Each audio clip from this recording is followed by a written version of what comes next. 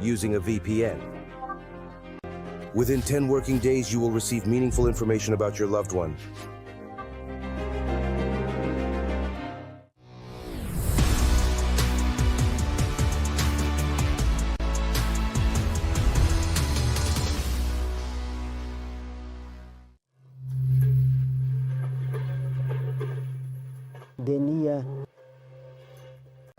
I also experienced the same thing in the Soviet Union under Soviet power. Fascism is better. I did not destroy fascism. My people. As they said, the intelligentsia, Ukrainian.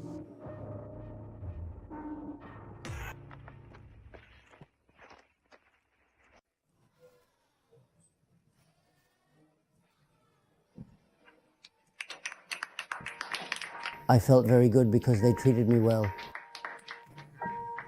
It happens, the environment is good, I talked to everyone, it was enough, but I lacked knowledge, even Ukrainian.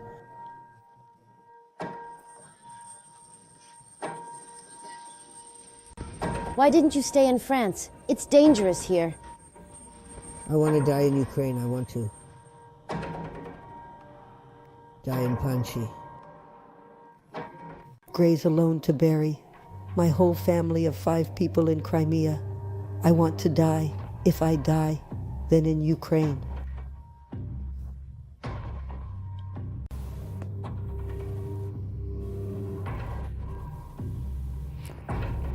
Here is my argument. Clear?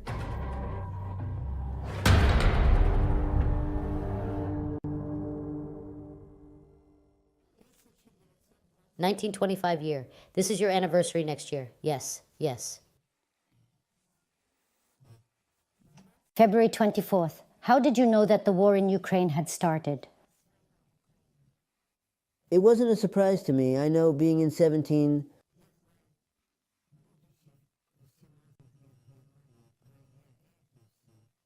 Having passed by myself, thinking I was the comparison. From the 42nd to the 45th hour in Germany, for me, fascism like us is more terrible than fascism. Why? Because KGB, everything that was done, I know how Ukraine was destroyed. I already know, I am a witness. This, how at night they took people to the Black City, how they woke up.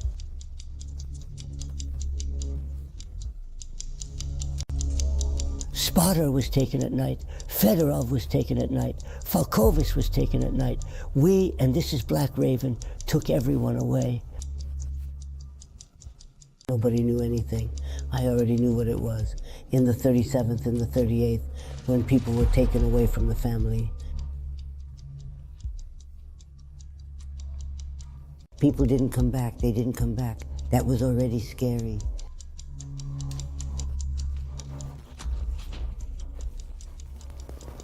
We already knew that these were people, and what are they guilty of, as we learned?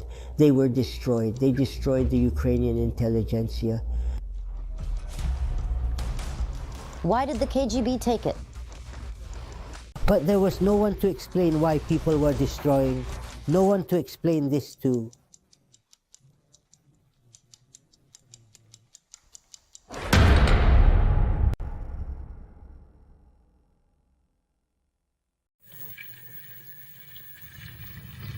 They stopped for me. We wanted with my sister. My sister is 2 years older than me. And they also took the two of us and brought us to a point, a place, where they collected.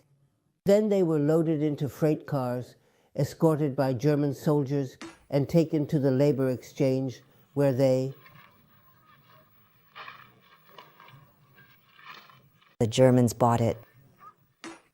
The Germans bought it from me, a family of Germans who had my husband. Hostesses. They had their own bakery, their own store. I was lucky because they invited me right away. I had dinner with them.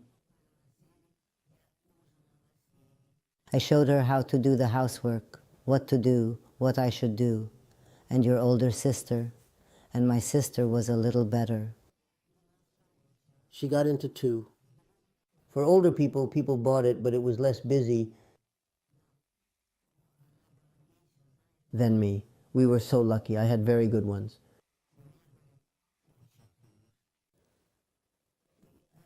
I received gifts for the holidays, Easter too.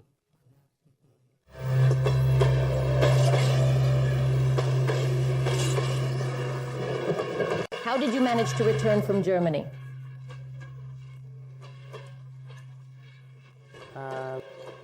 I still had to go to prison. They knew where, I don't know where our guys are in the camps. There were camps as wooden barracks were built.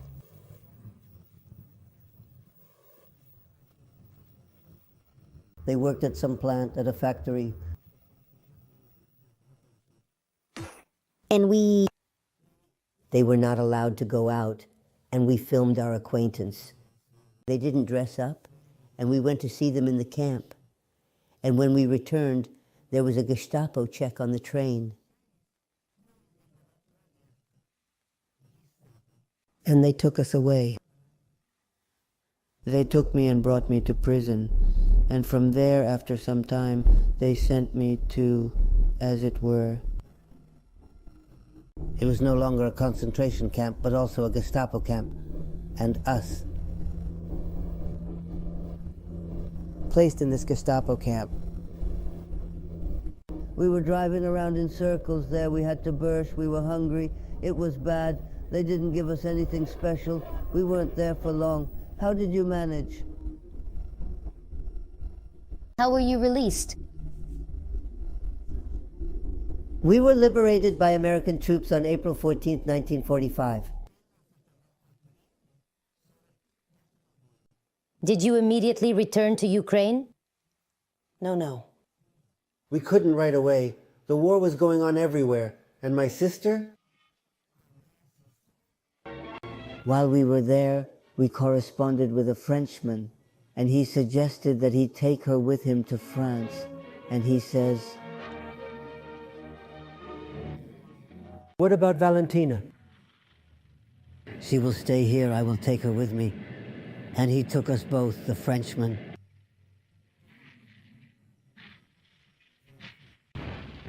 And he spent 6 years in the foam from 39 to 45. And they didn't remove me. And decided that I should go home, leave, and he will put me on some train, and I will go home to see if my parents are alive. And if not, you will sit down and come to us. Leave the SNSK Union? Was nowhere. So he put me on the train. He and I both cried.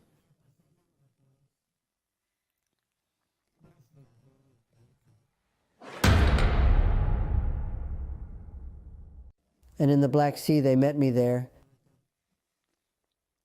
Traitors to the motherland have arrived.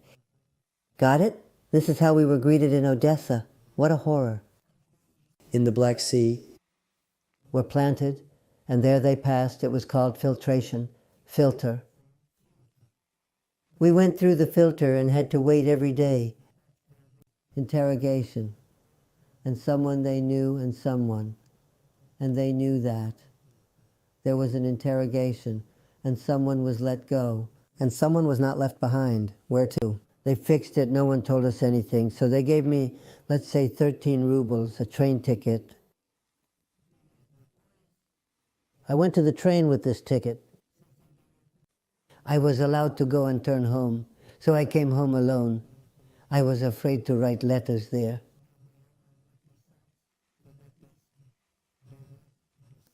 It was necessary to keep in touch, to support. I took the faculty of the Romance Germanic department. I think in Romance Germanic. I want to choose English. German, French. 3 languages, clear? Choose, I chose that. Do you think French? French? You have a sister there. French? I have a sister there. After formation, we're assigned. Do you know where I was sent? Where? Tajikistan. What about you? I have 15 people in my faculty. Everyone who is in Moldova, who is in Western Ukraine. And me, do you know why? Why? A relative abroad? Was that how you were punished? That's how I was punished. I was punished. All my life, all my life, all my life, I've had no peace.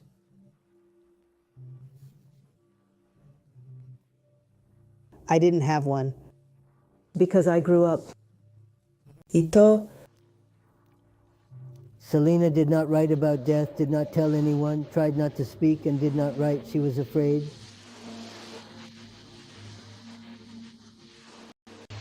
Who do you think is worse, fascists or Russians? For me, as a resident, and there for me,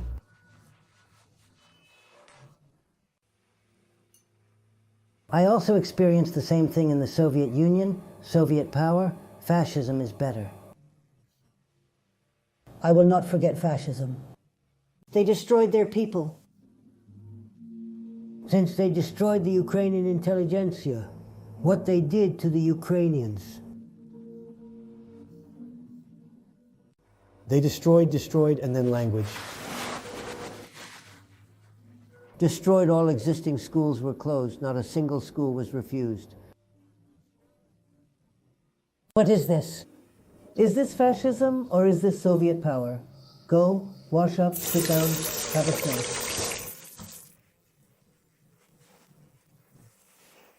The richer, the happier.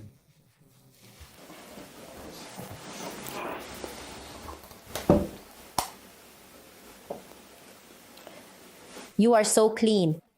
Are you all yourself? Myself. I came, I did everything myself. Everything. The way I wanted. So you clean and cook everything yourself? Yes, that's where I haven't gotten to everything yet. I introduce the kitchen as I want to introduce it.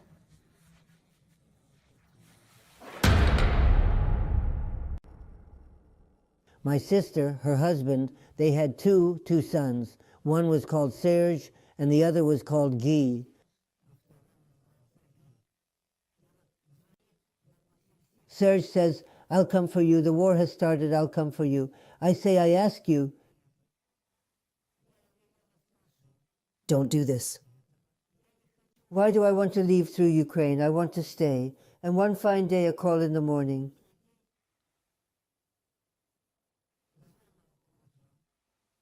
I'm looking. Get fried, or else my husband has come to visit me. What are you doing? There will be a war tomorrow, not today. Where have you come? Why? He is standing early in the morning. Came for you. And he says that Manon has come to an agreement with her.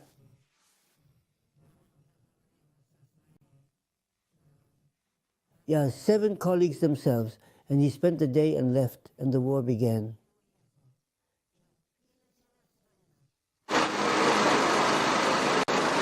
My colleague Manon leaves me and says that a car will come to pick you up tomorrow at 7 o'clock.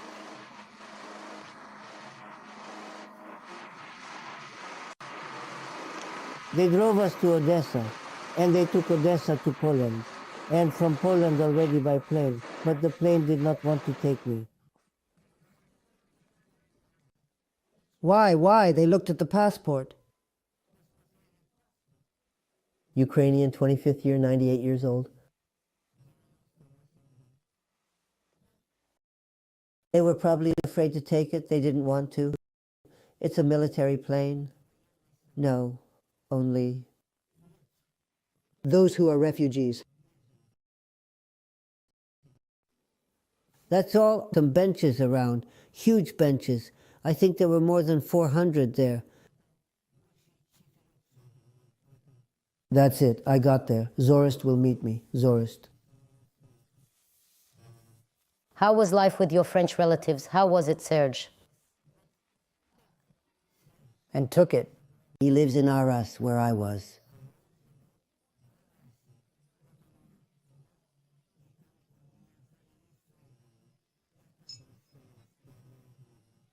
Did you have a good time with your nephew? More than good.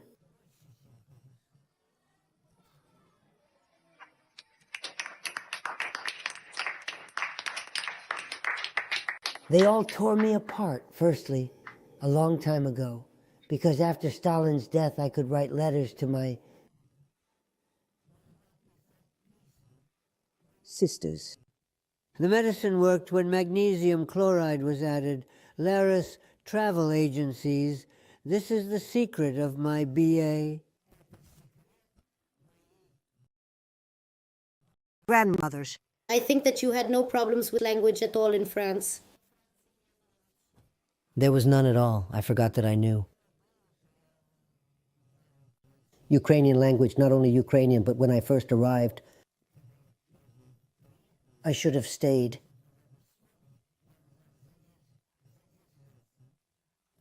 I remember some word. Suitable for online. And now I'm free. I didn't think I spoke, and that's all, well, 2 years.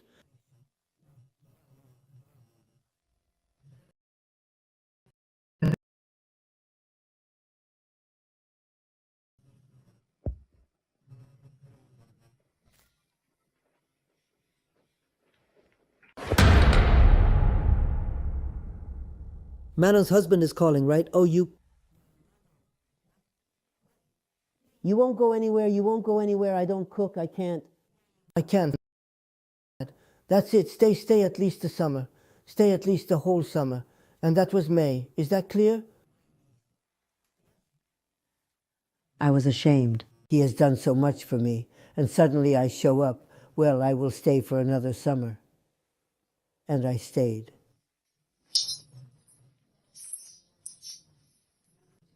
But They didn't want you to leave at all? They wanted you to stay in France?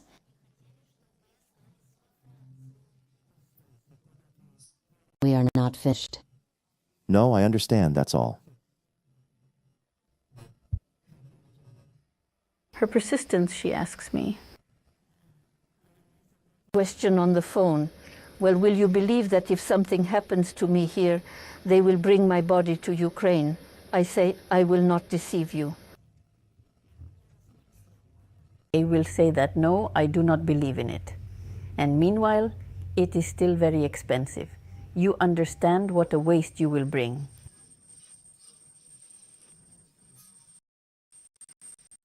Here, because I want to come. I generally love Ukraine. I missed Ukraine. I can't do without. She is every day. Day listens to the news every day, and everyone is worried. Events. Well, she can't believe it. She's sober. Deal. We met through her relatives, well, somewhere around the 80s.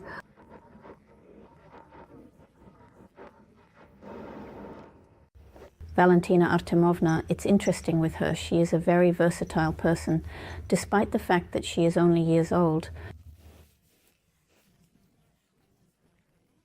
She does not attach importance to her appearance and considers herself young. She reads a lot.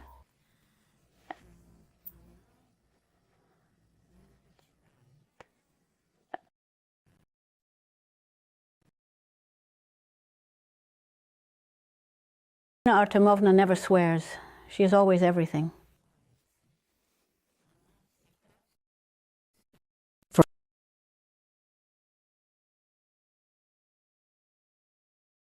Why didn't you stay in France?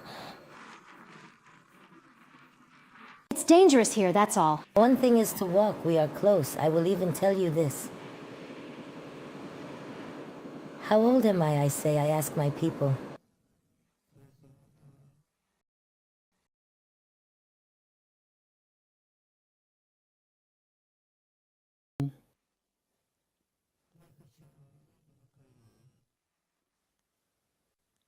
I want. My dad is the only one buried here. My whole family of 5 is in Crimea. I want. I died. And if she died, then in Ukraine,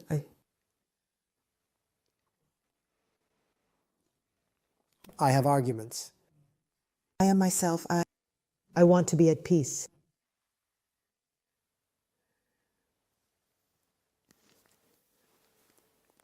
I'm grateful to everyone that I have lived so much, just almost 2 years, and I want to be here to be here. I'm not afraid, not a rocket, nothing.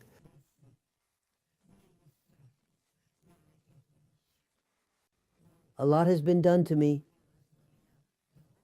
which I didn't expect.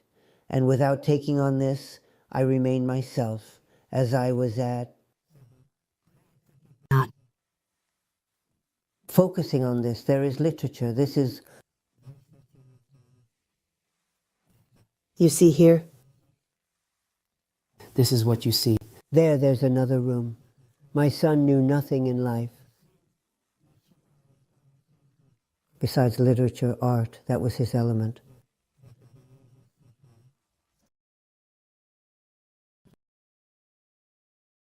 This happened in his life. She lived in the family all her life.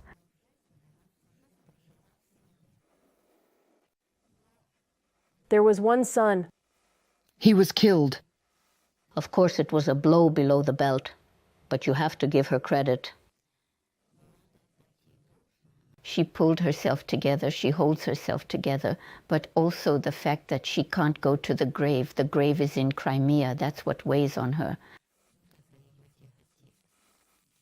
The husband, mother-in-law died, the second husband died, and no less, she loves people, loves life.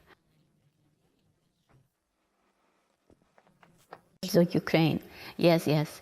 And you know, when there were all these revolutions, going out into the world, protests in each, she was there every day.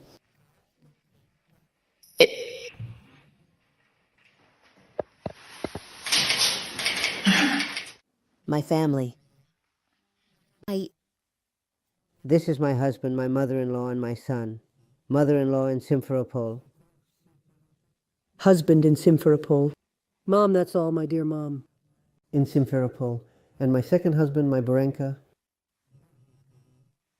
also in Simferopol. All are buried.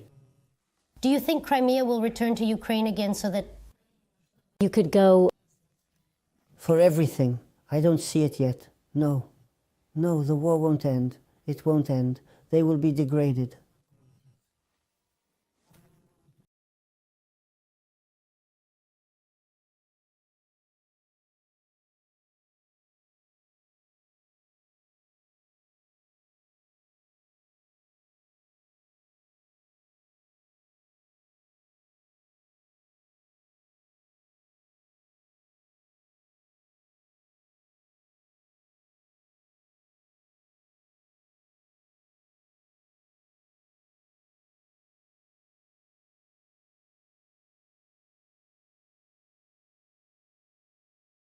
I did not expect such a question.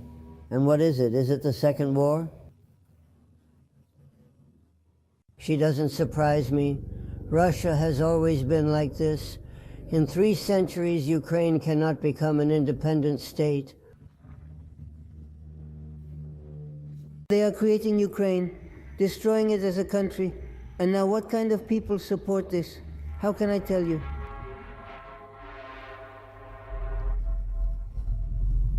This is a club of thieves, a club that is afraid of losing its age-old. That.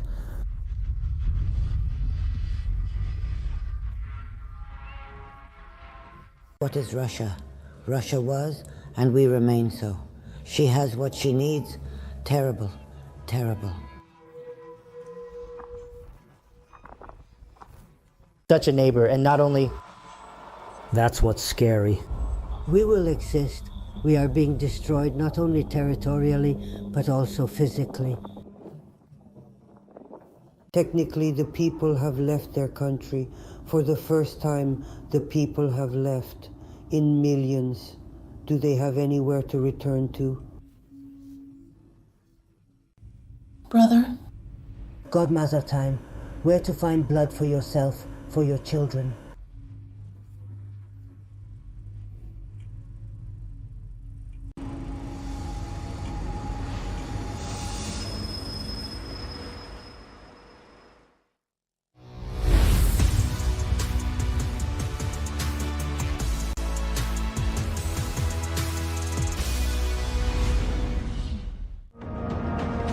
Aggression, injustice, total corruption, and total lies.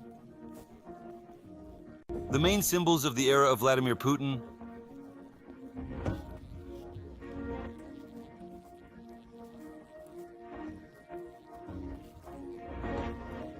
I find it absolutely disgusting. How did the former head of the FSB take away the right to a free country from Russians? And why did the war against Ukraine become possible? Repression, of course, comes from fear, from the understanding of one's own historical identities. On the devastating consequences of Putin's 25-year rule in the Project Putin Crises. Putin's Russia, every Sunday at 14:00 Kyiv time on the Freedom TV channel.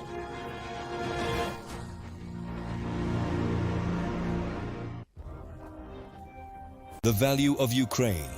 Two medical institutions in Odessa bear their names. One of them became the father of the theory of innate immunity, the second, the father of military field surgery. Their experience still helps save people's lives. In 1908, Ilya Mechnikov became a Nobel Prize laureate in physiology or medicine. His awards also include the Copley Medal, the oldest and most prestigious award of the Royal Society of London. Among those awarded the medal are Charles Darwin and Albert Einstein, Nikolai Pirogov, a successful surgeon, the creator of topographical anatomy, published an atlas of tissue sections, irreplaceable in things. My Guide for Surgeons. This atlas and Pirogov's methods became the basis for all subsequent development of operative surgery. Ukraine is a talented and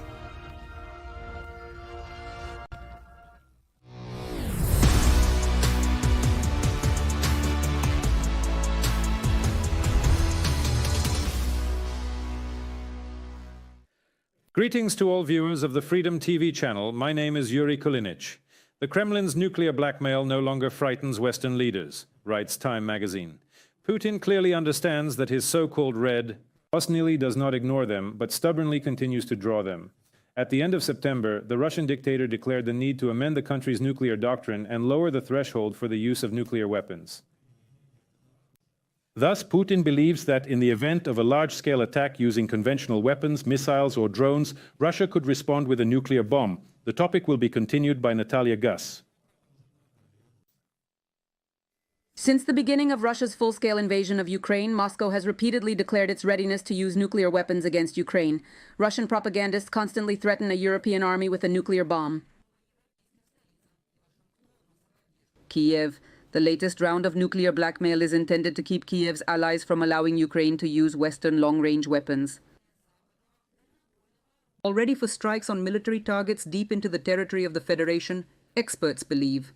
In my opinion, there is a direct connection between the fact that the US government and the UK. Britain is considering whether to allow Ukraine to use American-British missiles to attack deep inside Russia. There is a direct link here, and Putin says just stop it. This is right now before you continue to think about this issue, because it will have very dire consequences. Such rhetoric no longer frightens Western leaders after the European Parliament made a decision. In a petition with a call to provide Ukraine with weapons and to give permission for their use for military purposes on the territory of Russia, the chairman of the State Duma, Volodin, said that this, I quote, will lead to a world war with use. In an interview with Time, Danish Prime Minister Mette Frederiksen noted that the only red line she sees in this war was already crossed when the Russian Federation attacked Ukraine. The measured reaction was in keeping with a growing trend among Western officials. For many of them, Vladimir Putin has become like the boy who shouted too much about nuclear issues. Weapons, blunting the impact of its own nuclear deterrent and allowing many Europeans to shake off their fear of it, according to a Time magazine report. The president of the European Parliament, Roberto Metsola, called the Kremlin's threat a typical reaction and confrontation. How we respond is the litmus test of our political generation. Now, for me and the European Parliament, the answer is clear. We must support Ukraine, and we will do so for as long as it takes. This is no longer a case of altruism.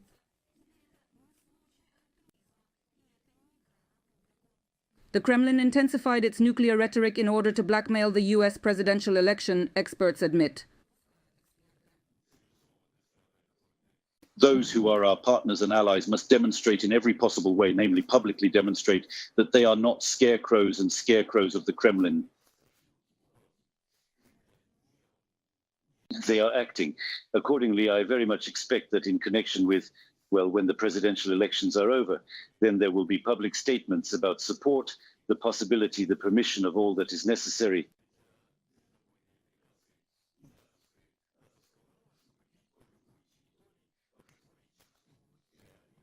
Despite Moscow's aggressive rhetoric, analysts at the American Institute have studied. They believe that the Kremlin will not risk using its nuclear arsenal. In their opinion, Moscow's threats are aimed at deterring Western aid to Ukraine.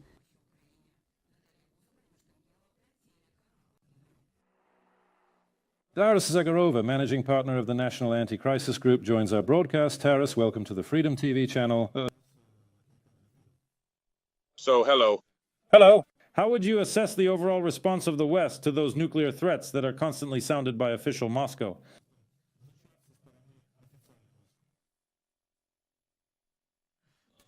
The stench has already stopped reacting because all possible red lines have long since been crossed by Ukraine. Let me remind you that in my memory, the first cries of the Reds,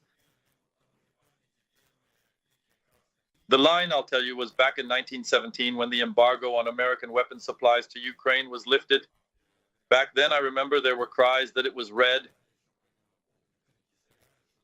Now, in this line, nothing can be separated. Then, apparently, after a large-scale invasion, it was in the July 27th when Medvedev, without regaining consciousness, actively scared everyone through his Twitter with a nuclear war. His Telegram channel, there was, I quote, approximately, God forbid, even one missile falls on Twitter. There will be a nuclear war on the territory of Crimea. Well, never mind. The first missile fell on August 9th, 2022. I specifically remembered this date. And then these emergency drone Sea Baby, the first to fly into the Sevastopol Bay in mid-August 22nd.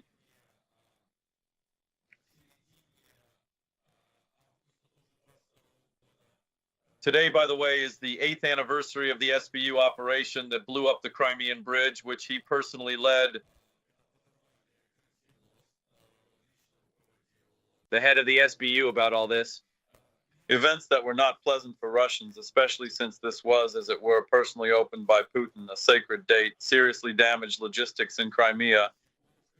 And further, well, if later with the Constitution of Russia, which they drew there, then Ukraine has been waging war on their territory for a long time. That is, they wrote down for themselves that Crimea is Russia, the Zaporozhye region is Russia, Donetsk, Lugansk, and so on. Further, to have such a clear violation of the nuclei, this is when Ukraine destroyed 3 stations of early onset missile attacks. This is even according to the old doctrine of nuclear destruction. I am silent about the Kursk region. I am already silent about the fact that Ukraine has actually organized 2 sherries. Tima was on Russian territory when there was a strike on strategic warehouses in Tarapovets. Therefore, all these scare stories just indicate that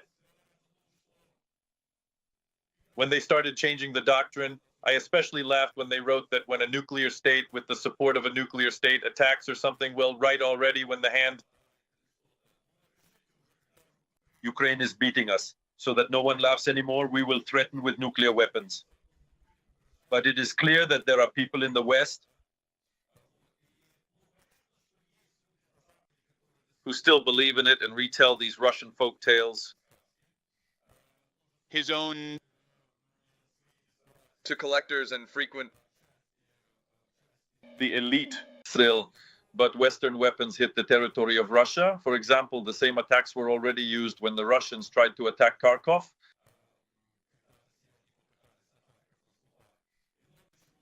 No, there is no fear. There is destabilization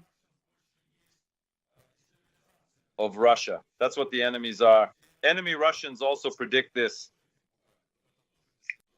Forget it. Don't be afraid that we will fall apart. What will you do? There will be destabilization. What will you do with nuclear weapons later? Chemical weapons and so on. And more works at this stage already. Taras, let's just talk about this fear, as you said, the specific fear, which is connected with what can happen in Russia itself. Russian dictator Putin fears that Ukraine will be allowed to use long-range missiles to strike military targets in Russia. This is confirmed by the update of the Kremlin's nuclear doctrine, Defense Minister Litvini said. Lavrinas Kashunas, during a meeting with her German counterpart Boris Pistorius. The head of the German Defense Department, in turn, added that the West is not frightened by nuclear rhetoric. Taras, is it true that the bloody dictator is really afraid that Ukraine might get this permission and these technologies which, well, as for me, if this process takes place and the legal targets for our state on the territory of the Russian Federation are liquidated, then it can really shake.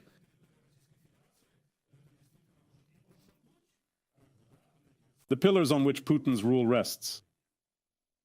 Well, of course, look at what the operation in the Kursk region showed, what the strikes on Russian warehouses showed.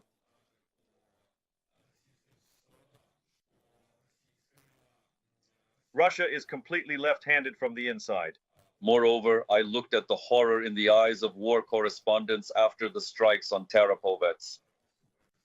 Ye strategic warehouses. They couldn't say it, but they were outraged, who stole from these warehouses and everything else. They actually understood.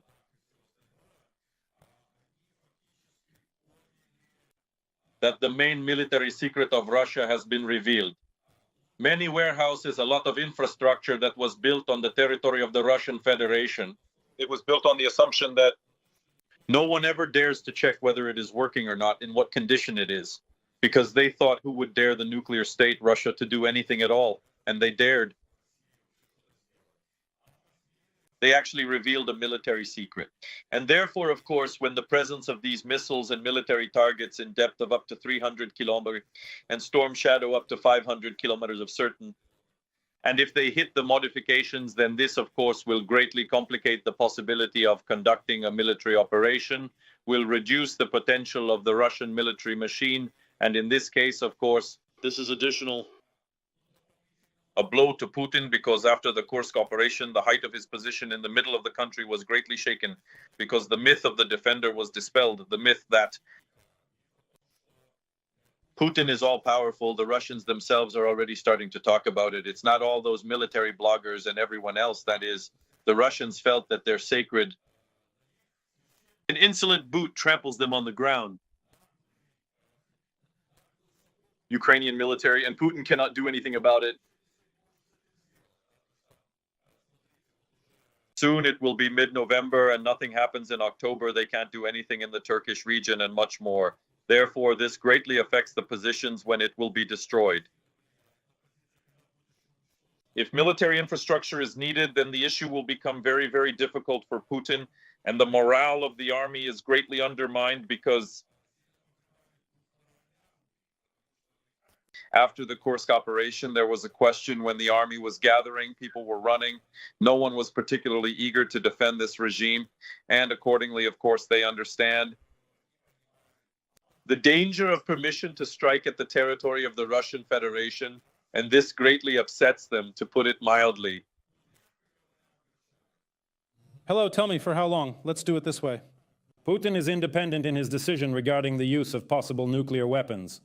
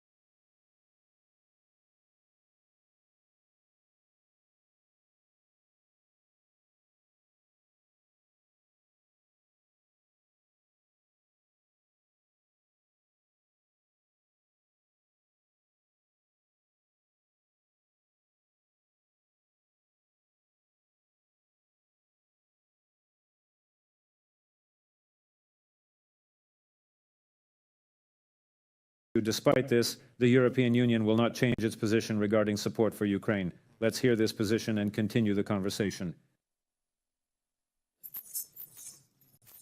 This is not the first time Putin has relied on his nuclear arsenal, and this is just a continuation of very irresponsible and unacceptable behavior on Putin's part, which shows the world his true colors. Especially during high-level meetings during the UN General Assembly, Putin does not hesitate to play nuclear games again and again. We, of course, resolutely deny these threats. The European Union section remains unchanged.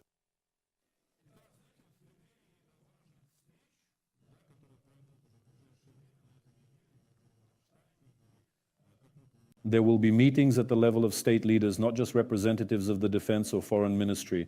This includes Joseph Biden, the head of the White House, and the presidents of France.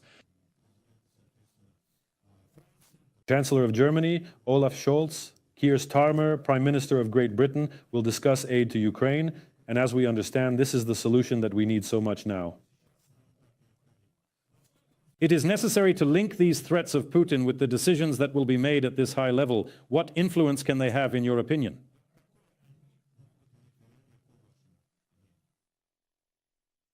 Well, we'll see, because now, yes, Ukraine is only interested in strikes, not these virtual stories about how Ukraine will someday accept NATO. Strike because Ukraine? Taking into account the production of our own weapons, all the prerequisites are being created that it is possible to knock Russia out of the war already this year. That is, last year, Ukraine did not have the opportunity to hit the territory of Russia in terms of energy. And in Russia, after all, it is a northern country. There, after all, it is definitely winter. And in Ukraine, it is possible that the winter will be cold, and not for long, but there it is definitely cold. And therefore, all this together gives the preconditions for causing significant damage to Russia in order to create a situation of chaos there. And therefore, of course, Ukraine should concentrate on this and not on the various rumors going around there.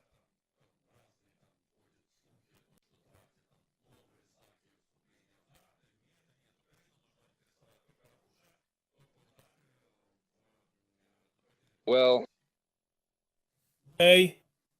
This is understandable, Taras, but what do you think the leaders of the state can come to? What do you think?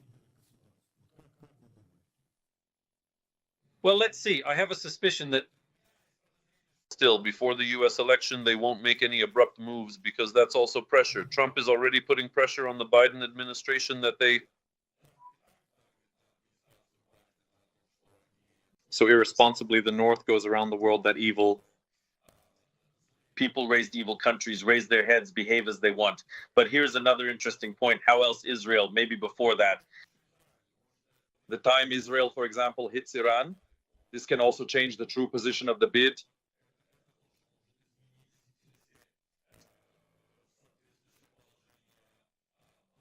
DNA and their reaction, because it can still affect. The barn burned down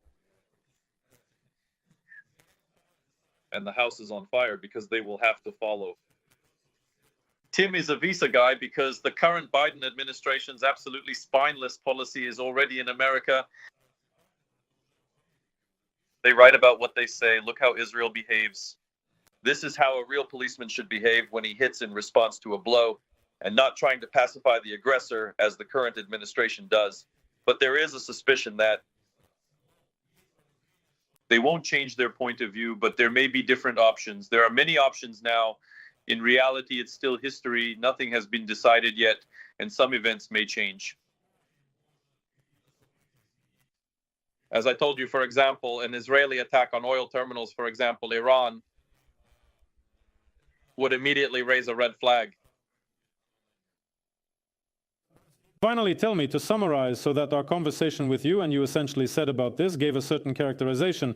Well, and how is this story in general, let's put it this way, Putin's nuclear rhetoric, and as we understand, these strikes are at the top of the discussion. How has all of this so far possibly changed the approach to this managerial escalation?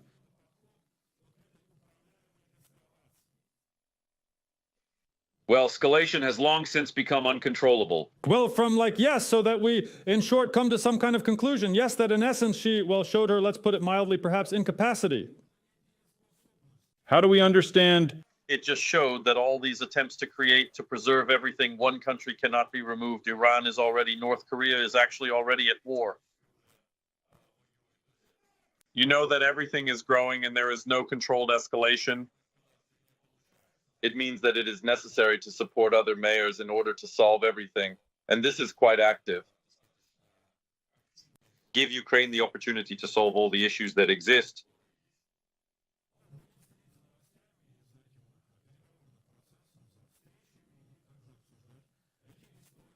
Taras, thank you for joining us on air for this analysis. Taras Zagorodny, managing partner of the National Anti-Crisis Group, was on the line with us. The pause will be short, so don't go far.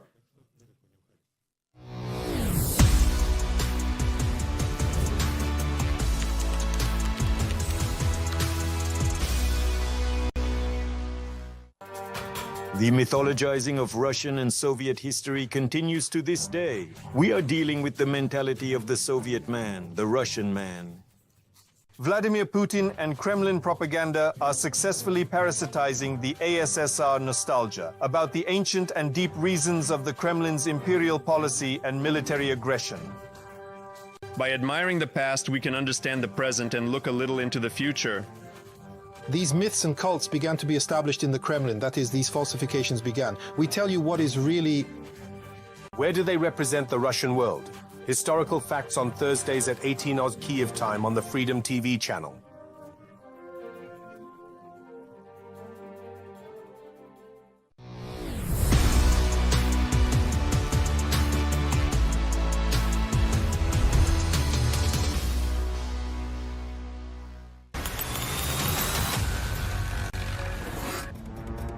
Well, it's been a while since we've terrified Russian fakers, but today we'll probably have to. Yes, we'll have to, because we're initially making a story about fakes. We didn't even plan it. And then you sit down to watch Russian news or talk shows and you get it. Well, how talentless liars they are. An obvious fact. Moreover, the fish traditionally rots from the head. In other words, why blame the simpler propagandists when even those who are completely naked, like Margot Simonian, are worthless in every way? They are not shy about speaking in black and white. The BBC has just published an article about how I called for hanging oppositionists on your air. I have never in my life called for anyone to be hanged. A staunch opponent of the death penalty. Well, what is not clear to anyone, the charming Margarita turns out to be slandered by the bourgeois West, and the walking Churchill from Adler is actually a holy person. I certainly never called for anyone to be hanged. No oppositionists, no one at all. Not even the most notorious enemies. And of course, Margot never intended to hang anyone. Now here is the Basmany Court of Moscow. We'll resolve the dispute. Well, to make it easier for the most honest Russian judges, we will now show you one memorable fragment of the show. And what a coincidence, just on the topic of the gallows of the dead. As for gallows and hangmen, we had such a man in our national history, Count Muravyov the Hangman. And he really did hang 128 militants publicly. Militants who, of course, the Western press called not militants, but insurgents, rebels. What I want to say is that we need such announcers. Well, what's up, Simonin? Have you been slandered? Or should you think before throwing your unwashed mouth into battle? And everyone needs to understand that this Bobez spews out various threats almost every week. For example, forced cleansing of Ukrainians. What do we want from Ukraine? We need to save our people. Those people who remain there with their brains washed, overwhelmed by this hero. The dirt that Kyiv has been throwing on these souls for decades, we will wash and cleanse these souls. And whoever does not want to go wash himself is a dirty person. And the dirty person who does not want to wash himself will have an unenviable fate. That is, it is not clear who is in the coat. Absolutely sincerely believe that he can afford to decide who is dirty and who is not. Residents of Germany in the 30th had approximately the same rights. In these years of the last century, they endowed themselves with. We will wash and cleanse these souls, and the dirty person who does not want to wash himself will have an unenviable fate. And yet they understand that Simon Yen is clearly not suffering. The lady remembers her pearls about gallows very well, but being the head of all Russian foreign broadcasting, in other words, having worked for the state for many years, I was wondering if I receive orders from the Kremlin. Listen, comrades, what do you think? That I receive orders from the SRU? Or where should I receive orders from if I am the head of the Russian state? Especially with state funding of the media. Margosha, like no one else, knows the omnivorousness of serfs. That is, the memory of the Z-Patriots is like that of a fish guppy. And yesterday they clapped their hands. Listening to calls for reprisals, and already today they are indignant. Oh, these bourgeois slander good people. We had such a man in our ancestral history, Count Muravyov, a hangman. Quite publicly hanged 128 militants. What do I want to say? We need such hangers-on. I definitely never called for anyone to be hanged. No oppositionists, no one at all. That is, the people and Putin, his entourage, were clearly lucky. And Russian propaganda uses this badly. Literally everything is littered with primitive fakes. In some cases, it is not clear at all whether to laugh or cry. So where is our favorite advertisement from Kursk region? Contract service, the choice of true patriots for ours. And how cute. It's not for nothing that they say a soldier wouldn't hurt a child. And the soldier's equipment is also a joy. You can tell right away that a modern army is fighting, so you can just drop everything and go to hell. Now quickly die in the trenches. Let's die without winter gear! This is where the question for experts arises. Well, advertising and advertising. What is the bottom line actually? And the answer. Friends, we will show you visually right now. Look at the photo. Does it remind you of anything? Wow. This is how the famous photo of the first days of the special operation was seen. Irpin, a destroyed bridge and Ukrainian troops helping to evacuate civilians. Then these shots were published by dozens, if not hundreds, of armed people around the world. But 2 years passed and the wretched Russians did what they do best. Steal what belongs to others. Let's guess, in their rotten teeth of Satanist cannibals.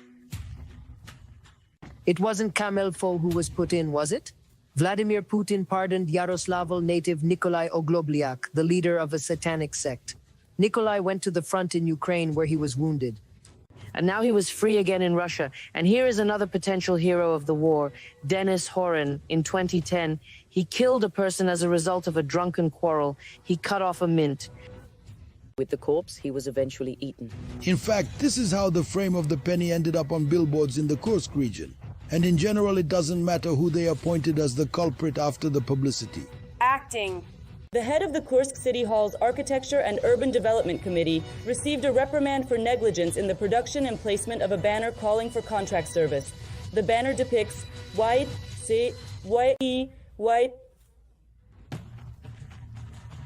military in the uniform of the armed forces. And here the issue is not even a separate fake, but a banal disrespect for one's own citizens, whom both officials and propagandists consider to be hopelessly stupid. Well, since the people in Russia are not just silent, but as a rule, they also clap their hands, the level of propaganda is falling lower and lower every day. In other words, if the most primitive few... The peaks work, then why bother? Now we will show another bright example. Religious paraphernalia and antiques have appeared on Ukrainian internet auctions. The icons that were stolen in the Kursk region, moreover, are openly stated to be trophies. Only very lazy officials and propagandists did not crow, but allegedly stole them. In the Kursk region, they say the cockles ransacked the churches, took them out of the shrine, and are now trading them on sites like OLX. This once again shows that the army of the Antichrist has come to us. On their black sites, in their black bazaars, they post photos of icons, ancient icons. We talked for quite a long time in Ukraine. There are people there. People believe, what do they believe in? That it is possible, so to speak, to steal icons from the Kursk region and sell them at auctions? The deep people from such content. Naturally, he gasped and groaned, what a fascist. Wow, atheists. It was not for nothing that Soloviev called them Satanists. We entered the positions and found a satanic temple there. This is a real temple, an altar of Satan. We are really fighting. Well, what was interesting to us in this story was this. Would the screamers bother to back up their words with any evidence? After all, accusations were made. Serious? And lo and behold, the ghouls behind the curb even tried to show the alleged facts. Look at the ad. The looters want 8,000 for an icon from the Kursk region. Now they have it all on Kokliak sites for 8,000 hryvnias. Icon of St. Nicholas Kursk region trophy.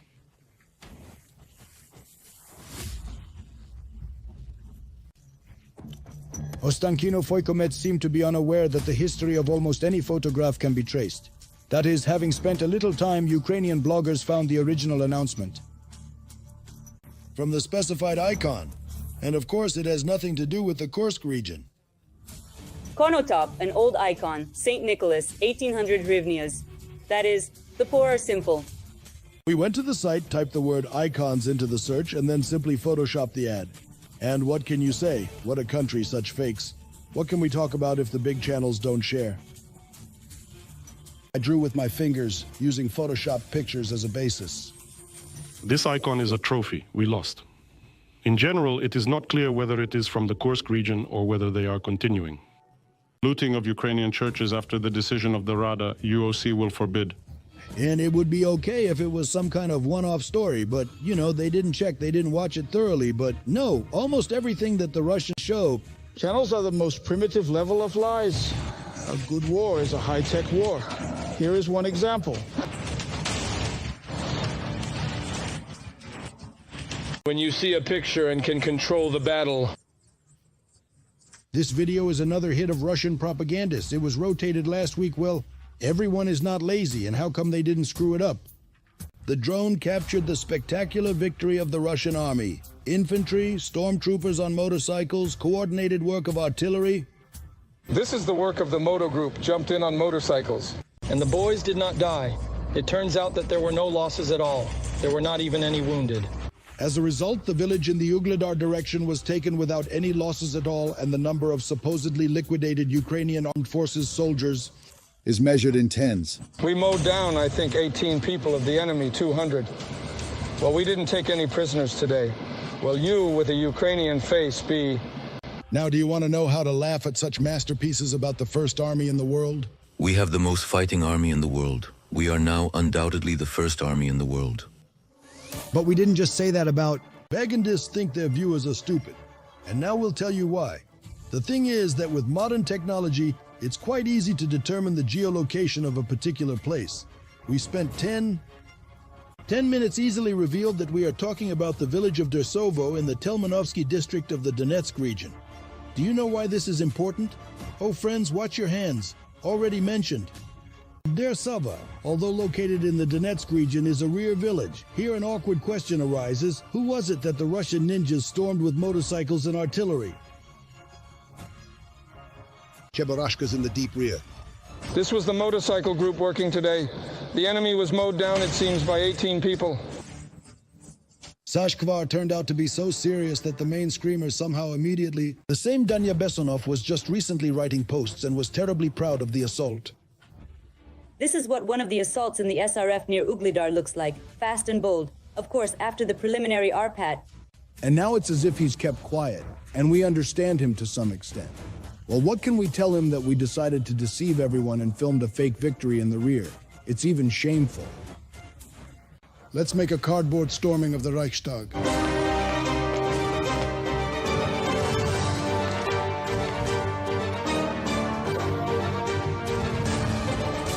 And yes, an important point.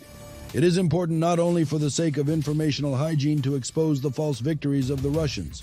The fact is that each such puncture and raid causes not a sour srach in the ranks of the enemy. For example, this is what a well-known Russian military corpsman named Filat wrote about the work of the Ministry of Information of the DPR. I think there's a tilt in the frame. An advanced commander who doesn't take prisoners at the training ground. I laughed. Thanks to Besonov for the circus. Needless to say, we enjoy it when spiders in a jar gnaw each other. In other words, the worse it is for them, the better it is for us. And therefore we call on Russians to continue lying further. After all, it is with endless lies that all Russian troubles begin.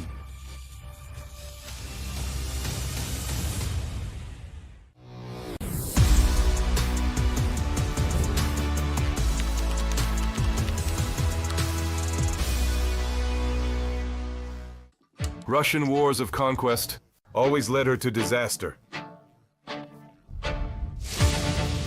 The Russo-Japanese War of 1904 was a humiliating defeat and revolution of the 19th. 1905 year, the First World War of 1914. These are millions of losses and the collapse of the Russian Empire in 1917. Loss in Afghanistan. Afghanistan 1979, one of the main reasons for the collapse of the Soviet Union in 1991, February 24, 2022. Russia invaded Ukraine.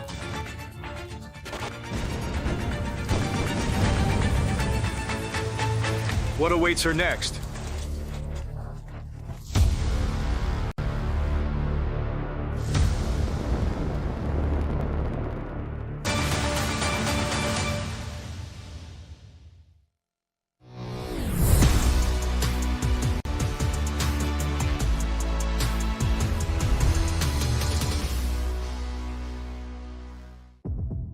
Putin's spies have been doing his dirty work abroad for years.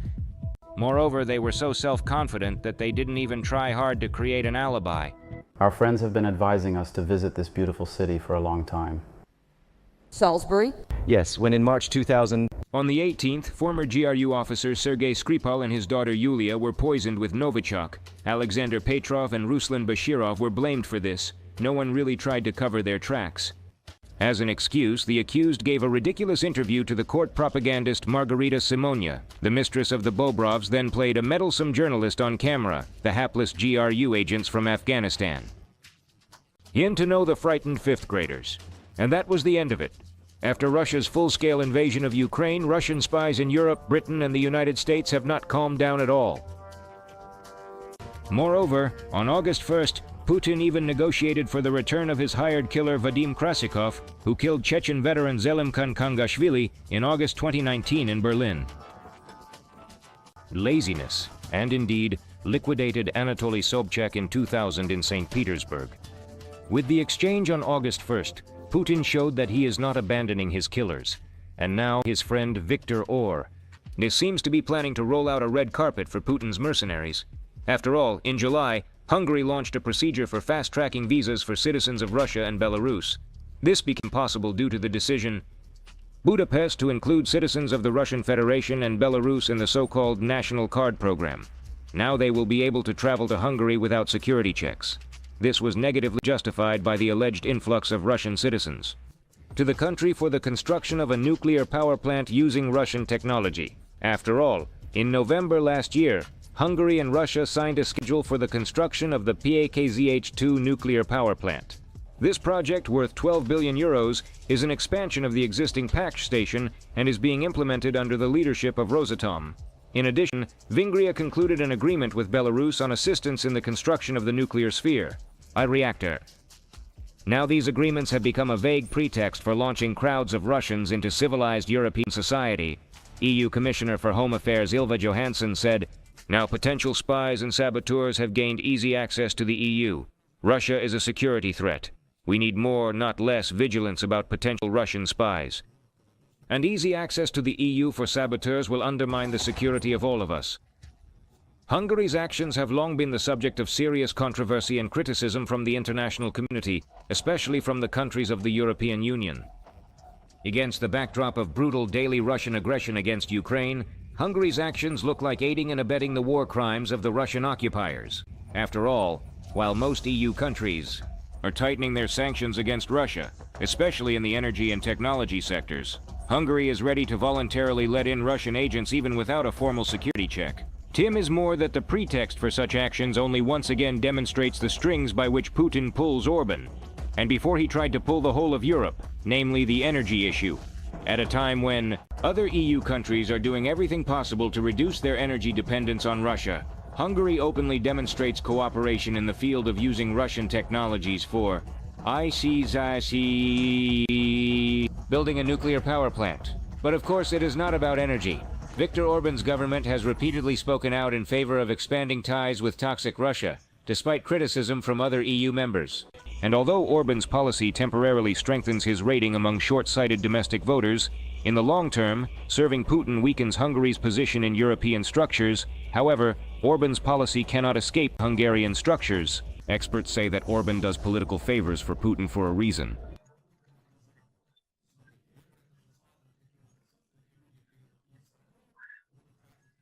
money to open, for example, a business. By the way, in Hungary, the number of companies has grown very much after the start of the large-scale market invasion of Ukraine. Companies nominally Hungarian, these were even investigations of European deaths. But in fact, everyone understands that there is Russian business behind them. The money there is Russian. The management is all members of various councils and so on, Hungarians registered in the European Union, but the money came. It is not clear what they are doing in principle. Therefore, it is a desire to earn money.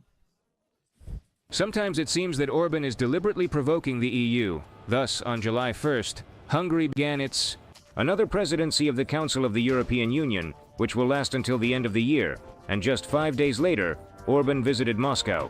In response, the Minister for Europe of the Swedish government, Jessica Roswine, stated that the Swedish side will not send ministers to meetings organized by Hungary as part of its presidency of the EU Council.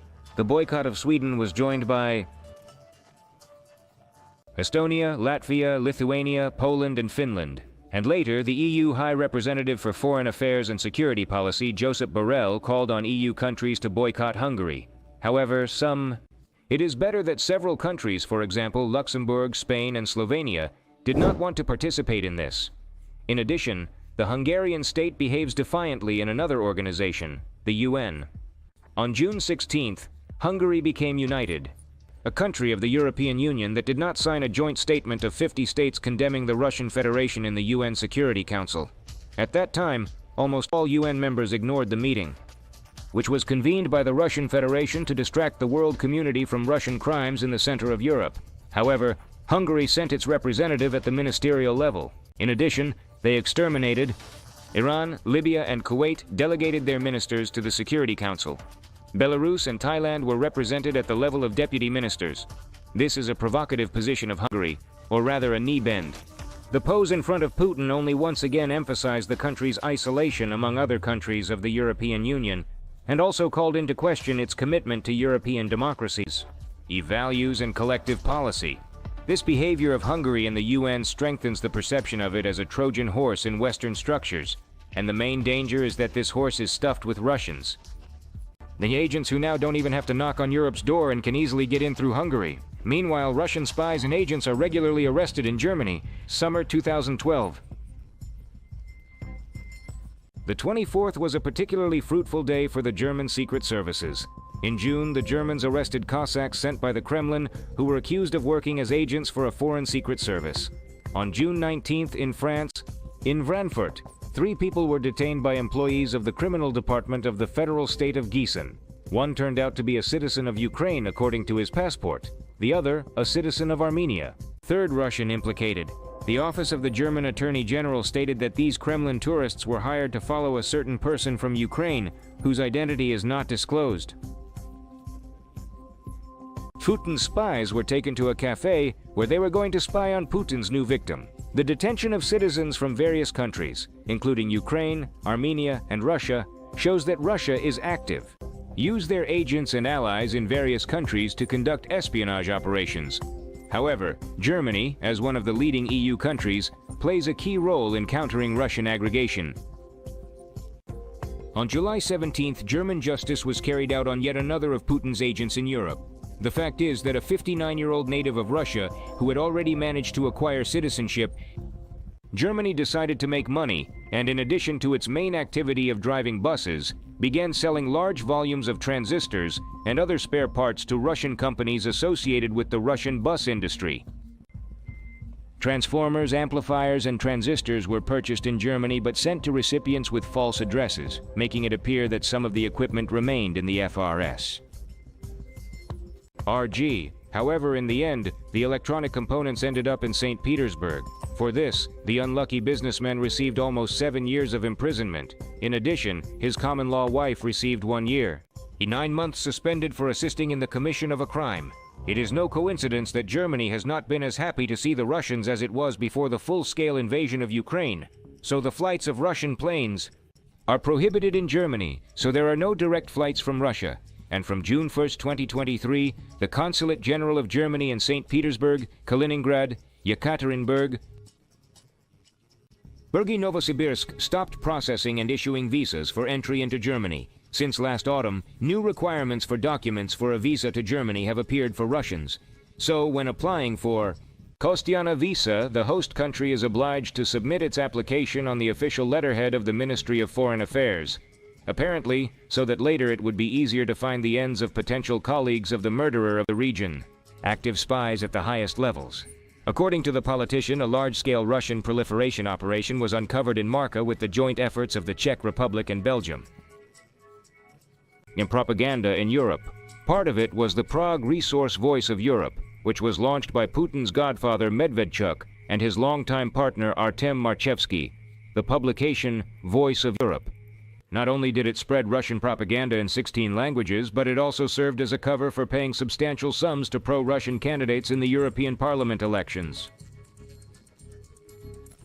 The attempt to earn enough to buy a caviar sandwich in old age becomes a point in the political career of such candidates. Thus, on May 16th, a Bundestag member from the right-wing populist faction Parties, Alternative for Germany, Hannes Gnauk, lost his immunity.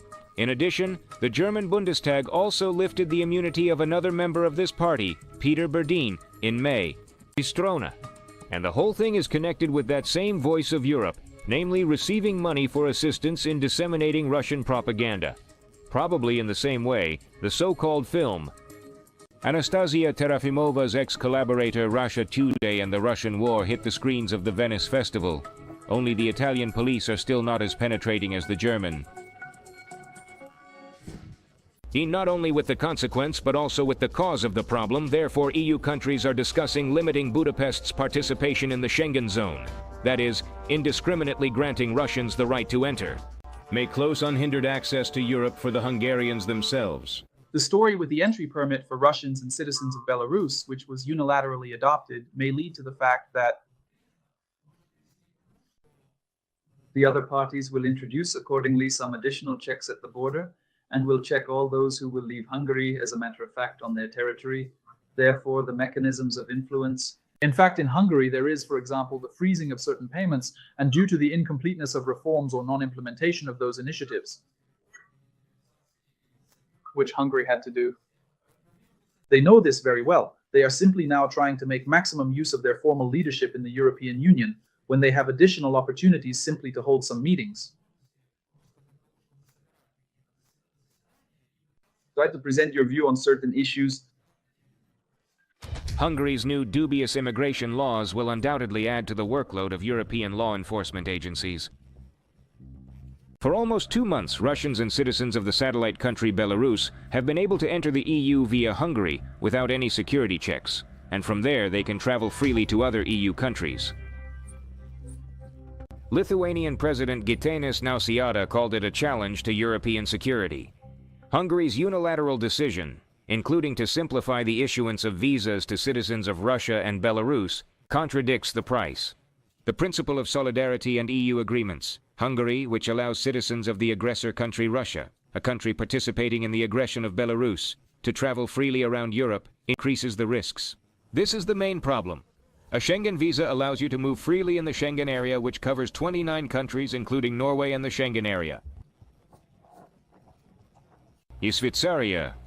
That is, having penetrated through Hungary, Putin's agent can easily end up anywhere in the EU. Estonia did not limit itself to statements, but immediately introduced mandatory customs control for everyone who crossing the border with Russia. As of August 8th, all cargo from Estonia to Russia has been subject to thorough inspection, apparently to prevent a repeat of the German incident, when a bus driver decided to earn some money on transit. At the same time, the Estonians are trying to weed out at least some of the Russian spies, whom the Hungarians welcome with open arms.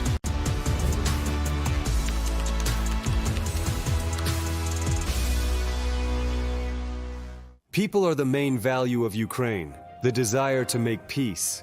Innovative ideas, far-sighted views. Here it is, the recipe of a real inventor. Academician Viktor Glushkov became a legend during his lifetime.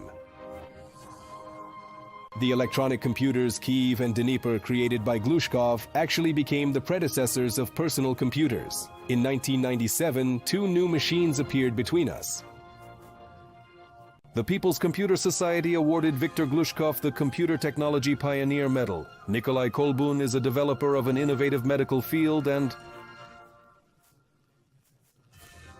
technologies, namely information wave therapy. This technology is used in many areas of medicine. Bill Gates was interested in Kolben's work at one time. Offered the biophysicist and inventor 5 grants for the development of this technology. Ukraine is talented and hardworking.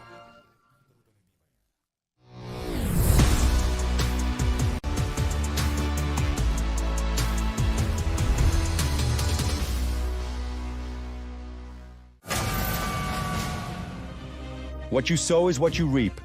There, the four-wheeler was blamed. Everything was screwed up. There's no stew of yours? Are you starving or something? Russians see through and finally understand that they can only rely on themselves. Where? Or on ZSO?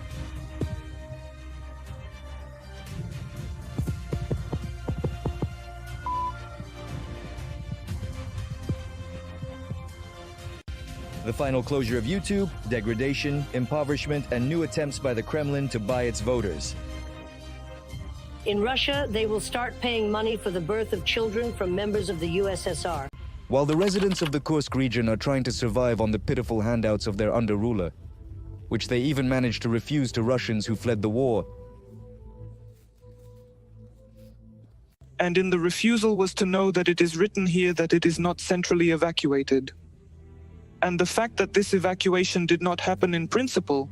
It is believed that no one cares. Putin is not afraid. Silarest visited Mongolia in the hope of bribing local authorities and the population. The possibility of supplying this fuel to Mongolian consumers is also being considered. Gazprom is ready to provide the necessary support.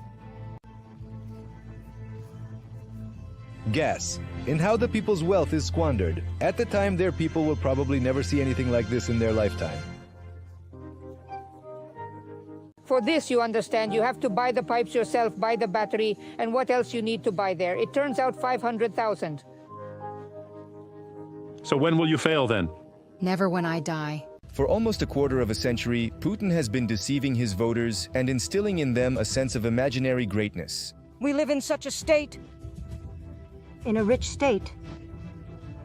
All our national resources are here in Russia. It is only on paper that Putin's daughter Katerina Tikhonova can engage in innovation. In reality, things are quite different. We don't live in the 21st century. We still the 19th and maybe even the 17th. So hell will he come on the 21st? Oh, unknown, unknown. We hope for the best, but it turns out to be worse and worse all the time. We are asking you to repair the column for us. Well, of course, money. That's why they went to Putin's SVO, so that in another country it would become as bad as in Russia. That's the Russian world they and want to carry.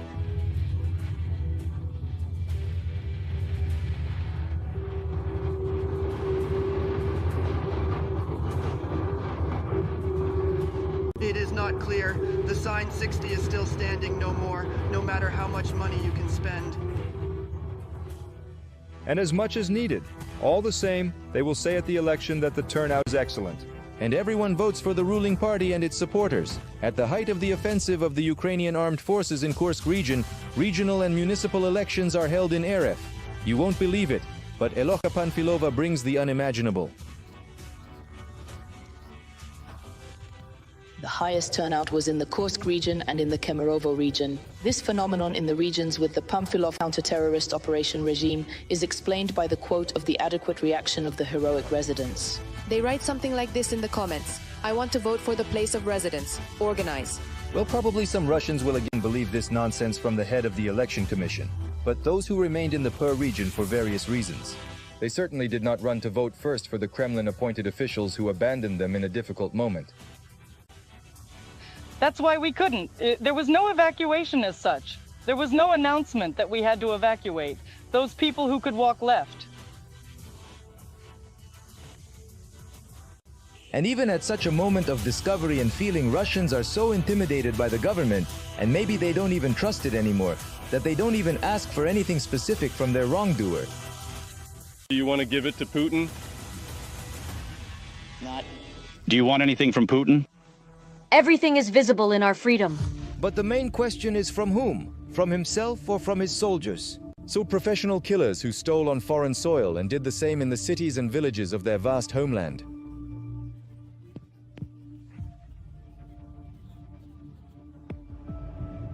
Quadric, chase back! A bunch of shit anyway? We bitches are helping you in the first days. What the fuck are you doing, huh? That's how it is, fuck. The right-wing soldiers of the world's second failed army are destroying, or more precisely, taking out the houses of their fellow citizens, who until recently supported the war and helped them in every possible way. Well, the steering wheel is locked. Let's try. A short castle with ground. The girl broke down. Russia. My car, be a little clicker. And there are a lot of such videos on the internet. They solved their problems, they solved everything. Sometimes the shops are cleaned, then the point is cultivated. Delivery of wild berries. 3 Russian soldiers in caps with the emblems of PMC Wagner entered the warehouse of the wild berries delivery point in the village of Zvane, Glushkovsky district near Kursk, and took the parcels. The contents of the envelopes, which were intended for local residents, and after about 4 hours, their fellow soldiers came there and looted what their predecessors had not managed to take. The Russian Ministry of War can film its horrific propaganda videos in batches. What are our men made of? From tattoos and progressive... pricked ears. Illusion and banana smoothies. What are you made of? In fact, the whole world has known for a long time and sees what your Russian boys are made of.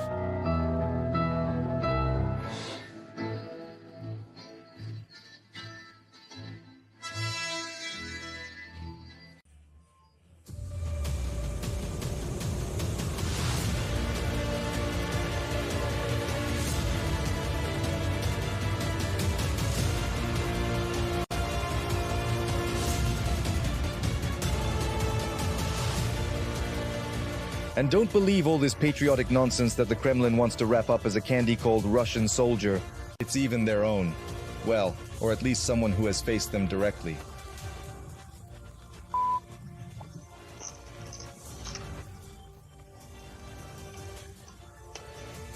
In short, it's total crap. My heart is bleeding. No, I have no strength. Look at all this. And then such specimens, or even worse, will be taught to children at school. In previous issues, we have already told that a new subject has appeared in schools in Russia this academic year. The deputies decided not to prepare for long, but to take the most notorious murderers and scumbags themselves. Let them teach children to love their homeland, so that they can kill for it. I wanted to.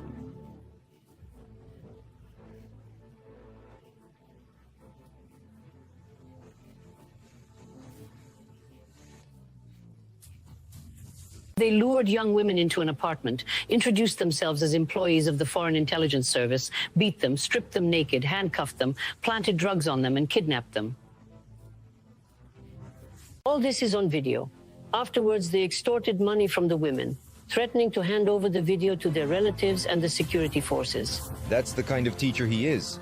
Add to that the experience of war in Ukraine, you get a combo of cruelty and complete inadequacy. But the main star of this school year was undoubtedly the participant of the pseudo-special operation Wagnerwitz, Artem Delmuradov. No, this killer is not a teacher. He is just, think about it, an honored guest who was invited to hold a meeting with school children so that he would talk about patriotism and family values. But here's what the organizers forgot to mention. He himself began his journey by killing a family of 3.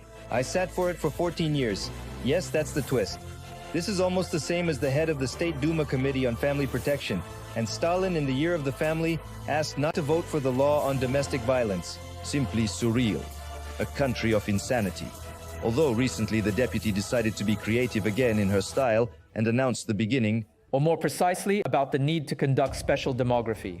Yes, you wrote an operation that would be akin to a special military operation in terms of the scale of the tasks that we now face. Of course, they like to talk about super tasks more than anything else. Millions of people in the country live barely making ends meet. 20% of families cannot afford anything except food. From 45 to 60% of families with children can buy food and clothes. People do not see the future and as a fact are not in a hurry to give birth. But it is not the state that needs more and more soldiers. Therefore, the thought process on this topic in the Kremlin does not stop. What breakthrough measures do we need today in order for 51% of our population to have many children?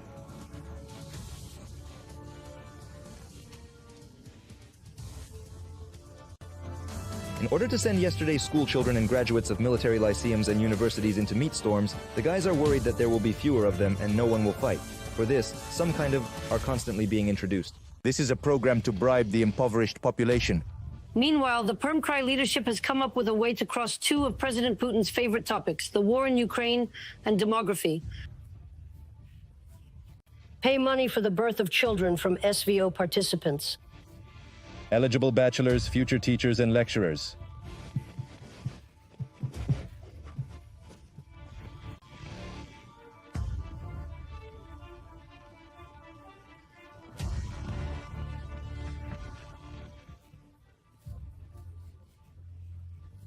The wife's statement and confirmation from the commander.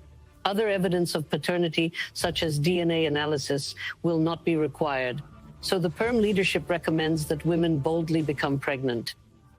In the event of the death of a partner, they will not be left without money. Your motivation. First, Putin and company did everything to make their wives send, or rather simply push, their step-parents to war in Ukraine. And today, the Kremlin schizo cleverly continues to keep the same ladies hooked on money, while pursuing his own goals of increasing the future obedient cattle army. You are idiots, tell me.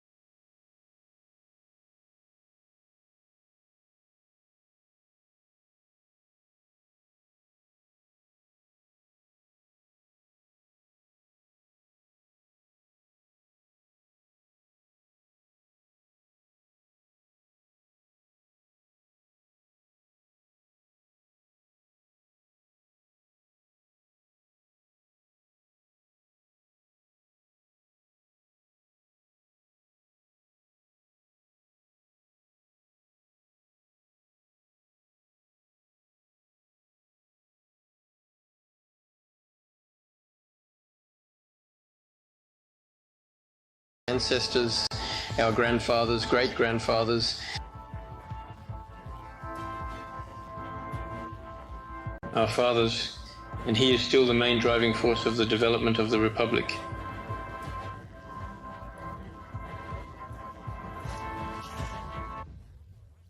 And once again he reminded about the superiority of everything Russian. Without knowledge of the native language, and this is also the language of interethnic communication for our multinational country, which is very important because it unites all the people. Russia into a single common organism, into a single united people. This is very important. Therefore, knowledge of the Russian language is one of the most important tasks for teachers at the school. My dad and I recently went to Urban and caught a 6-kilogram pike. Yes, that's right. No one has ever knocked the Severo-Patriotist theme off the grandfather, but Putin did not lose his head at the change of course and fatherly approved the schoolboy's desire to earn money for a car from his very childhood. After all, in Russia, such a thing has come to an end. You have to save for years. Also, you may not have time to live to adulthood. Such is the reality of life in the swamps. Handing in scrap metal. Yes, good point. You can. Exactly, gradually. So when the vice president of your country gives such advice, it is worth understanding that he is not thinking about the good of the Russians.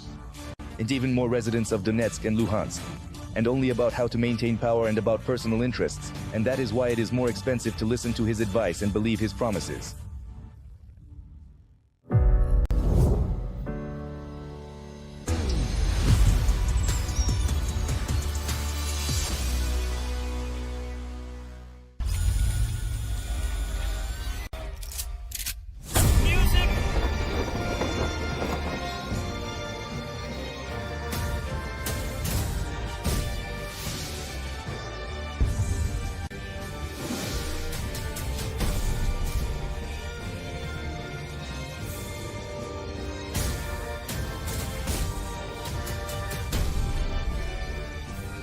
Our little girls will die all our beauty.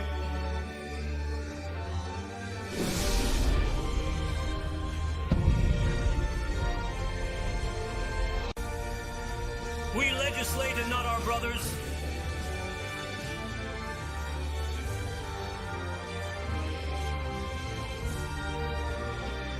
And bystanders and trash the body, you put the Sadash.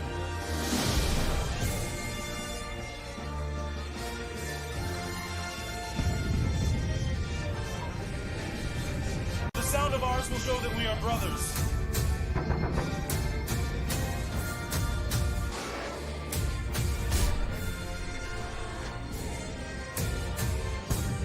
For his own.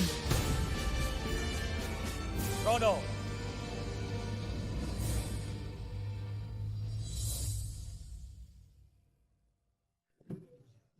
Yuri Herman.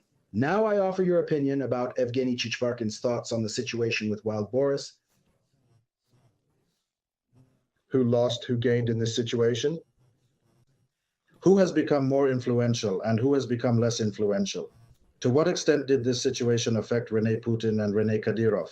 His opinion about what is now? What could Putin be afraid of? What could he want? What could he strive for? And what could stop him on this absolutely criminal gangster path of a murderer? Also, a few words about how those who really determine whether Putin will succeed or not will behave in the near future. These are oil producers.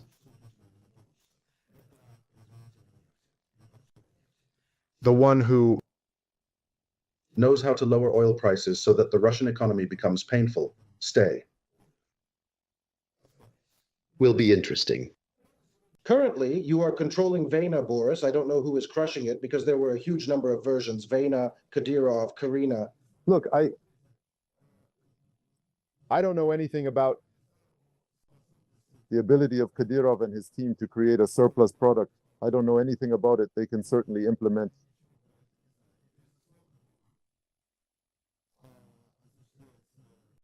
Power and jar. Support. Of course, there is no doubt about it, but I don't know anything about them as businessmen. What I know about Suleiman Kerimov and the structure of Suleiman Kerimov, these are people who created money all their lives.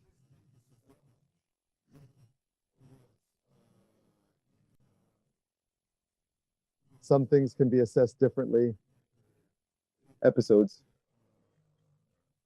Economic activity. This is thoughtfulness, this is intelligence, and they are businessmen. So I think it's very strong union. What's interesting is that there was an intrigue when Kader stood up for her husband.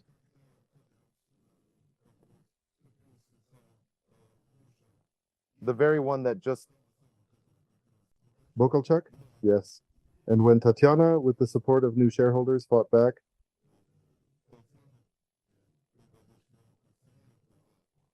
it seems to me. Further, I have a feeling that Putin intervened, who reminded that this action was confirmed by him, and that was it. Well, I can, as far as I remember. These are all fairy tales. Maybe I am exaggerating there, but the Kadyrovs and Padirs in general, as a structure, for a long time were considered as people who could solve any problems.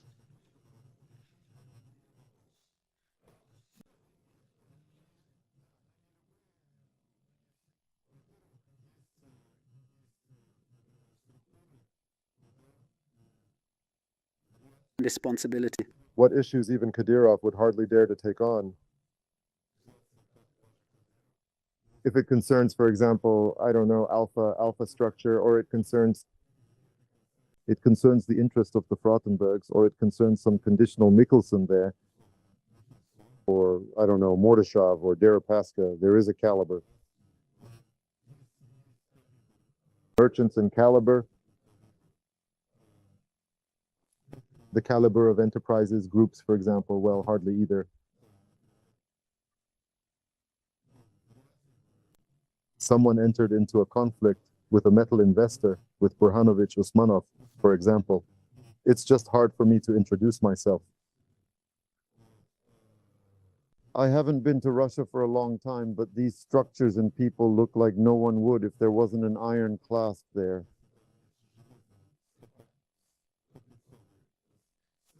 According to British legislation, according to independent British legislation, no one would probably have 500 rights.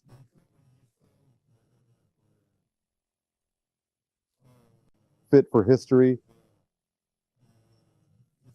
Here is such an ambiguous story with a divorce, but here is an ambiguous story in reality.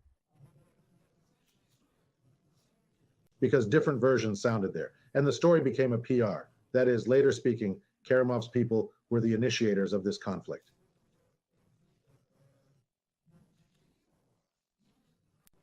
I think that the split initially arose in the family, since she created the phenomenal company Big Money. The couple is making their first money in the post-Soviet space.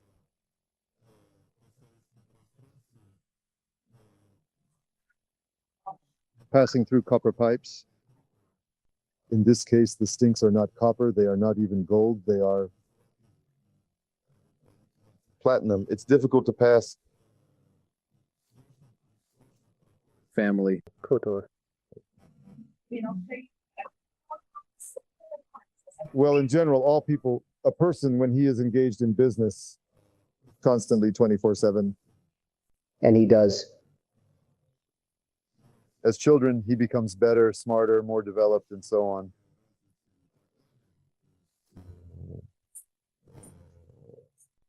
People are different. They simply progress. They have different needs and different interests in life. There was a rumor that it was almost Karamov. With Vane's blessing, Kadyrov was ordered. How much in principle could this happen? Look,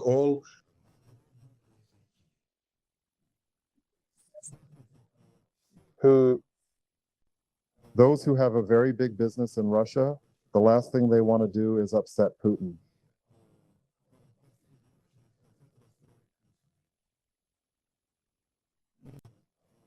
They won't do anything that might upset Putin. This shooting definitely upset Putin. Right. He is the only one with violence. FSB. That is why I think that the conflict has entered the stage of revolution.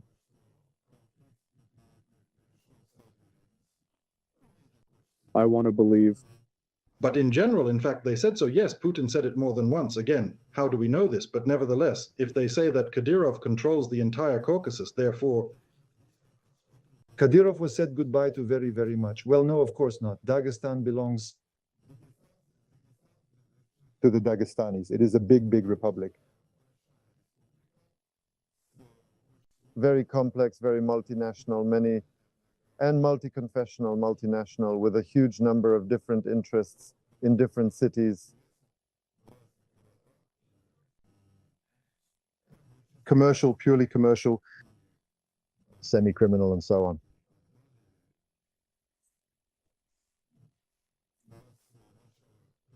Euroset started in Dagestan. Territory electronics store. We came, agreed. And this contract, from the moment of opening in 1997 to the moment of sale in 2008, we all followed and were in excellent relations. Some question. We didn't even have any tension, any misunderstanding. We drove up, sat down, talked, and definitely resolved it. None at all.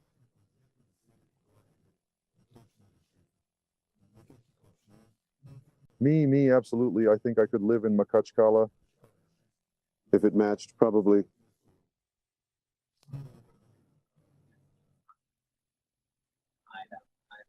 Well, if there were business interests, that's absolutely normal. We agreed, believe me.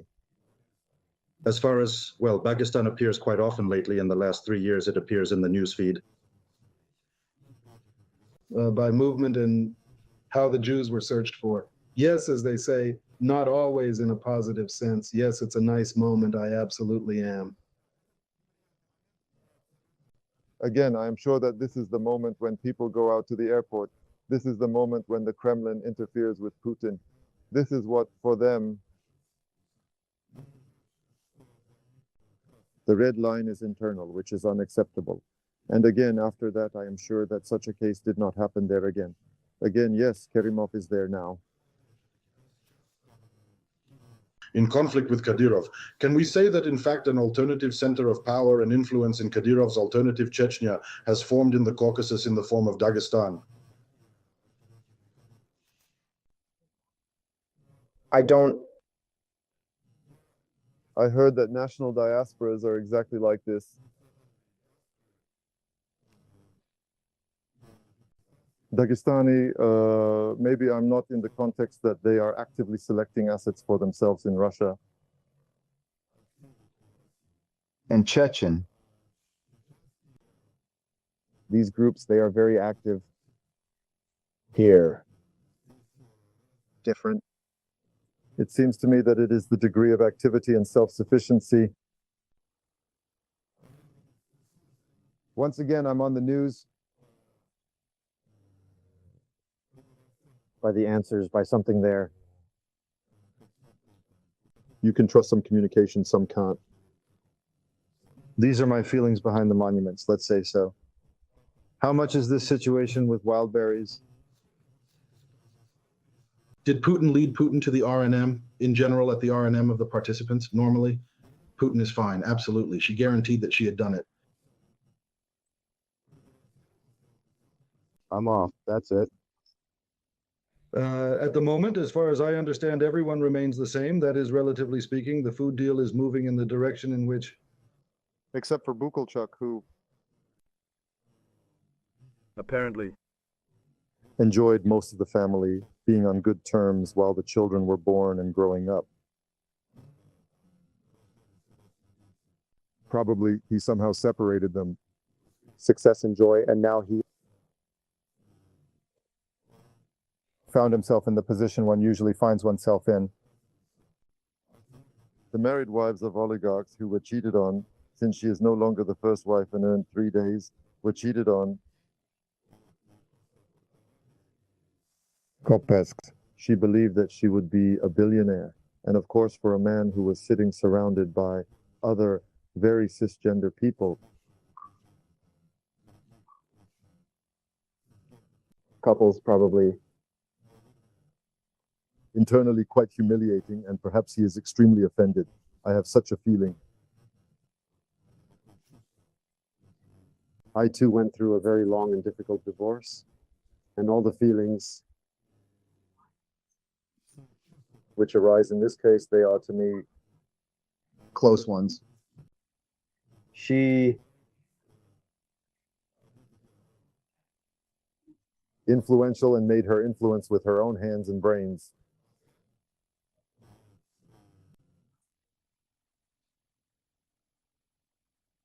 There are many children involved, and in general, a feeling. Bakalchuk is also possible? Probably, ma'am. Probably, yes.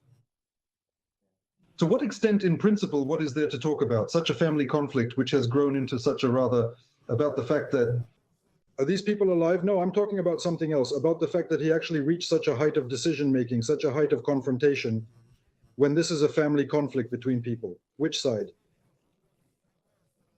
Such an mechanisms. Conflict resolution. The country is feudal, and each of them appealed to a strong feudal lord.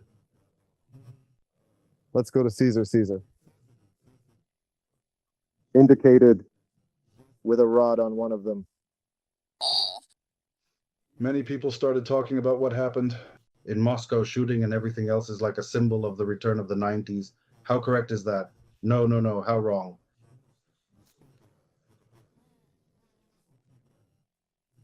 Instead of the state, there were criminal gangs that often judged more humanely, fairly, honestly, and in a more focused manner on the result rather than the state. There, the state was replaced by criminal groups, and now the state is itself by itself and by the security forces and by a criminal group in the administration.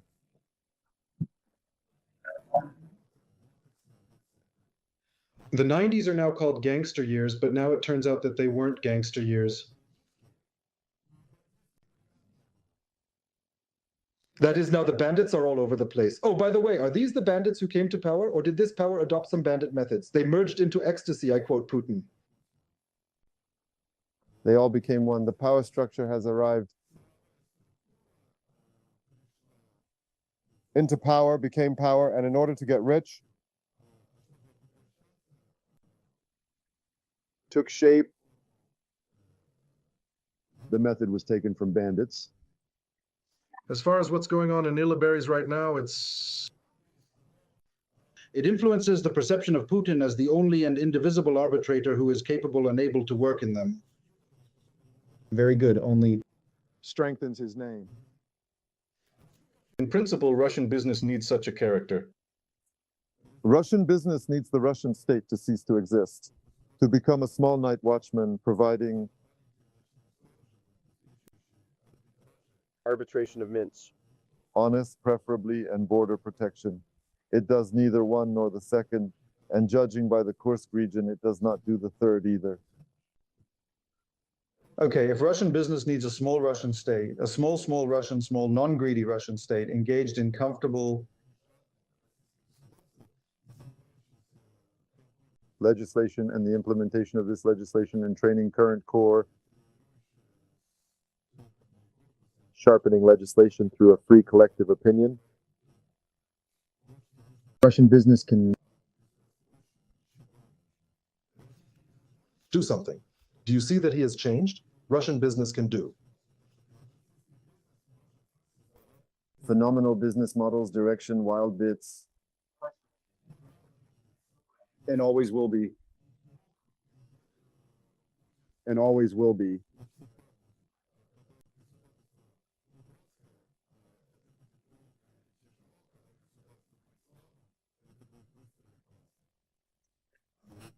Can Russian business lead to, in order to change the Russian state? No, he will follow, he will adapt to the conditions. He has no goal.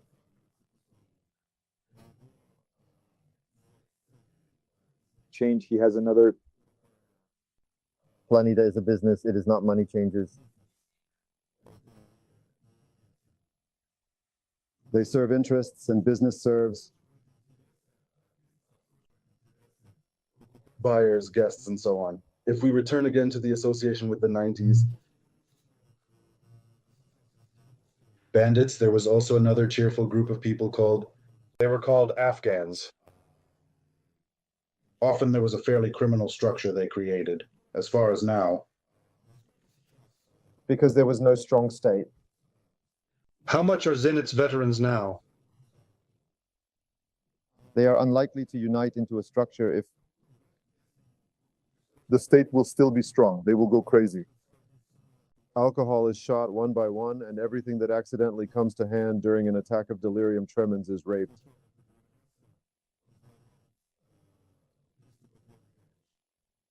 Can the state handle them? Can the country use them? Yes. They will be sent to war a second time because they do not intend to end the war. Through prison to war a second time.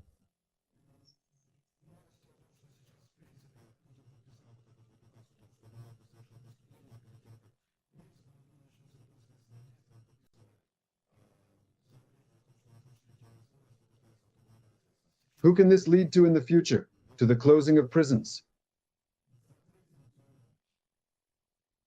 They close anyway, and new people do not come.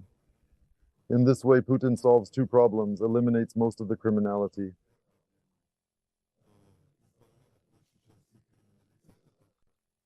With the guilds, there is no ceremony. The guild mandir, I understand, slowly for the war.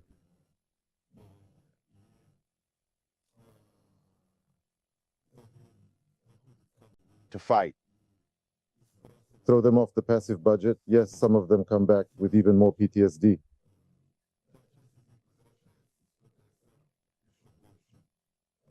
Even more permissiveness. These bright cases, they will happen in large numbers, and the real disaster will begin. If even Putin will announce a victory, and the seizure of lands and the fighting will end, then a real catastrophe will begin for the population, the scale of which will be absolutely... It is impossible to imagine when 600,000 people will return home, accustomed to killing, to rape, to rob, and to take away, which for whom human life means nothing.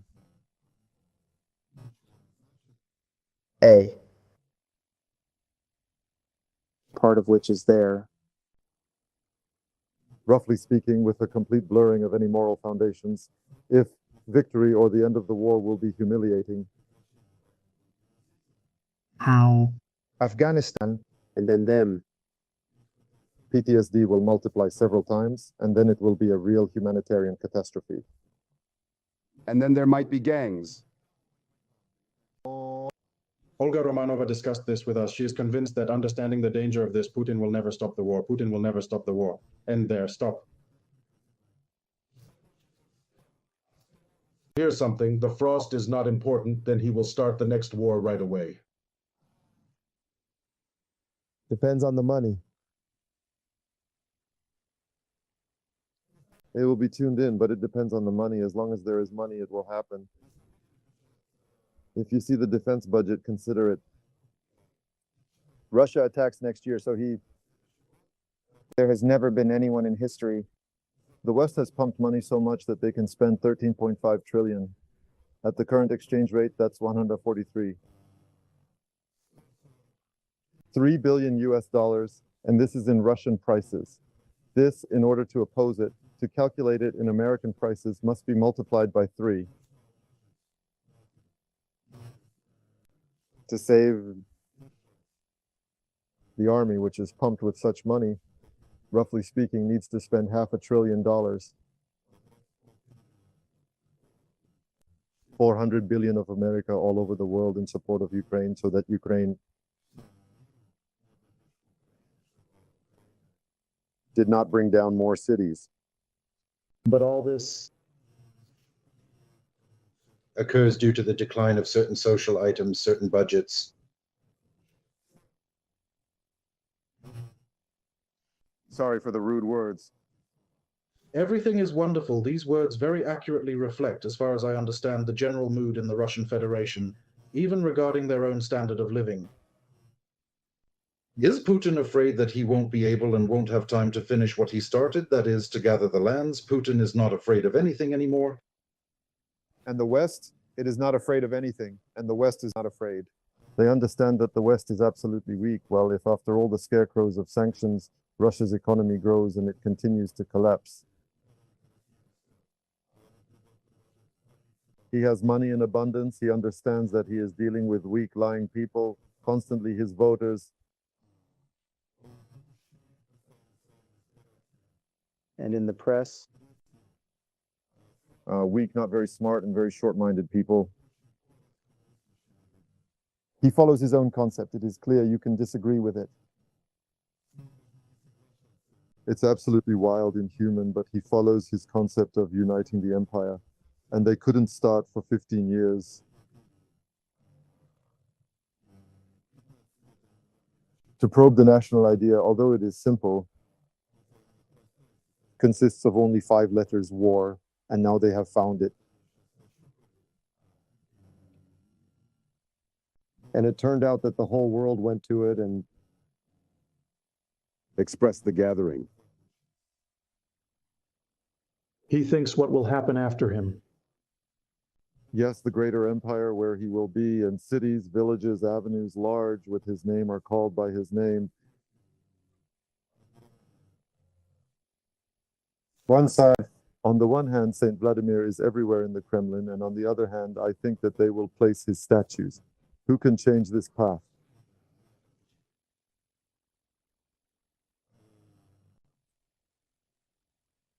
If America, China and oil carrier. Ordinary Saudi countries. Arabia and comrades will simultaneously agree on a reduction.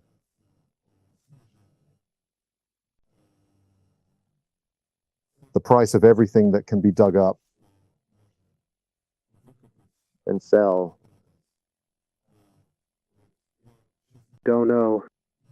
how the situation with Iran will end, but it seems that there may be some kind of multi-move situation here.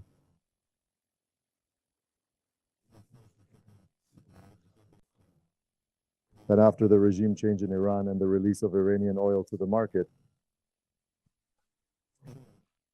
It's a pity then Gaia didn't succeed. Venezuela to come to power.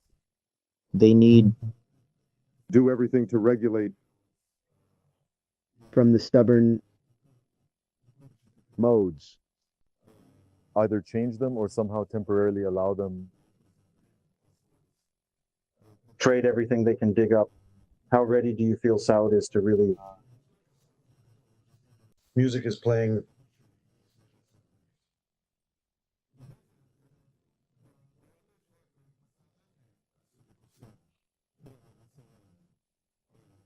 He just needs to find a way if Trump or someone else can do it, and they need to offer something in return. they Really want to be civilized countries simply do not follow the topic. Absolutely. They copy pictures instead of creating content, create meaning. I am absolutely sure that it is possible to come to an agreement with them. They really want money. They are focused on money. Money does not need war at all. They want a peaceful existence. They want something good. Respectful attitude towards their religion. They generally do not want to do anything else that is perceived badly in the world. They want to be an object of the high world. And this is a very good wish.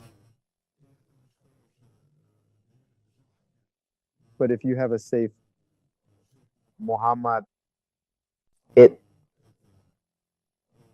through the creation of meanings, through work, through investments, a huge amount, 1 million.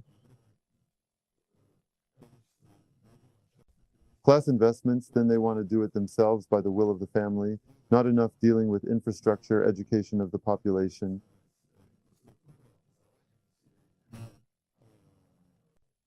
Building real traction to get people to work. Therefore, certainly, there are things that seem strange in Saudi. This is a young man whose ambitions are not connected with conquest and war, but whose ambitions are connected with prosperity. Everyone was considered, they wanted to be the center of everything. And if America wisely allows them to become the center of something, and it will help many of them, I think it can. Will they be able to return with Israel to the state they were in before October 7th, when they had practically entered the negotiating track of interaction with the members regarding recognition? I am confident that everything will be fine between Saudi Arabia and Israel in the end, because Saudi Arabia does not accept Iran. They all spoil relations. In general, the Muslim world, or terrorist organizations, terrorist states, they simply greatly hinder investments in the region. Therefore, they have a task, Saudi prosperity task, Israel's prosperity. The biggest pride is held in Israel. Saudi Arabia 10 years ago.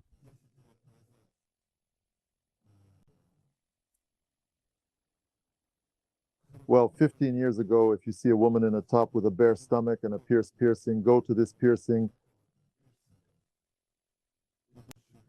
the punks could cut off your head. Now it's just the norm.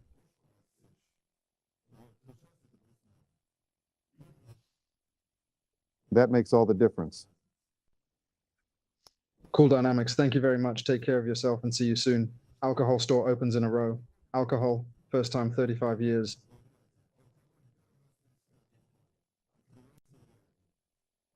On the 26th, 27th, 28th, I don't know, a casino is opening in Rustelheim. God forgive me.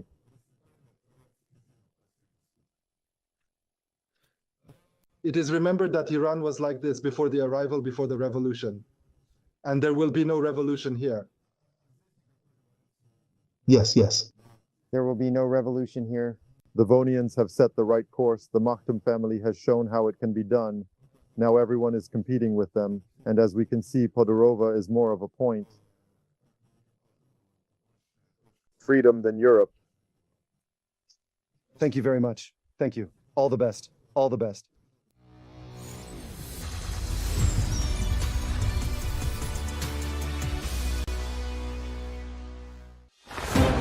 A decision that affects the course of history. No one has believed in a truce with Russia for a long time. The struggle between dictatorship and freedom is endless. Error. The whole world is watching, but in reality, why do they do this? To maintain their own imperial position with greatness. Putin is perceived in the world as a sane sociopath. A detailed analysis has been carried out. For the week of events. Ukraine is now, one way or another, behind almost every news story about what happened and what it will ultimately lead to. See for yourself. Every Monday at 10-hour Kyiv time on the Freedom TV channel.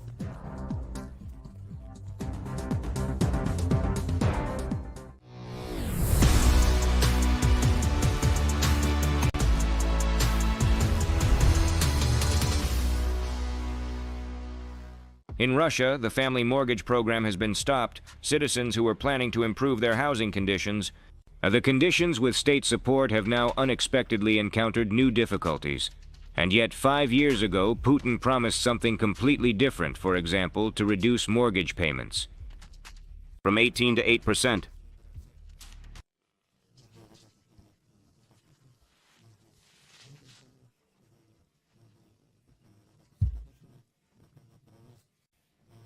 Unfortunately, we also know very well that the mortgage has increased a little. It was 9.5, 956. I think it is now 10.5.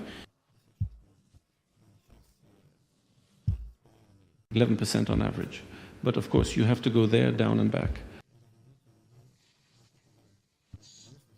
Moreover, as the Ministry of Development believes, if I do not mention my colleagues, the negative effect of raising VAT is already, thank God, considered to be preserved, so this macroeconomics should affect bank rates and ultimately inflation. On bank rates in a positive sense. We need to return, of course, to the 8% path, and by 2024, 7.8, 7.9, that is below 8.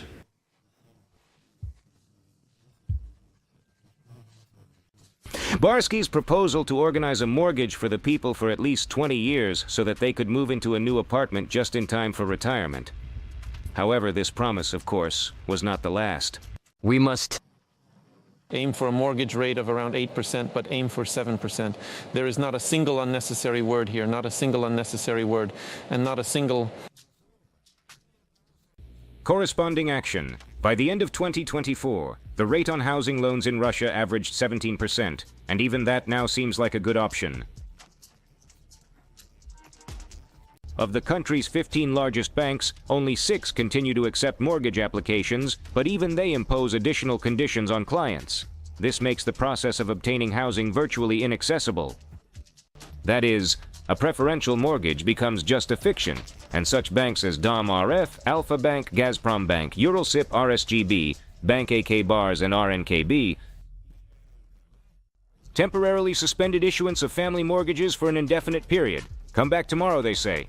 In Sovcombank, PSB, and Absolute Bank, mortgages are only available for families raising children with disabilities.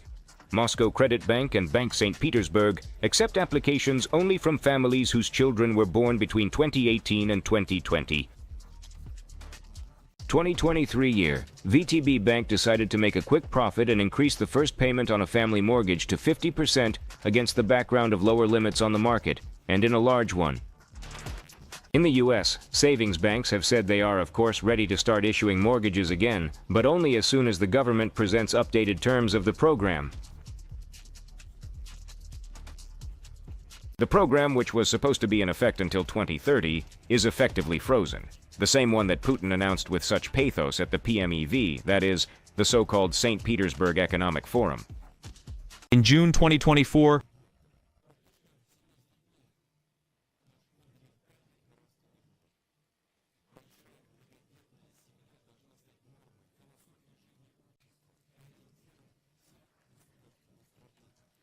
A bold statement from a man who tried to marry his Muslim mistress in 2008 while he was married at the time and who, then having produced illegitimate children whom he never acknowledged. However, the Russians are quite satisfied with such alternative bonds of the autocrat, especially when he promised them practically free life. Housing under a preferential state program. The family mortgage program is valid until July of this year.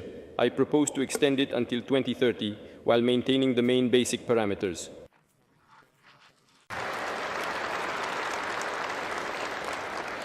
Particular attention should be paid to families with children up to and including 6 years of age. For them, the preferential loan rate will remain the same. And more, now upon the birth of the third child, the state repays part of the mortgage loan for the family, 450,000 hryvnias. It is also preachy to extend this norm until 2030.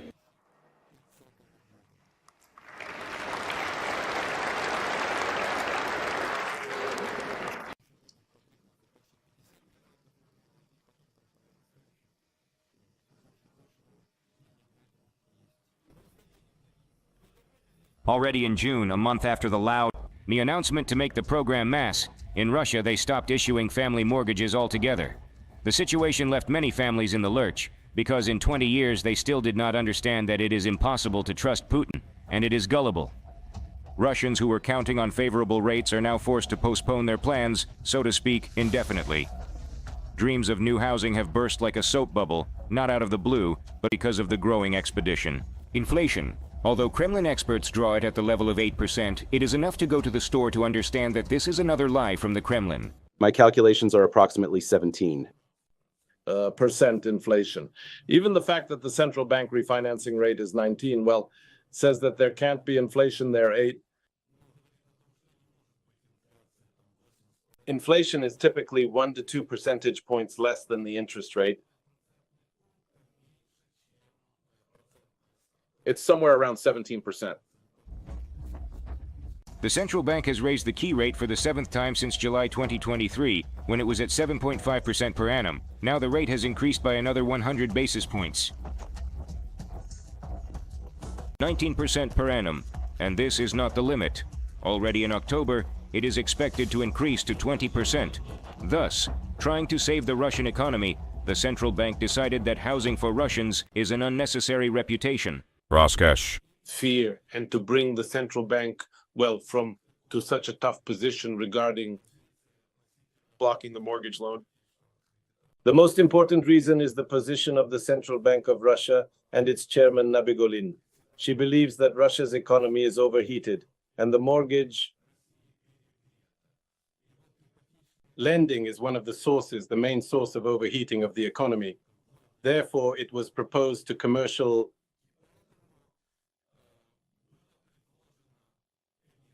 bank increase the down payment from 10% first to 15-20, and now even more. This is an unspoken recommendation. Russia's GDP also grew in the second quarter of 2024, but negatively. Real GDP this year, in my opinion, will be somewhere around minus 1.5 to 2%, and it was so last year, despite the real growth of military production through hyper-financing from budget. War expenses are also included in GDP growth. Well, let's say there are investments in the expansion of production on military charges. This is GDP. The funeral families who lost their breadwinners paid. This is also GDP growth because consumption is growing. They took someone to war. They paid a lifting allowance in Moscow of almost $1 million. That's also GDP. Experts point out that Russian economic growth has slowed down for limited supply and reduced external demand. After all, even in China, demand for Russian oil products is falling. The volume of oil supplies from Russia to China has fallen to 1.75%, 6 million barrels per day. This is the lowest figure since September 2022. Meanwhile, Russia's dollar reserves are running out since the sanctions imposed against Russia have been significantly limited. Wang gets access to foreign exchange assets. In response to these restrictions, Moscow tried to switch to the Chinese yuan, which is not a freely convertible currency like the dollar or euro, but at worst diversification.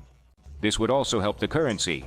However, more and more Chinese companies prefer to avoid business relations with Russia due to the sanctions pressure, which periodically causes hysteria among propagandists. China said we will not enter into a military political alliance with anyone in particular. But in general, this is wrong. We must tell them now in particular. Here, a serious danger looms before you, China. We have not abandoned you. And we do not refuse, but let's in the end shape. I feel very good about China. Can I ask a child's question? How well did the payments go to China? I am telling you about it.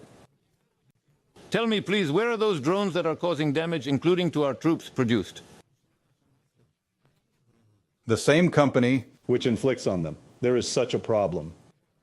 Erdogan's situational friend. Who does he supply the equipment to at the same time? Yes, private business. After the war, Erdogan at least situationally says that he is situationally. And this is a mountain of bitterness. No need like here, black and white. Unfortunately, there is no black and white. We ourselves got into this globalism, dragged all the countries around us. The Chinese dragged us in before us. Supporting a self-isolated country in the world. What is this if not an international victory? Experts warn when to get confused.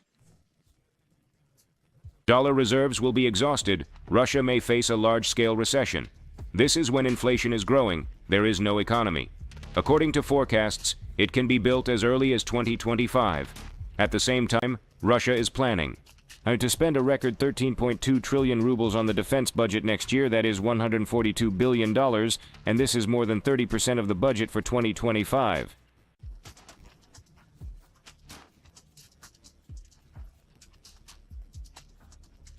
The Kremlin determines large funds from the budget for the defense sector only for the production of drones. The Russian Defense Ministry has invested up to $3 billion since 2023.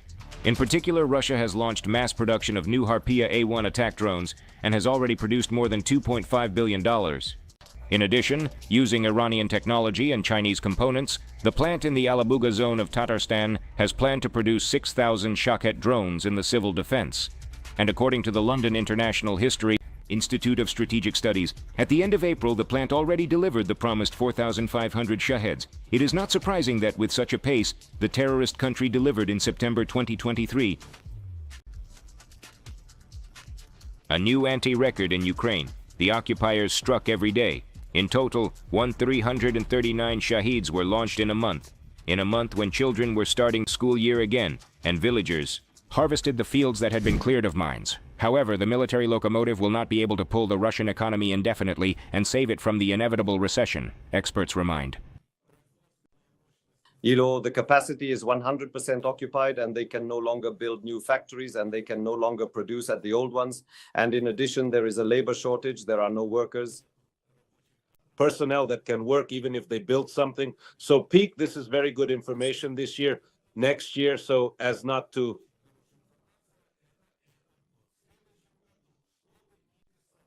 Putin wrote that there would be no real increase. Well, the finance ministry was instructed to increase military spending by about 10.5 trillions to 13.5 trillion, about 3 trillion, about 30 billion hryvnias plus dollars. This year's expenses. There will be 120, next year 150 supposedly. But in reality, they won't be. Why? Because it will progress as the devaluation of the ruble relative to. So is inflation. And obviously this plan cannot be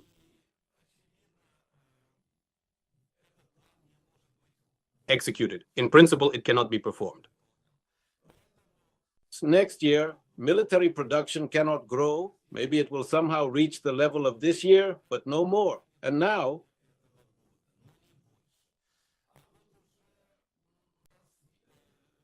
in the 26th year, it seems to me, there can only be a collapse. There will be no new capacities. Indeed, the driver is fictitious.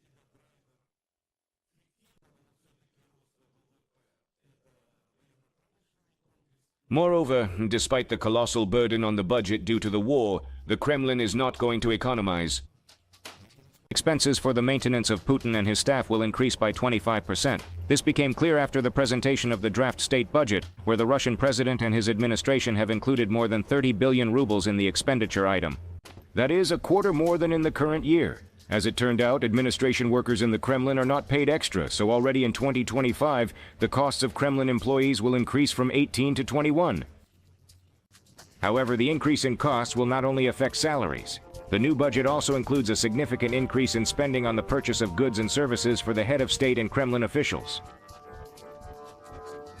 This could include upgrading official vehicles, ensuring security, as well as various internal needs of the apparatus, for example, a new enemy iPhone, since import substitution does not concern the Kremlin elite. It turns out that half of Russia's budget in 2025 will be spent on Putin's apparatus for war, that is, again to please Putin. After all, he needs a war against Ukraine only to distract Russians from their problems, such as the fact that most Russians will not be able to stop moving from one rented apartment to another in the coming decades. The so-called commander-in-chief's entertainment will be paid for by, of course, the same Russians. After all, while the Kremlin employees will receive additional bonuses at the expense of the state budget, housing and communal services tariffs for ordinary Russians will double. From July 1st, electricity will become twice as expensive, 13.6%. Gas is more than 10%. After all, once the largest company in the country, Gazprom, is bankrupt. Back in 2022, the company paid the budget through taxes, 50 billion hryvnias per month, but now there is literally nothing more to take from the Russian gas giant. Therefore, all Russians will pay extra for the war. The total payment for communal services will be reduced, indexed by 12%. Moreover, unlike the increase in personal income tax, which will affect people with salaries of more than 200,000 rubles per month, the new measure affects the overwhelming majority of Russians. However, there is some good news. You won't have to pay for utilities if you have nowhere to live, and the cancellation of the state mortgage program could help with this. Meanwhile, the authorities are luring Russians abroad to temporarily occupied in territory of Ukraine. Thus, for resettlement to the destroyed Mariupol, the Kremlin is ready to pay its citizens an additional 5 million rubles. Putin could spend these funds on ensuring prosperity in remote regions. Regions, for example, for the same gasification or hospital repairs. But these goals are not a priority for the autocrat, and for Russians, a trip to the occupied territory remains practically the only available mortgage. Just investing money in someone else's is a very unsafe investment.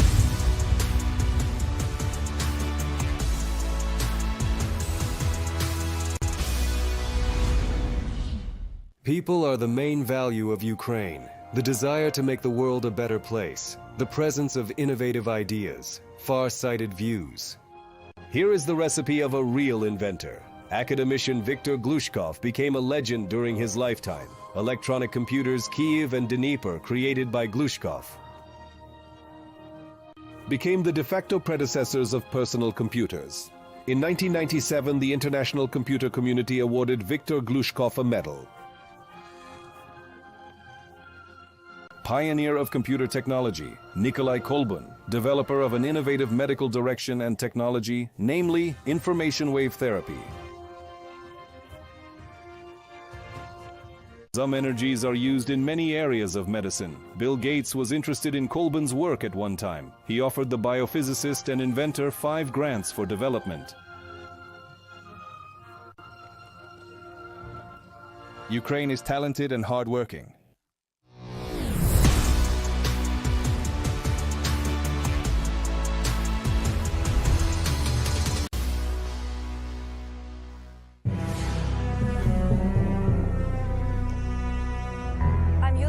And on Freedom's broadcast of war stories. People who became victims of a ruthless occupation. Stories of broken human destinies that could have turned out completely differently. After the start of the full-scale Russian invasion, In Ukraine, many citizens faced a difficult choice: to stay in their home, risking their lives, or to try to escape from the war, because the Russians shell the frontline areas literally every day. Regions of the country, so Ukrainians are forced to move to more remote and safe regions. Lviv is among the leaders of Ukrainian cities in receiving refugees. They are usually accepted there. Women with children and elderly people arrive. Some seek refuge and settle in the Lviv region, while others move on to European countries.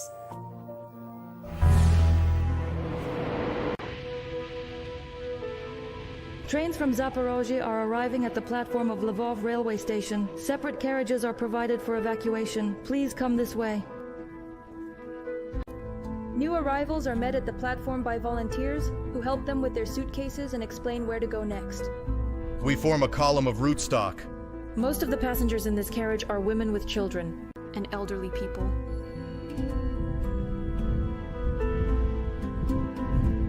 Among the settlers is Olga with her 3 children. She came to Lviv from the Zaporizhia region, from their home. In the village of Natalievka, the front is only 40 kilometers away. Recently, the troops have become more active. They are often shelled. It is scary for the children. It's even more so with us.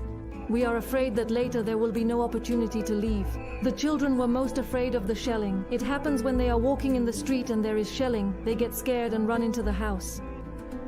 Olga plans to stay in Lviv, get the kids into kindergarten and school, find a job, maybe in Lviv, in the villages somewhere. There are cities, near the cities there are somewhere, maybe. We drove through beautiful cities and forests, nature, very beautiful. Better than in Zaporozhye here. Before seeking shelter, migrants receive financial assistance. It is given to the department. Bukaposhti, not far from the station. 3 children and you. Yes. Vasilina and her 3 children also receive money. She will not stay in Lviv, but plans to travel further abroad. There are acquaintances in Hermia and there are in Poland, so we are still thinking. Where and how to look for transport abroad for immigrants who also united for the first time in the city. Volunteer. 1 volunteer bus runs from Lviv to Poland once a week. You need to sign up online and in advance. For those who remain in the city or region, volunteers look for temporary murder. There are 5 such in Lviv, and you can live there for up to 3 weeks. In the last week, the number of displaced people at the station is growing, so there are not enough places in temporary shelters for everyone. Of course, these are former office premises. Premises that people rent out and convert into shelters. Well, there are more and more people who are arriving and searching, wanting to stay in the city, but for 5-10 million. You won't find an apartment in Lviv in a minute. The hardest thing is to accommodate people with special needs, and it's very difficult when there is no support person nearby. No relatives, however, volunteers do not abandon the displaced persons to their fate. Even in the most difficult cases, shelter is found, together with caring people from charitable organizations. And the story of Stepan Yeremenko, the commander of the K9 group of the National Guard. Sticky and positive, always focused on results and a high-class professional. He was loved by everyone. Bulo knew him. Stepan devoted almost 5 years of his life to serving his native country and was one of the defenders of Mariupol. Our guardsman is considered dead as a result of correction on Azov Steel on May 11, 2022. The soldier's body has not been found yet.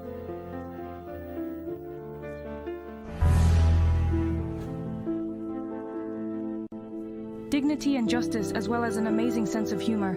This is how Stepan Yeremenko's family and friends remember him. He loved animals very much and adored dogs.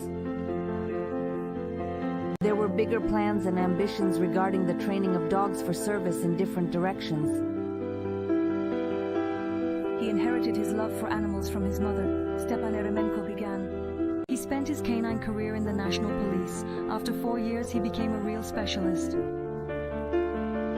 We were brought together by service. We served together in the Donetsk region police. Dogs loved him very much, and he loved them, and life. I never saw him gloomy or sad. He was truly passionate about his work, while remaining a loving son, husband, father, and wife. First, we were united by Synology. That's the first thing. Second, it's sport. And third, we're normal people. He's been involved in Synology all his life. The last competitions he did weren't like the ones in Kiev. Development order in 2021. Thanks to Stepan, we took first place there. He was a class specialist and a first-class figure. He worked very cool. Main directions. This is the development of people. Obedience, protection. A very bright person, very kind, responsive, will always come to help. No matter what time, at any moment. I knew I could get completely lost on him. I baptized his daughter, Sophia. A fellow musician recalls how they defended Mariupol together, how they desperately fought the enemy in almost complete isolation. Lack of reserves during February-May 2022. Then the Russians turned the city's life into hell. I remember this one. Moment, Stepan with his brother in arms. Taking up combat duty. We experienced all the terrible events together. The enemy hit our position with a hail. Stepan stood next to the window. The hail hit. Literally 2-3 meters from him, but got stuck somewhere in the gap between the walls and exploded there. Just 2 or 3 meters from Stepan, we thought that was it, but he just shook himself off. It was all very difficult for us then. It ended well. Later, on April 15, 2022, they found themselves at Azovstal. Some of the servicemen took up combat positions, others were looking for the government. And water. Under constant fire, rubble was dismantled. They moved through the tunnels between the shops. First, we were all taken to Azovstal, then Atut. The ships were distributed among the positions in the city.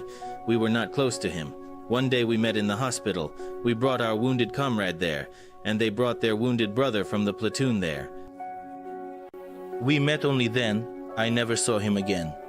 Until his death, we corresponded on telegram. I only know that an air bomb hit the bunker where he was and pierced several floors. According to established data, Sergeant Stepan Yeremenko came under enemy airstrike on May 11, 2022, while carrying out a combat mission in Russia. In the area of the Azovstal metallurgical plant. It is believed that the Ukrainian defender received an explosive injury incompatible with life.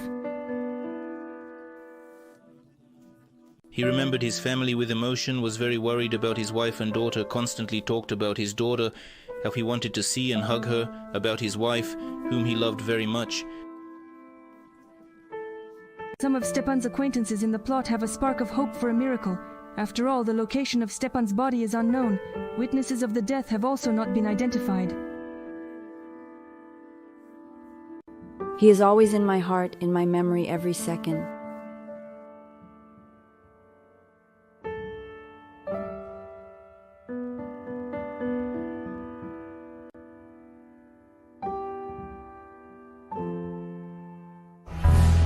Our next war story is about our smaller brothers and people with big and kind hearts.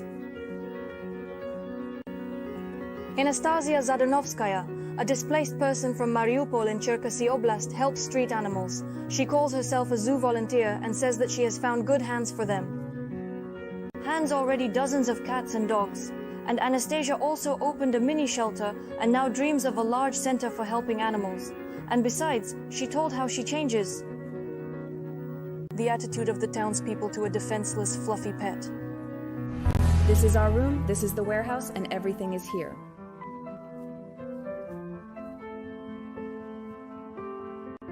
Anastasia invites you to visit the cat. The furry creatures occupy all sorts of spaces here. They are on windowsills, beds, and shelves. The city allocated a small room for the needs of animal rights activists. And the rescued people from Chotiriklepe Street immediately settled here. Filmed. Saviors, real heroes.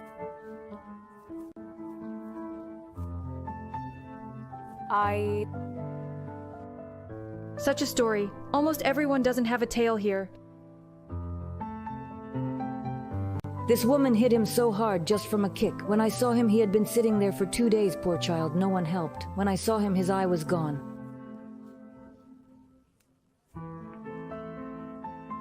On the day he was taken and had this operation. In total, this public organization cares for almost 100 cats and dogs. They help those who would not survive without people. All the animals in the shelter are animals that were found injured, destroyed, often in the state of a skeleton.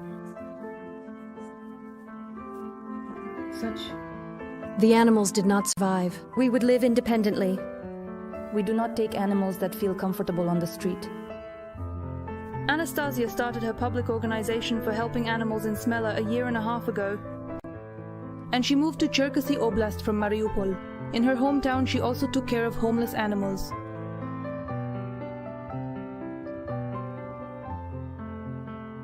As children, they saved kittens, treated eyes. All this happened with childhood. Then it grew into volunteer work. And this? Everything moved with me to Smela. The problem with stray animals is terrible. The full-scale invasion was a real horror, the girl recalls. She had many relatives and friends who were volunteers in Mariupol. They were later taken to a safer area.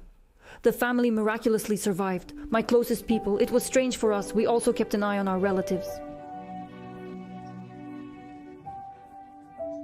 Girls who remained volunteers, they were also searched for by photographs because there was no connection, nothing. They did not know who lived and who did not. Now it is already sterilized in Smela. The pain of 2,000 street animals. The public organization Anastasia has a mini shelter. Such activity and persistence of the girl. Other volunteers are also being protected. A person in her place. If it weren't for her, there would be nothing here. I'm telling you honestly, it's easy for me with her.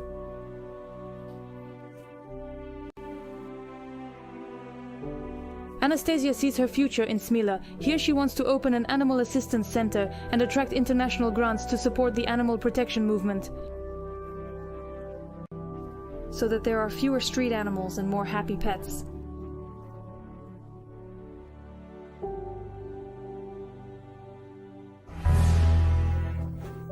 A city that became a symbol of Ukrainian resistance and a witness to the bloody crimes of the executioner occupiers. What we all saw after the retreat of the Russians shocked us. The world flew around. Footage of civilians shot right on the streets of the city. During the 33 days of occupation, the community lost 509 people, 12 of whom were children.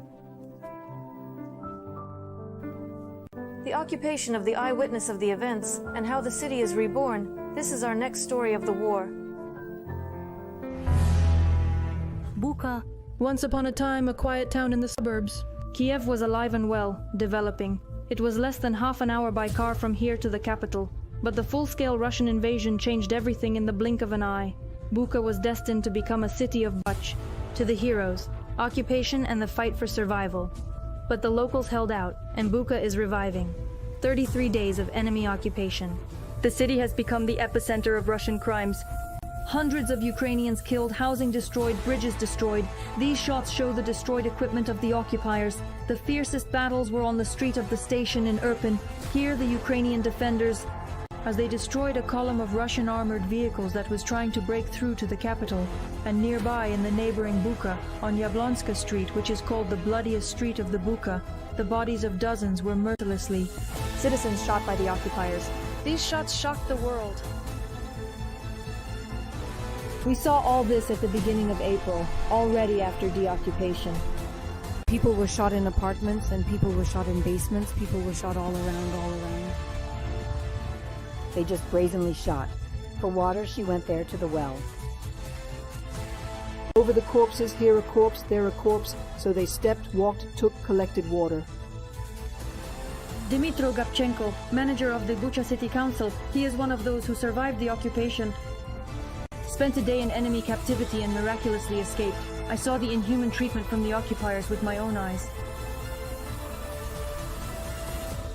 From the first days, the city became a hostage. Because already on February 25, we saw cars shot up that were trying to leave the city. That is, it became dangerous to leave from the first days. People who tried to do this, they put themselves in danger. And we know many cases when they shot whole families trying to leave.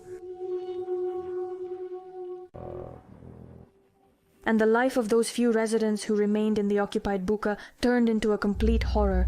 The main goal is to try to somehow survive. There were 2,500 people left in the city without electricity, food or water under the barrels of enemy machine guns. To help them with food and medicine, the city council settled in the city council. We are finding out a lot of such facts now, and there are a lot of witnesses. They say that they were preparing food, a sniper would kill them, or they would walk. Or there were cases when a person would simply go out onto the balcony to get some canned food to have dinner, and they would be killed right there on the balcony. Place of memory. Here the occupiers shot 8 captured men, townspeople who stood up to defend their homes. Bullet marks are still visible here. It happened on May 4th. They were executed here, and until the end of the occupation, these bodies lay right on the street, and after the occupation, we only saw and refused, and the relatives were able to bury the bodies.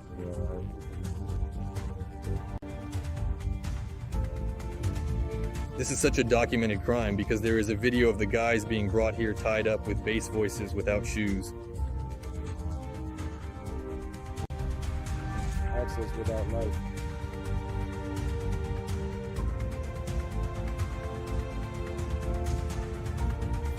During the Russian occupation of Bucha, every 5th of September, the family lost a loved one. They continue to question witnesses and collect evidence and carefully document all the war crimes of the occupiers.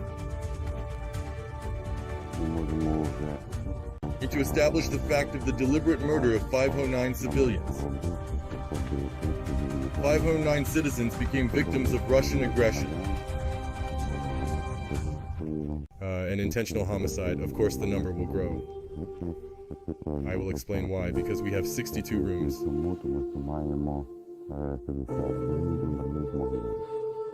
Graves where people returning from safe places have the opportunity to find their loved one by DNA.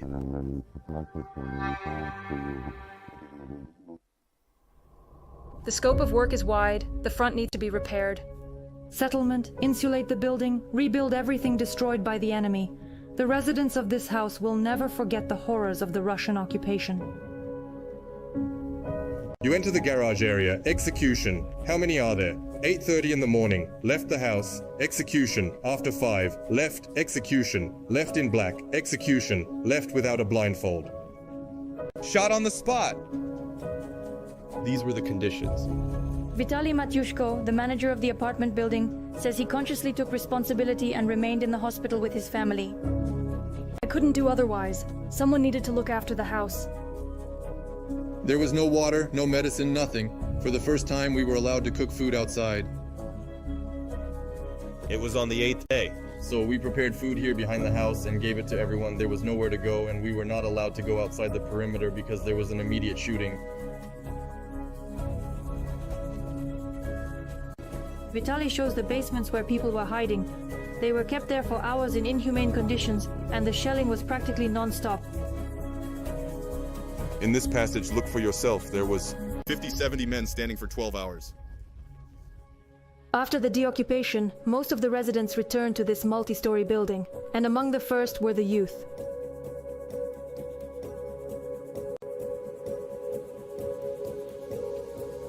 Everything is being built quickly. Life is being revived. The house we live in is being restored. Reborn, see? You see how good it is already. All acquaintances are returning with children. They are returning because there is somewhere to go, say locals. More than 80% of housing stock is being restored. Plus, for many citizens from the eastern and southern regions of Ukraine, Bucha has become a second home.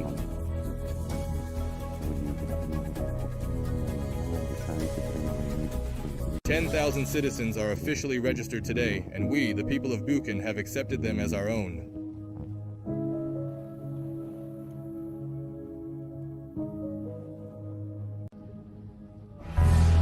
Svatovsky direction. Here, shoulder to shoulder, together with the armed forces of Ukraine, our positions are held by the border guards of the Luhansk detachment. Our next war story is about grenade launchers who repel attacks by occupiers every day. And our heroes have enough motivation to fight for every meter of their native land.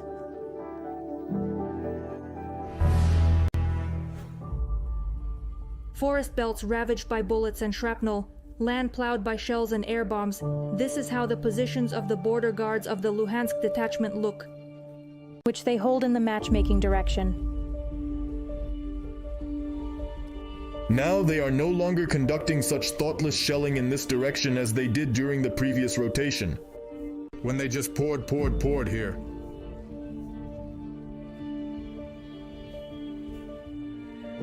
They already strike purposefully, they fly quite a lot, and often conduct reconnaissance.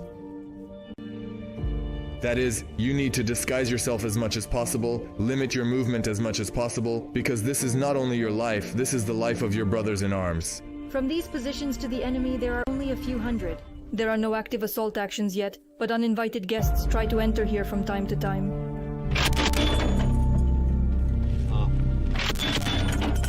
Besides, Russians work hard with aviation. Chicago, I'm Venezia. I hear the sound of a helicopter. Plus, accepted, I'm in Ukraine. Everybody take cover. Roman is in the grenade launcher team. The military registration and enlistment office came voluntarily. Shower Wi-Fi suites. You can do without this. Certain period of time. The main thing is that someone is waiting for you at home. This is what keeps me going. My family and spouses are waiting at home. Friend, children, parents. 4 children. The eldest daughter is 11 years old, and the youngest daughter is 1.5 years old. It's hard. It's hard to bear, but whenever possible, whenever the opportunity arises, we communicate both by phone and via video link. When we parted with them, as usual, there were tears. But what can you do?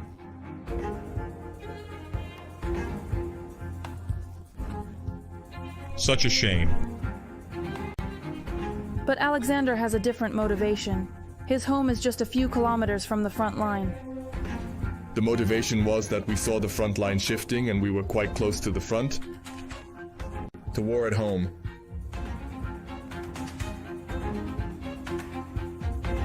The motivation was that I don't want to give up my land, which was inherited by my grandfathers. 2 grandmothers, mothers, fathers. This is my land, I will not give it to anyone. When you work on your land, you understand how it even smells. Star-fertilized soil sown. The smell of freshly cut grass, the smell of straw when the dew has fallen. You understand this, and you will not give it to anyone. I want me and my children to work on this land.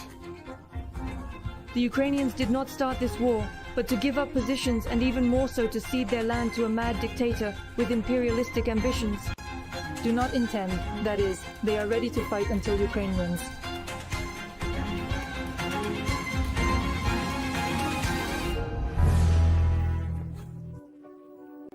Chasov Yar in Donetsk Oblast is located just 4 kilometers from the front line. The Kremlin army shells the city non-stop. There is no electricity. Water and gas supply, but there are still about 900 civilians. Can you imagine how they survive under constant shelling?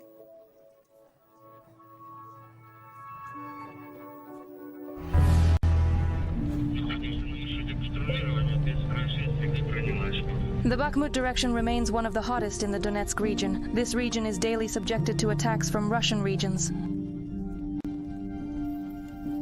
There is nothing left on the upper floors at all. When you drive in here, you immediately understand that you are on the front line and not in a frontline city. Due to the current situation, not just the city of Chasov Yar, located 4 kilometers from the front, where active military operations are taking place. Chasov Yar continues to survive under the blows of enemy artillery, and what's most terrible, with the blows of the cabs. That's what they do with multi-story buildings, powerful Soviet-era structures. Daily Russian shelling is the current reality of Chasov Yar. Occupiers, missiles. And artillery attacks not only critical infrastructure, but also the homes of peaceful Ukrainians.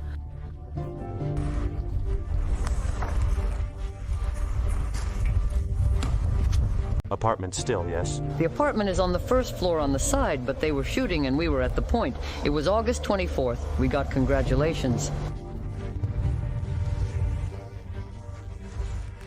Police officers cooperate with the military, regional, and city authorities, charitable organizations, and volunteers. A police squad is on duty in the city around the clock. They try to respond to high fives. all people's requests. Every day the police record about a dozen or more shootings. An island of life among the ruins remains the point of invincibility, which had to be moved. To carry to another building after 3 Russian shells hit the previous location.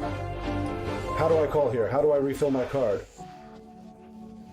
The city military administration reports, as a result of Russian attacks, the population is increasingly left without electricity and water. This is a technical water tank.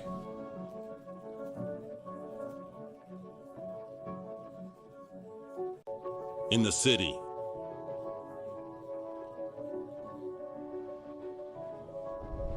There are also constant interruptions in mobile communications and the internet. One of the residents organized, "Don't fill up the workshop, repair flashlights, radios, chargers." To be honest, we don't have time to do everything because of the lanterns. Here, instead of blessing the house, there are only lanterns. Reception. Now there is television and the internet here, and it was harmful, we haven't had it yet. But the reception did not go well. The only source of information, and who repaired it? At the point of invincibility, over 130 people receive hot meals daily. Doctors also receive patients and issue medications.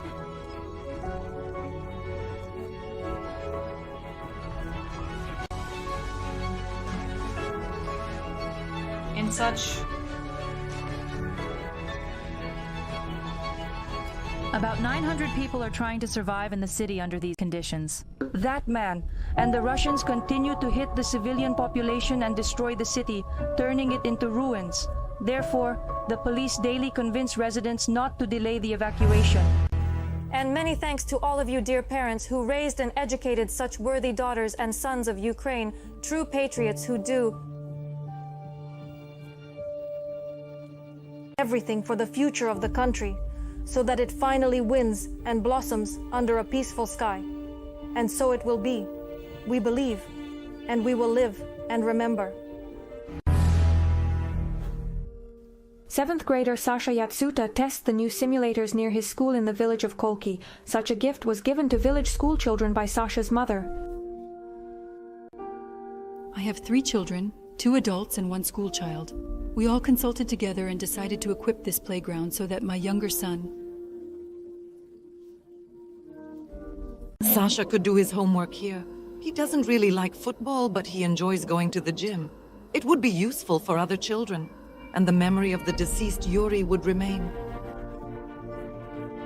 Yuri Yatsuta died in December last year. The junior sergeant came under enemy fire in the Luhansk region.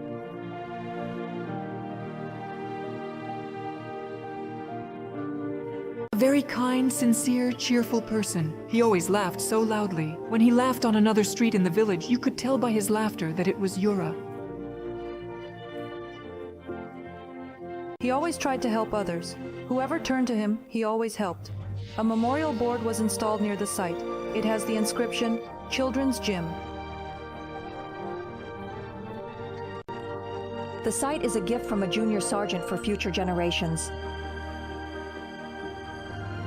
A case where families of fallen soldiers spend government-allocated money on developing their communities. It is not the first in the Rivne region. Last year, in a neighboring village, the mother of the deceased soldier Ivan Kliriko presented a modern football field to school children in memory of her son.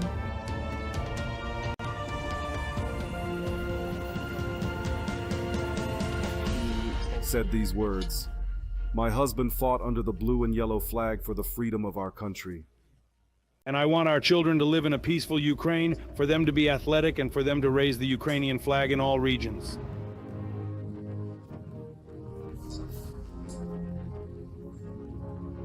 It's in all European competitions.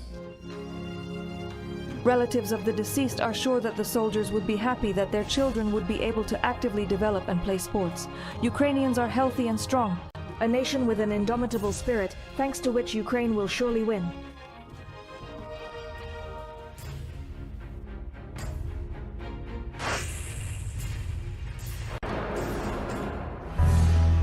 We are confident in our victory, and that Ukraine will definitely revive and flourish. And the enemies, they will answer for all the suffering of the Ukrainian people. Julia Potapova was with you. See you at Freedom and War Stories.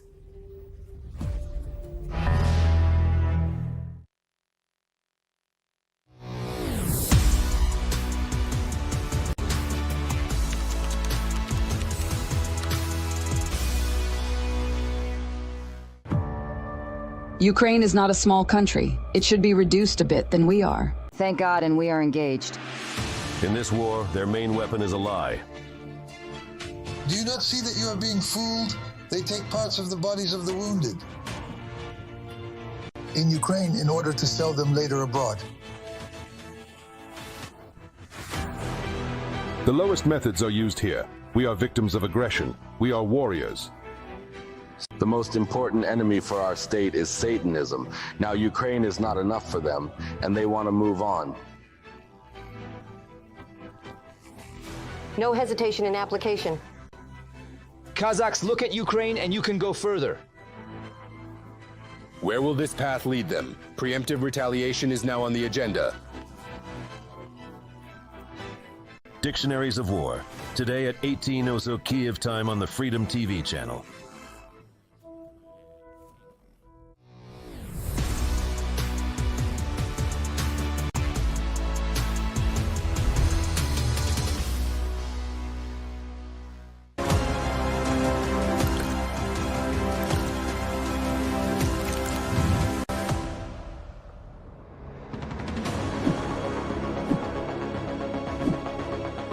They came to denazify Ukraine.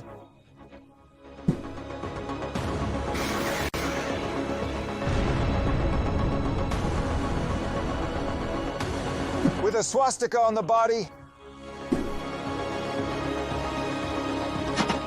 Fire up the zone. And with sadistic tendencies. We'll find them all, we'll kill them all. An entire unit in the Russian army, consisting entirely of Nazis. Here's a Nazi, and here's a Nazi, and here's a Nazi. I'm blunt, I'm a Nazi. They are needed, Putin is happy to go on the attack. Well, I'm sorry, you'll have to bear with me. Yes, I am like that. Clinical weakening. Sadists, for whom the main thing is to kill and torture with incredible cruelty, thousands of ideological Nazis have officially entered the ranks of the Russian army. Officer. Soldiers wear swastika tattoos depicting Hitler and openly call themselves his followers. Nazism is engulfing Russian troops. Who gave up this monster? Will it be possible to keep it under control? And what will happen when the ultra-nationalists, maddened by blood and impunity, return home from the front? Look. Those in the special report, Nazis in the Russian army. How fanatics of Hitler's ideas fight on Putin's side.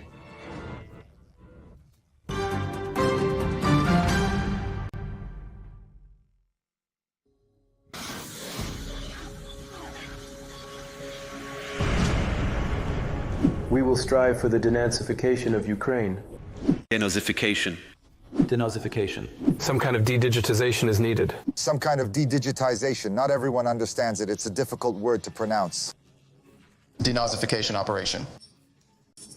Denazification. And Russians have already heard those words from Putin and his subordinates hundreds of times.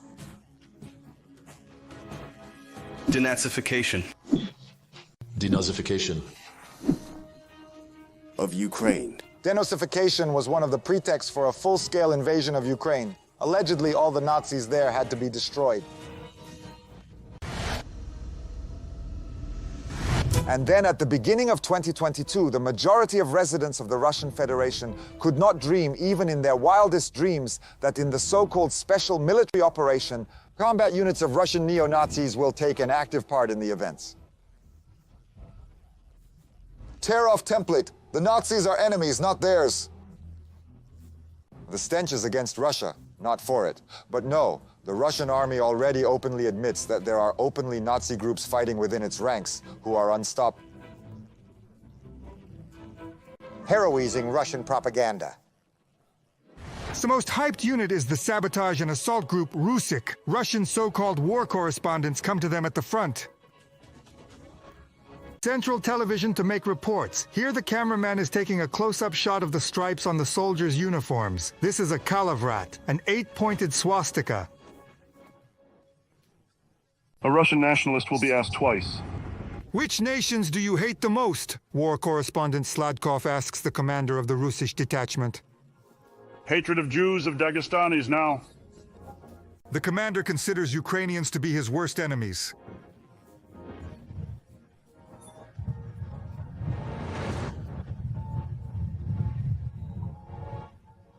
This commander has long been known in Russia as a neo-Nazi nicknamed Fritz. Alexei Melchakov became famous long before the war in Ukraine. He ate the dog, indeed. And back in 2011, at a young age, Melchakov posted photos online of how a chink was being dismembered and eaten while being killed. Then photos appeared where Melchakov poses against the backdrop of a flag with a swastika. He considers Hitler to be his inspiration. Melchakov was then branded as a disgrace on Russian television. Petersburg is in shock. The heat of the undeclared war on animals. Law enforcement agencies have already become interested in the young man. Now Melchakov is a commander in the Russian army and Russian propagandist. I invite him to the studio as a respected expert. We learn from the commander of the Rusik group, Alexei Melchakov. Hello, Alexei, you have come to us. Introduce your companion to the company, please. This is my deputy. Deputy John Petrovsky, also a Nazi. Two ideological followers of Hitler stood up. In the studio, in front of a huge audience, the host listens to their every word. And Melchakov in his interview says who he is directly. I am a Nazi. I say it directly, I am a Nazi. Melchakov also directly states that he loves violence. He tells subscribers of his unit's Telegram channel how he maimed and killed prisoners in Kazakhstan. Ukrainian soldiers publish instructions on how to torture before execution. Melchakov needs war to satisfy his sadistic inclinations. Here are the ears, here. The tusks are my trophy. Those who condemn me for this can go to hell. When you kill a man, you feel the thrill of the hunt. I have no moral limitations. And his understanding of military valor is also unique. War is when you, in a group of 10, approach one from behind, beat him to smithereens and leave satisfied. And here it is important to emphasize once again. This is not a marginal who simply bought a machine gun and went to fight in Ukraine. Melchakov is a commander of a Russian army unit. We are part of the regular armed forces of the Melchaks. The Ministry of Defense, one of the regular units, that is, we are regularly part of one unit. We have been in the Ministry of Defense since 22. And in this unit, not all soldiers have Nazi beliefs, so they recruited in the Russians on principle. Most hide their faces, but the little ones do their best to advertise themselves, Himu. It was decided by Putin himself in the army. The Nazi achieved this through his acquaintance. I tell him, Anton, I want to serve in the 76th Division. Can you ask Vladimir Vladimirovich? He says he will. And he directly approached Vladimir Volodymyrovich and said, Vladimir Volodymyrovich, I have a friend, he wants to serve in the 76th. Immediately they called Shamanov, then the commander of the DV, and already on the 10th. Tom received a call from the VDV headquarters, and soon Melchakov headed the Rusik unit. His soldiers are distinguished by their brutal cruelty. Evgeny Raskazov, call sign Tapaz, is a convinced fan. Hitler publishes an appeal on the Nazi dictator's birthday. He taught us to fight for our ancestral lands, which historically belonged to our people, despite the fact that he has long been gone. His work and word live in our hearts. In terms of sadistic perversion, Tapas Raskazov may even surpass his commander Melchakov. It's like wanting a woman. You kill, you taste that he has a widow wife left there, you taste how they sob there as a whole family, an erection appears, Rusik subdivision. They use drones with a K-51 chemical grenade, which is a prohibited weapon. The Nazis' goal is to kill all Ukrainians indiscriminately. Forgiveness or compassion. By killing them all, you can ensure your victory. Rusik is just one of the Nazi units of the Russian army. Here is a whole Russian And guess what? Española. It is also actively promoted by Russian propaganda. The work in all directions of the front is carried out by the soldiers of the Volunteer Brigade of Española. The presenter says that in the brigade, mostly football fans, and that's only part of the truth. The fans here are recruited with far-right Nazi views. Here is the commander of one of the Español's brigades. Mikhail Turkanov with the nickname Pitbuzzy. Swastika tattoos on body. Before the war, he was in prison for kidnapping. Not people. Well, everyone knows, right, that I was in prison? Pitbull Turkinov, a fan of Hitler's ideas. Hitler was also brought back, yes. When he came to power, he began to raise Germany from its knees. He developed his nation. He had there precisely the idea of National Socialism, precisely the development of his nation. Then it turned into Nazism, that is, into a more terrible Nazism. Some actions to destroy the Jews there. Turkanov justifies the Holocaust by resorting to absurd and ridiculous arguments. But he himself is now not only for Hitler, but also for Putin. Under the cyclical idea of the destruction of the Ukrainian people, Española increasingly resembles the SS. We'll find them all and kill them all. So are Russian soldiers and Spanish fighters. Obsessed with violence, they kill with thirst. Well, isn't war beautiful? And Española, like Rusisch, is officially part of the Russian army. Not only that, propaganda asks viewers to donate money to the Nazis. Brigade Española, for him a collection within actions. And the Russian Ministry of Defense generously rewards Española with a new dark one, equipment and weapons. They issue new machines for testing. Then robotic technology is supplied. In fact, Spain has now become a kind of intellectual platform for... The RAF army and soldiers from the Imperial Legion are ultra-nationalists who profess the idea of white supremacy. And the fighters of the Russian national unity who wear armbands with swastikas and use fascist salutes, and these are only those organizations that are known to be Nazis. Stab in the Russian army is much larger. Some Nazi formations themselves came up with a new swastika. They took two symbols of the so-called SVO, Latin, the letters Z, and crossed them. They also used elements of the St. George ribbon here, the height of absurdity. But many Russian soldiers wear tattoos with the swastika of the times. Hitler, like this fighter. All this is well known to the Russian leadership and personally to Putin, but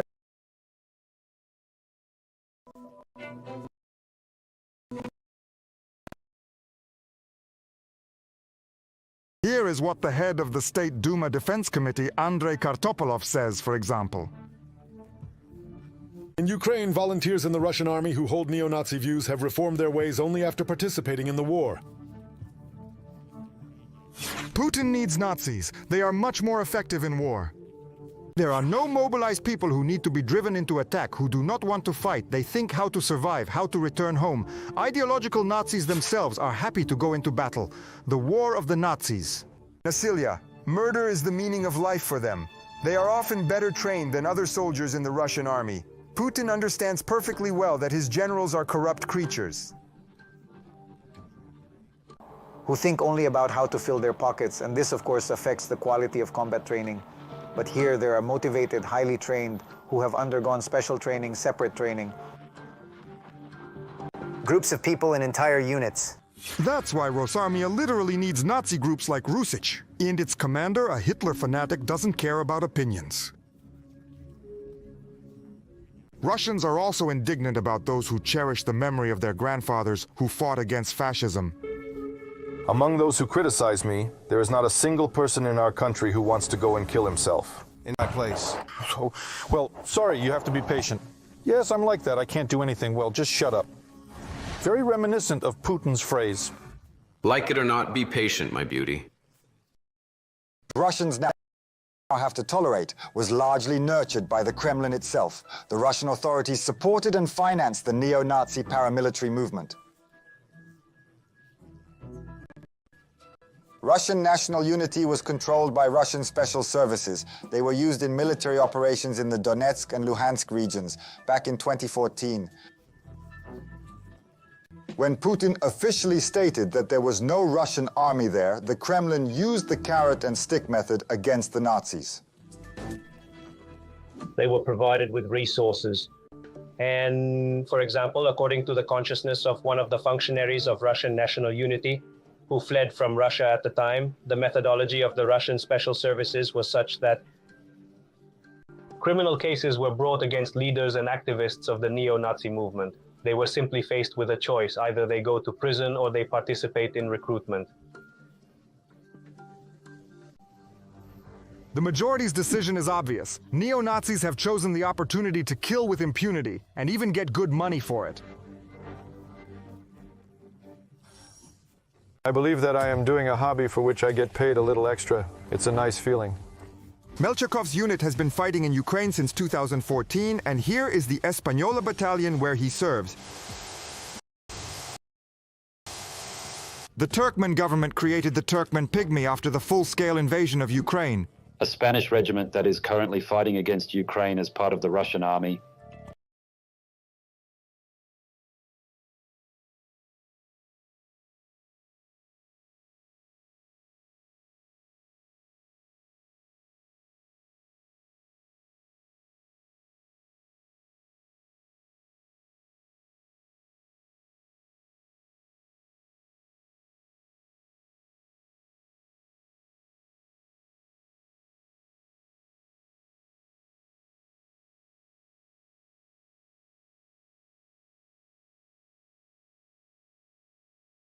This also applied to football fans. United Russia, as a party with resources at its disposal, could attract football fans. Football movement was taken under control tightly and methodically. Special services and through party structures, therefore it is not surprising that by the 22nd, this riotous youth with fairly slender ranks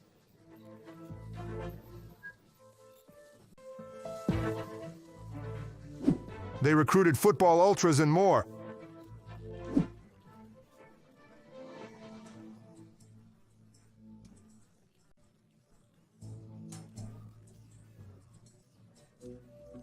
The commander of one of the Spanish companies, Petbull Turkanov, is an MMA fighter, mixed martial arts, and this is also no coincidence. The recruitment of contract soldiers for the war waged by the Kremlin is carried out not so much through military registration and enlistment offices, but also through various... The Russian martial arts clubs are under the control of Kirienko and Trutnev, that is, people from the presidential administration, this entire large system in which a large number of people have always grouped. From the very bottom, this system lifts people to the top, and now Pitbull is no longer just a marginal fascist criminal, but also a hero. He gets a medal! Such a character, not from someone, but from the deputy chief of the main directorate of the General Staff of Russia himself, awarding the Nazis. Against the backdrop of the red Soviet flag, the new Russian reality. And here is the Kremlin-appointed head of occupied Crimea, Aksyonov, awarding Alexei Melchakov. The Commission is interested in us. The arrow changes in the other direction, which is positive for us. Officials are already coming to pay their respects to Melchakov. Here are the members of the State Duma. The Duma of Russia, Alexei Boroda and Vitaly Milonov answer that they handed over the ammunition to Rusik. The issue of denotification is relevant. No, Putin is not talking about Russia. And still about Ukraine. The cynicism is astounding. To attack a state groundlessly accusing it of Nazism, to use ideological Nazis in a war against this state. Cynicism is Putin's strong point. Only he can, for example, admire Goebbels right at a meeting with rabbis.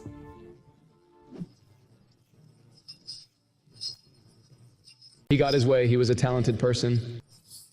But even Goebbels did not dream of such a thing. Russian mass propaganda demanded the commemoration of the great victory over the German fascists.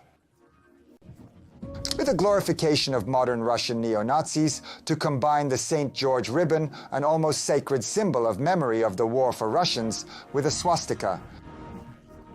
Mix it all up and feed it to the Russians. And if Putin was really looking for a Nazi threat, he would just have to look around and in the mirror. Putin is turning into a Führer and Russia into a Nazi state.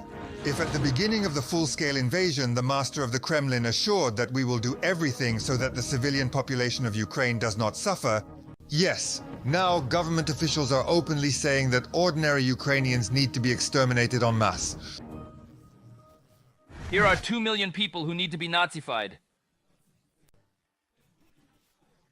Hatred and fascism have permeated and consumed the information space of Russia.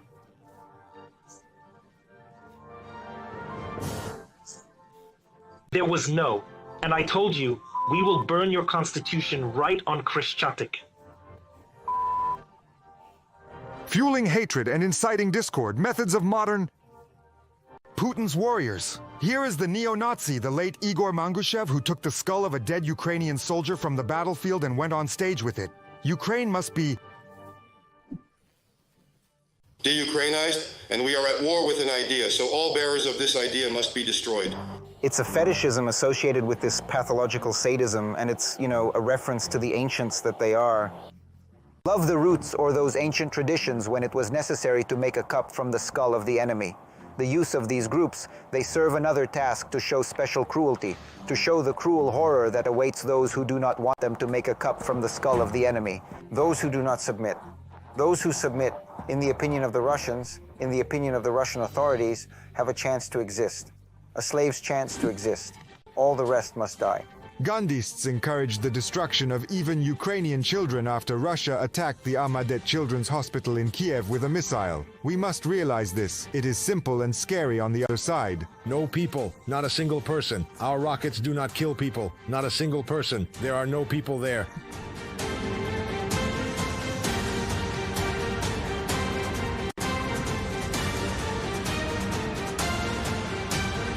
Only the Nazis during World War II, who killed children and sent them to concentration camps, were distinguished by such cruelty.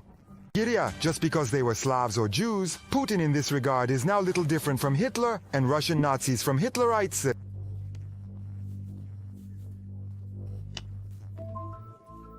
Already it is something like an analog of National Socialism. Neo-Nazism in this sense of the word, it finds fertile ground thanks to the aggression that Putin has started.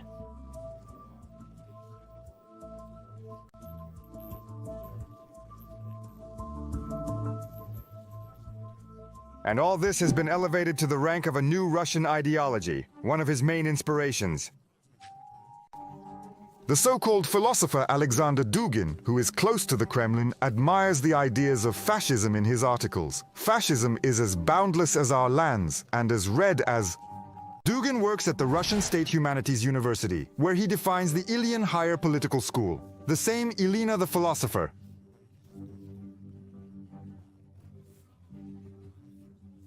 Who supported the fascist ideology in the middle of the last century. Fascism was right since it came from a healthy national patriotic feeling without which no people can fail to affirm.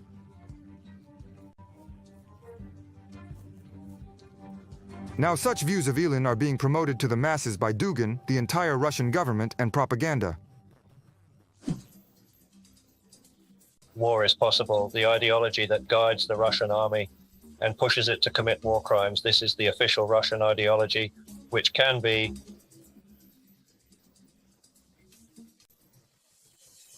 It all started a long time ago.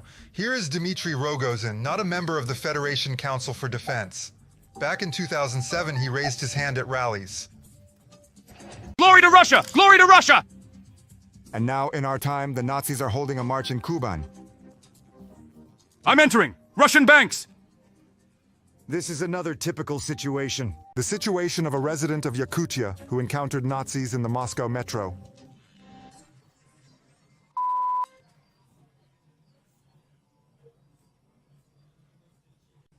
But in one Russian school, children are taught to raise their hand when they hear the words, "I am Russian."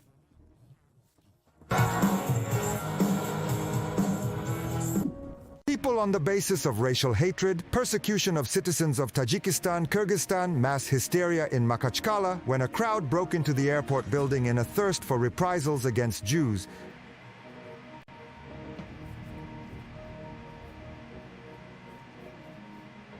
Nazi sentiments and movements are multiplying, feeling their impunity. The ARF is turning into a powder keg, and from the Nazis returned by the Kremlin, the Russians themselves will suffer.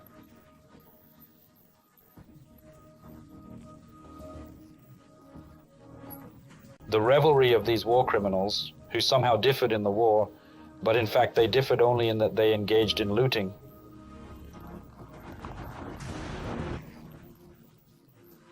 Without war, murder, Russian Nazis will no longer be able to. For them, enemies are all who do not share their terrible ideology.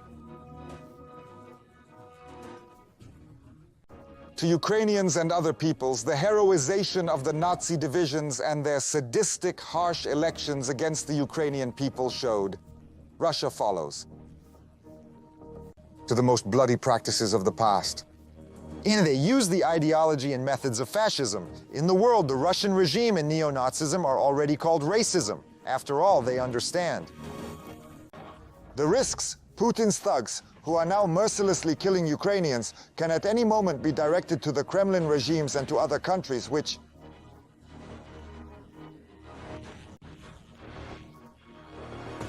Denazification is indeed necessary. Denazification of Russia. Maxim Urlapov, Special Report.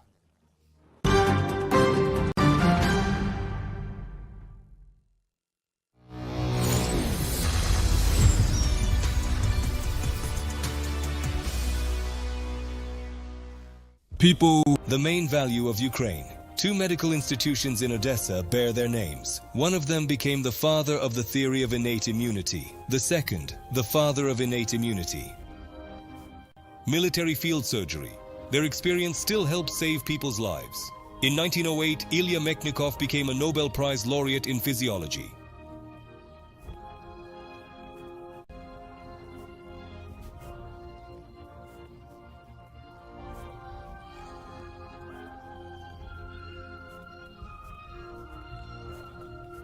These medals include Charles Darwin and Albert Einstein. Nikolai Pirogov, an outstanding surgeon, the creator of topographical anatomy, published an Atlas of the Cut. Tissues, an indispensable guide for surgeons. This atlas and Pirogov's methods became the basis for all subsequent development of operative surgery. Ana is talented and hardworking.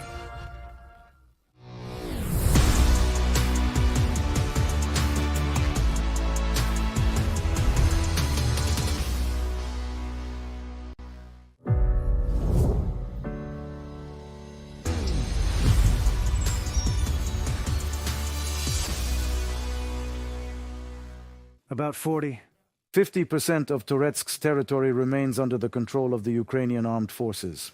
Our military forces hold positions in the city despite attempts by Russian occupiers to completely capture its region. The head of Toretskaya reported this. City Military Administration Vasily Chenik. The Russian army is trying and making every effort to capture the city as soon as possible, but the defense forces, they give a worthy rebuff and hold positions as much as possible. The evacuation of civilians continues, although with considerable difficulties. About 1,150 people remain in Toretsk. Often they only walk with identification documents, and some don't even have them because they burned somewhere or were left in basements and apartments. Vasil Chinchik, head of the Toretsk City Military Administration, on the air.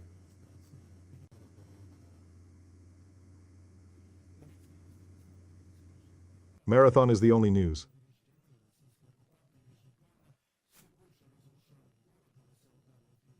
They use heavy equipment much less often, said Yevgeny Yevlev, a serviceman of the 109th Separate Brigade of the Territorial Defense Forces of the Armed Forces of Ukraine. According to him, the enemy uses tactics. Scorched earth.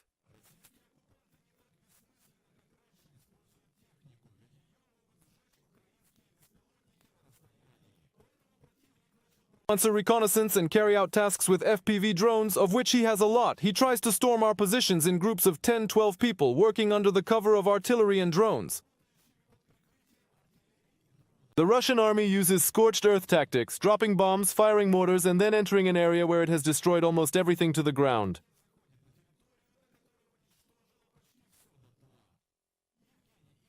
A soldier of the 109th Separate Brigade of the Territorial Defense Forces of the Armed Forces of Ukraine.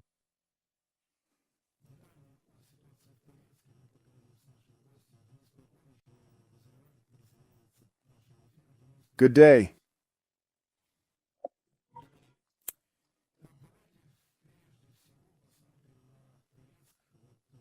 From the point of view of the military map, in the context of the Pokrovsky offensive, how important is this city for Russian offensive? On the other hand, why is Toretsk important in order to, well, if you look at the map again, protect the Pokrovsk-Konstantinovka highway?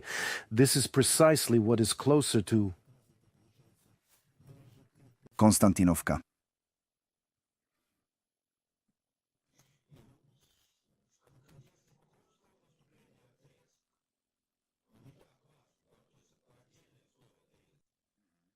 In the event of the capture of Toretsk, the enemy will receive a direction towards Konstantinovka, that is the south.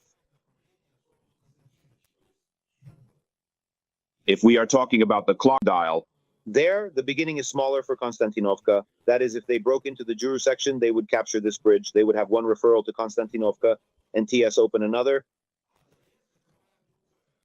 Directions to the same city, that is Konstantinovka, then Drushkovka, Kramatorsk, Slavyansk. Here, this agglomeration will be under threat. Pokrovsk direction, well, that's its own history. That is, it is less often located behind the front line, which today threatens Pokrovsky. More direction to this agglomeration, Kramatorsk-Slavyansk, that is, together with Chasovy Yar, this is the main direction of Russia. Right?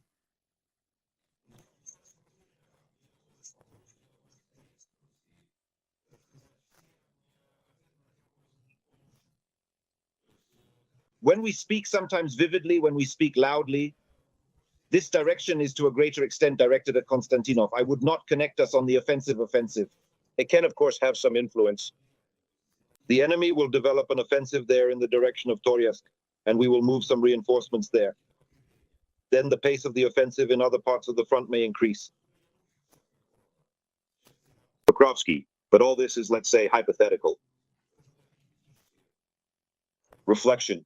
Pokrovsky is ahead, not further. They didn't go west, if we're going to talk about Pokrovsky.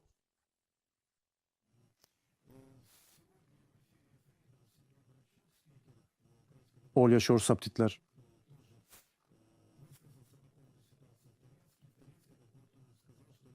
The clashes in the city are not clear-cut and change very quickly, but such dynamics in many cases give certain advantages to the Ukrainian defense forces since they can find themselves in an unexpected... Let's hear the quote from Sergei Brishk instead of the Russian occupiers and continue. What at first glance is not very convenient in conducting military operations our forces possess, the barons are used as a plus for themselves because they have experience in fighting in urban areas, and in fact, this is what allows them to hold those ruins today. This is sharp. Today is really a scorched earth tactic. The enemy was not able to use even the scorched earth tactic to destroy our positions and completely take possession of Terran. There is nothing new in this tactic. This tactic was used in Avdiivka, Bakhmut, and other sections of the front where the enemy was defeated with the help and only with the help of aviation. We are fighting back our defense. We managed to enter those positions that we could not do with equipment or with small or large groups, columns.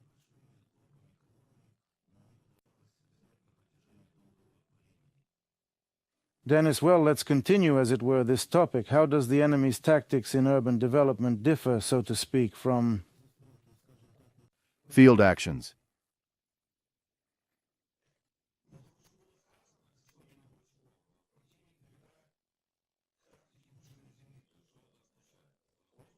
With a fur coat, demolishes the urban development, and thus forces us to move away from there. Well, because there is no point in keeping the ruins, the mountains of rubble, the mountains of construction waste that remain under. After the blows of the corrective civilization bomb. And such a tactic as it spread in Avdiv as it was applied, it is applied in the present faith in Toretskaya. It was used in the interim Yuri. Vugledari, the same thing happened when they forced us to retreat from this city. That is all this. In general, this is the tactic that allows Russians to act, since we don't have any today, an effective antidote against aircraft carrying guided missiles. We can shoot down these aircraft repeatedly.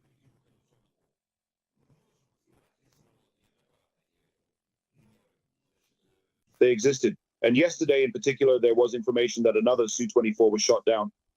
They also said that with the help of F-16, so to speak. But now we are trying to influence their airfield to a greater extent. To the locations of the caverns. Therefore, for now, the Russian Federation retains the air superiority and allows them to use adjustable air bombs to destroy urban development. all the posts I forgave? The same, it is difficult to disagree with Mr. Borschuk that the front line in urban development in cities is not clear. It is like water. It may be a layered feather. The enemy can occupy one building, the next building next to it can be occupied by ours. Another building 100 away can be the enemy. It may be possible to use urban communications to penetrate the style of the opposing sides. A similar practice was also used in Avdiivka, when the enemy, using city communications, could appear in the most unexpected places in the location of our parts. The same was found in Olchansk. Some quarters of the city were liberated. It became clear that the enemy had dug underground passageways, which would have allowed him to move units just as imperceptibly, it turns out, to our enemies. Those let's say, not interesting, that's a bad word, I apologize, the specifics of struggle and war in urban development. In principle, she explains that underground communications and a clay front line can be used. In this case, there is absolutely no sense.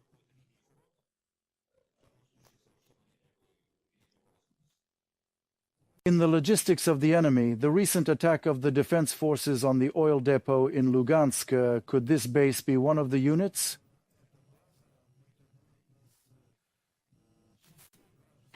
Enemy logistics, including providing the enemy with resources in the Toretsk area.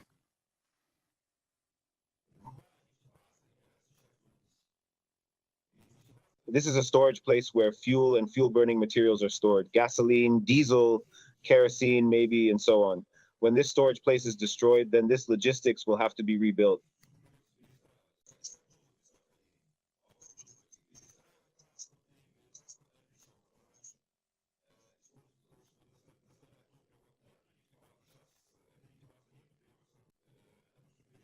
All this time, all this influence logistics in certain areas.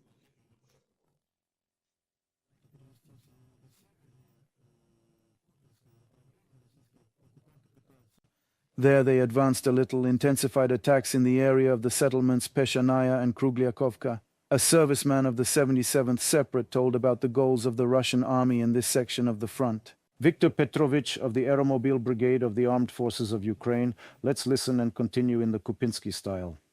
The goal of the Russian occupiers is to get to the defensive line near Oskol and break up the group.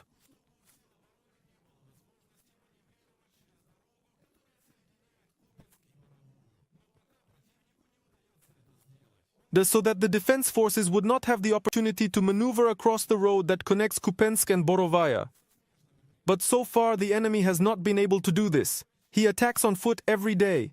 Our positions are using equipment. With joint efforts with adjacent brigades, we hold the defense. Viktor Petrovich, a serviceman of the 77th Separate Airmobile Brigade of the Armed Forces.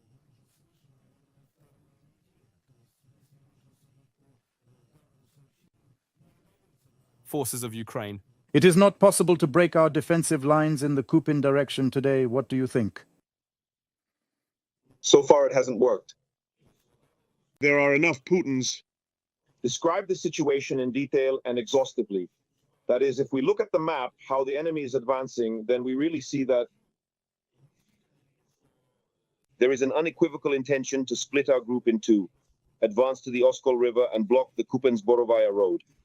This road is Kupensk-Borovaya. It runs on both sides of the Oskol River. That is precisely where the enemy is trying to dissolve our group. This road goes to the side where, strictly speaking, the enemy is now trying to advance. That is to make such a magnificent problem for us of all others. The enemy is now trying to do it. Alas, he has advanced enough.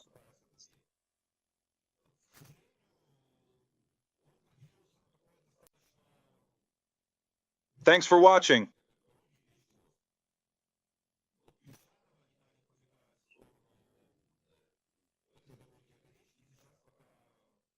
Apparently, these attempts do not stop. Volchansk, Lipets, the north of the Kharkov region, apparently the Russians found opportunities to replenish losses, bring up reserves. How do you assess the situation there now? They have a large group there, a group in the north. That is, it has significant forces. And the adversary, despite the history of the Kursk region, who is still counterattacking and trying to knock our forces out of the Kursk region, has a task: capture the wolf. It didn't work out anywhere. In particular, after they said that since we had taken the unit back to the plant, the task of returning it was still set. They had to do the celebration of this aggregate plant, and the flag was cut down and taken away. That is, they have the same tasks there, i.e. to lay down wolves and create a bush zone of the Kharkiv region. No one canceled these tasks.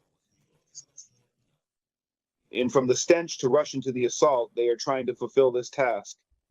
They're in their goals of beliefs. Nothing has changed since May. A spokesman for the southern group of troops recently reported that the Russians are preparing to intensify assault operations in the south, in particular in the Zaporizhia-Kherson region. All this is somehow connected with the withdrawal of the Ukrainian armed forces from Ugledar. As we just talked about, there are reserves for pressure on Toretsk and in the Kupin direction. How likely is it that active? Will the Russians also undertake assault operations in the south? The enemy was active in the Berdyansk direction. What we remember, the Berdyansk direction, that's what we called it, during our counteroffensive in 1923.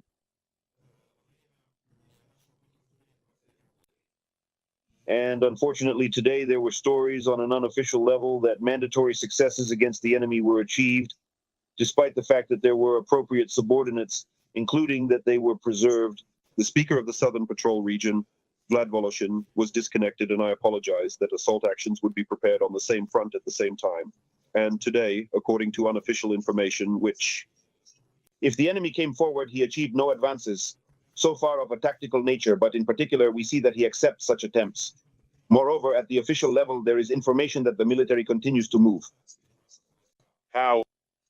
The racing is on the frontier section of the front, and the adversary is obviously preparing an encouragement for you to act. Therefore, we don't follow further the situation and see how the situation develops. While, in my opinion, the thing goes, as long as the tactic advance will go. In other words, there is not enough strength there to resolutely advance.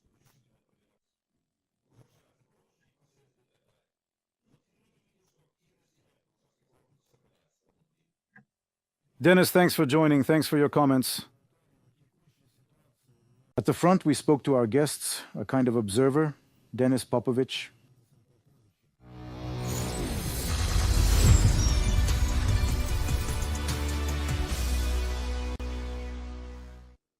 We continue the informational marathon at Freedom Studio Katarina Vishnevska. Congratulations to everyone who joined us, and then we have to analyze the portfolio. The following key events of the week. Mikhail Podolyak, advisor head of the Office of the President of Ukraine, joins our broadcast. Mikhail, I welcome you on the air. Hello, hello. The main political events of the week were a series of meetings between the President of Ukraine and representatives of the heads of state of our partner countries. Very important issues were discussed, including in the country. The Ukrainian formula for peace, help for Ukraine, and the issue of returning ours was also discussed with the head of the Roman Catholic Church. Civilian hostages and children who were taken away. As the Russian Federation, if we sum up some of the results at this stage, what was the main message of these meetings? What did we hear? Did we manage to achieve the set goals?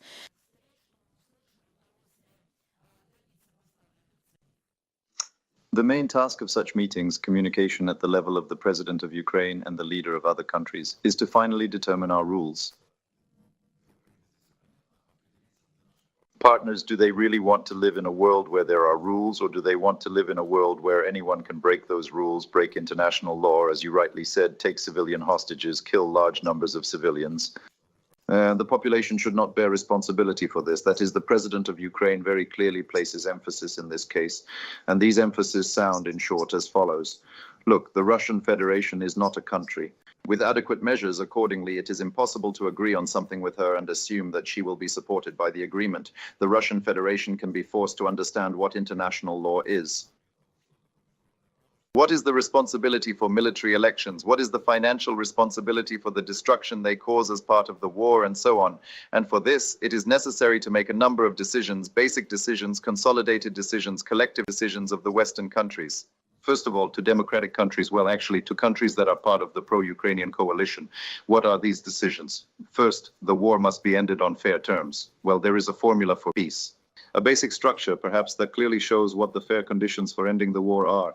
But for this, again, Western countries need to make a decision for themselves. Russia is obliged to lose. To do this, it is necessary to wage war within the framework of the described rules of warfare, as paradoxical as it may sound now, because if the Russian Federation can do whatever it considers necessary in this war, that is, attack even a civil population, which is prohibited, of course, by the provisions of certain conventions and so on, then Ukraine, on the contrary, is restrained and not allowed to solve military problems, which Ukraine has the right to decide, for example, to carry out the same strikes deep into the territory of the Russian Federation, large-scale strikes, to transfer the war there, and so on. Well, and when the president emphasizes that, whatever you decide for yourself, there are rules after all, or not, then the next question that the president of Ukraine raises sounds like this. If the rules do exist, and they need to be protected, and accordingly, you are ready to invest in this, then let's resolve the issue of the situation. About the volumes of military supplies, about the volumes of those instruments that at this stage of the war, taking into account what we see both along the front line and taking into account what we see on the territory of Russia and taking into account, let's say, the answer to the blows that Ukraine has inflicted with its troops on the territory of Russia, which is social holidays in Russia. Let's make a decision, more troops, more necessary long-range troops, and accordingly an allowance. Russia is ready for the negotiation process, for the peace process, only through military, economic, diplomatic, and political instruments of coercion. This is the general outline. The second position is what you said about the meeting, for example, with the pontiff, with the Pope, where humanitarian aspects were discussed. Unfortunately, again, in my opinion, that type was not discussed carefully enough. The war that Russia is waging, I'm not talking about the current meeting in the Vatican, but in general. In my opinion, it has not been clearly stated that the Russian Federation, even based on the type of war it is waging, is not worthy of. It would have been possible to pretend, but let's talk to them about something, because they exclusively use genocidal practices, and in relation to the civilian population, of course, and in relation to prisoners of war, they certainly do not comply. No one considers conventions. Of course, one of the key tasks facing Russia in this war is the maximum destruction of the territory of Ukraine and the maximum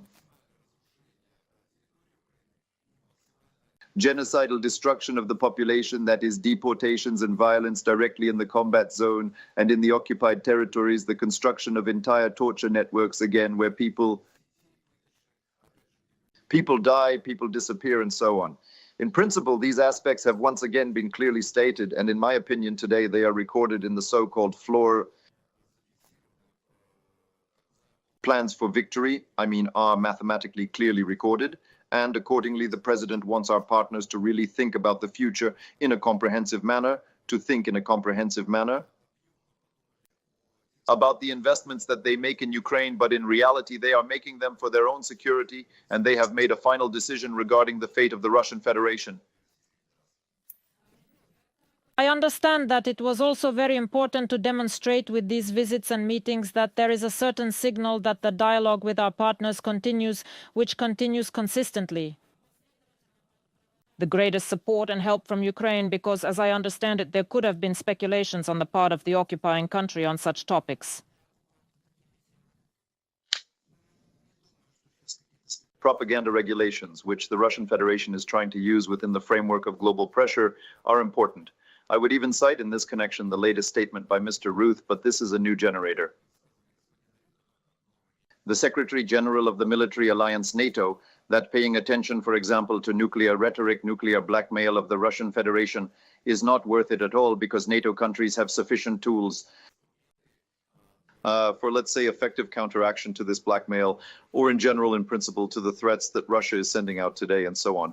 Well, of course, it is important to show for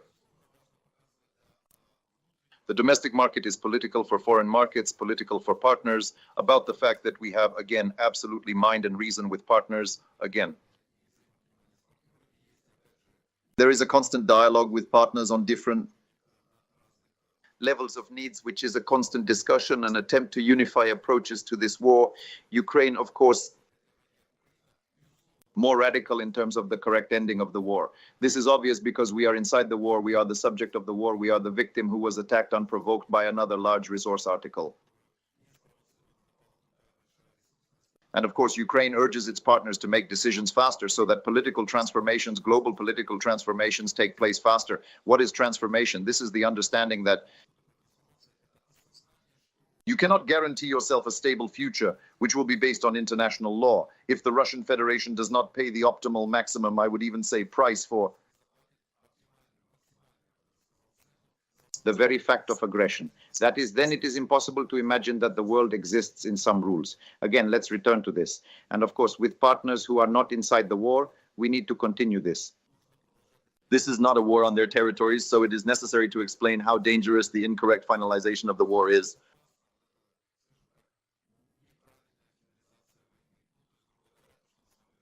2014, when unfortunately Russia did not suffer any significant punishment for the very fact of aggression, for the bridgehead attack on Ukraine then in the first stage of the war, and accordingly now. Ukraine absolutely definitely teaches that such fundamental global mistakes cannot be repeated. That is, here I will repeat once again. First, communications are extremely important. Second, the topic needs to be updated. The finals of the war at meetings with partners are extremely important. Thirdly, it is absolutely necessary to show based on facts, and today we base those proposals that Ukraine makes to partners. From the point of view of the need to solve certain strikes on the territory of Russia and so on, we are based on specific factual materials. Well, that is, there is already experience. It is not a theory. Accordingly, there is.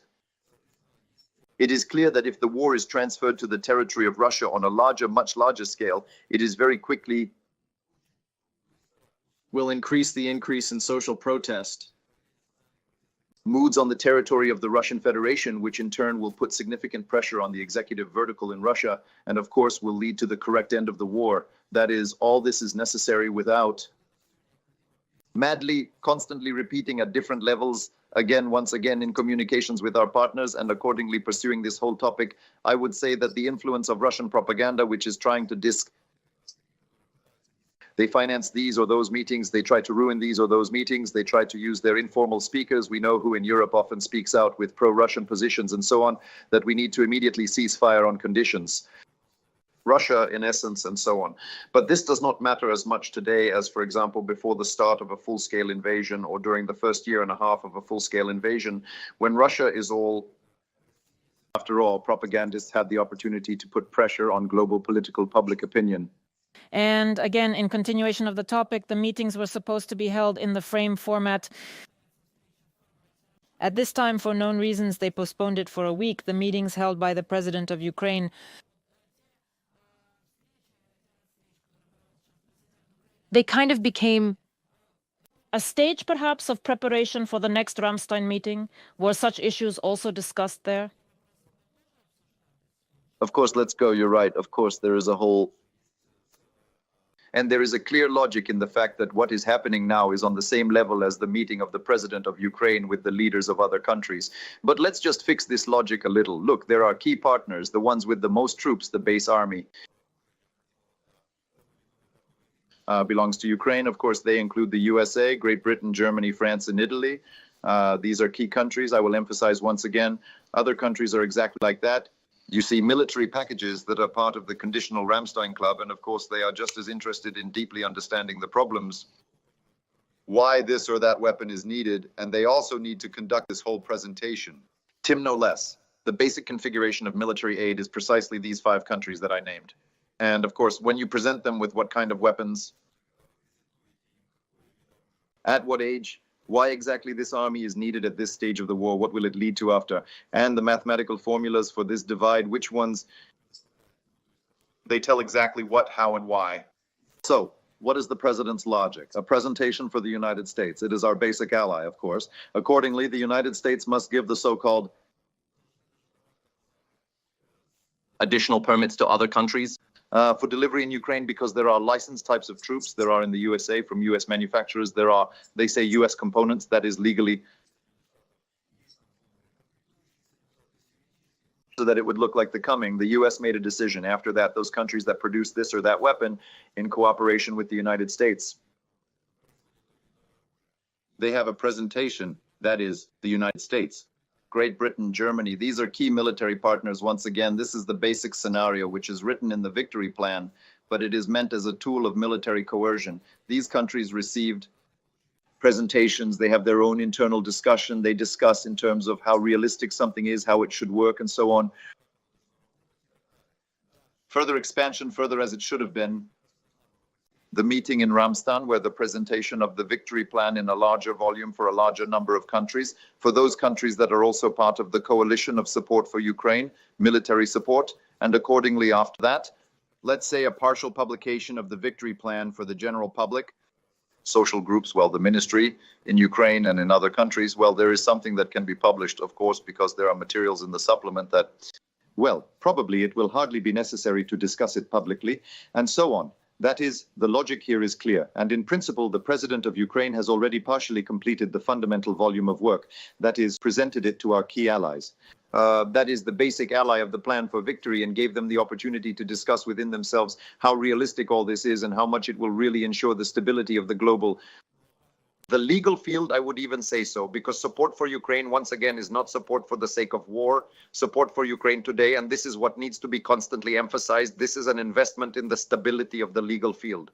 Kolia, in which we find ourselves, international law, in which we find ourselves, in that security architecture, which, yes, for better or worse, but nevertheless it exists because the Russian Federation is interested, in addition to destroying the territory of Ukraine, is interested in the destruction of international law as the only substrate of legal interstate relations, and in the same way the Russian Federation is interested in the humiliation of that architecture, which it does not want. Imad, the security picture in which you and I live today, well, that is to show that only the strong can make the rules. Well, that is if you have the power, if you have the willingness to kill people, another ethnicity or another state, on belonging, then you must dominate in the world. This is the concept that Russia offers. When we speak, here is Ukraine, when it holds negotiations, it presents the same plan for victory. It says, look, in this investment, not only in Ukraine's ability to advance in this war on the territory of Russia is an investment in the security system in which you all find yourself today.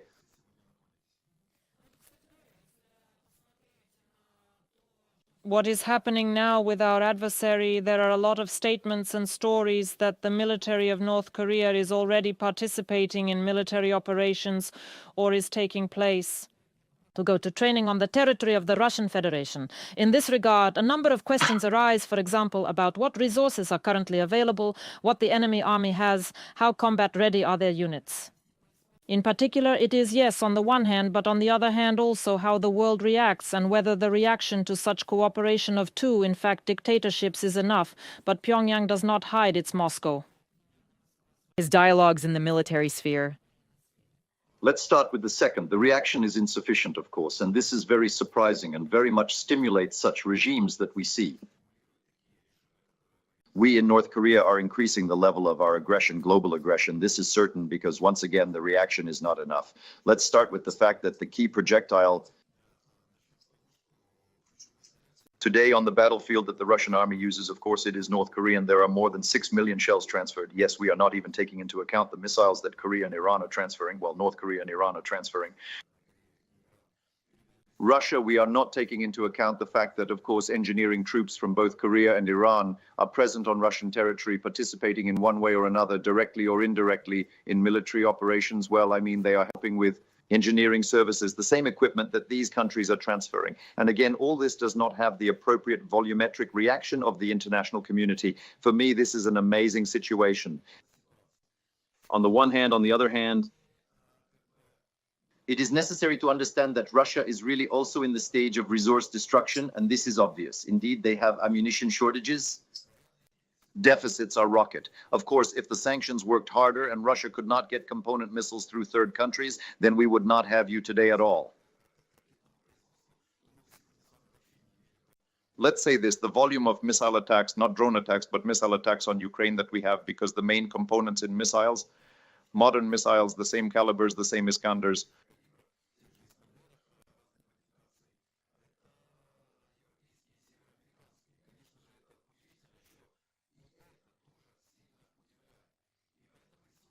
the placement of Russia is obvious. And certainly Russia is trying to compensate for this resource destruction at the expense of these two allies. Let's also not forget that, for example, from the point of view of mobilization or recruiting measures, Russia is always on the rise. He decided to fix it.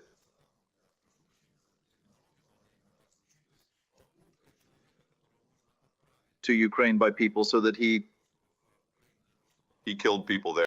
Today it ranges from 2.5 to 3 million federal rubles to 4 to 4.5 million. That is, this indicates the depletion of this resource, and Russia is trying to compensate for this resource at the expense of... Again, the question arises, why does Russia have access to global financial markets and earn this or that money on these markets? Again, here I will talk about the topic that again, it is written in the victory plan as economic coercion of Russia to the negotiation process or to the end of the war. Let's speak more broadly. There you can clearly see the following. Look, over the last 2 years,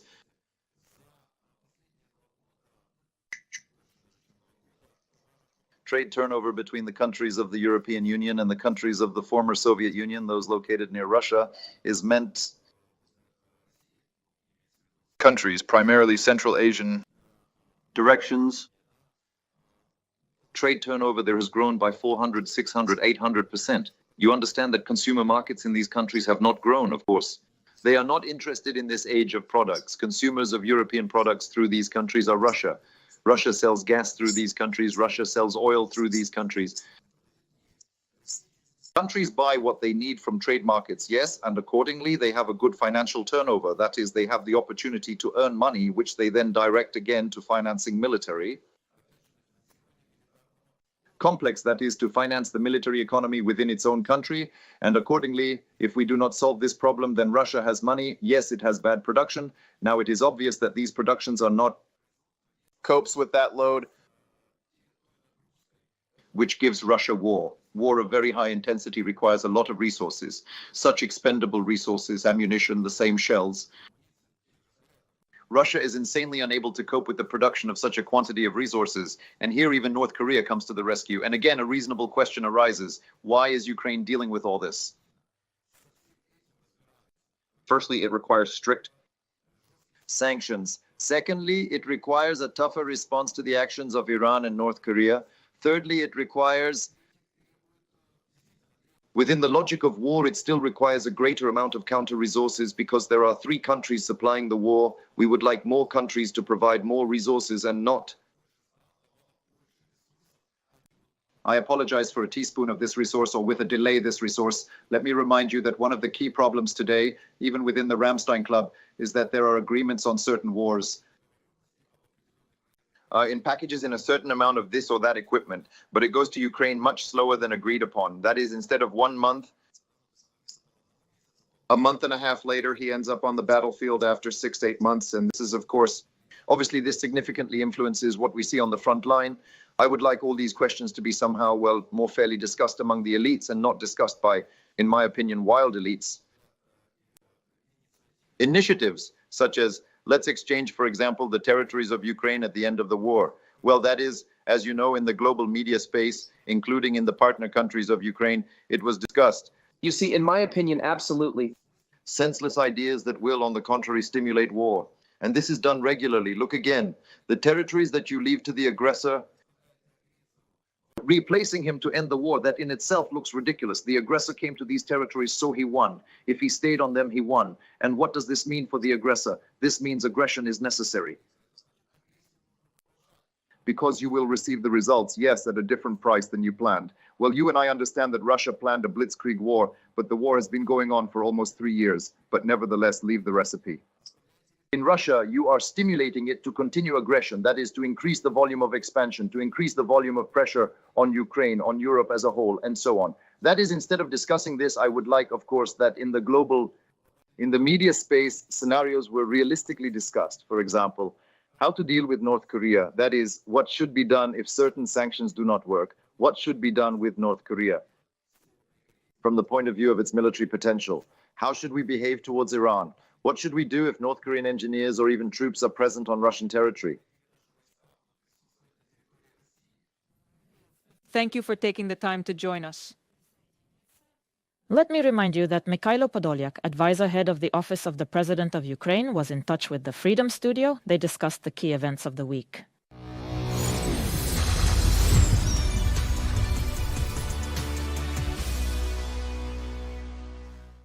We continue the broadcast on freedom. Congratulations to all who accepted. The Russian army in the Kursk region attempted to push back the Ukrainian defense forces and recapture the positions they had occupied. This was stated by Ukrainian President Volodymyr Zelensky following a meeting with the head of state of Ukraine, Volodymyr Zelensky, on the commander of the armed forces of Ukraine, Oleksandr Syrsky. According to the head of the Ukrainian state, the situation is under control. The Ukrainian armed forces soldiers are holding their positions on the occupied lines. Russia has transferred a total of 50,000 troops from other fronts to Kursk, in particular from the Zaporizhia and Kherson regions. Piles of the military escargot direction.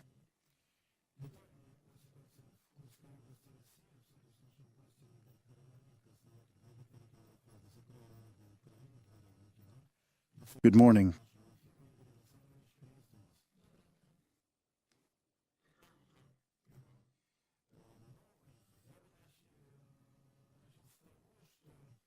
It is worth emphasizing that the very same counteroffensive of Russia in the Kursk region, in order to displace the armed forces of Ukraine, did not begin yesterday or a week ago. September 10th, that is, almost a month after the Ukrainian Defense Forces entered Russian territory, since the operation was somewhat delayed. To go from those regions, how would you characterize the current situation? Is this a continuation of that counteroffensive that faltered? Still, Russia has accumulated strength and made another attempt, but judging by everything, it has not been very successful. Yes, it probably makes sense to assess the situation. The situation that is happening now in the Kursk direction to divide, that is, the first stage is a month when somewhere around 15,000 of our military group carried out this operation and achieved, well, from a military point of view, 3 goals. Prevented the enemy's offensive operation in the Sumy region. She called on a significant part of the servicemen of the combat brigades, not brigades, but battalions of these brigades, to definitely carry them from the fronts. This is the 2nd and 3rd of ours that were formed. The Ukrainian Defense Forces took control of the 1,300 square kilometer buffer zone and captured up to 600 prisoners. A number of others improved the situation because Sudzha is a hub that they used for military forces, the armed forces of the Russian Federation from where they were gathering. They took the funds and then brought them to the Kharkov direction and to Subsko and so on. That's the first stage. So, well, then the heap came to the S. The enemy began to form a group of troops, well, according to estimates, so that it was necessary from 30 to 50,000, somewhere around 40,000. This has already begun the second stage, which is happening now, in my opinion. That is, about 40,000 of us managed to stop mainly the advance of our troops. That is, they went on the defensive there. We even saw formation structures being built along the road there, Rilska, Elgov, Kurchatov, Kursk, even there. You see, it was predictable. We didn't get there, but we didn't understand that something like this could happen, and we built and so on. And then when we succeeded, well, the political leadership, the task was to stop first and then, so to speak, push back the borders. And this was, as is known, on October 1st, Putin's birthday. Now are the last deadlines. It is as if to push it to the end of the year. But in order to do this, again, according to the estimates of specialists, Western and separate of ours, it is necessary to recruit them. Krepirovka voice for 120,000. They are advancing here. Now 50 Syrian generals, he said, have brought mechanized units there. They decided to solve their elite, such as the 155th Brigade, which is under Cole. Ours reformatted it several times. Here she has gained weight, and now she is already on the horse. Airborne troops and so on, weapons, equipment, ammunition brought the resource there. And when they have gathered such a resource, now they have, as it were, out of time.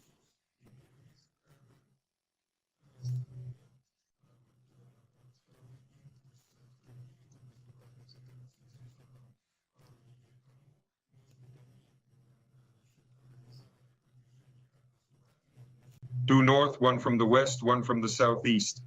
But it was not yet completely clear. That is, these are such preemptive actions, code of the offensive.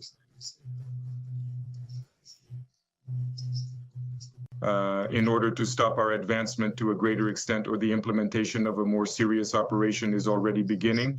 So at first it really was as if in order to... Now, after they had gathered the appropriate resources, up to 50,000 groupings and everything else that we talked about now, it means that this allowed them to already to carry out their actions more deeply. First of all, they punched corridors, well, for example, into their group, which is limited by the Seam River and our troops.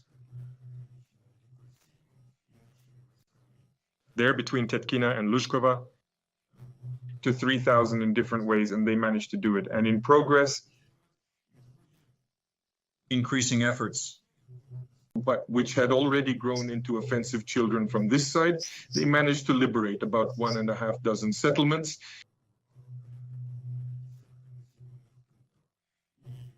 Let's say a week ago, they were moving from Snagos to the east, Lyubimovka, Greenway. The Russian name is supposedly very important.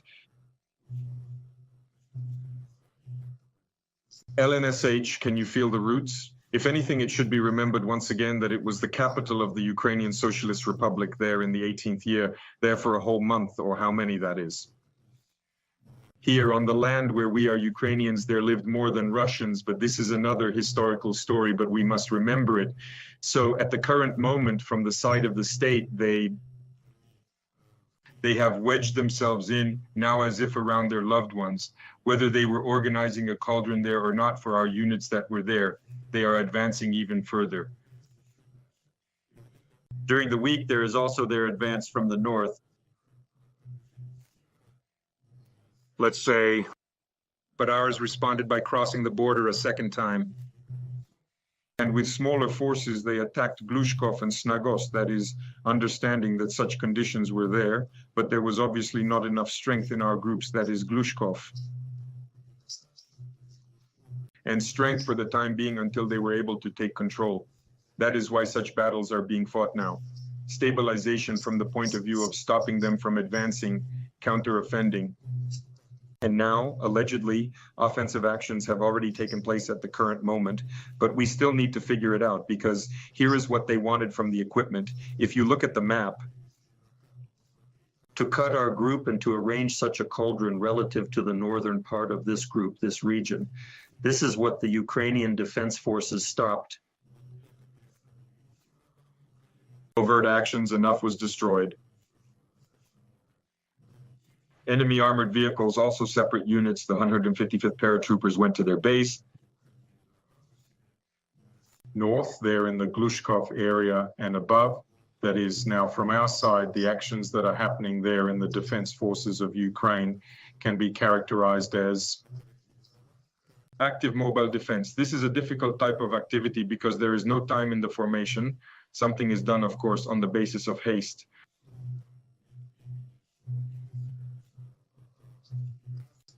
On mining, on everything that is possible from the point of view of defense is done, but it is sufficiently mobile, that is, it is necessary to move, and the word and term active indicates that.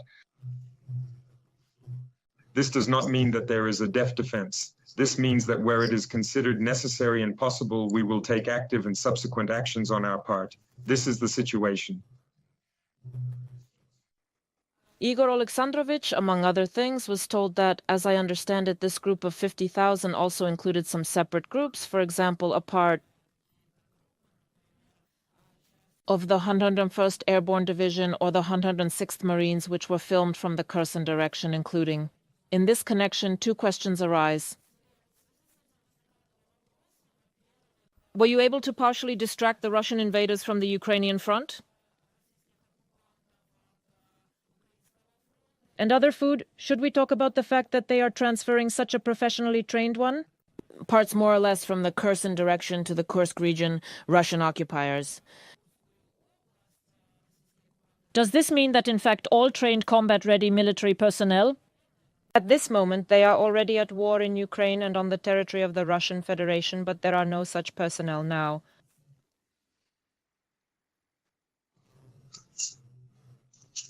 This is how it works in war, starting from the first stage when they wanted to capture our capital, the north of Ukraine. We know this, they managed to capture Kherson and so on. The answer corresponds to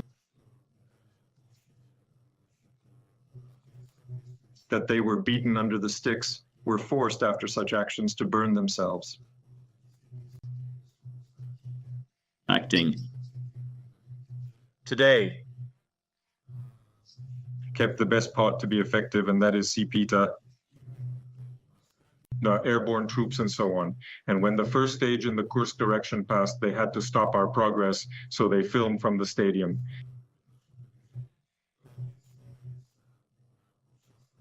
In their fronts, but not as a whole unit. There are regiments and brigades, but they did this by battalion.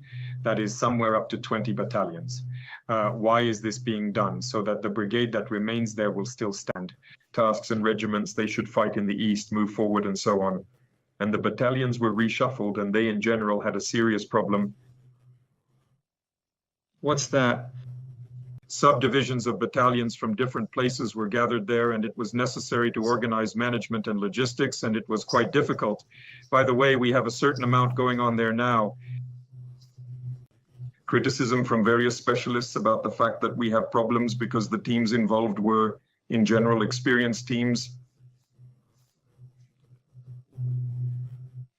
However, the brigade in there, that is the management of these units, brigades that is over them, was created. And here too, there were problems associated with management, with providing communications, but logistics were nevertheless established there. To a greater extent, but this management element manifested itself in this way, and more statements are being made regarding the need to move to a divisional system.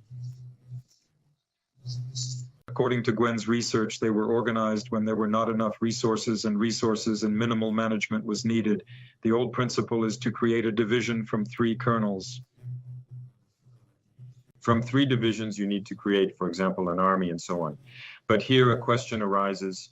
We have operational tactical control over these parts. Why don't the stinkers work properly, call it a division or operational tactical management dealing? Then the question is not in the name, but in the question. How to ensure this management? This is a very important element. There is a question there, not only in the Kursk area, but also the link of our battalion brigade. They say that they have questions from below. There are always questions about what kind of leadership there is from above, but they have questions about combat management and trends that... Okay, maybe we can switch to DVD, although my opinion is that these same operational and tactical controls simply need to be improved, modernized, if you like.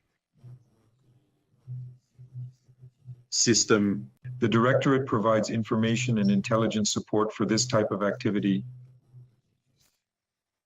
I'll start from afar, in Vilnius in a few days. During the Free Russia Forum, there were many discussion platforms, at one of which the forum participants talked about what we should do with the Russian border area and how to support Russian volunteers. Formation. So in this regard, I have a question. How do you feel about the fact that in the operation in the Kursk region, the Russian Volunteer Corps, the Russian Freedom Legion, the Siberian Battalion would take part, not so much from a military point of view, but from an ideological one, so that the commandants could be brought to trial there, which not only carried the Ukrainian flag, but also the flag of the new Russia, white, blue, white.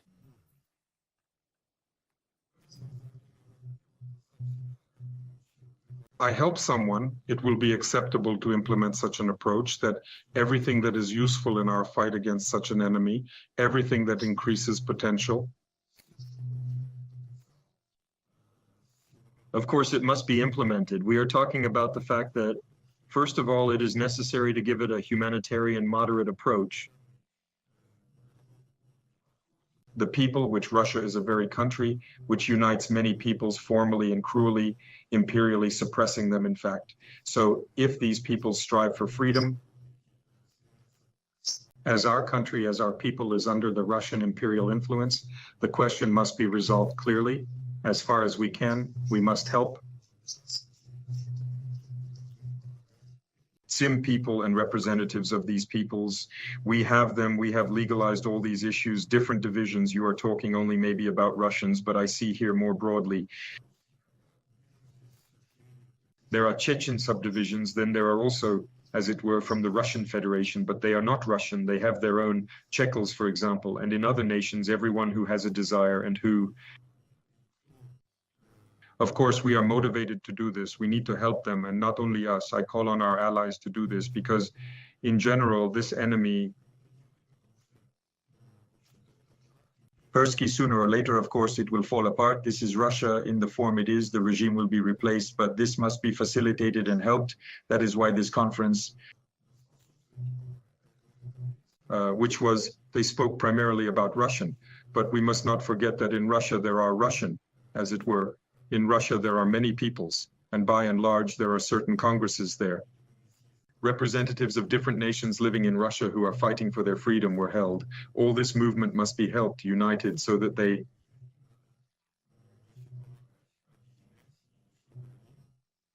participated against this common enemy. Everything that contributes to this must be developed further, and not only by us, Ukraine, with our own efforts, but we must call for diplomatic work, approached by allies so that they perceive it, understand it, and support it. Igor Alexandrovich, if you look again at how this is all possible within the Russian Federation itself. You can come to our channel, you can participate there. Yes, we remember that after the start of the Kursk operation, after some shock and silence, propagandists began to present all this, including in the form of this kind of partisan raid. As far as we can now say that in the Russian Federation, in principle, they understand what is happening and to what extent, again, it is important to the Kremlin now, what kind of... The message, again, is to convey to your citizens how to present all of this. Here we must distinguish, in my opinion, between what is actually happening and how Russian propaganda presents it. There is a big difference here. This is another mistake. They entered Ukraine from the north, from all sides in general, but also more. They actively visited the capital and so on, and they were preparing. And what with the West, we know that they were supported somewhere. All the intelligence said that we would stay there for a while, the most.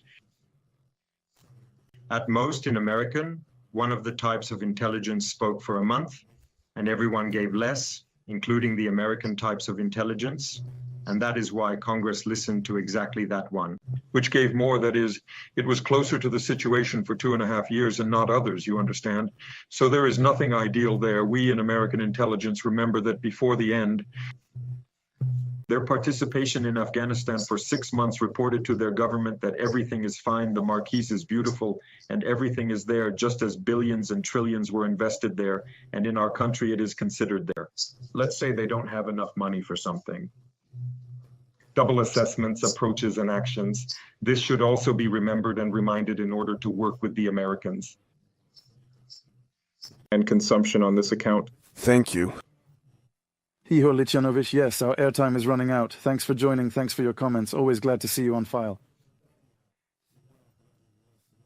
Freedom Igor Romanenko, founder of the charity fund Close the Sky of Ukraine, Lieutenant General, was in touch with us.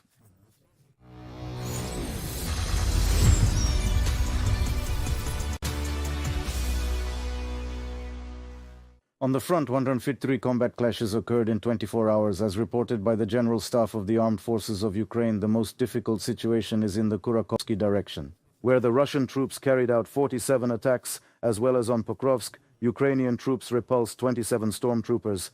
In addition, the defense forces repelled 23 attempts by the enemy to attack the Kupinsky section of the front. 9 stays on Lymansky and another 14 on Turetsky. We will discuss the detailed situation at the front with our guest. A Ukrainian speaker joins the Freedom TV channel. Volunteer Armies of Yug, Serhiy Bratchuk. Sergei, we welcome you. Glory to Ukraine. Good morning. Glory to the heroes. Glory to the armed forces. Good morning, colleagues. New York Times describing the tactics of the Ukrainian troops in this war used a term that was introduced at the time by Muhammad Ali, Rupedop. That is, if the approximate translation is to tie a fool to Canada. The tactic is to wear down the opponent, take the hits, and give him a feeling of superiority. How much do you think this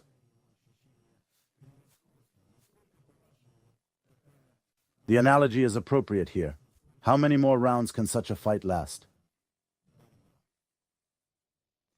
Well, at least more than one, that's for sure. And the fight won't end today. The war ends tomorrow, the battle continues. And apparently, we must agree that some elements of this approach are not used by the military forces of Ukraine. And in particular, we are talking about what? Today, Ukraine is demonstrating on the battlefield not just some classic methods, they are present, of course, but this war has made adjustments to the introduction of combat actions, because we see that if the Kursk front, it's one situation. If we're talking about the Donetsk operational zone, it's a little different, to put it mildly, and accordingly, the situation is already in the south. It has also changed, but the essence remains the same: resource. To wear out the enemy, to maximally crush his resources in manpower, in combat equipment, technologies that at first glance and to someone may really seem like endless resources. Nevertheless, it has always been said that Russian soldiers are not immortal. Russian technology also Burn as it burned at the beginning of the full-scale invasion, and now probably even more so, given the new technologies that this war has brought to military art and in general. Frontline action and accordingly resources are also not endless. Therefore, this tactic of exhausting Russian resources, it really is present today in various forms. In all sections of the front. If we are talking about a maneuverable war in the Kursk region, then the main goal is to preserve the personal composition, confuse the enemy, and force him to spend the same manpower, the same equipment on this enormous effort to go on the offensive and get into unpleasant, to put it mildly, moments for himself. We have already heard about it very neatly now, because the topic is very acute and requires maximum silence. The Kursk front, and we saw and heard that Russia. I moved on to the second offensive, to the second stage of the offensive. We always had one question: when and why did the first offensive end? Today it is happening. Great gratitude to our soldiers who bear all the burdens of this battle, but the enemy also falls into traps, and further without details.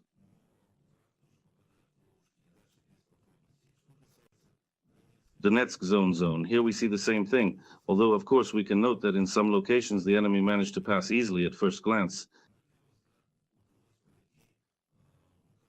Go on courage, on some kind of euphoria, what was presented in the Russian media as the greatest strategic successes.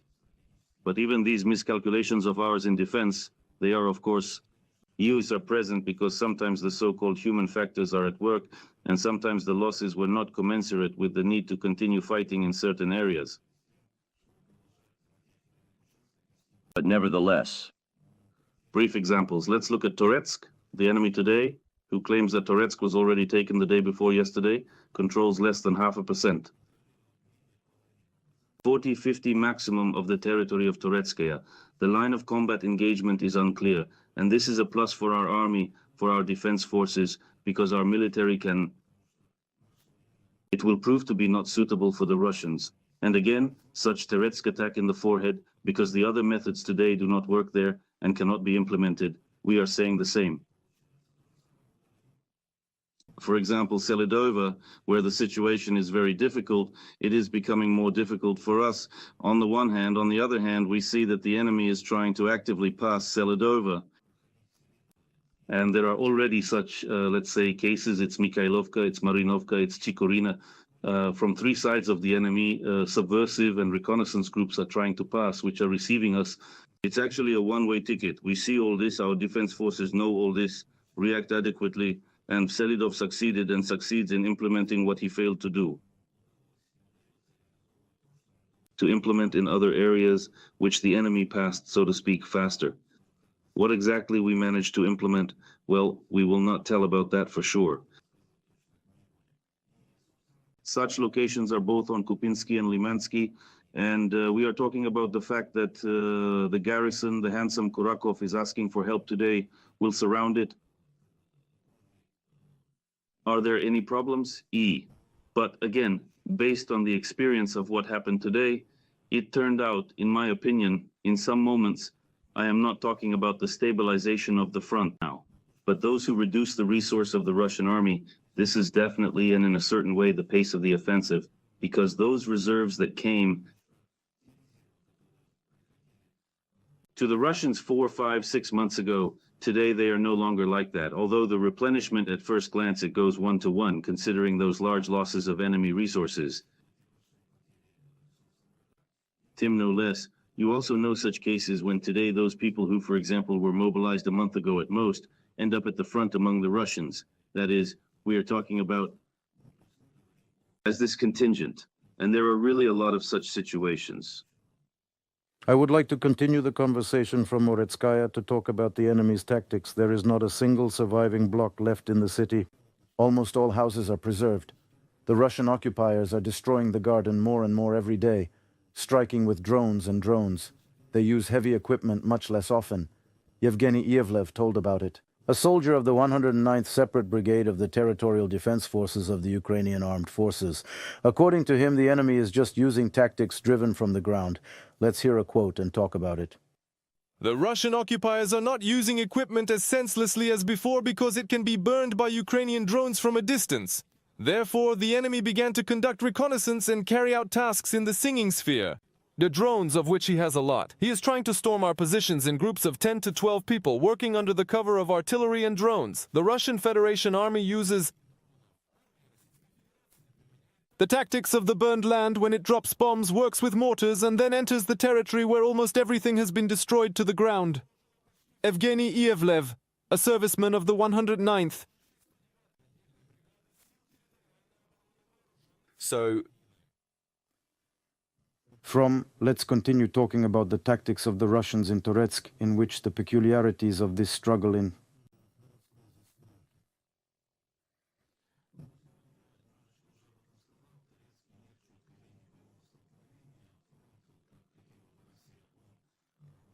Mission is alive, it moves. Today it is impossible to say clearly. On the one hand it is very bad, but on the other it allows to conduct this maneuver war of urban development. Where are the enemies? Where are your own? Since at first glance it is not very convenient to start hostilities, our defense forces use it as a plus for themselves, who have experience in fighting in urban areas, and in fact this is what allows us today, among other things, to hold the ruins of Toretsk, which today the tactics are driven from the ground. I will talk about this in more detail a little later, to hold the positions that remain in Toretsk. That is, we are talking about the fact that today the situation is very changeable indeed. Today, up to 40-45% of the territory of Toretsk is controlled by Ukrainian defense forces. This is what the enemy failed to do, even using parched earth tactics. To destroy our positions and completely take possession of Toreki. There is nothing new in this tactic. This tactic was used both in Avdiv and Bakhmut in other areas of the front where enemy with help. Aviation managed to push through our defense, managed to enter those positions that are not with equipment. Neither small nor large groups nor columns could be taken for a long time. The aviation component, this is also not Russian news. It is today. I think this is Russia's most important argument on the battlefield. Now, I will not dwell on the fact that they are liberating, of course, Russia. The glow after using aviation. These are ruins. When not just stones burn, the earth burns from this weaponry. First of all, the kb that are dropped on our positions. Our Ukrainian settlements come to the burned land, on which no one will build anything. Accordingly, only Ukraine will return these territories. So this is what I will say again.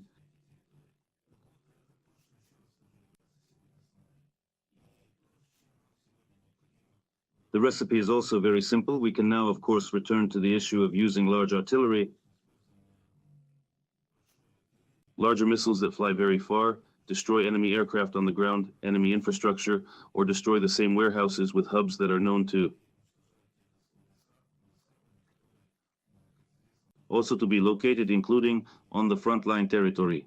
And here I will remember in this regard with a positive attitude the strike of the Ukrainian Defense Forces on the warehouse Rovenka, temporarily occupied by Lugansk. Yes, in this case we are talking about the composition of combustible and lubricating materials, but the Defense Forces, one can also say with irony, good irony, mentioned that. Such warehouses exist not only in the depths of Russian territory, they also exist near the front line. And I think that this includes the new things that will be introduced into our strategy of destruction.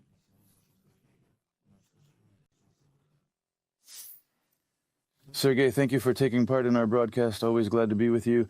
Serhiy Brachuk, Speaker of the Ukrainian Volunteer Army, was in touch with our studio.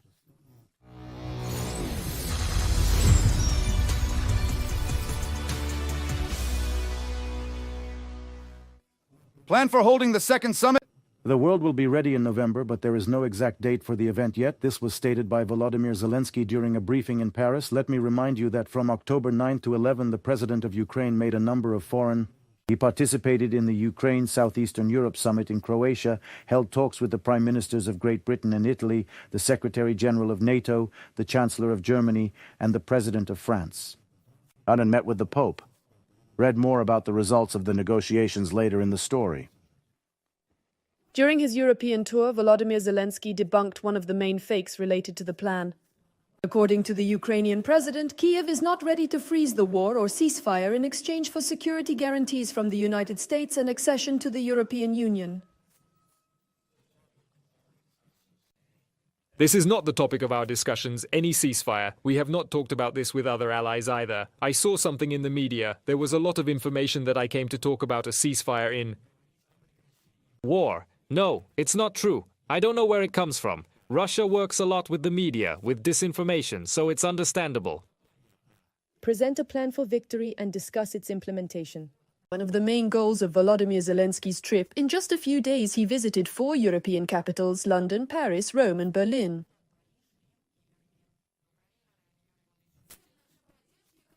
President Zelensky should put Ukraine in the best possible conditions to sit down at the peace negotiating table, as we have said many times. This does not mean capitulation, as many and cowardly offered.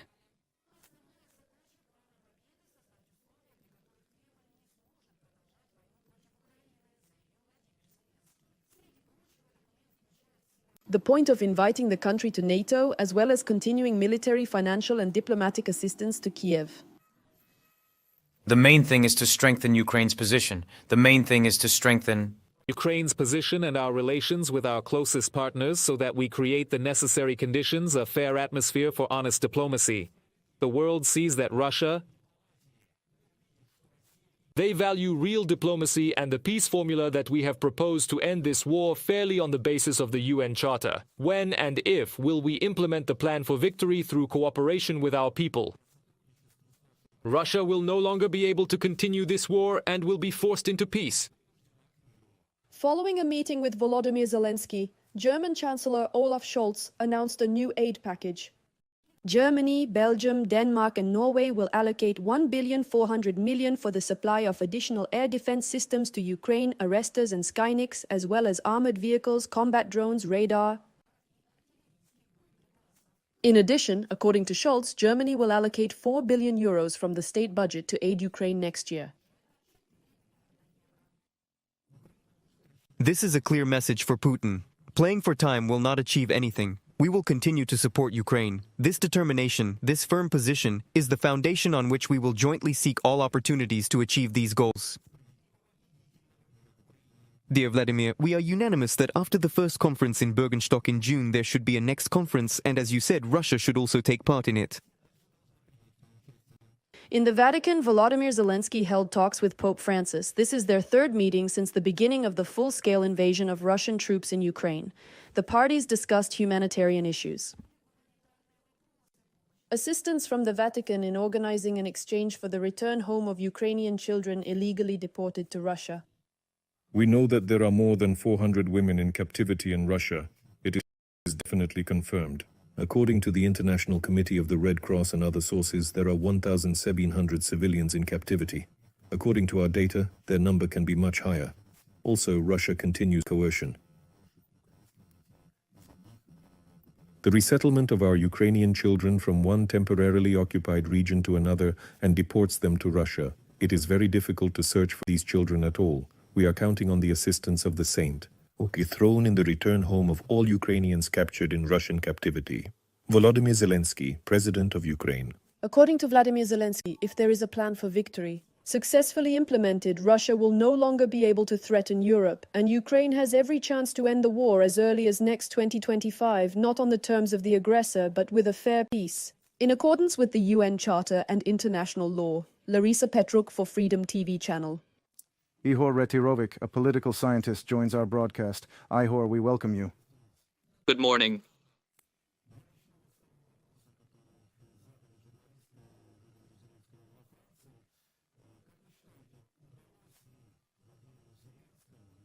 The Allies must convince the world and journalists that his European tour, if it is about ending the war, will only be in the event of a Ukrainian victory.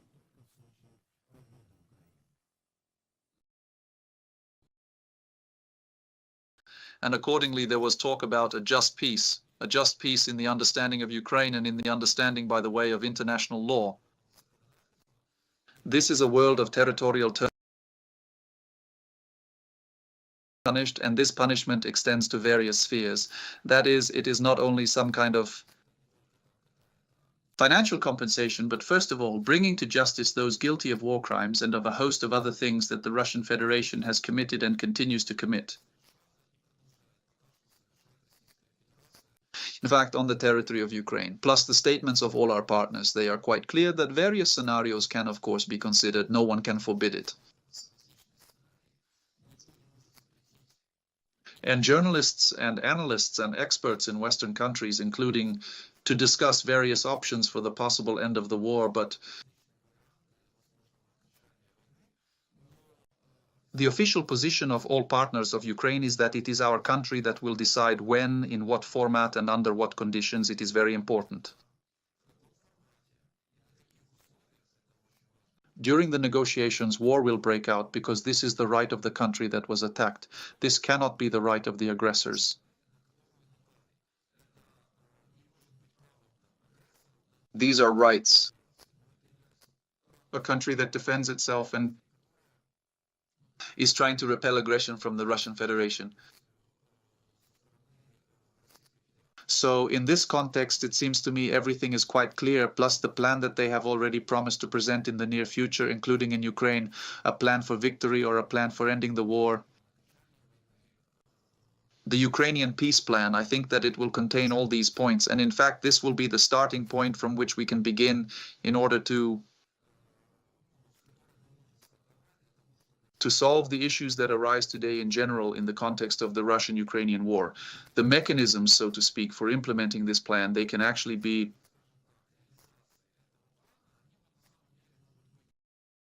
and I will note that Ukraine, in principle, has never ruled out the possibility of solving problems exclusively in order for it to be political.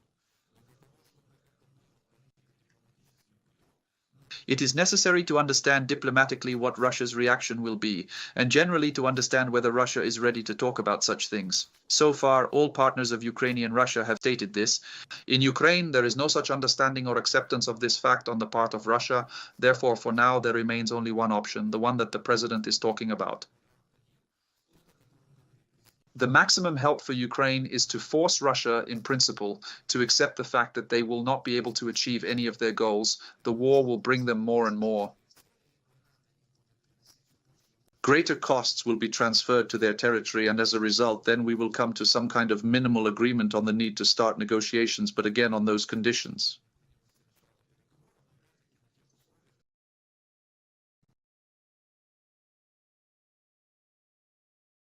Clarify one point. This war plan is a measure within the formula, or something changes there, or it is some kind of...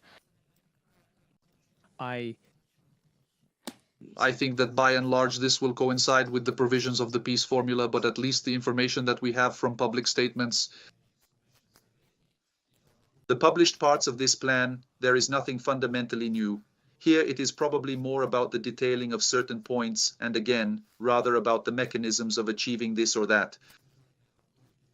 But the goal that was voiced by Ukraine, This is a very important point. That is, we are talking specifically about the mechanisms, how, with the help of what, in principle, it will be possible to achieve that. This is a variant of a different scenario, a different option. This is a very important point. And this moment, strictly speaking, it is necessary to teach what will be discussed here.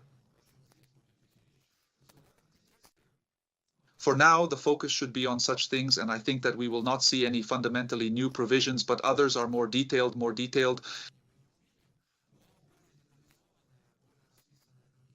The provisions, yes, they will most likely be presented. Let me remind you of where we started our conversation. Preparations for organizing the peace summit should be completed in November. The date is still unknown. The head of the Ukrainian state announced this during a visit to Paris. At the same time, French President Emmanuel Macron said that thematic conferences on to understand the forms of peace that individual groups are working on, France in particular is organizing a thematic meeting on October 17th on the issue of nuclear safety. Just in case, the defense ministers of the NATO countries will meet in Brussels on October 17th.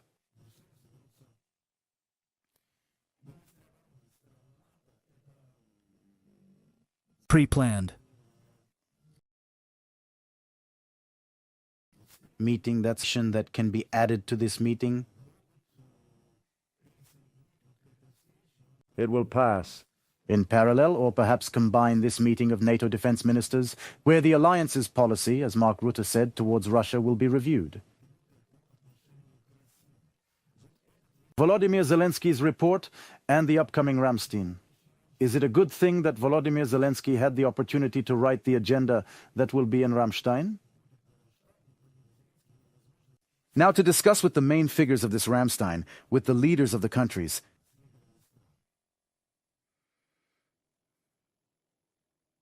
Require consent. See both at the level of separate countries and at the level of, for example, the European Union as a whole. We sometimes forget that it is not about separate countries, plus they also have supranational governance. And these features should be read. And in this context, of course, the positive is that this time is objectively lost because of the hurricane, that is, it is objective history. Such an expressive black swan, which no one expected. It was in fact used with the father because the president had a very representative tour, met with everyone, with whom I wanted to meet. A lot of aid was signed, practical things were discussed which relate to the basis of aid to Ukraine.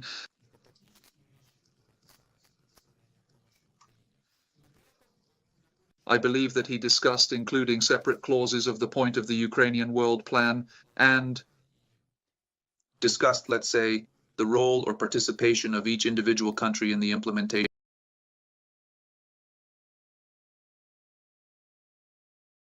They then called each other, talked and discussed these or those provisions.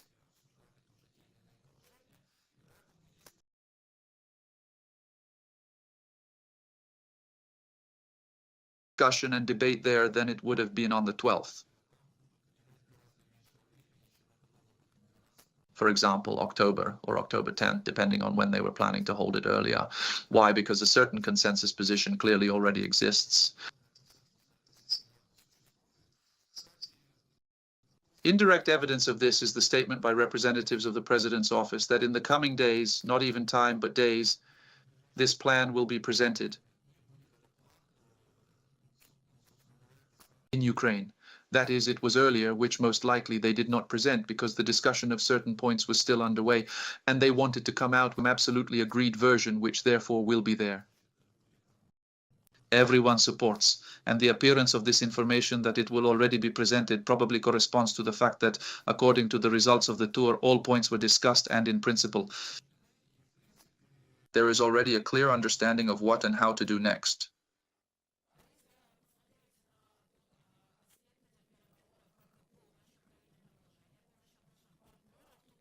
New aspects may emerge. Can we expect, for example, some progress in the issue of allowing Ukraine to strike the territory of the Russian Federation with long-range weapons of our partners?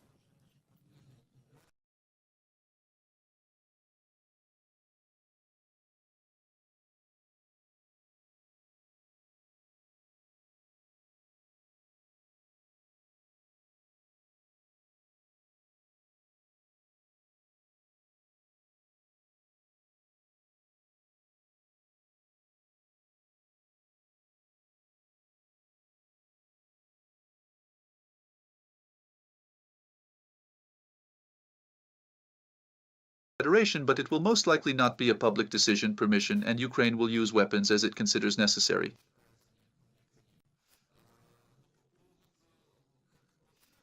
It is clear that there are suspensions that are key in nature.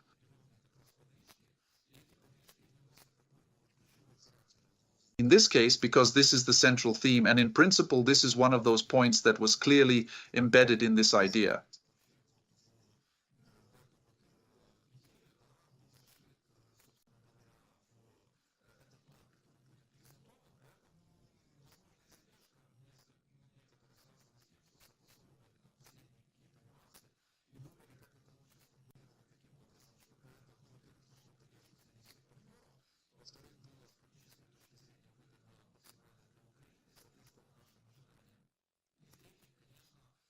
There was a certain symbolic influence on the same Russian Federation. We live in such a time where working with information is extremely important, and that's how you serve.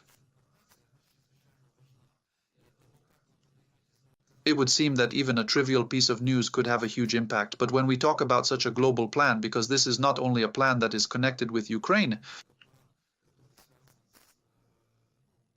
first of all, of course, it is connected with the Russian-Ukrainian war with Ukraine, but it will have a serious impact, a serious break for international security.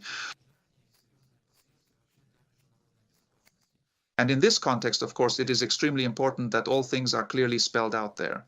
Therefore, we will receive answers to those questions that worried us, let's say, earlier, and which are still present today. Today is the basis of this plan. This includes firing long-range weapons at military facilities on the territory of the Russian Federation and strengthening the air defense system and a lot of other things that, in principle, this is currently being actively discussed. Igor, thank you for joining our broadcast for your comments. Ihor Riterovich, a political scientist, was in contact with the Freedom Studio.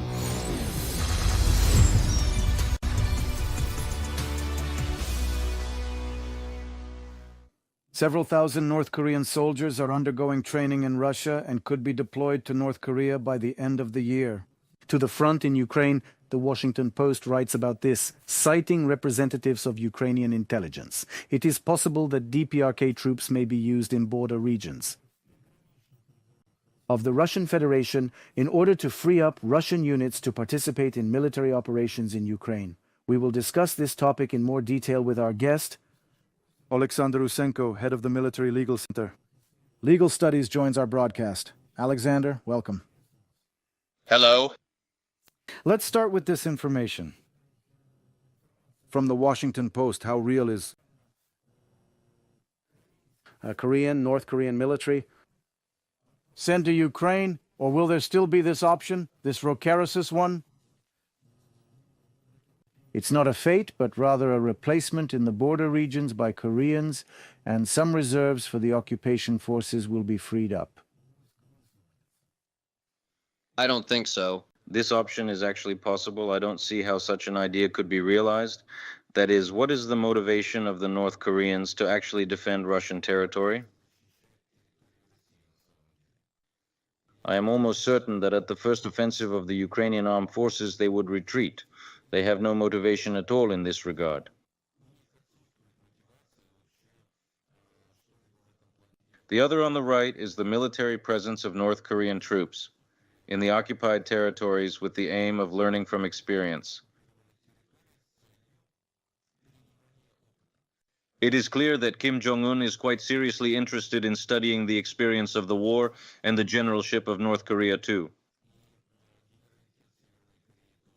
The experience of modern warfare, as now, let's say, combat operations are being transformed. Of course, on the battlefield, there are the Russian-Ukrainian wars. The northern regions would like to adopt this experience. Therefore, I think that there are quite a lot of instructors from North Korea, officers who will be trained and very, very closely observe what is happening, including being present in the occupied territories. And the North Korean military, who are being trained and will be trained, including in Russia, there will be to rule in order to adopt the experience in the occupied part of the territory of Ukraine. For now, this option, as it seems to me, is the most likely directly. Participation in military operations, at least for now. There is no direct evidence of this, but there will be a presence. As for the protection of borders, well, you understand. It is unlikely that Putin himself will agree to this, since, be that as it may, there is no confidence that these troops will be ready to defend in the event that, for example, imagine North Korean troops change the group of troops of the North, which operates, for example, in the Belgorod region, and at the same time Russian troops conduct an offensive actions in the Pokrovsky direction. Well, it would probably be a sin not to take advantage of the opportunity to test the defense on Russian territory, as North Korean troops would have done. Putin doesn't trust his own people here. You understand? Putin doesn't trust many of his own people. He constantly makes personnel changes, and after the Kursk operation, he doesn't at all. I want to remind you that we just passed mass purges in the Russian command and generalship. After the Russian command tried to accuse Putin of not announcing mobilization, which was necessary, general mobilization should have been announced long ago, but it was not done. And what happened? Many generals left their posts. That is, Putin is only on Kadyrov here. And Akhmat will calculate in the sense that they can guarantee something else, but I don't think so in terms of North Korea. Therefore, they are unlikely to dare to do so. Regarding another risk, the one that is, well, let's say, not on a large scale for us, it is that North Korean troops will take part directly in combat operations, direct combat operations. These are already the conditions for a real world war, and for the fact that Russia, firstly, is demonstrating weakness, since it clearly shows that Russia cannot be strong. He said that it is impossible to kill Ukraine on your own, which in principle has already been observed. This is a weakness. Second, it means that other world players are enough, such as the United States, the European Union, but also South Korea and Japan. I think they will not just sit and watch and fold their hands on what the North looks like.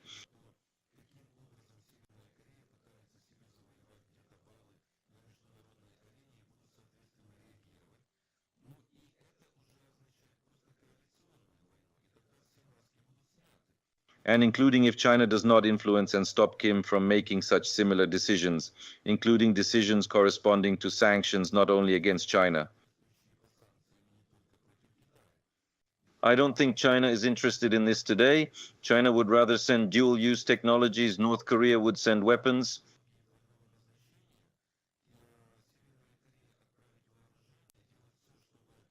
Russia could have continued these military operations there for some period of time, waged an aggressive war, but it is unlikely to send its troops directly to take direct part in hostilities.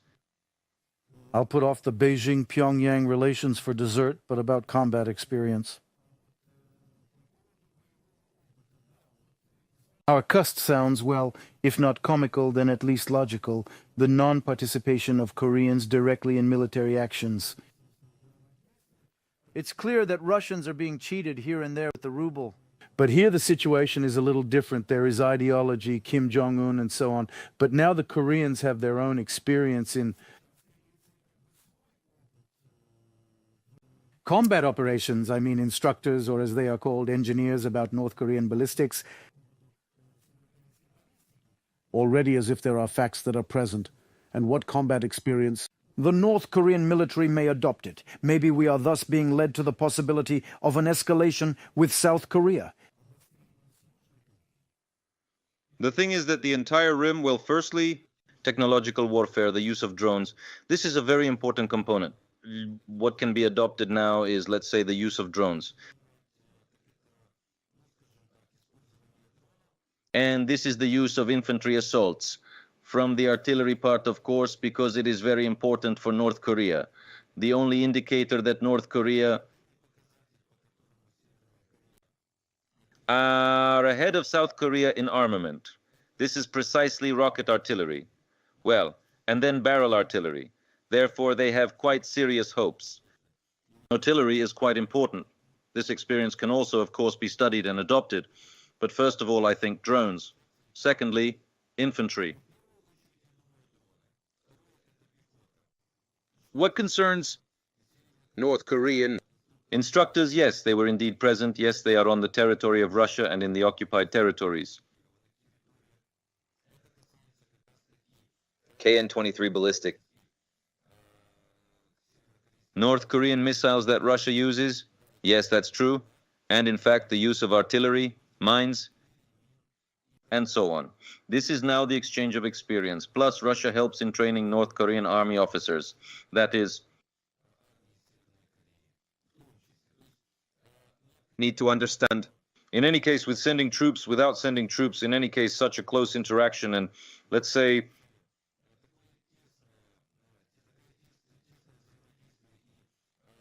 so mutual assistance, which is currently present between Russia and North Korea, of course, cannot but alarm both South Korea and Japan. Well, first of all, the two countries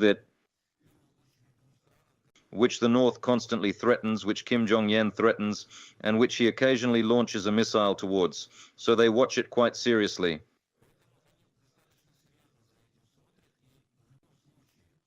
Deepening. Relations between North Korea and Russia cannot but worry not only Ukraine because it concerns us, since as a publication, then from a week ago it indicated that in fact today Russia has imported about 50% of the artillery shells that they use since September. We can understand the dependence and how much it affects the events at the front, but of course this is being monitored quite seriously.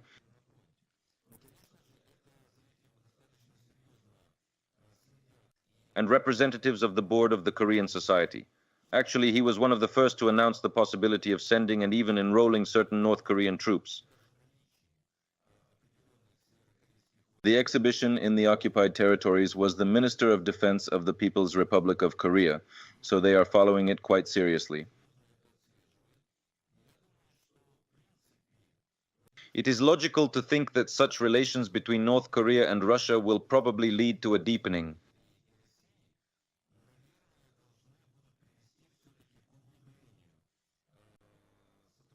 Cooperation between South Korea and Ukraine, Japan and others.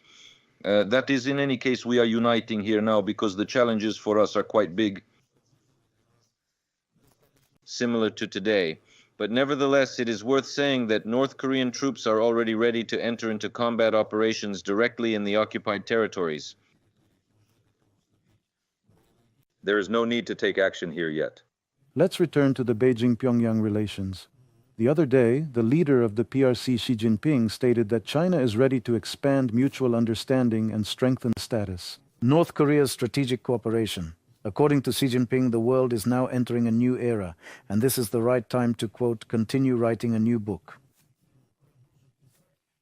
Dao's page of Chinese-Korean friendship. The Chinese leader announced this on the occasion of the 75th anniversary of the establishment of diplomatic relations between the countries, and he noted that over all these years, China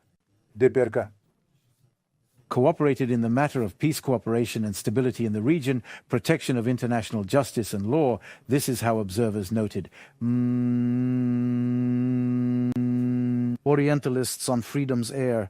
This formula that Pyongyang does nothing without Beijing's knowledge is, well, mostly far-fetched. Kim Jong-un has his own policies in many areas.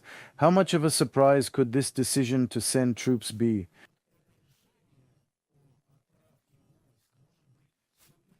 For China.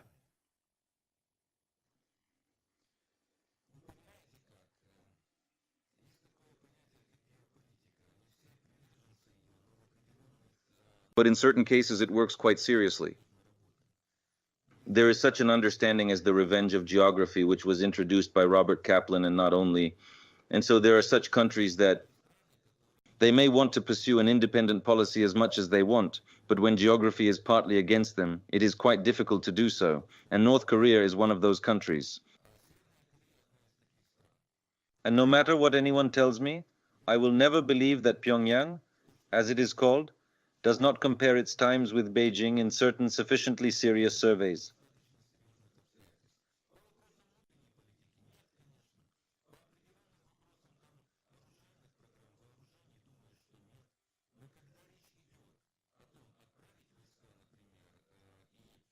to take part in military actions together with Russia, that is, to allow the conflict to escalate. We understand the escalation.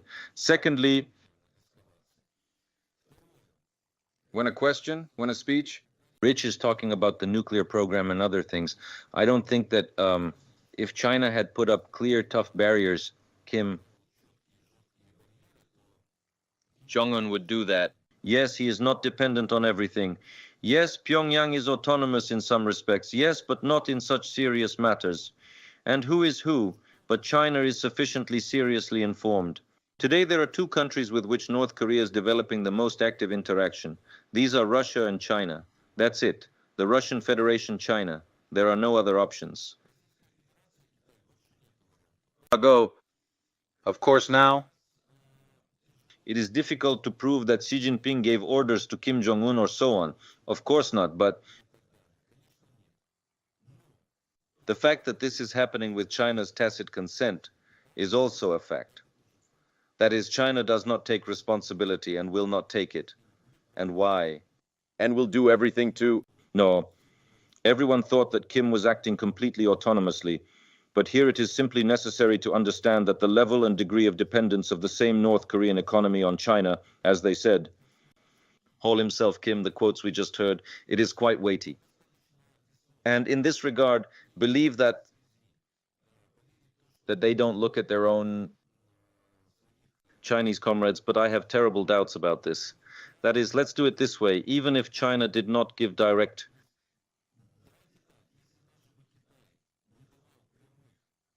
If North Korea had given directives that it was necessary to interact and cooperate more closely with Russia, to send troops and so on, then China, at the very least, could have expressed its opinion if it had categorically against. And if North Korea refused to accept and listen to such an opinion, then China has enough leverage to, well, let's say, How all the same? force North Korea to reconsider its position. But this is not happening. It is obvious that Beijing has at least tacit consent to this. Kim Jong-un, having announced strengthening transformation. North Korea into a nuclear superpower. It's understandable. Russia shares its nuclear technologies with North Korea, but Russia has its own Sarmatians exploding there in pre-launch preparation. How much is this nuclear super Stayed in North Korea may take place? How serious are all these nuclear statements by Kim Jong-un? How seriously should they be taken into account? I will say that I believe more in the nuclear superpower, which is China, which it wants to become and intends to become, because the degree and level of armament of China is beyond. The past 10 years have surpassed the level of armament of some countries in preparation for World War II, or during the Cold War when the arms race reached its peak in the 70s and 80s, and among them China is thinking about nuclear rearmament and increasing its nuclear arsenal. But do not think that North Korea can throw nuclear warheads and their carriers. The challenge of China and Russia, no. They will try to increase their potential. The most, let's say, threatening thing now in this regard for the region and for Western countries is that Russia closely cooperates with both North Korea and China on the issue of production of nuclear submarines with stealth technology. That is, those who do the maximum. The submarine is invisible underwater, and in this regard, they work with China. Recently, the Wall Street Journal published information that they rose from the bottom. Chinese boat builders from the bottom sea, which they passed tests and are now being completed rather unsuccessfully. North Korea, Kim wants to increase his fleet, including nuclear missile carriers. Nuclear warheads, this is the biggest threat. What Russia is now, Russia was put in such conditions that Iran, that North Korea, that China to a certain extent, that They all ask in return for supporting Russia. They all ask in return to share technologies for improving the production of nuclear weapons, not even nuclear weapons, but those same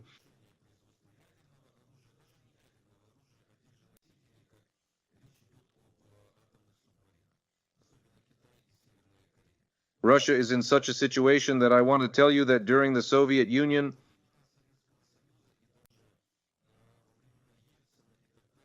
congratulations that Russia will share the unique technologies of its nuclear submarines that are there. Quite serious threats could be carried, and now they are doing it, which is an indicator and shows the weakness of Russia now, of Putin's regime, because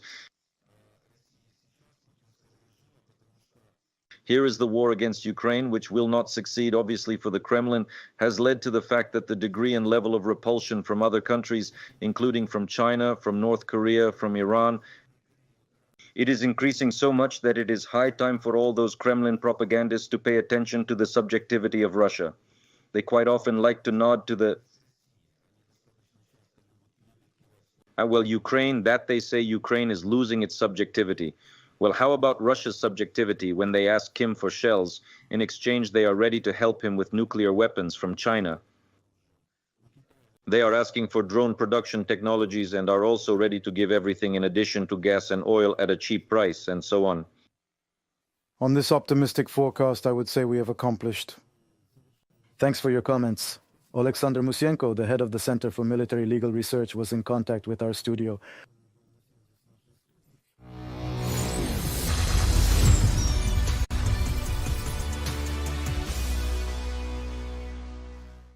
We continue our informational marathon on freedom. Congratulations to everyone who joined us. More people, more money.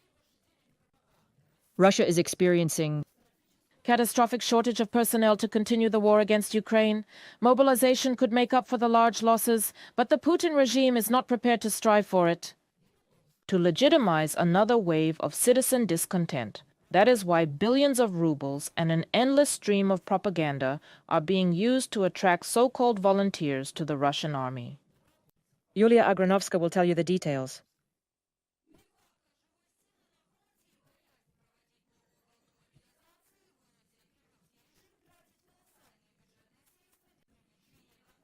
In the summer and early fall of 2024, Kremlin technologists spread rumors that after the so-called municipal elections that took place on September 8th, immediately,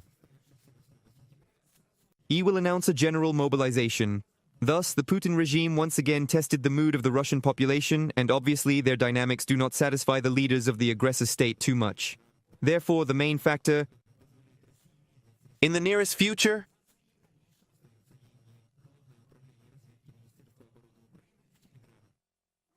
For 3 years, the Russian Ministry of Defense has been planning attract at least 225,000 new volunteers to contract service. Thus, Rostov Oblast will now pay one reputation instead of 700,000 for signing a contract with the Ministry of Defense. And together with the federal bonus, the sum will be 1.7 million rubles. Thus, Rostov Oblast has almost caught up with Moscow, where a one-time payment is a fortune. At least 2 million rubles. At the current rate of casualties, of course, at least 30,000 soldiers must be recruited every month to compensate them.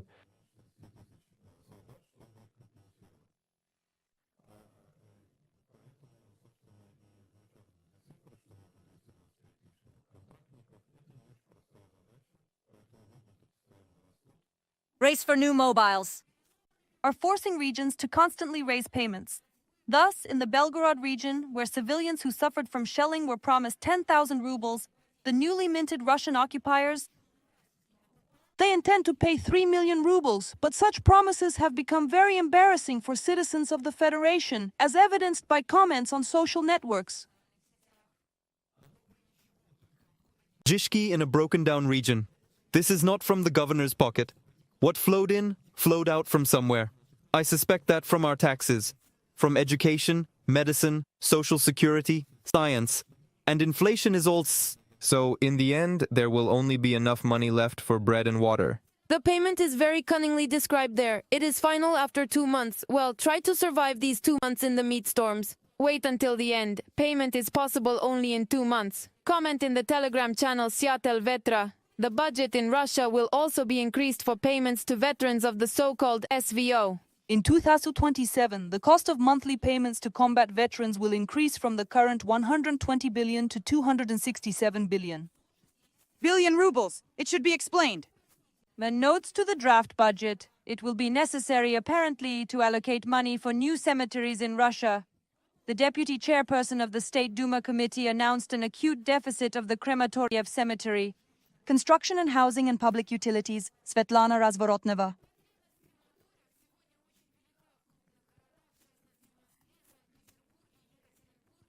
70% of burials are carried out in them. Often people from the outskirts are forced to go to federal centers to use the cremation service. And this is extra money, extra stress, extra...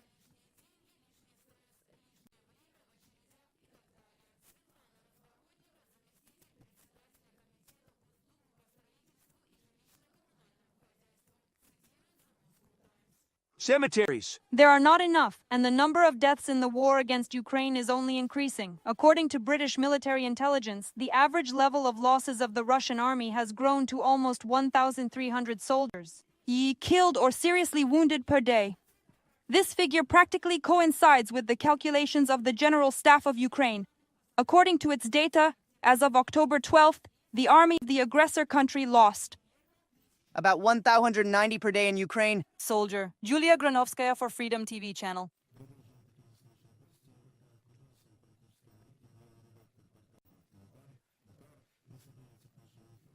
Olga Vladimirovna, good morning. Hello.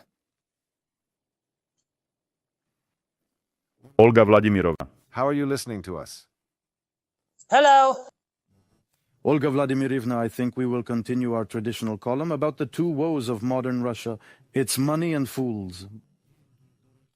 I would like to repeat the quote that was heard in our story, that the payments, I emphasize, the payments are in 2 months, considering that for such...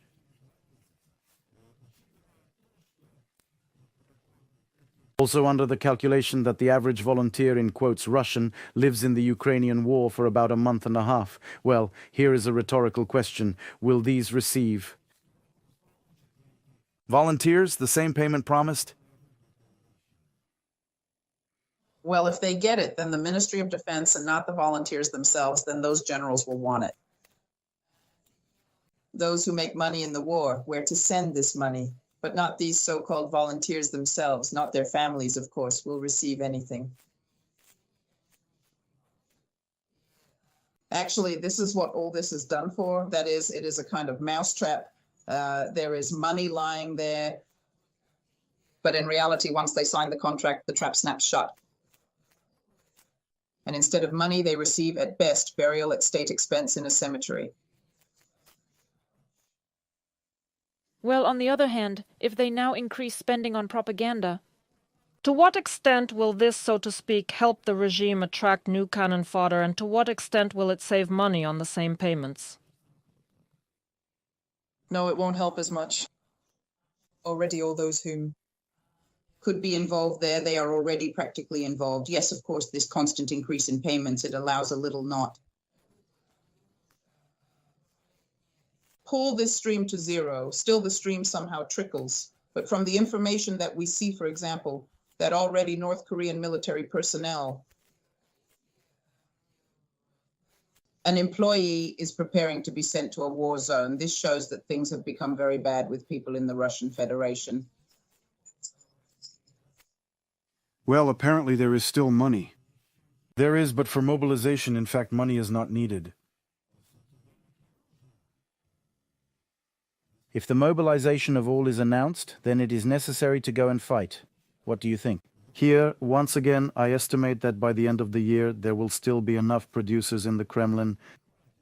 Lure contractors to war, but from the new year, will Russia smell of this new wave of mobilization, or will they find the means? Well, to smell, there is time to smell. The Kremlin understands perfectly well that a new wave of mobilization could end in revolution. Because if they start forcibly dragging people who don't want to at all, if you understand that you don't care, Rose death, so maybe it's worth taking a risk and still removing Putin. Yes, it's clear that this is also a risky thing, But at least here there are some chances, unlike the meat assault, in which you will have no chance at all. Therefore, in a situation of large-scale forced mobilization, a transition to revolutionary events is quite possible. The same policemen are also afraid that they might be sent to the front. So the situation for the regime can become absolutely critical. Do they hear it? Pre-revolutionary state data from a recent Levada Center poll, where almost 50% said that the war with Ukraine their mind did more harm than good. And here I would especially like to note that it was mainly women and young people under 24 who spoke about this. Or maybe this is known about the slave psychology of Russians. After all, these are more kitchen table protests that will not result in general discontent. Well, for now they are, of course. Rather kitchen ones, but that's not the question. The question, as I already said, is how tough the situation is. If you stand in a situation of choice, on the one hand, death is guaranteed, and on the other hand, the possibility of fighting, then the motivation to fight appears. One must understand that today, of course. With absolutely the harshest police measures, when just for a post you can get 10, if not 15 years, when the FSB just vacuums up. And to create a huge number of fake bots, which Yandex helpfully slips to those Russians who are looking for contacts with the Ukrainian side.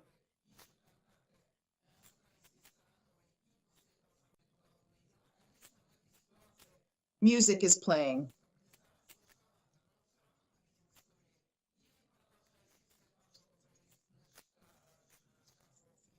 Not only are fires ending,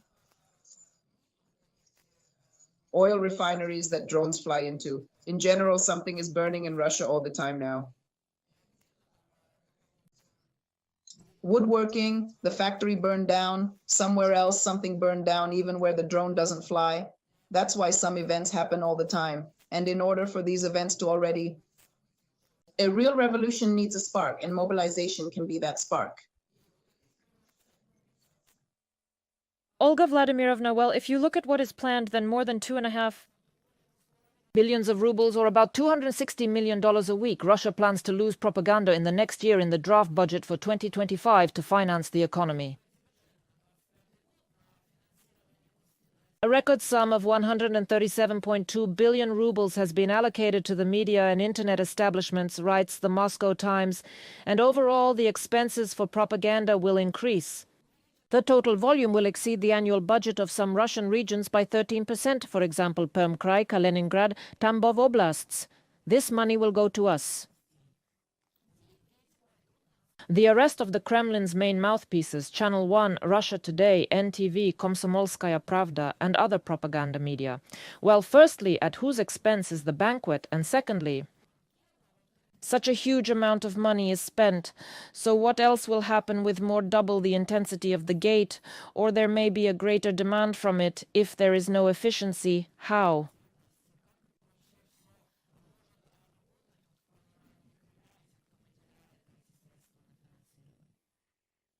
Firstly, it's becoming more and more of a headache.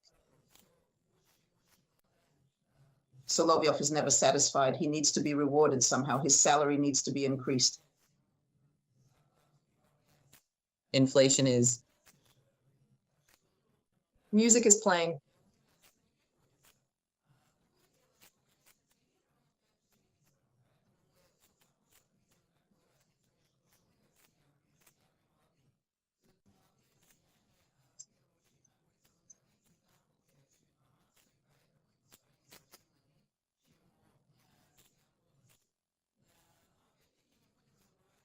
Russia is now actively continuing to operate on the internet, blocking something all the time. Either Disport blocks it or something else, or behind a VPN. Yeah, to hunt. So all these actions also require money. I think that they all go through the same budgets.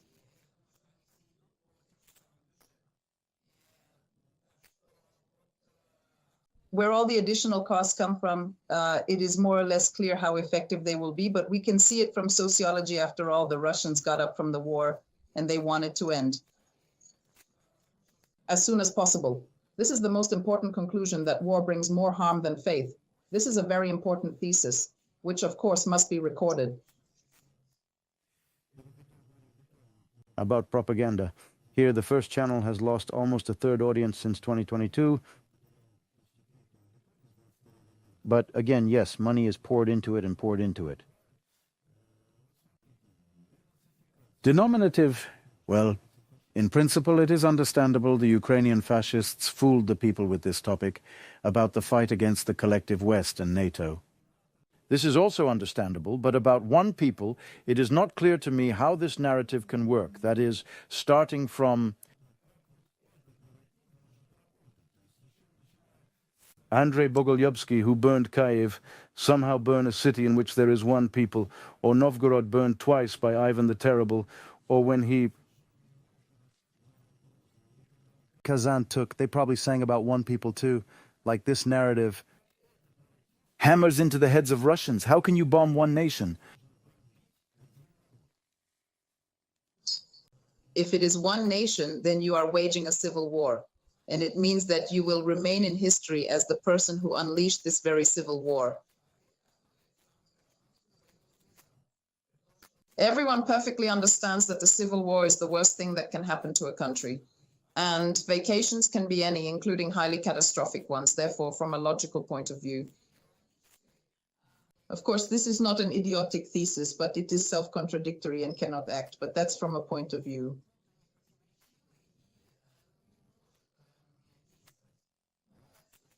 Technological. What Russian propaganda is doing today does not work in any way from the point of view of formal logic, because there are quite a few of these internal anti-conflict theses.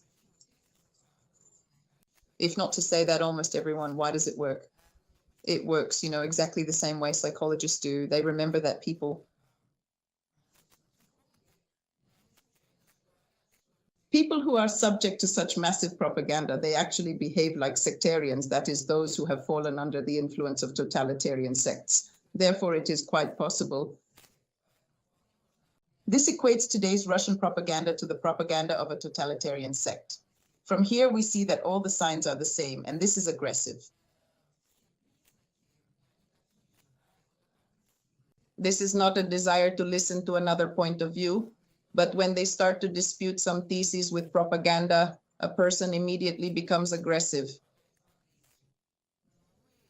It is very difficult to work with such people. Psychologists know how difficult it is to work with them.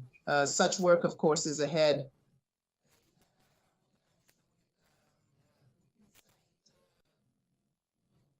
When the situation will change, thank God, finally, and this work will be very difficult because there are so many poisoned people.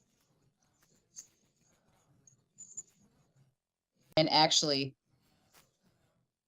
we read similar things from Trugatsky's It's Hard to Be God, including about it there. This money, this propaganda, it is directed only to the domestic consumer, to the ordinary Russian, or this money also goes to spread Kremlin narratives in European countries? USSR and other countries. Well, we see how respectfully Russia today works. For all the nastiness of what they do, they unfortunately quite effective. We see their effectiveness, including in the results of elections that are taking place, for example, in Germany or in other European countries. They are really not bad. Monitor the agenda and identify the most painful issues for Europeans and very actively address these pain points.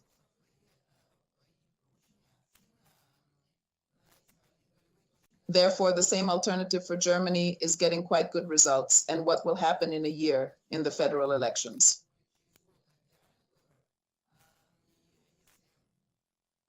Actually, the German parties will not be found. Antidotes to Russia today and all those Russian, well, I would say propagandists, Gandhists, those Russian, well, today you can almost consider them spies, who are found in considerable numbers in the European Union. Olga Vladimirovna, thank you for joining us. Connected, always happy to travel on freedom, Olga Kurnosova, political analyst, editor-in-chief of the After Empire portal, was in touch with our studio.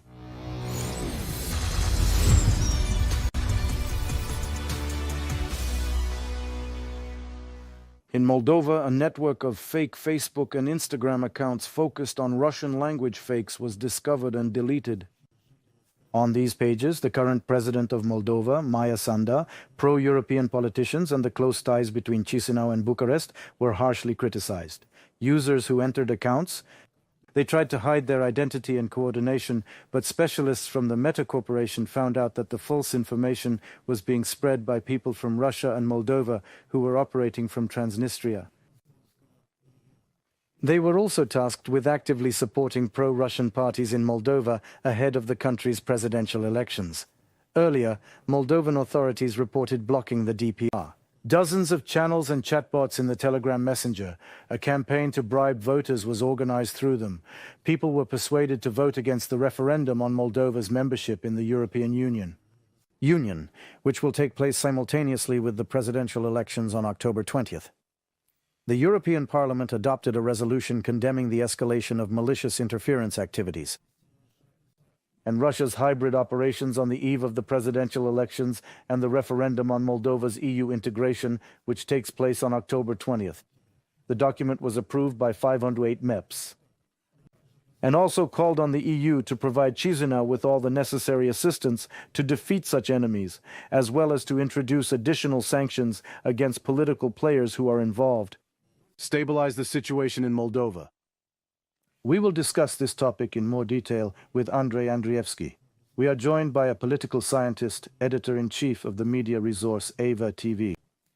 Andrei, welcome. Good afternoon. This is the entire wave of information that is now coming from Moldova about Russia's attempts to interfere elections in holding a referendum. But what do you think? In my opinion, this is a very obvious reason that the number of supporters of European integration in Moldova, now it has grown significantly, and Russia, so to speak, wants, well, the last attempt to return Moldova to its sphere of influence. Well,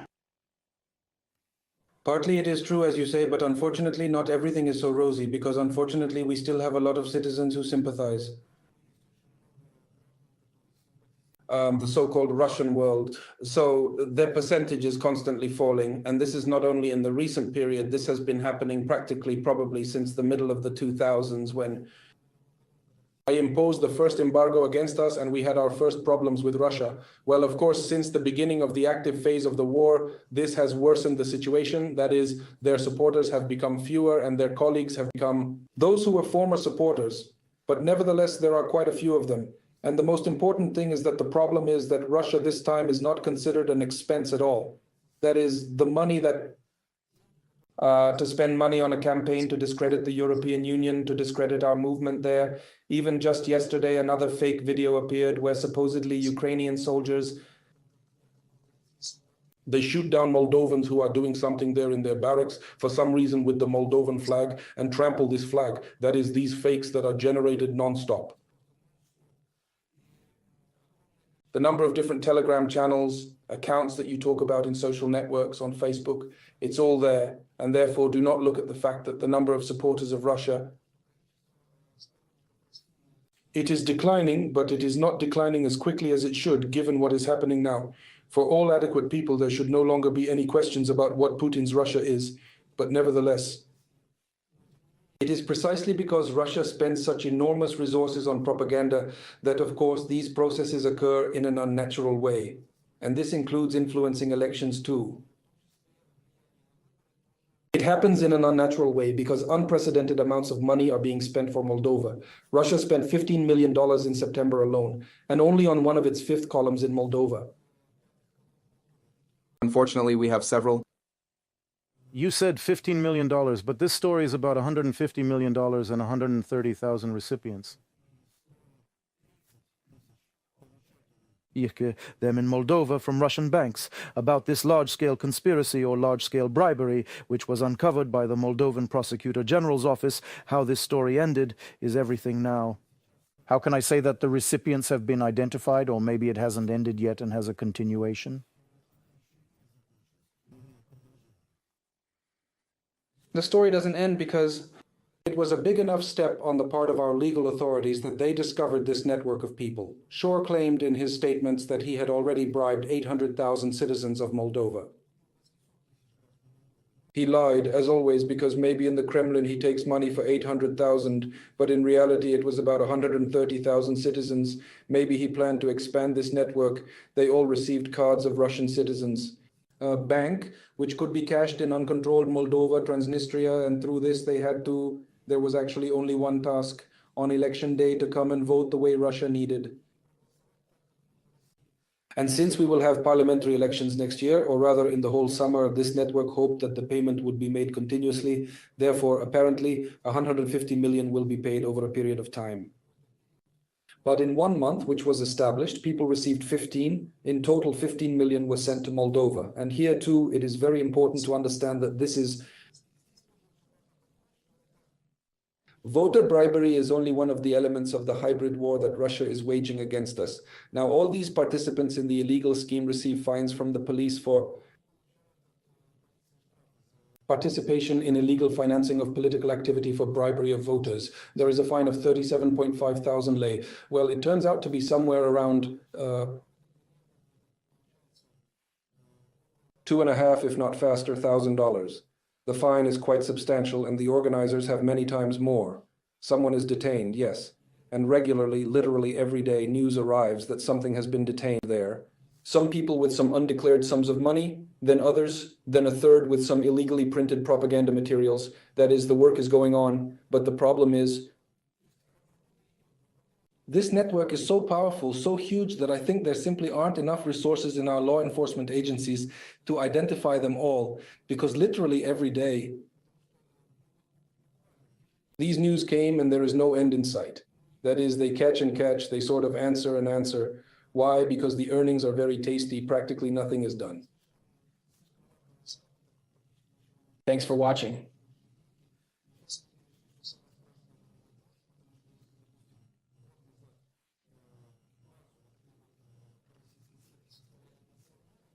Nowadays, young people are increasingly appearing. Just yesterday, they held a trial protest march in Chisinau.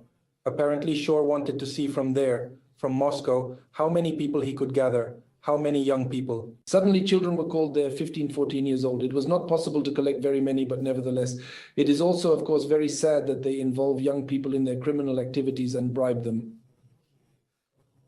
Children always don't understand what they should participate in because they are far from politics. Young people, as you know, are apolitical to a greater extent, and despite the fact that many of them, I even think, are not against European. Well, like they buy into these handouts that this organized political group gives them. You mentioned Shore, and today we are broadcasting information that the network of companies created by Elon Shore is an integral part of General plan of Moscow bypassing the Western sanctions on supplies to Russia, military technologies, and so on and so forth. This is just one of the parts, but if you look at it as a whole, what does Russia lose if, say, Moldova will firmly take the Euro-Atlantic path?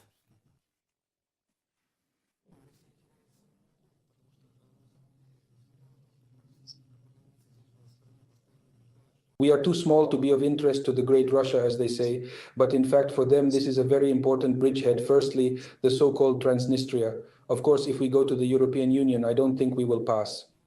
It will be a long period of time when Transnistrians, the inhabitants of that shore, will see all the advantages of the European Union and the big money that is already beginning to flow into our country in order to raise our standard of living. To the European level, of course, they will lose, as they call it, the unsinkable aircraft carrier. They will lose the ability to interfere with Ukraine's logistics because, of course, if a pro-Russian party comes to power, and all roads will be blocked, and now the same goods are going which, let's say, are not of direct military importance. For example, oil products go through us from Romania and again Ukraine. Rumen's cargo goes to Rumen's ports and back. In general, Moldova has become such an important logistics hub that, of course, if Russia takes control of the country here, it will be closed. Moreover, I am not even talking about the effects on the political arena if Moldova starts making some statements in the UN against Ukraine, relying on the right that we are the closest, we know better, and this is without sequestration. Doubt will arise if pro-Russian forces come to power because, for example, even yesterday, the main contender from Russia, competitor in this presidential election,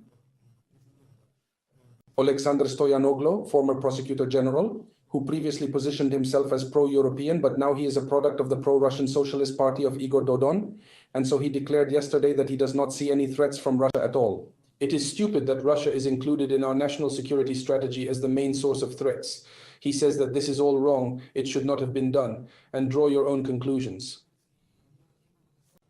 Yesterday's pro-European, he has effectively become firmly on the rails of the Kremlin's interests, and just imagine if such a person had won. Yes, we certainly hope that this will not happen, and polls say that it is unlikely. Tim, no less, God forbid, because it's scary to even imagine what will ultimately happen to Moldova.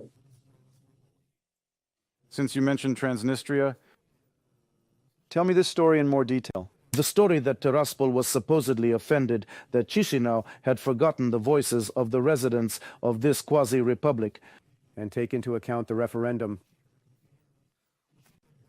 Their votes in the referendum on joining the EU. What kind of grievances are these? How is this even possible? And in fact, can Moldova somehow take this into account?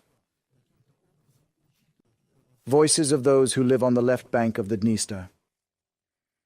This is a very interesting story because those who regularly follow the so-called pro-Nistrov mass media, which are absolutely controlled, as in Russia, controlled by the authorities of St. Petersburg, they had such rhetoric that we are an independent state. Well, they like, and we don't care at all about what happens in. The second country is the Republic of Moldova. We are not affected by their elections, nothing. And suddenly, a week before the elections, they say, why don't you count us? And let's open our polling stations. We also want to vote. I think it's done. Thanks for watching.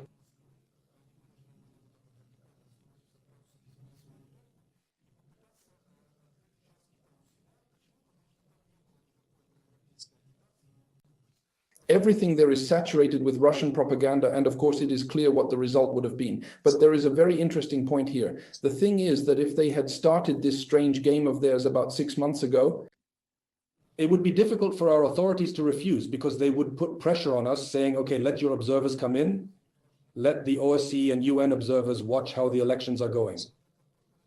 How we will allow you to do propaganda in favor. That is, everything would be much more difficult then. I think that even in this case, we would refuse because there are legal points, but when a week before the elections, when already? The company ends when it is clear that this will be an absolutely illegitimate process. They say, let's open the sites here now. I think they deliberately delayed the time, I mean the authorities. Tiraspol, because in fact, they do not want to play along with Russia to the end. This has already been shown in many cases, yes, despite the fact that they are, of course, pro-Russian. Yes, despite the fact that they are often in some global things and not on the side of Russia. But the local authorities, they are more about commerce, about theft, than about playing some geopolitical games.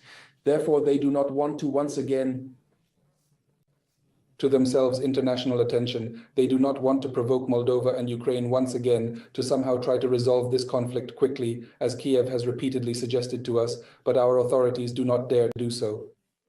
That's the decision. That's why they did it that way. They kind of played along with Moscow, but they did it in such a way that nothing could happen, and so that we could do what we could. But, excuse me, it didn't work. This is more of a game, and basically it was clear that, of course, because of the intelligence of the elections, no one will agree to open some plots there, but the residents of the so-called Transnistria have the right, which some citizens have. Moldovan citizenship vote on the right bank. Several special polling stations will be opened. Usually up to 20,000 people come there as standard. There was one election cycle when they tried then.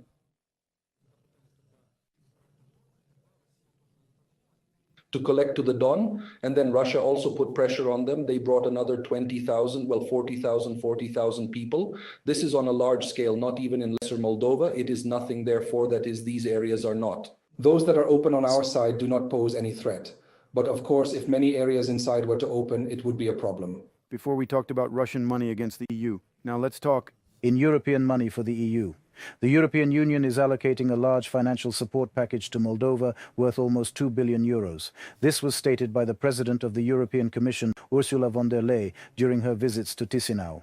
She met with President Maya Sandu and informed that EU financial assistance will contribute to the development of Moldova's economy in Russia, according to you. Is it possible to somehow convince the European Union, so to speak, financially, that it is more profitable for Moldova to be in the European Union? Andriy, we literally have a minute left. Let's make do with it. Okay, well, look, there is a fundamental difference between how Russia operates and how the European Union operates.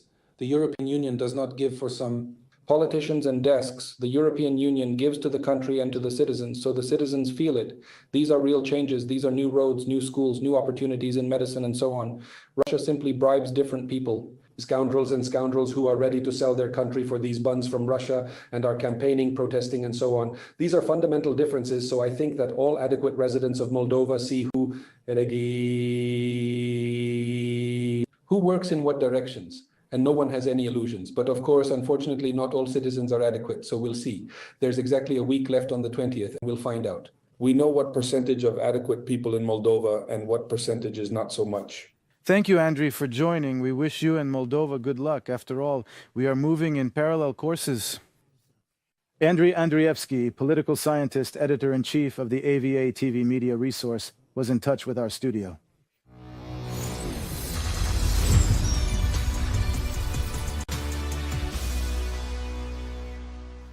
We continue the information marathon on the Freedom TV channel, and now we will talk about who is helping Russia to circumvent sanctions. So, under sanctions, London tankers have again started transporting oil from Russia, while London suspects 37 companies of cooperation in circumventing Russian oil sanctions. According to the Russian BBC service, in relation to these companies, an investigation is underway. The Kremlin's economy is heavily dependent on oil exports. The authorities are trying to adapt to the new oil realities. However, the introduced price ceiling will not continue to decline. The cost of black gold on the world market calls into question Russia's ability to withstand this blow. Nikita Skoblikov will tell you more about it. Oil revenues to the Russian budget have increased by almost 50% compared to 2023. According to Bloomberg, Moscow is adapting to international sanctions. According to the agency's calculations, the combined revenues from the oil and gas industry increased by 39%, amounting to almost $8 billion. But adaptation to international sounds. The sanctions, according to the Russian authorities, are based on their direct violation. Thus, the British government suspects 37 companies of complicity in circumventing Russian oil sanctions, the Russian administration reports. The head of the anti-corruption organization Global Witness noted that the British Treasury has still not taken measures against sanctions violators and called for action against sanctions violators. If the UK government puts an end to the involvement of British firms in Putin's speculation, then I think others will follow suit. Reported the public anti-corruption organization Global Witness in a comment to the BBC News publication Russian Service. In addition to companies helping Russia evade sanctions, Moscow also uses sanctioned tankers. According to Bloomberg, more than 24 such ships have started transporting Russian oil again since April 2024. Sanctions from the US Treasury's Office of Foreign Assets Control, the UK Treasury or the European Union have loaded a total of 24 cargoes of Russian oil over the past year since sanctions were imposed. Were appointed in response to Moscow's invasion of Ukraine in 2022, from a publication by Bloomberg. The agency writes that from April to June, only one flight per month was recorded, but after a successful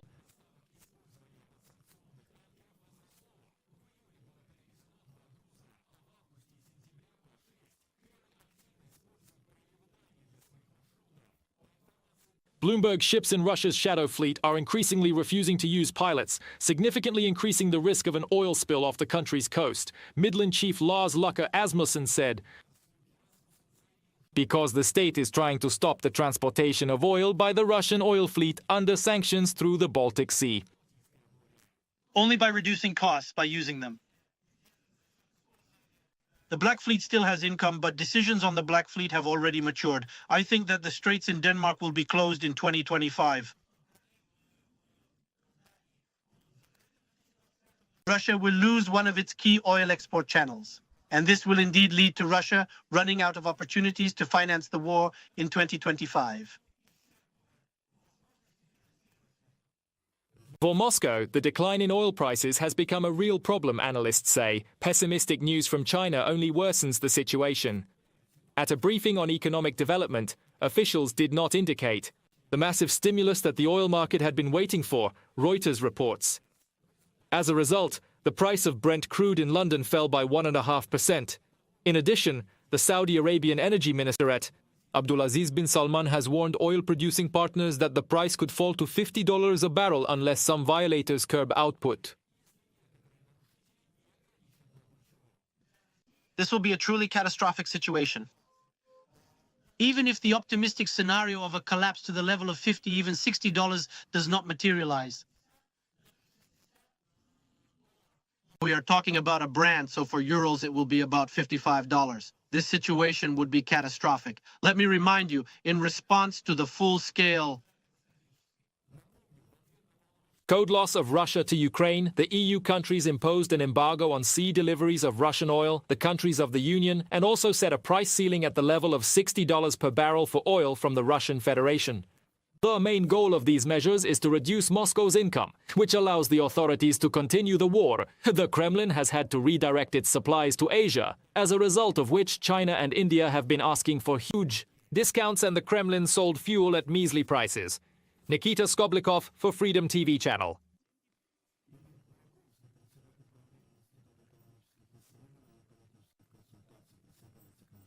Good morning.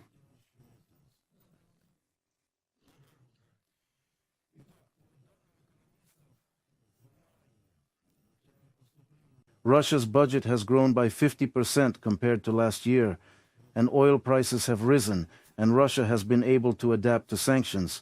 Tell me, by how much? What are these sanctions that can be adapted so quickly? What is missing from our allies who impose these sanctions? Do such opportunities provide for Russia's ability to adapt to sanctions?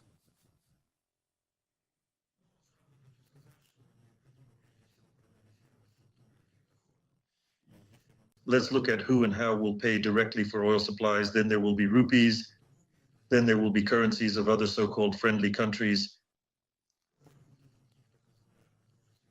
And with these currencies, the Russian Federation always has certain problems. For example, the same Chinese South Africa. Therefore, I would, frankly speaking, be very careful with such quotes. Figure in terms of, so to speak, increasing exports, and besides there are, as it were, moments related to the fact that not all countries have joined the export embargo.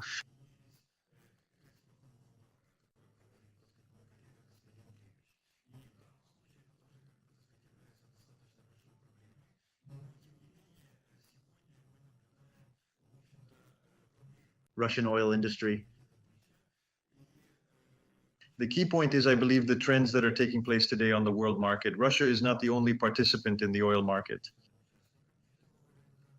There are other states that are pursuing their own policies, and as it seems to me, today oil production in the Russian Federation, yes, it works. Yes, there is a certain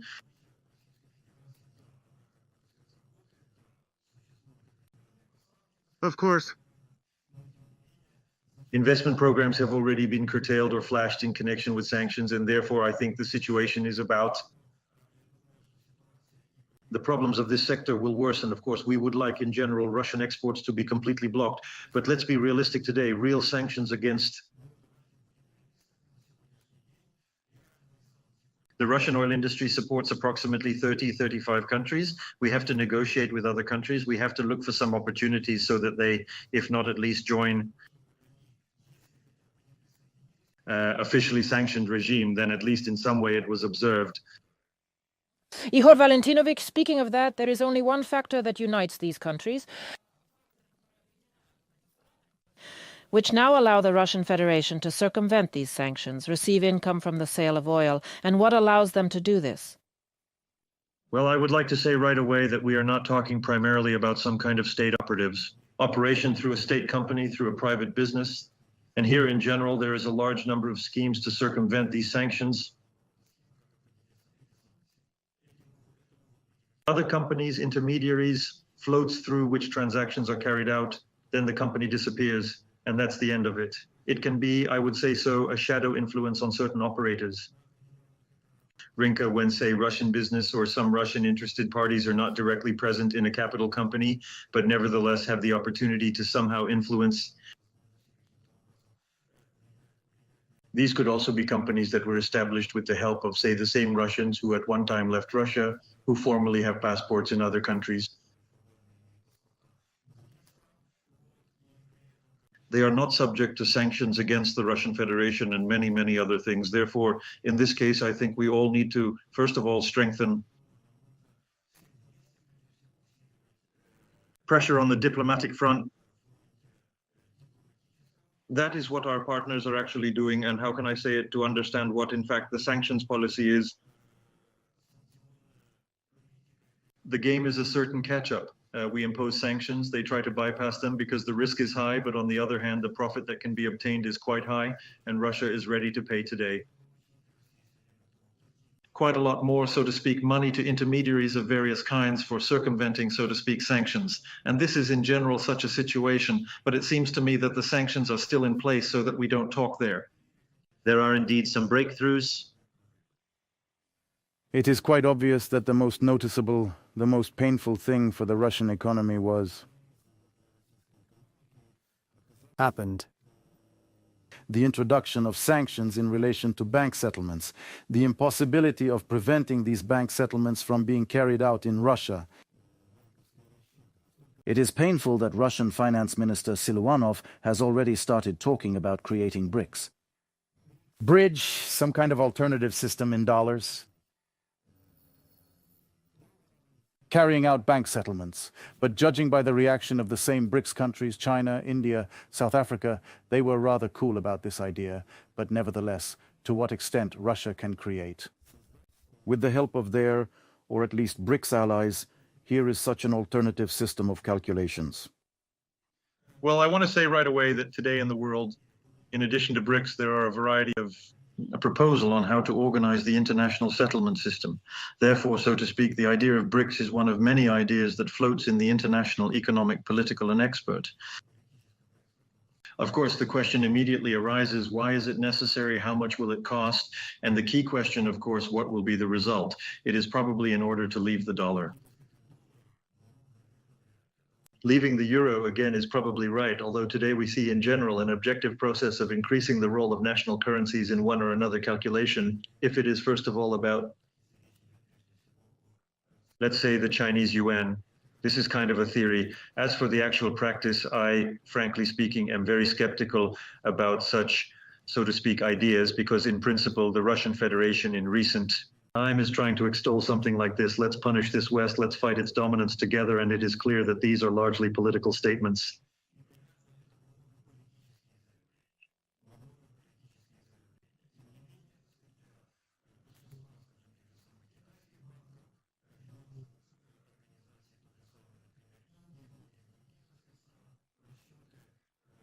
In the international financial market, yes, and the settlements that serve, say, the influx of use of foreign capital directly in their economy.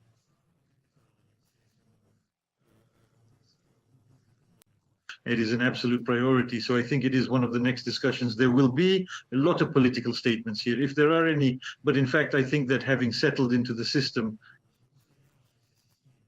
international settlements with dominance known to all currencies in the format in which it exists are not threatened yet. I would also like to say a few words about the other side. Sanctions. India has doubled its export of sanctioned goods to Russia, taking second place in the list of the largest suppliers of critical technologies to the Kremlin regime, the news agency writes. Bloomberg with a reference to European and American officials. The first place is still occupied by China, but India is rapidly increasing supplies to the Russian Federation. First of all here. We are talking about microcircuits and machine tools. According to analysts, Russia receives about 1/5 of secret technologies for its military-industrial complex through India. Ihor Valentinovic, in principle, how do they look at the West, and to what extent can China and India help the Russian Federation to preserve its economy, which they have already absolutely obviously put on military rails? Well, I want to say right away that in general, the current state of foreign economic relations in the Russian Federation, this is not what it was before the full-scale war against Ukraine. It has its problems, that's for sure, and there are some moments that are connected with opportunities. These sanctions will fall, but nevertheless, economic problems in the Russian Federation are growing, and we see that 2024 is in fact a certain turning point. Will there be a crisis in 2025, or will there be, say, simply stagnation? This is a topic for a separate conversation, but nevertheless, the problem exists. This is again a general water. Now, what concerns the situation itself, indeed, the situation in Sindhya is very difficult. It is not easy. Why? Because on the one hand, purely in political terms, the West is trying to establish some kind of, I would say, closer partnership relations with Mr. Narendra Modi, Prime Minister of India. There were several, so to speak, visits, meetings at different, so to speak, levels. Well, in principle, so to speak, India, as it seems to me, is today trying to reach such advanced positions in order to formalize. Thanks for watching.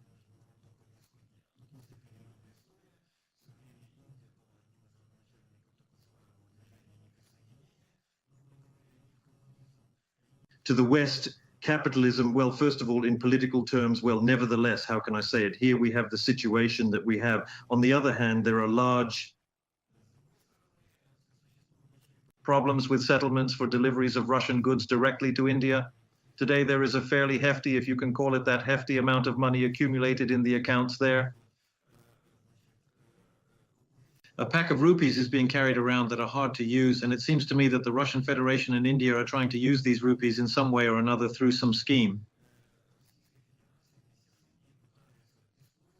Through various schemes to procure this equipment. It is clear that this equipment is very expensive if it is not purchased directly, but in fact the situation exists. In this case, I would not only talk about India, I would talk, for example, about two other aspects or two other segments of military technologies. Military or dual-use equipment that is received in Russia. This is Pertsia. A fairly large amount of equipment is also brought in through Pertsia. From European countries, from the countries, so to speak, of the European Union. And recently, so to speak, the Association of German Industrialists declared that, yes, this is the circumvention of sanctions, a criminal offense, but in fact, the proposal to limit the supply of this equipment to Turkey was taken for granted, and thus the situation is still stuck at the negotiation level.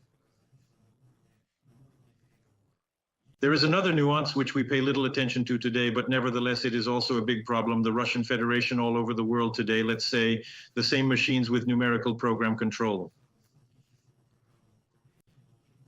Excuse me, Igor Valentinovich, excuse me, please, I have to interrupt you. Unfortunately, our time for communication on the air is running out. Igor Burakovsky, chairman of the board of the Institute of Economic Research, Political Consulting, let me remind you. We were in touch.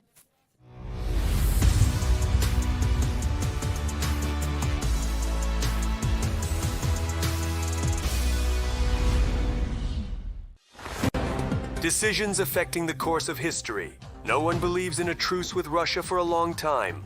The struggle between dictatorship and freedom is endless. Mistakes that the whole world is watching. In fact, why do it? To maintain their own imperial position and greatness. Putin is perceived in the world as a sane sociopath. A detailed analysis of the events of the week. Ukraine. Now, in one way or another, almost every news is behind what happened and what it will lead to. See for yourself every Monday at 10 hours until on the Freedom TV channel.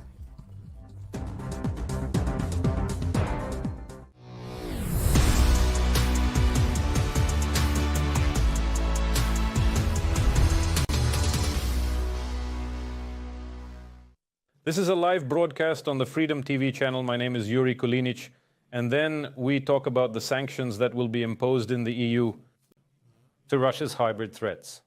The Council of the European Union introduced a new sanctions mechanism. Restrictions can now be imposed in response to election interference. Threats of economic activity, see in particular with regard to critical infrastructure, as well as manipulation of information. European companies will be prohibited from providing potential persons. In addition, these persons will be prohibited from entering the territory of the European Union, even in transit. More about the influence these have on Russia. Andriy Dmytrenko will talk about Western sanctions. Despite the international isolation that Russia has found itself in due to sanctions, the aggressor country actively continues to use Western components in its military-industrial complex. According to the Kyiv School of Economics, from March 2022 to the end of 2023, Russia spent almost $21 billion on importing high-tech components.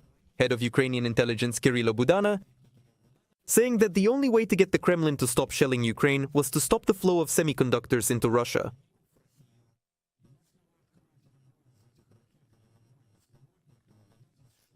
Stuffed with Western components. Companies can say that they don't sell anything to Russia, that they just sell through some middleman, but that doesn't change the fact that these components end up in Russia. Kirill Budanov, head of the main intelligence directorate of Ukraine, in a comment to Bloomberg.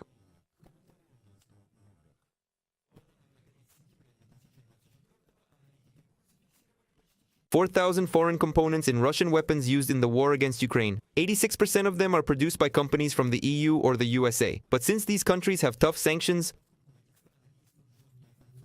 the components got to Russia through intermediaries. According to the Kyiv School of Economics, in 2023, 3/4 of all components used for the military needs of the Russian Federation were imported from China or Hong Kong. Ukraine appeals to the active participation of the People's Republic of China in this process.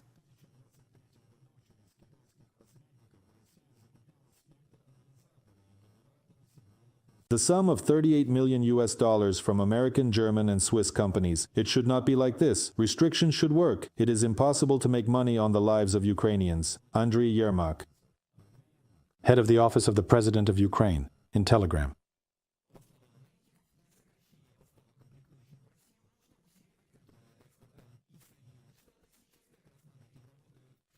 In April 2024, bipartisan Senators Mitt Romney and Maggie Hassan introduced a bill to improve and enforce export controls. Experts note that to reduce supply,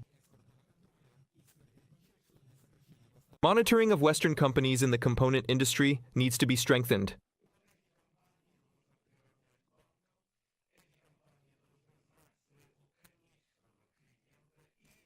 The most important thing is to order. Case law here must act. Punish a dozen companies for large sums,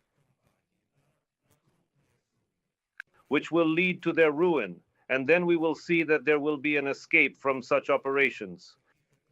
The West also has a direct impact on China. Since the end of 2023, Washington has gradually, by expanding the mechanism for introducing secondary sanctions against companies cooperating with Russia in the military sector, this has had a significant impact on trade turnover between Moscow and Beijing, and Chinese banks have begun to massively suspend operations with Russia. Andriy Dmytrenko for Freedom TV channel.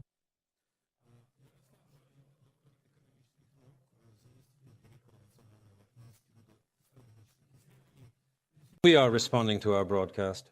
Greetings to you. Hello. Hello.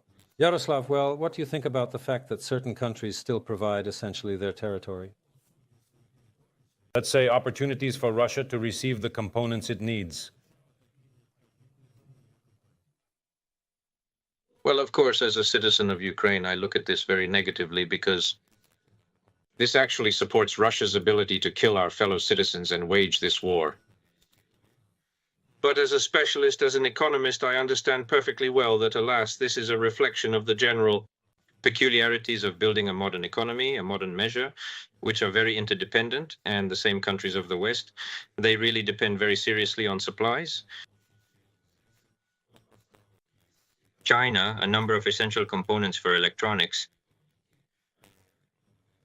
including basic things, these are rare earth metals, that is, China here, alas, can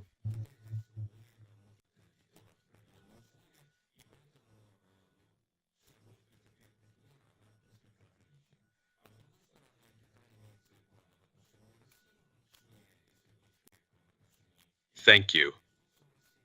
for watching.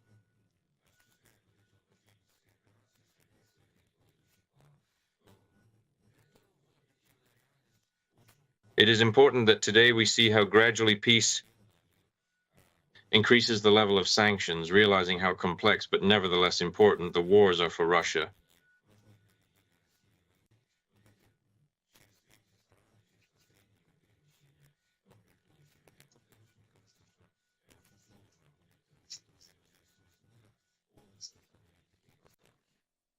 Well, Yaroslav, look, the Russian Federation, despite the sanctions, continues to receive Western high-tech components that are used to develop settings of electronic reconnaissance and combat equipment. This was stated by the head of the Office of the President of Ukraine, Andriy Yermak. According to him, in 2023, from Chinese followers, Russia received components worth $38 million from American, German, and Swiss companies. This year, this amount already amounts to $12 million. The head of the Ukrainian president's office stressed that it is impossible to make money on the lives of Ukrainians. Restrictions must work. Yaroslav, how do these restrictions strengthen, yes? How to implement them really so that such a relationship does not exist? I think there should be more here. Clear external political relations between countries that, let's say, belong to the civilized democratic camp, which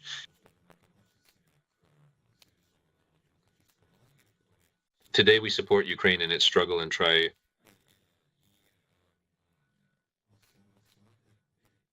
to postpone the supply of critical technologies as much as possible in developed countries precisely for the sake of Ukraine.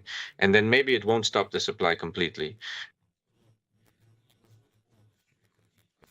Of course, through those countries which will remain with Russia, but at the same time, at least, significantly reduced. And since in this situation we are talking about the supply of components which, let's say, are destroyed quite quickly due to the activities of our defense forces, accordingly, a possible situation where it will be difficult to deduce them with such a fast which is not destroyed. Although, I will repeat that here, after all, these are not only means of roaring, but also, I spoke about Mr. Yermak, but there are many different ones. Today, electronics are present almost everywhere, and exactly a few different fortune-telling where one way or another is present now. It may be precisely because of such an abundance of needs for electronics that there has even been a partial but rather drastic cessation of some supplies due to reorientation.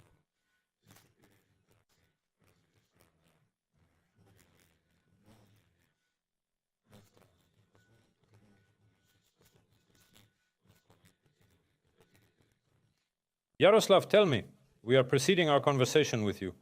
At the beginning of the story that our viewers saw, we talked about the fact that the European Union,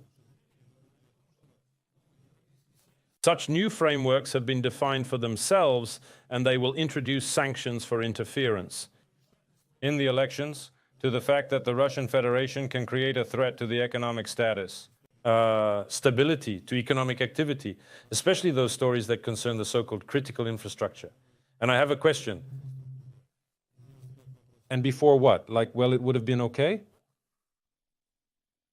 I think that we are now witnessing a very important stage when, in general, Russia, due to the fact that today it is striving to interfere in processes practically all over the world, well, let's... Yaroslav, look, we are hitting you on the energy infrastructure, not right there with rockets or drones, but we are conducting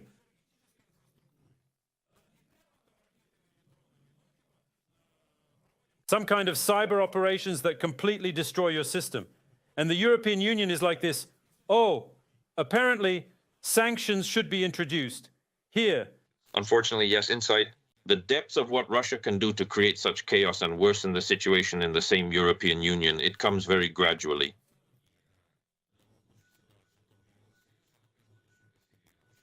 Quite recently, I came across the opinion of one of the political scientists that, in fact, the appearance of Russia does not support either candidate in the states. It supports chaos. The state is trying to support chaos. Chaos in the states. In such a situation, Russia will not support any of the political forces in the name of this political force in the same Europe.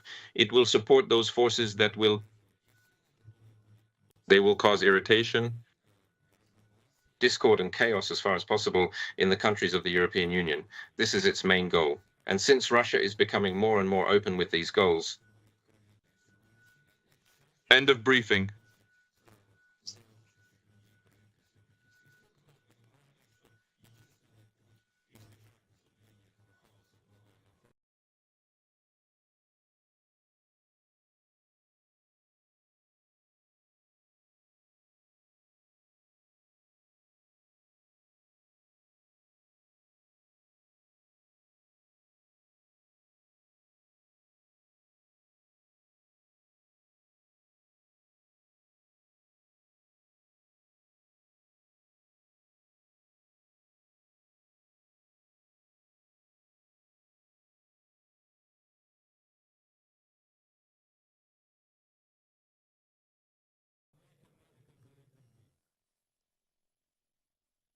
I think it's good. It will be a good situation when each of the countries will be big in its own way. It is necessary to understand why this will happen and whether it will be possible to do it in reality. If under this slogan there will actually be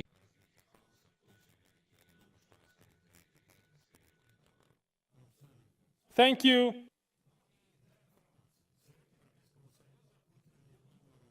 Sanctions against destabilizers. Russia's actions abroad. But the restrictions will allow prosecution of individuals and organizations that undermine the security and sovereignty of countries. As High Representative of the European Union for Foreign Affairs and Security Policy, Josep Borrell noted, the new measure is aimed at combating hybrid threats, including interference in elections. Collection processes, sabotage of critical infrastructure, widespread disinformation, cyber attacks. The list of threats also includes manipulation of migration flows, as well as others. Destabilizing effect has intensified in recent times in the territory of the European Union. Let's hear the position and continue the conversation. These are malicious acts. They are part of a broader, coordinated hybrid campaign by Russia to divide society, destabilize and weaken the EU and its member states, our resilience, and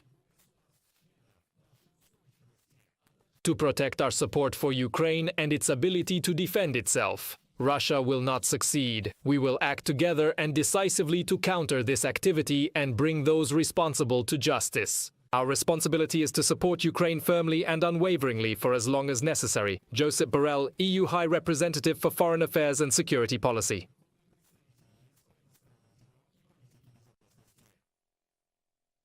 Yaroslav, as you know, will you appreciate the words and real action in relation to the Russian Federation and the threats it has already created? passes for the European Union? Well, considering the real results that we are seeing today, and these are constantly found in missiles shot down on Ukrainian territory, with new fresh components that were produced in different countries, in the States and in the countries of the European Union, it is obvious that the effectiveness of these measures probably leaves the wife better. But I will repeat that we understand perfectly well the complexity of the political process that is connected with this, including how one can convince own subjects, these countries, that it is necessary to introduce stricter restrictions, which will lead to higher costs and less availability of electronic components. Of course, this is a matter of internal dialogue within these countries, and I think this dialogue is conducted quite difficult.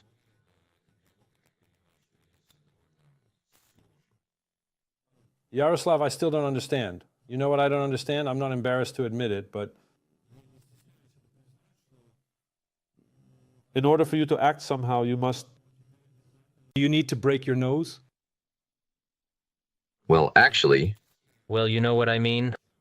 We are waiting for Russia to kill a lot of people in Europe to... You have to react. Well, guys, here she comes. Let's put it this way, we must nevertheless give credit to the fact that it is precisely thanks to the very strong support from Europe that Ukraine is able to fight today. I consider the support of the European Union as a whole, especially with those enemies that may arise as a result of the American elections. I am not leveling. We say a big thank you to the European Union. We say thank you to Germany, Italy, France, other countries. Yes, even Hungary, Slovakia. Thank you all more. But guys, you don't have to wait until someone gets killed before you react. Fight prejudice, but how do you know it?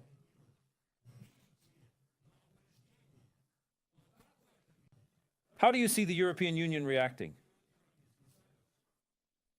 Yes, having said this, thank you. Of course, I can then join your position because we see that it is very difficult. The traditional habit is broken, that there is the world, there is Russia, it is like a country, it demands respect. Will it remain like that? Roslava, does it stay like this? It is necessary to change the subconscious perception of the world. It is not mentioned that the words of politicians understand, see what is happening in the world. You have to break your inner self.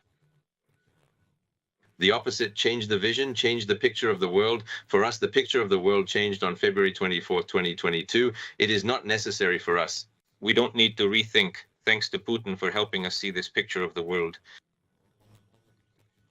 as it really is. Maybe it really is. That's how you are completely... Let's pose this theoretical question. What must happen in relation to Europe for Europe to completely get rid of the illusion that the situation can return to business with Europe?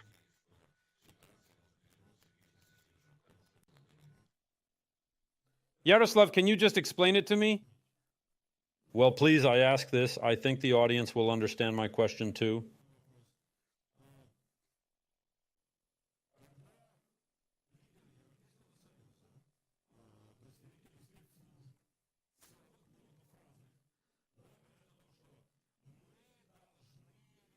React!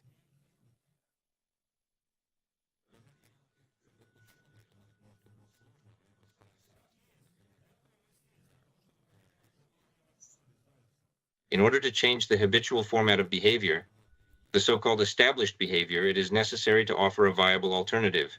It seems to me that Yaroslav, kick the Russians in the teeth. That's all. Here's an alternative. They beat you. Beat them.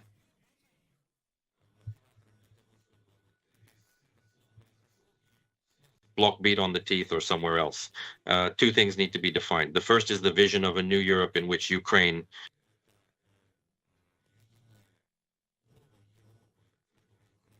is an integral part of United Europe. That is, of course, why Ukraine is Europe and how will we live together. And secondly, what will happen? Here's how.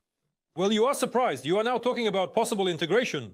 But I am now talking about how Europe is reacting as of now. Okay, listen. Ammunition depots are exploding on your territory. People are being killed with Novichok on your territory. People are being shot in the opposition on the territory of Germany. What else do you need to show to beat Russia in the teeth? Ukraine is okay. We'll stand. Let us...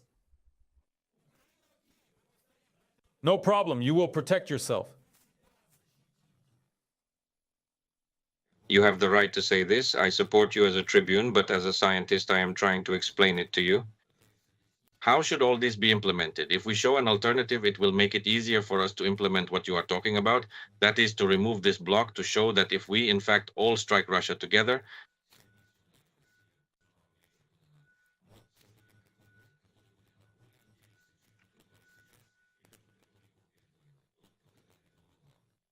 Kicking in the teeth does not mean going to war.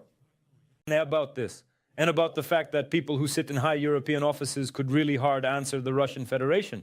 You know, there are Patrushev and Zbortnik sitting there. Kova and Sputin. And the weaklings are there in Brussels, in Paris, in London, I don't know. They're in Rome and in Berlin. Well, give them a hard time.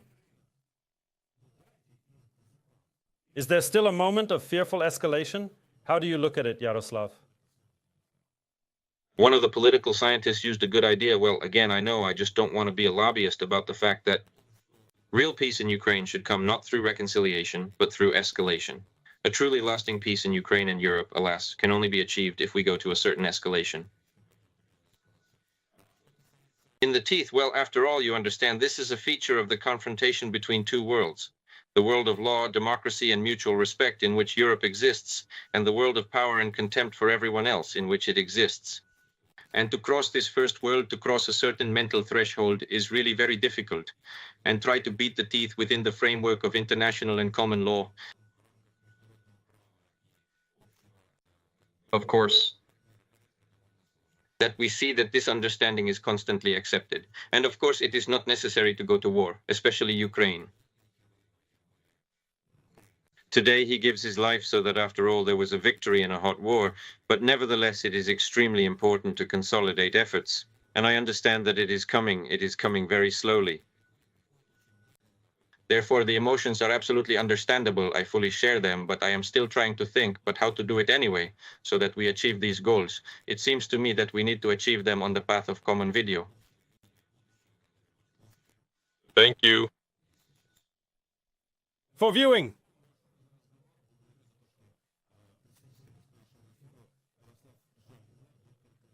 Science, Deputy Director of the National Institute for Strategic Studies, was on the line with us. We will now take a short break, then return to discussing new topics. Stay tuned.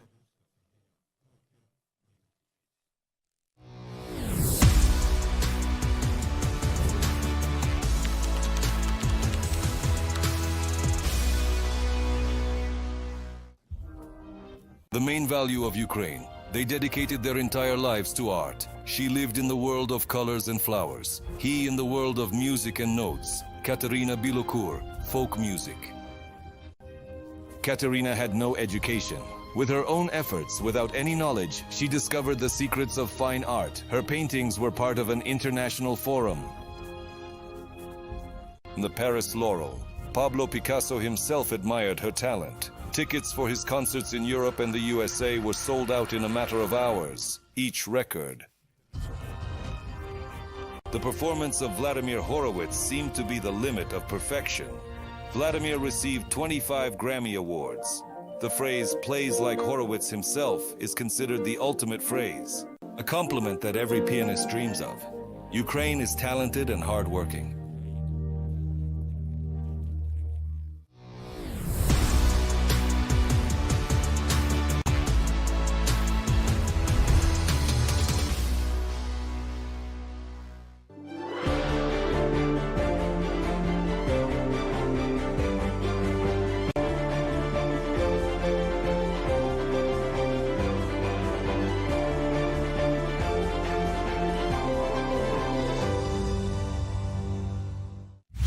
The greatest value of every nation is its culture, traditions, history, and national memory. Russia, or more correctly Muscovy, by seizing foreign territories and enslaving entire national territories. Nations tried to destroy everything that made them a unique treasure of world heritage. And it does not matter what the aggressor state is called: Muscovy, the Russian Empire, the Soviet Union, the Russian Agency. Federation, the essence of it does not change. We have been under Arsenkov's colonial rule for 254 years. This certainly cannot be called voluntary entry. Repression. Constant murders, violence, robbery. Unfortunately, this is total Russification. They erase us. Not physically now, but it will become physically erased, but it erases already at all levels, at the social, at the religious level, victims of the colonial policy of the Kremlin. Over the centuries, numerous peoples remain. Among them are the Airat Kalmyks, a fragment of Asia in Europe. Music is playing.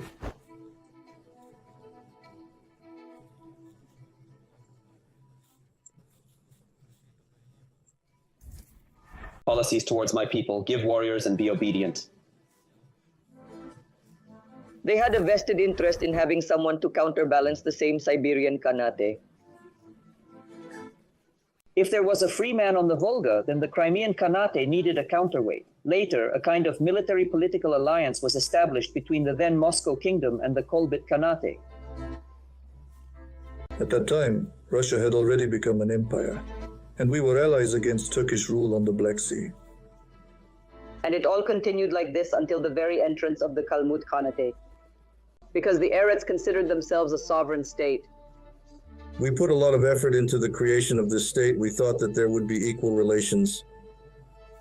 According to Russian historiography, It is believed that the Kalmyks voluntarily entered the Russian state in 1608. In fact, there was no treaty in 1608 since it was the Kalmyk Khanate. Khan considered himself sovereign, then it was just a temporary agreement. Of such shirkies, many were signed, that is, for each military campaign. Shirki. They are not a legal contract. You know that these wolves were painted, well, there were hundreds of them. The Kalmyks did not perceive these shirti as acceptance, considered as a contract between two equal parties. Not a single people would think of entering someone else's state on their own.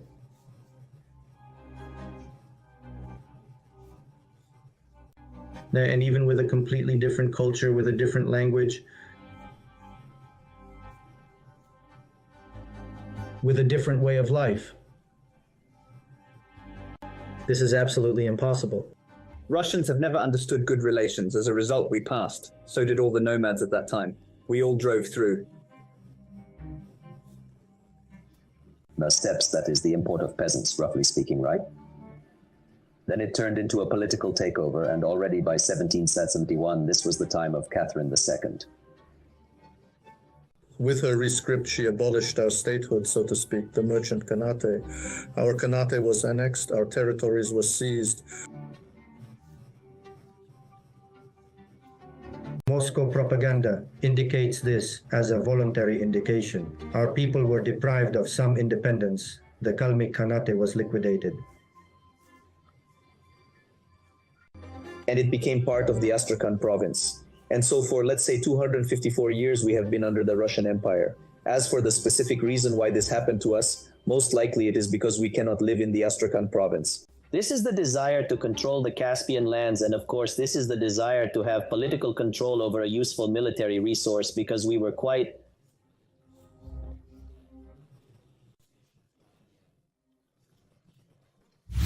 Moscow, from the moment of colonization, pursued the goal of destroying the Ayrat Kalmite people. For centuries, it robbed everything that was in Kalmite. This represented at least some value, but during the Second World War, it committed real genocide. Our national treasure is, first and foremost, our people, each and every one of them, because we don't have very many left on the planet, basically. According to various sources, about 600,000 in total. We have a very rich military past, very rich. There must have been a lot of weapons there and so on. But I haven't met, so that some weapons would be exhibited en masse in our museums. They then took a lot of artifacts from us, which were several hundred years old. And they still haven't returned it. When the Kalmyk was evicted, bills, some historical documents, Buddhist icons, and statuettes flew everywhere in Aliste.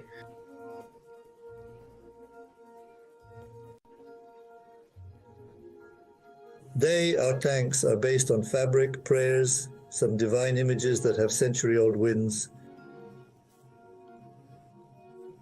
Age-old stories, of course, they took away from us, and of course they destroyed many things. The Soviet occupiers destroyed all the Buddhist shrines and killed all the Buddhist monks.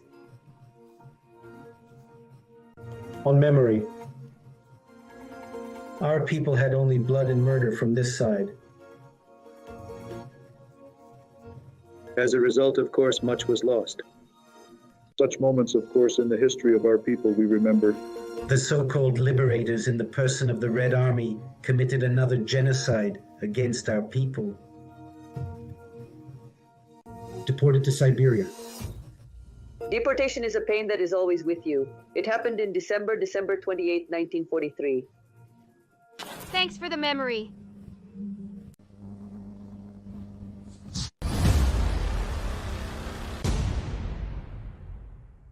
They started deporting people since the 1930s at the beginning of the year, speaking of context.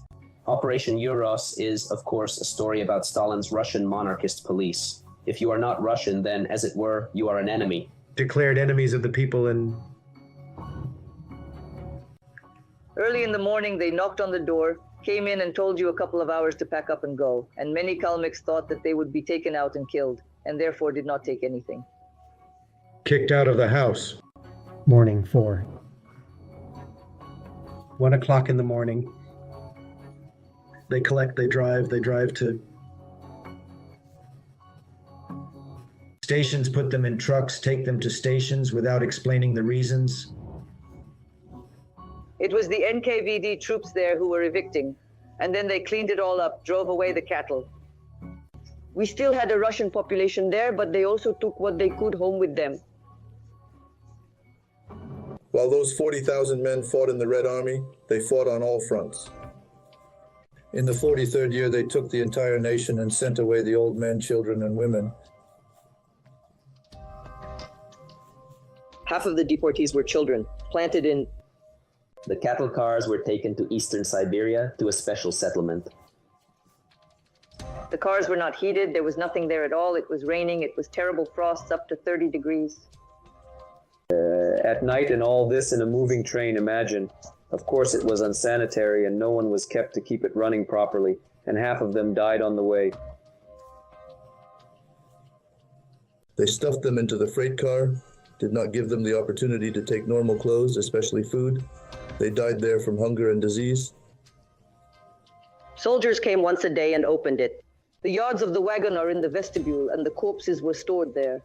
In a day, so much was collected that there was a mountain of corpses. To go to the toilet, and there at the end they made a hole so that at least somehow it was necessary to crawl through these corpses. Approach the child to the toilet, and then the soldiers came, kicked them out, and within a day, the mountain of corpses was gathering again. I'm not talking about the fact that they arrived. They literally sat in the taiga, so there was practically nothing. My grandfather, for example, in order to find food for the family, he was the eldest child in the family. He dug cattle burial grounds, for example. Well, there is meat there. Well, if you somehow cook it, you can somehow... And my mother, they ended up in barracks in the forest, and the women had to work in the logging. And she says they were there all the time. They never saw trees. They were crushed there with logs. And the children were sitting in this barracks, which is a barrack made of boards. And she says, here we children are sitting, and there is a fire near this fire, and people who couldn't, they could go to work, but they were no longer able to. They lie there, they die. And so the children spend the whole day with corpses. The conditions were monstrous, and according to various estimates, 20 to 50% died as a result. My grandfather's uncles all died there in Siberia. 2 of them died on the fronts of the Second World War. What is death for children? For their parents?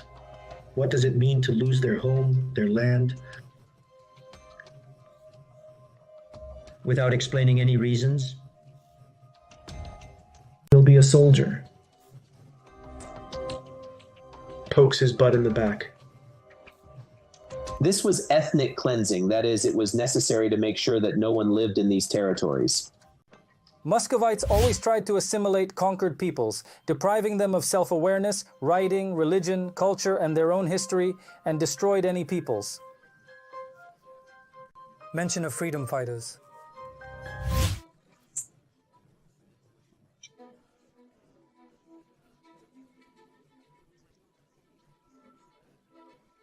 With the resignation of the people, namely Achirov, who was the son of Batrak, they went together to Moscow to the provisional government to ask for self-determination, to unite the Kalmyks and give them their own state.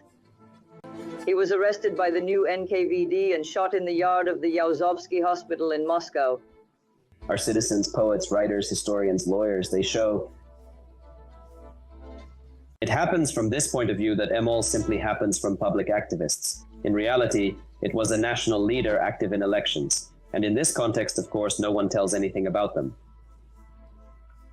The one who unsafely then, that our people were essentially massacred, was the first genocide of the Bolshevik regime against... I am glad to see the Colombians. We can talk about them, and monuments are erected to them. They write books about those people who fought against the Soviet government.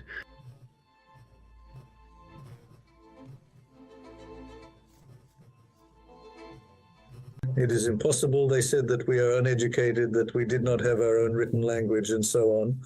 Although our written language is, of course, also unique and has a centuries-old history, they are really trying. In such a word, to extravasate history, that is, to restart it to the point of unrecognizability. Before colonization, we had a very high culture based on Tibetan principles. We came with Buddhism. The majority of us profess Buddhism. In our writing, we called it clear writing. Based on the Old Mongolian, Old Tibetan language, it is called Todobichnik clear writing. The history of our fairy tales probably goes back many centuries, even to the ancient times, and it is together with Indian fairy tales. One of the first places in the world deals with fairy tales. We have such a rich one. And there was literature and our own writing. But with the arrival of the Russians, of course, all this business was leveled out. Epos, Zangar. Zangar is the epos that actually describes the ideal country for Oirat. This is a land, like a paradise land, let's say. These are the heroes, the 12. And it has existed for 1,500 years, and maybe even earlier. The epic, of course, is very heroic. And this, as it were, is all this. This is the creation of the world in which it exists. There will be my ethnicity. I am essentially. Where there is a struggle between good and evil, justice, honesty, truthfulness, and so on. Currently, such moral narratives which allowed our people to be guided by these moral qualities. The attitude towards culture, and specifically towards this epic, was something like this: oh, the natives wrote something so interesting. Culture, of course, is done only with enthusiasm and with local funds. Of course, there are no such programs in particular.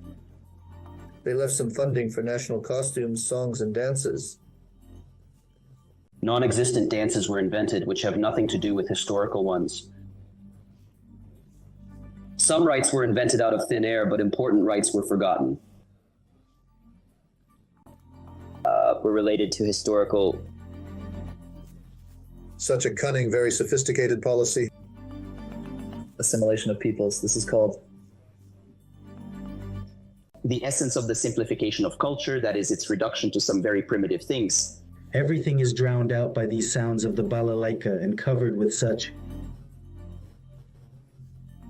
Koshnik in a Matryoshka doll.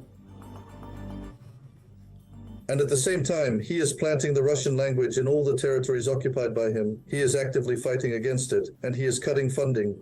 We say that we are on the verge of destruction. UNESCO recognizes that our sea is under threat of destruction. And this is directly related to deportation, because a generation grew up that did not learn, say, in school. A significant part of Kalmyks lost knowledge of their native language back in Siberia during the deportation because people were dying. There were a lot of orphans who were homeless, and then they were collected into orphanages. Less and less, yeah. Language is studied, it becomes optional. We lose even. Share how many people know the language. For some data, it is less than 10%. When I went to study at the university, I encountered what some girls told me. Why do you always speak Kalmuk like a dragonfly? It was not prestigious. Why do you speak an archaic language? It will not be highlighted. If a person speaks a Moscow dialect quite fluently, then he is like a human. But if there are regional features which are actually natural, there is a southern dialect, a northern dialect, and so on, then he is immediately not a human. In Moscow, you go on the metro, they sit down for you, you hear, they came there in front of their eyes, there was some blockhead and so on. Being non-Russian, I was forced. It sounds like such an act in some sense, just not to get carried away. The empire not only killed us physically, she also assimilated us. The sound of a way of life, the narrative she imposed. In addition to the purposeful destruction of cultural heritage, Muscovites have been looting the natural resources of Oirat Kalmytsky since the occupation.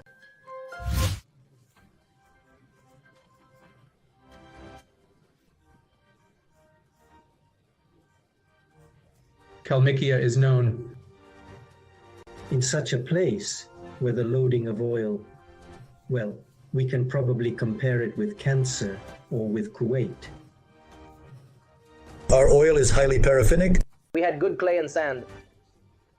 We have gas, we have gold, uranium, and now we have phosphate, we have fish, we have black caviar.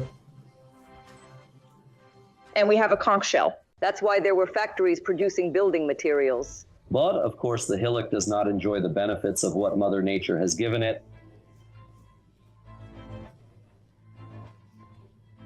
The republics are not getting anything. In theory, for what they pass, they spoil our ecology and so on. Rent, because there is a protected zone for kilometers, it cannot be used in the economy. For all this, they should... This is how it is arranged in the Russian Federation. All oil and gas revenues go as a production tax to utility companies, in Russia too. Putin introduced a draconian law, by the way. This had never happened before, that the entire extractive industry, all taxes go straight to the federal budget. And that is why Kalmykia always consistently occupies one of the very last place in terms of socioeconomic development. It is clear that this is a predatory policy and our natural resources are being plundered. We get nothing from this. There is absolutely no work in the Republic. So normal. Our salary there is 15,000, 20,000. Prices are rising. Inflation is very high. At this moment in Russia, the people are generally paralyzed. Regardless of the fact that we have gas deposits, for example, the same oil, our villages in the Republic are not yet fully gasified. As for electrification, we have pretty big challenges with electrification. It's actually quite a clever thing because we have absolutely wonderful alternative energy options. As for water, this is a big problem for us. Now, for example, Lista, as the capital, is created with such technical water that has a muddy color. There are many salts. It is not purified. The money that the federal center took out for water pipelines, for example, from Manek, from the Volga, they are embezzled. A lot of oncological and other diseases. Diseases that are associated with water consumption are prevalent. On the one hand, it seems like you can live, but on the other hand, it is unbearable to live. We are not, in fact, territorially related to the Russian world. We cannot live politically, economically, or religiously. Well, how can you live with such a barbarian? If Putin's regime leaves, another government will come, and it will start making democratic changes. We will come to our independence because this is simply a necessary measure. Otherwise, we as a people will disappear. I see our state, of course, as democratic and legal.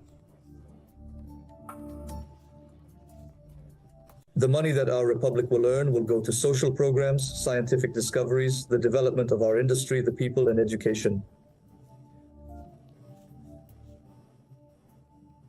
The rise of national self-awareness, the right economic policy, the right tax policy. Based on the model of some European Union with free movement of goods, services, and money. The health and defense forces, the security service, the police, the courts. This is all on the national segment without repressive ones.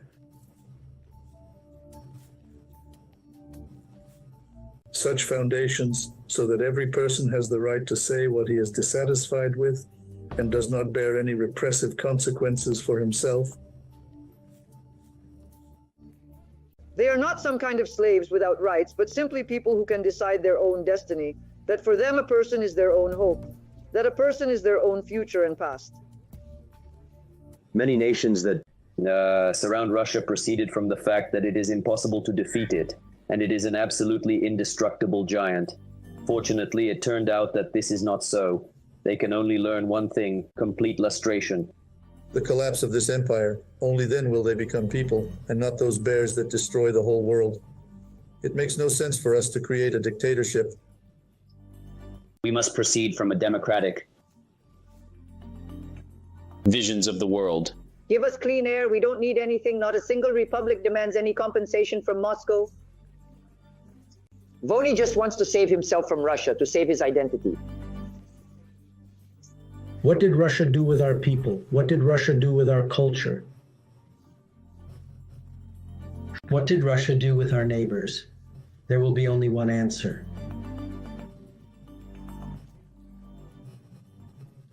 This is blood. The hatred that they have placed between us, the blood and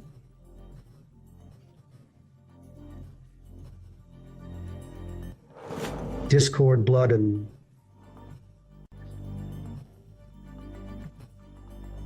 poverty, misery. Russia as an empire is a threat to all humanity. The war must be maintained.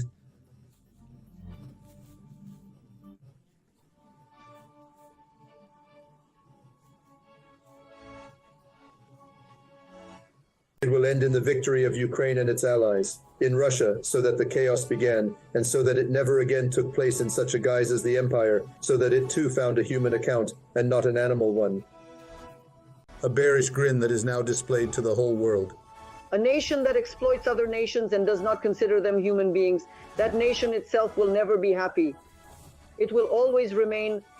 This is a robot. It is very important that the units that are now fighting on the side of Ukraine, they return to us, our soldiers, and participated in ensuring a peaceful political process between us. An empire cannot live forever. It is not destroyed by everyone. Carthage must be destroyed.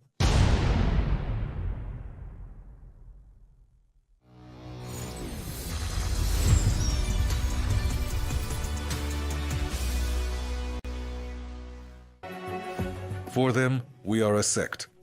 A church that, according to them, is cut off from Christ, from God, and we distort the faith. They were brought up that way, they were forgiven. By various propaganda methods. This has been happening for generations. They sincerely believed that we were their enemies and that we needed to be isolated from society.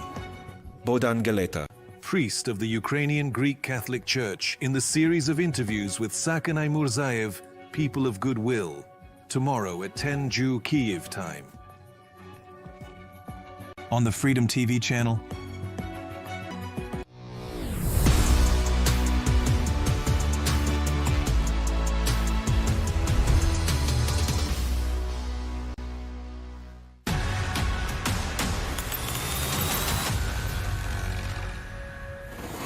Well, friends, let's continue watching Russian propaganda and smiling because just like there was once a crucified boy behind the curb, and now there will also be a crucified girl in panties, Obana. How is that? Although with the girl, we obviously... Of course, they got carried away, because the girl and Margot have not even been called by her husband Tigran for 30 years. After all, not only can you not feed this devil with bread, but she also just wants to kick him in the ass. If we back out, no one will back down except us. If we don't back down, they can back down. But if we do back down, they won't back down.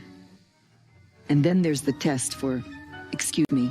Yevelo 10 times out of 10 shows that Raspel is not a girl in panties, but a typical Adler slut. In a hot war, we will take Ukraine in 2 days. Why save her? We will wash and cleanse these souls, and the dirty one who does not want to wash himself will have an unenviable fate. If you do not want to do it the easy way, you will have to go further, and there really is not far to Kiev. It's probably high time to explain what happened to Margarita, but we, you know, are the interested party and we might say too much, so we'll trust Margarita to explain it personally. Ridke with his friends. Now they are the only ones with a white kokoshnik pulled over their heads. The U.S. has added the Russia Today TV channel and its leaders to its sanctions list. New sanctions imposed by the U.S. administration against Russian. The speech is an attempt to sterilize the information field from any form of dissent in the run-up to the presidential elections. Well, they decided that this way we would shut up and get out of there. We should shut up and leave from nowhere.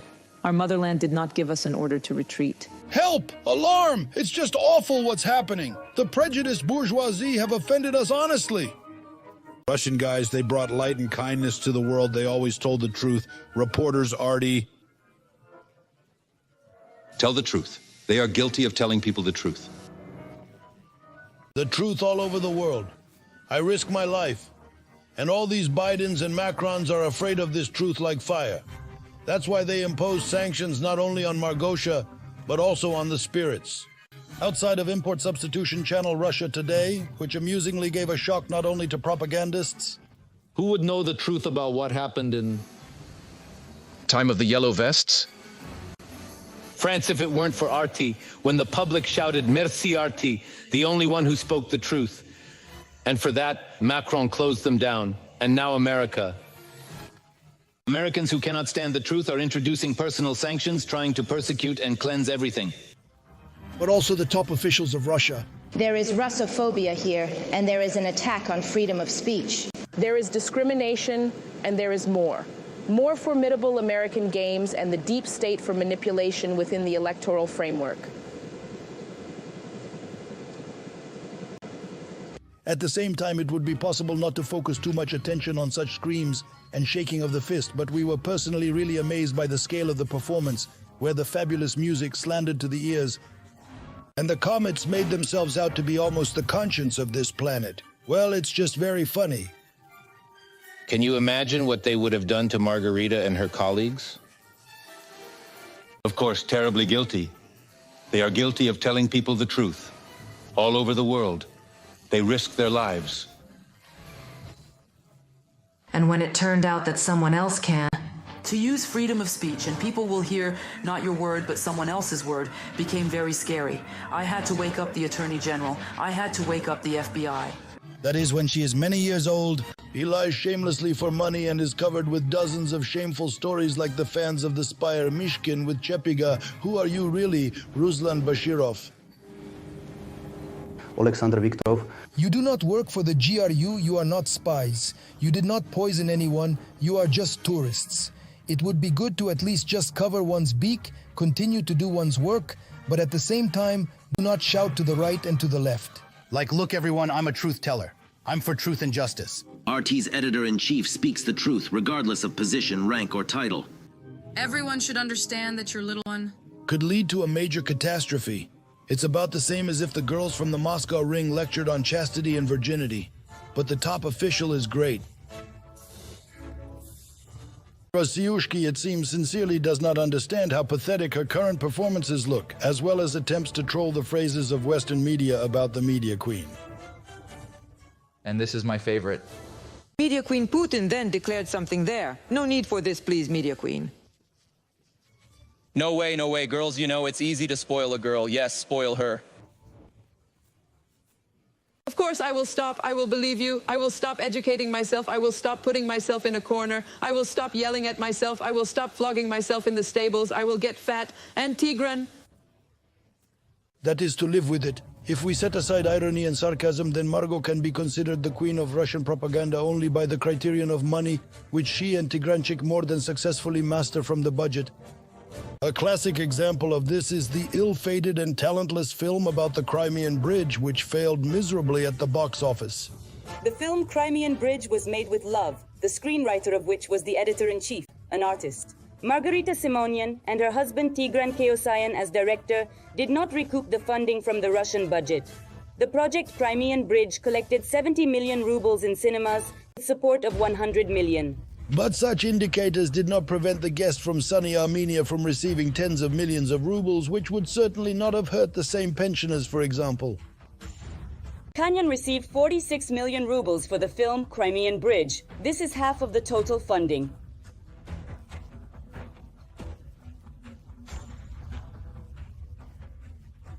Well, the worst hilarious program against which even Petrosian's jokes seem funny. The president, God forgive me, of Ukraine, Volodya Zelensky. Hop, hop, hop, hyena, and we dance. Yes, good afternoon. If I scratch my head, it's not a problem. There's a file in my head. Yes, yes, yes. Boryu. Boris, good evening. My name is just Barenka. And about the worst, these are not some of our personal assessments. Even in the Russian review site, there is an international saw. The shop named after Keosayan and Semenian has a rating of 2.0, but such reviews, as you understand, are not written by Macron and Biden. The dumbest show. Very rarely at all. My girlfriend and I are flipping through the channel before bed, and to our great regret, sometimes we come across such crap. Complete nonsense, meaningless, and absolutely useless spectacle. No, she is not a propaganda queen. For that, at the very least, you need to be not stupid. And here again, nothing personal. It's just that this slag that she produces is not at all a royal level. I don't know if it... Will Biden piss in our entryways? But it's better to change the code on the intercom. However, for the sawmill, which makes even the Z Patriots sick, the family budget also receives millions of rubles. Margot should tell people about these numbers and not, excuse me, stand in their eyes with fairy tales about billions of views. Last year alone, this English language, our projects have 14 billion, almost 14 billion views. Oh, well, save yourself. Whoever can, they outplayed all the Western TV channels. It hurts them. It hurts more than our closest competitors. You have no competitors.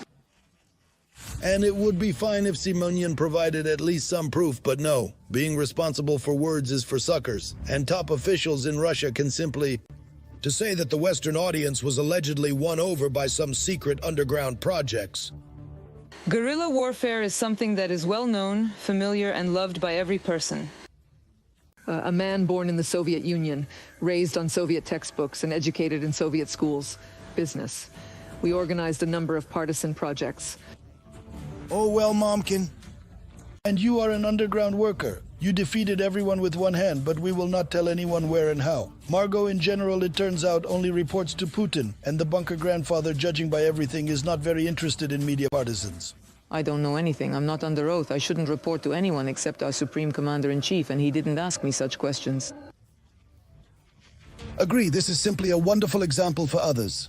Russian officials. Just imagine tomorrow, for example, the Russian Minister of Sports comes out and declares to the whole of Ivanovo, Akhmat from Grozny, it turns out, won the Football Champion League. True, there were no games.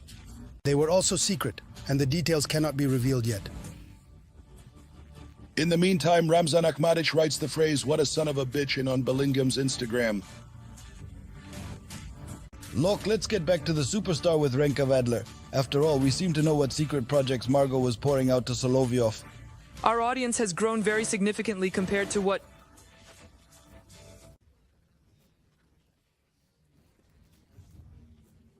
The thing is, friends, that no one has really watched or is watching the show called Russia Today, and therefore at a certain point Russian propagandists, well, those who supposedly always tell the truth. RT reporters tell the truth. They are guilty of telling the truth to people all over the world. I risk my... We decided to focus on the introduction of fakes in TikTok, and not on our own behalf, but on behalf of various supposedly European organizations. Now we will show you an example.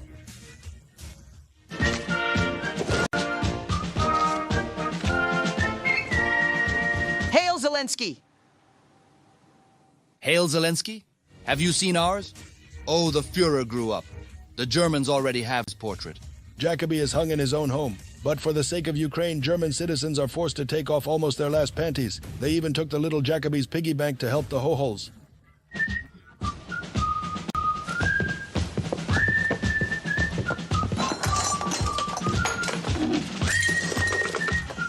And of course, after the appearance of the video, they started discussing it on federal channels in a flash. After all, it was all presented as content created by Germans. They do agree in the end. It's obvious internally. There is such indignation inside, but they nod so obediently. Does this mean that the Germans will continue to behave like this? It would seem that for once everything is going according to plan for the propagandists. But it wasn't for nothing that we called the stupid, both Simonian personally and her miserable team. After all, look at what it's like when you do something on someone else's behalf. It would be good to take less hyped Russian actors. The husband is played by a Russian. Actor Valentin Vorobyov, wife of Muscovite Julia Konyukova. The leader of the people in uniform was played by the Russian actress Yulia Mandrika, one of the soldiers Igor Alexeyev. The video was supposed to be As a result, all German newspapers stupidly wrote about the disgrace of the Russia Today team. But of course, the uneducable Margot did not draw any conclusions. The dudes continued to be rich dearly. Terrace, you will be safe here.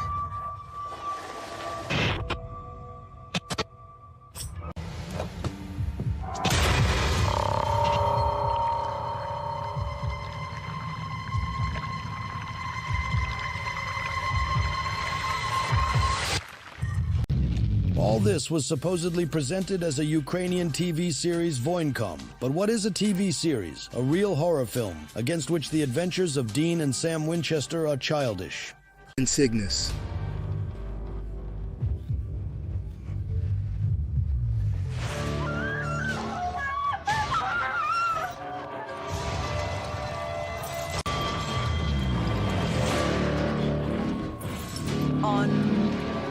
It's hard for us personally to understand who this whole thing was designed for, but the propagandists were running around with this trope for a couple of days.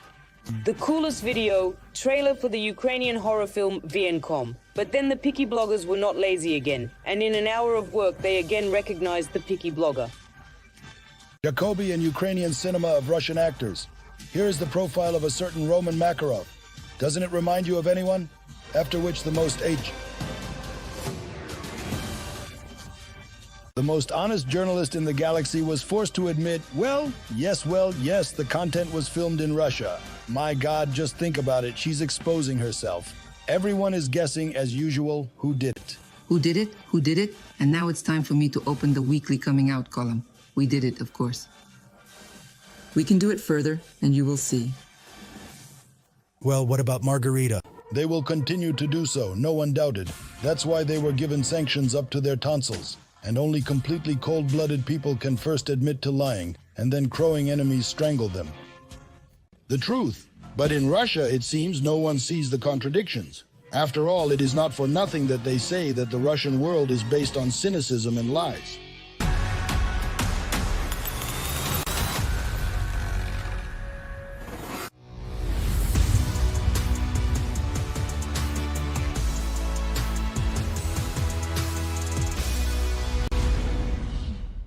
Ukraine is the heart of Europe. Ukrainian statehood is more than 1,000 years old. It was established when Vladimir the Great christened Kyiv. Kievan Rus. Kyiv is one of the oldest capitals in Europe. The first stone Orthodox church was built here in the 10th century. On its walls, we will find a hanging trident, the coat of arms of modern Ukraine. One of the first constitutions of Europe was written for Hetman Ukraine.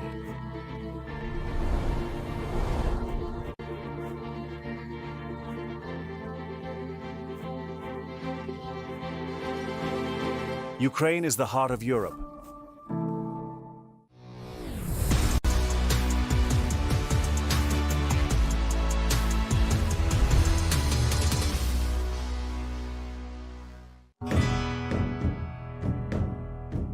Friends! I know how much you love Cossack history. To be honest, I love it too. And so we decided to make a special episode of Real History and dedicate it to the Cossack theme. To look at the Cossacks, well, with such, with the person of the party. Look at how they lived, what their life was like, what their relationships with women were like. For this I came to a unique place. This is our Khortytsa in Zaporizhia. And in fact, here we will learn about all this. My name is Akim Galimov, and this is a true story.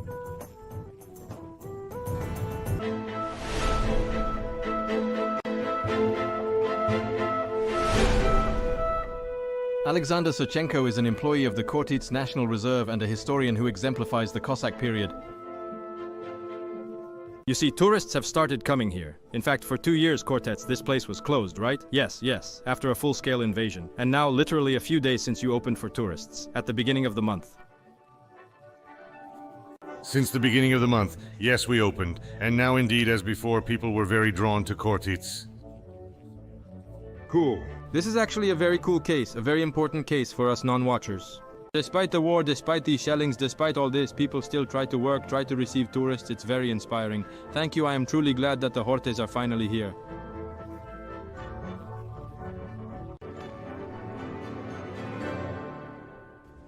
The largest island of the Dnieper, divided by water into two, Bolshaya and Malaya Khortytsa, is, without exaggeration, the cradle of the Cossack Republic. Having settled on these lands at the end of the 15th century, the Zaporizhian Sich existed for 300 years until it was destroyed by the Russian Empress Catherine II at the end of the 18th century. Zaporizhia Sich. We can now very simply explain to people what this is, Zaporizhia Sich. This is a fortification like here. Or is it some large territory? Theory, or is it fact? Well, I don't know. When they talk about the Zaporozhian Sich, they are still talking about the state, about what we can call a state. Look at this. The very concept of Zaporizhian Sich is a city fortress. That is, it is a powerful fortified fortress which was the center of the Zaporizhian Cossacks, the Lower Cossacks, as they were also called. That is, in fact, like a capital. There are always several thousand Cossack troops here, led by their elders, with leadership, but as a whole, the Cossack state formation... It was called the Zaporizhian Lowland Army, and all the territories controlled by the Cossacks were also called the Liberties of the Zaporizhian Lowland Army. Kraz is a significant part of southern Ukraine. So, officially the Cossack Republic was called the Zaporizhian Lowland Army, and its lands were called the Liberties of the Zaporizhian Lowland Army. Zaporizhia because the Cossacks lived beyond the Dnieper Rapids, the deadly sections of the Dnieper where giant boulders crossed the fast current, and these 9 rapids performed the function of natural protection against uninvited guests. And liberties are the rights and privileges that were granted to the Cossacks by the Polish kings at the beginning of the 16th century and were valid on the territory of, republics. In simple terms, these were lands free from taxes and other duties on which free people lived. The main decision-making center of these lands was Kosh. This Cossack equivalent of a government was located inside a fortified fortress, the Sich. It was led by the Kosh ataman with the help of a foreman.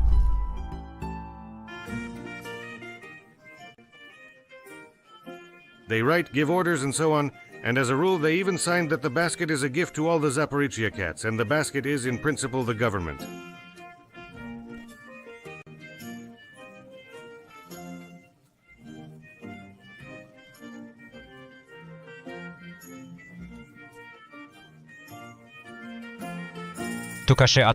The entire territory of Zaporizhian liberties was subject to Manu and the Cossack chieftain. This land was divided into palanquins, analogues of modern regions, and administrative territorial units. That is, there is a clearing, a center. From here everyone is controlled, everything is managed, and there are 8 clearings, where each clearing there is also its own fortress, fortifications, and there is leadership. He is his own administration, he is his own clerk. There are Cossacks who live in this territory, and they all obey through the SEC. As we speak today, it seems that these are only those people who lived in Sich. Well, there, a horse, a saber. But in reality, there were many Cossacks, and not all of them could fit here. Who came? How can we divide them like these Cossacks? Actually, this is the population of the Cossack Republic. We can divide it. This is an interesting question. Here on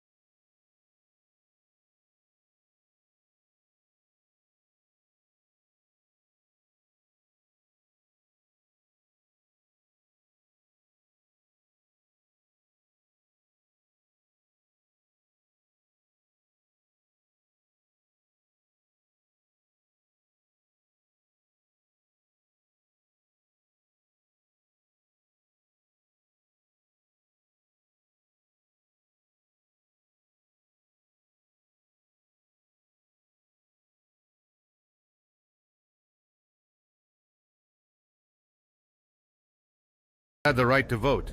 Of course, the elections were not like now, and it was impossible to do. It was a direct, open vote. Imagine. Morning the 15th of September. The first day of the new year, the 1st of January, the Sich Maidan. A shot from a cannon, a sign for the beginning of the action. After the shot, a specially trained Cossack, a Dobish, appears, approaches the church and begins to rush. He starts beating the kettle drum. This is a Cossack drum. He beats, and at this sound, Cossacks in expensive outfits come out from all the kurens and gather in the square. This is precisely the loud way of announcing the Rada. He was a guarantee that the voting would take place transparently and honestly. That is, the circle in the center remained free, and they occupied the territory of the entire Sich along the Kurenai, along all surrenders, and 4 people ruled the Cossack Republic. This is a fairy tale foreman, a military foreman. It is headed by the army of Kashui Taman. Then there is a judge, a military clerk, and the EUAU. And these 4 people were chosen every year. They were re-elected. That is, it depended on the will of the army. Everyone who was a member of the current elders held in their hands the kleinods, symbols of power. The Kashevaya Ataman is, so to speak, the president of the republic. He had a mace. Yisal, the prime minister, with a wooden stick, silver rings. The clerk, the chief diplomat, with a pen and a silver calamar. The judge with a silver seal. There were also 38 chicken chieftains on the square, each of whom held in their hands their symbol of power, a chicken banner, a flag, and a seal. There was a table and all the Cossacks. If, for example, everyone is satisfied with the Kesh Ataman and the entire foreman, then the Cossacks shouted. They just shouted loudly, "Good Lord, stay to lead us!" We have agreed. So they re-elected him for a second term? Yes, yes, yes. And if they didn't like him, they shouted, throw away the mace, put it down, Curly son, come on." He had already drunk some Cossack bread. This meant that the army did not want to see him anymore, and he had to lay down his mace. And then, as a rule, several Kurans could gather and nominate one candidate. Others, several. Kuranian the second candidate, and so director they can call there in turn, Ivan Serko. And the Cossacks start shouting, clapping their hands, throwing their hats up, and so the whole thing. The procedure took place in this way, and then it was determined who was shouted for louder, who had more hats thrown for. Yes, it is very difficult objectively. Well, it's direct democracy. Direct democracy, military democracy. Listen, it's very interesting. The rest of the elders were elected in the same way, and each Kuran elected its own chicken chieftains. It was an analog of local elections. But it happened that it came to fights. It happened that this one group did not recognize the candidate who received it. They could come to that.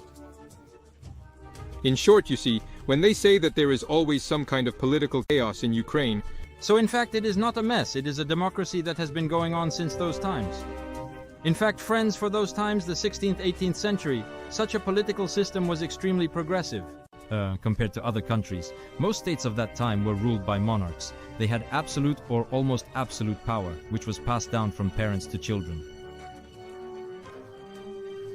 In Sweden there was a king, in the Ottoman Empire a sultan, in the Russian Empire an emperor or czar, and the subject monarchs literally and figuratively knelt before them. very interesting. So they were choosing a new porridge chieftain, and he came into this house. Yes, there was such a tradition, such a situation. That is, they chose. It was discovered that a certain Cossack would be the chieftain. He had to accept the mace. This is the main symbol of power. And according to tradition, the mace was offered to him 3 times. The first time he refuses, the second time he refuses. Of course, from the 3rd time he takes the mace. Why so is unknown. Tradition. Then he raises his mace above himself, bows to the army, thanks for their trust. After which they approach him, as a rule, Mr. the venerable gray-haired and grandfathers.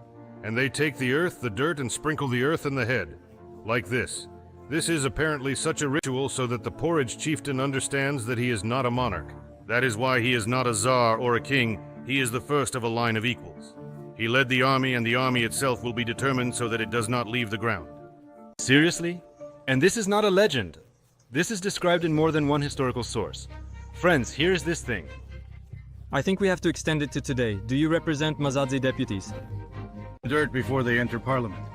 Most people support this idea. Look, well, the very essence is very cool so that you don't forget where you come from. Yes, and this is the principle itself. The Cossacks themselves in Sek were protesting and were against those agreements,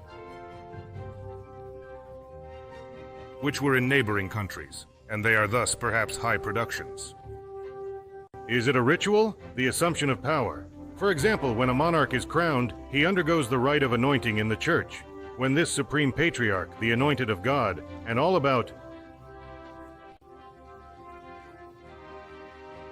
The Cossacks said, no, power is not from God, power is from us. And you manage it, be kind and wise, because if not, then a council can be created. They won't call you in a year, but they could call you in a month or 2. They'll overthrow you and elect someone else. That could happen.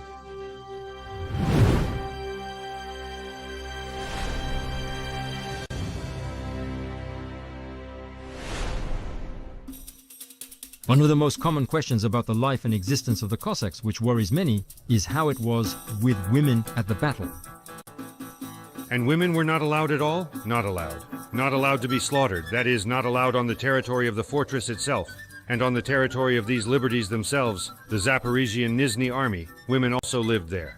Cossack daughters, wives, in principle, their living conditions were not so bad. They have their own farm there, well, like a traditional Ukrainian farm. Everything is there. And as it were, livestock and a garden. General Manstein, who served in the Russian army and observed the Cossacks, described the marriage proposal in Sich in this way. I quote, "It is not allowed to be married in the place of their residence, in the battlefield, and those who are already married, the women should live in nearby cities where they go to them for a while. But this must be done. So that the elders would not know." End of quotes. We know the place where the Cossacks met with their women. A few kilometers from the last new battle, there was the Babina Mogila burial mound. It played the role of the checkpoint to which mothers, sisters, wives, beloved Cossacks came, brought them parcels and spent time with them. But in the fortified capital, military asceticism reigned, and all Kazakhstanis. Smoking,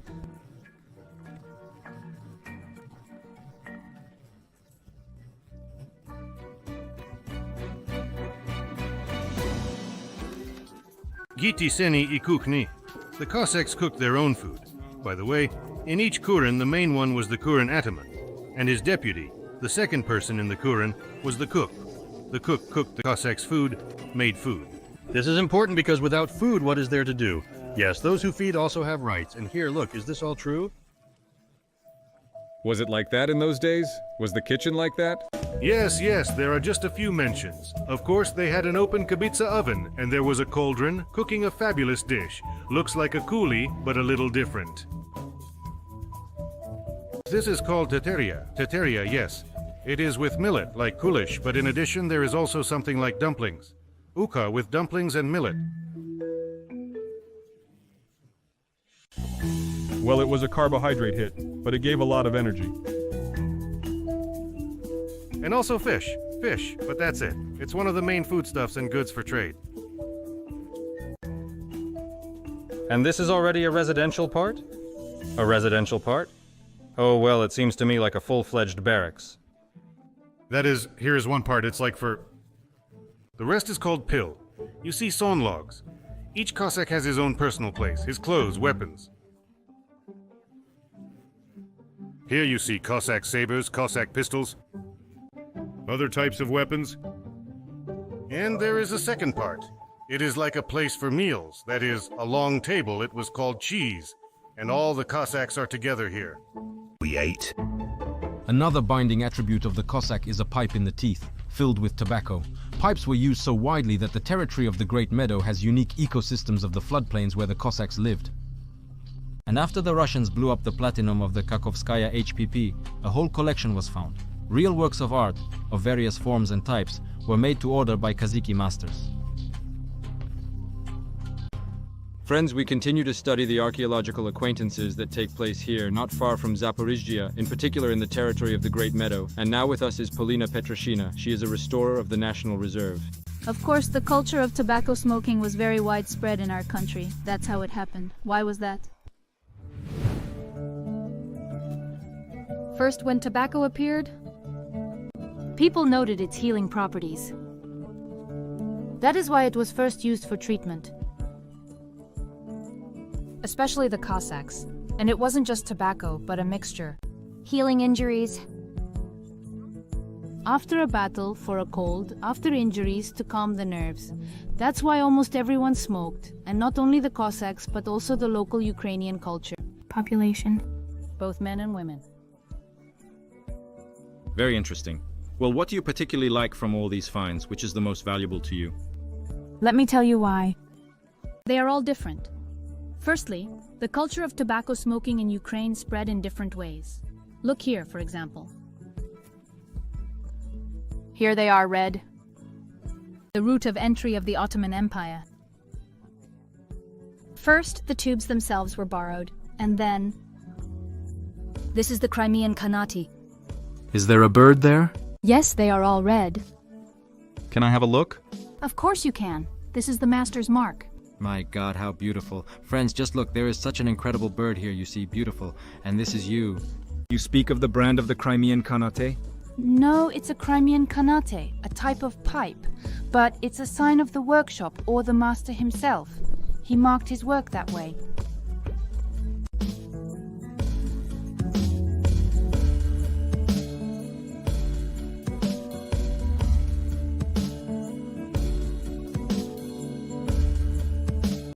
Listen, it's very beautiful. I think if I smoked, it would go very well with the embroidered shirt. Right, friends? What do you think? But you are for a healthy lifestyle. I am for a healthy lifestyle. I haven't smoked for a long time. Class, listen. In addition to individual pipes, there was one large communal pipe in the Sich, covered with precious stones and inscriptions.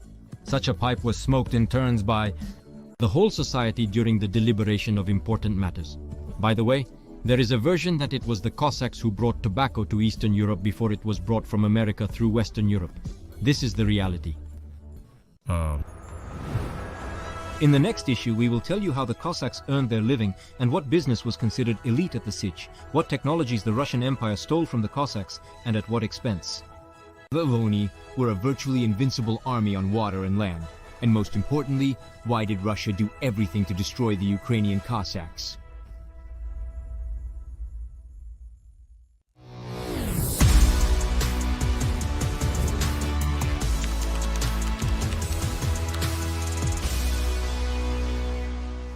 Thanks for watching. We always call a spade a spade. Not a negative attack, but a flight. It wasn't the plane that went supersonic, but the explosions. Not a gesture of goodwill, but a defeat. Not SVO, but war. We always speak as it really is. We know better because we are in the epicenter of events. Final issue of the day. Our times. Daily, at 16 and 21 Ozero Kiev time, on the Freedom TV channel.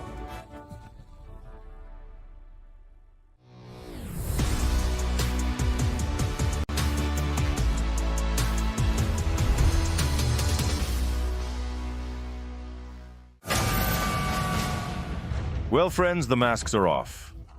In the third year of the so-called special operation, we can safely state that Russians are finally not ashamed of their essence and directly show who they really are, without stupid antics and a white kokoshnik. Like in the first days of a big war, it is no coincidence that this military operation is called rescue. We do not capture these cities, we are liberating them. But we immediately said that this is a month. It is disgusting and cynical to talk about rescue and at the same time drop air bombs on residential buildings, like in the same Mariupol. This is Mariupol today after the airstrike. This is a housing development. But it was simply impossible to prove something to the deep people. They are like that for a long time. Tours with Ostupa were rife with tales about shooting exclusively at military targets. Peskov recalled that the Russian Federation only strikes at military targets in Ukraine. Russian troops do not strike at residential buildings and social infrastructure, Peskov stated.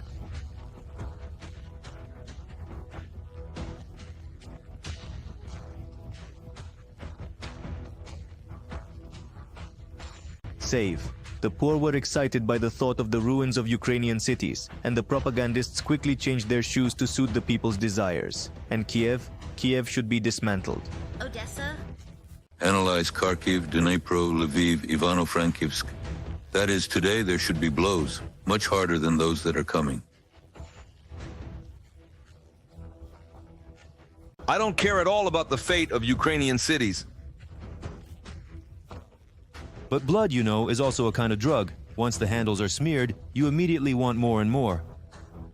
Why did they so quickly go from a special rescue operation to a desire to, say, make Kharkov deserted? I think Kharkov needs to be de-energized to such an extent that it becomes unviable, that these 800,000 people who remain there, they got into the cars on foot, in carts, and by smell. Or drown hundreds of thousands of people at the same time by blowing up the dam near Kyiv. I would have demolished the bank right away as a preemptive measure. And to those who are so worried... And the Kyiv dam, too. Therefore, turn to the residents of Kyiv. You still have time. It will be very easy to beat them. After all, the bar of humanity has been raised as never before. As it turned out, we simply underestimated the Russians. Now we will show you a fresh broadcast so that everyone understands what we are talking about. The territory is populated by another ethnic group. They were once Russians, they were once Slavs, now it is not clear at all who they are. But this means that over the course of several generations they will have to be remade into Russians. Nothing unusual, but two of them seem to... As people, one of whom is from Ukraine, sitting in soft chairs discuss ethnic cleansing. They say that millions of Ukrainians, given the current realities, will never love Russia. And so, drumroll, they should be killed or evicted, and on their lands Vanyushek and Akhmedov from Chechnya will be driven to permanent residence in Ust-Zadryshensk. Everyone went. A relatively small population remained. New people came. The old ones dissolved into themselves. The population is being replaced. Just a reminder, these same comrades call themselves anti-fascists, but the main thing here is something else. All these texts about ethnic cleansing and resettlement of peoples are not just any. The demands of city madmen? Not at all. Russia is demonstratively using this scenario in the already occupied territories, and Mariupol is a vivid example of this. You don't think of people as people, do you understand? You don't think you lower down the drain. Many of these Mariupol residents, if they did not wait, then at the very least were loyal to the Russian occupation. Then 2 years suddenly realized that for Russia they are still kokos, and therefore their stay in their hometown is undesirable. That is why these people are not only not given new apartments, but also their privatized land is taken away. According to the law, it should be our home because it is privatized, our land. We took care of him, our house was about the size of Mariupol, and now we are being kicked out of this life. On what basis?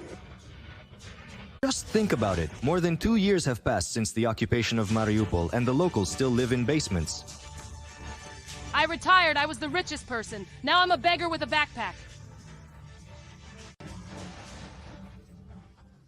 But the patience of any person is not limitless, and for some time at least young people with children will be leaving Mariupol. Well, their places. It's great to entertain guests from sunny Chechnya who already allow themselves to drive jeeps right onto the beach and at the same time beat up disgruntled natives.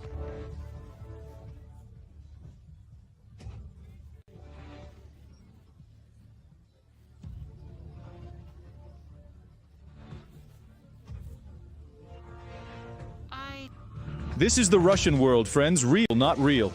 Not the one they are trying to sell on TV. That is why it is so important to help the Ukrainian army with all our strength. Well, the Ukrainian armed forces have really shown their level in recent days, and this cannot but please. Todik Bapov on the air of the first K. The village will no longer need this sign. The DPR authorities promised the residents to return the Soviet name. Novgorod is still a familiar thing. And then, oops, the Ukrainian army returned to the village again during a counterattack. There are local successes in the Pokrovsk direction, which is why individual Skripniks already... The apoplexy of the butt has already happened. They say that Gerasimov only knows how to throw corpses, and there is not enough meat when it comes to big cities. Exactly what was predicted is happening. The Ukrainian armed forces have begun a counterattack in the Selidovo area, Batorezk in New York. Thus the enemy still has reserves and he can influence the pace of our offensive. And that, friends, is a good sign. Good first of all, so that the Z patriots of the rumor screw up the rolled lip. After all, in recent months all the disgraces and defeats have been interrupted by cries of "Here's Pokrovsk."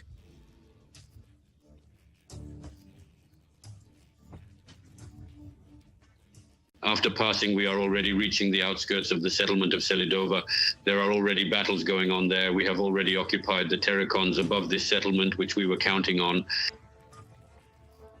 The enemy, and today they are already under our control as information comes from there, and we are developing an offensive on the cover. This is a strategic direction in which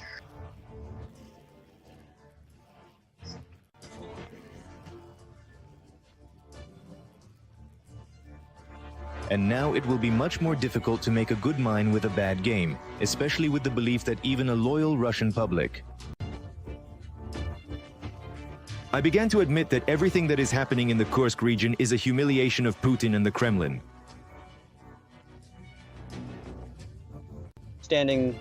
Break through the Ukrainian defense and defeat Ukraine. conduct demilitarization, at least in the Kursk region, on the territory of Russia before you conduct it on the territory of Ukraine. Ukraine. If anyone didn't know, the dude's name is Yakov Kedmy. He is a great friend of Solovyov, who at one time did not hesitate to declare that 6 amphibious ships would be enough to defeat Ukraine in Russia. And for Ukraine, there are 6 landing ships, which can take 1.5 assault brigades. Marines, that's quite enough. So that all the Bandera scum, as soon as they approach the shore, manage to reach the Polish border. I would really like to clarify this with the Kerch resident. And what about the ships? Maybe there are simply no suitable ports in the Kursk region, but the grandfather himself understands everything very well, and from the bottom of his heart he has nightmares about the Russian woman and the Kremlin. Russia feels weakness, strong. No one proposes negotiations or truce from a position of strength. These are always the actions of a weak opponent at a difficult moment. I think that after this, Yakov Kedmy won't even be invited to Soloviev Life, and the fact that the former blackmouth screamers have started to publicly change their shoes says first of all that there are not so many people willing to smear themselves with losers even for money. The Ukrainian army turned out to be much stronger than the Russian general staff and the Russian leadership had expected. It is absolutely clear that events are not developing that way, as they believed they calculated in Moscow. And what is important is that this concerns not only the ruble screamers, but also individual citizens of Russia. For example, we were pleasantly surprised by the portion of fierce treason on the MTV channel. Like an expert, they didn't exactly rebel, but they allowed themselves to honestly admit that the deep people can't even dream of any victory with a flag over Lvov or Kiev. There will be no Russian flag over. I don't know, there are some Kiev residents of Zelensky. With us, the Russian Kreshchatyk. It will be such, well, an ugly, obscene peace, relatively speaking, because neither side will achieve all of its goals. Toribana wanted enough. That his disappointment slowly begins to eat Russians from the inside. Look, there are still a couple of merged regions near Kursk, and only Solovyov will go on oral campaigns to Poland. That is, they are going to kill deep in the territory. And the more Putin's adventure will slip, the more disappointed and dissatisfied people will appear. And this, friends, is extremely important.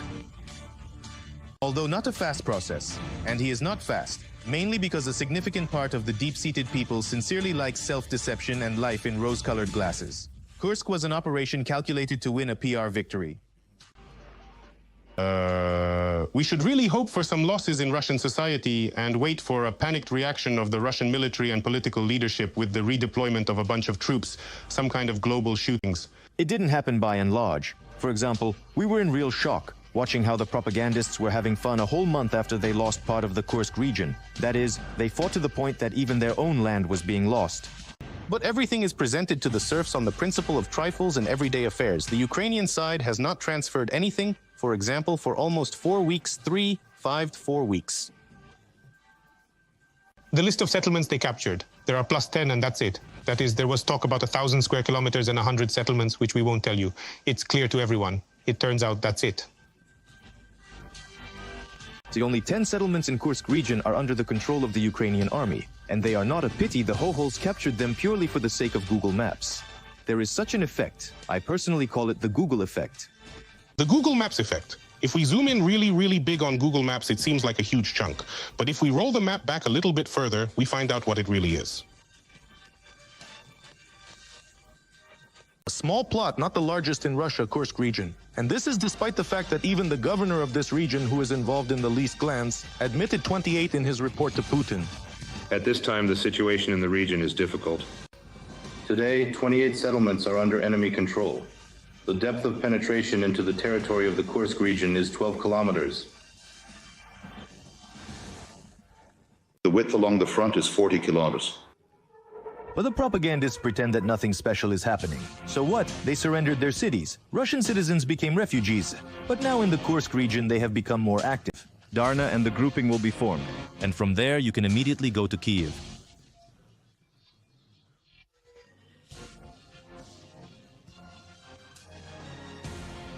Defeat of enemy units.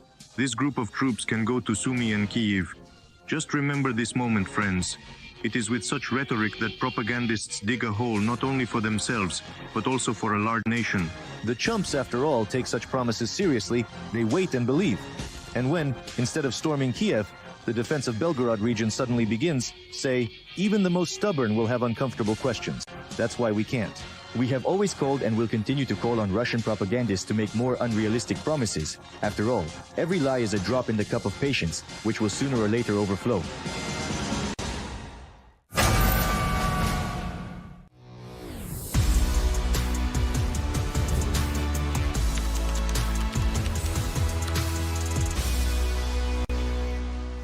People are the main value of Ukraine. They knew the taste of both the sweetness of victory and the bitterness of defeat. The strength of their spirit led them to the Olympus of sports. Valery Lobanovsky is rightfully considered one of the best coaches in the history of football. It was he who brought the Dynamo team to the top of world fame. Under his leadership, Kiev became the owners of the UEFA Supercup. Lobanovsky is the most titled football coach of the 20th century. Ivan Podobny, six-time world champion in Greco-Roman wrestling. The public adored him. He was a symbol and standard of strength. The Americans promised money to citizens like him. Danstvo. But Ivan returned to Ukraine. The champion of champions had his last fight at 70 years old. Ukraine is talented and hardworking.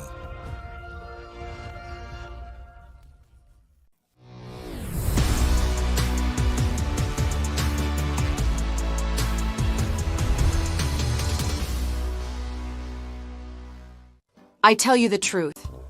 On May 4th, 1925, the Earth will fly into the celestial axis. I can tell you that for sure. They make their forecasts on air with approximately the same accuracy. Russian TV channels have a variety of astrologers, numerologists, tarologists, and other predictors of the future.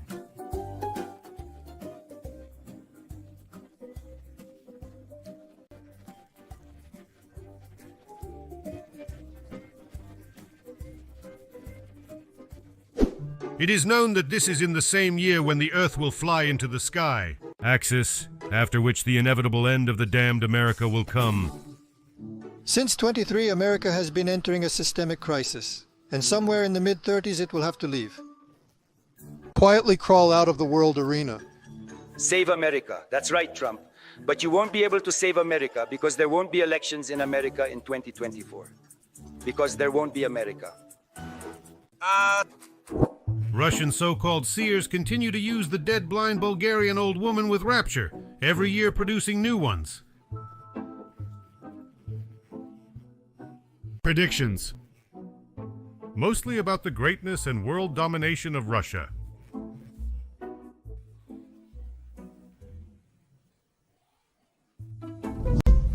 Let's open the nesting doll and see who the Russian predictors of the future really are, and what their predictions are actually worth.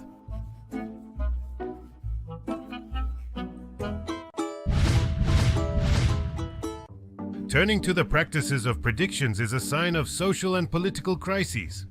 This is a situation of instability and uncertainty, in which people cannot control what is happening. That is why they try to find some practices that can organize their present and future. They give an illusion.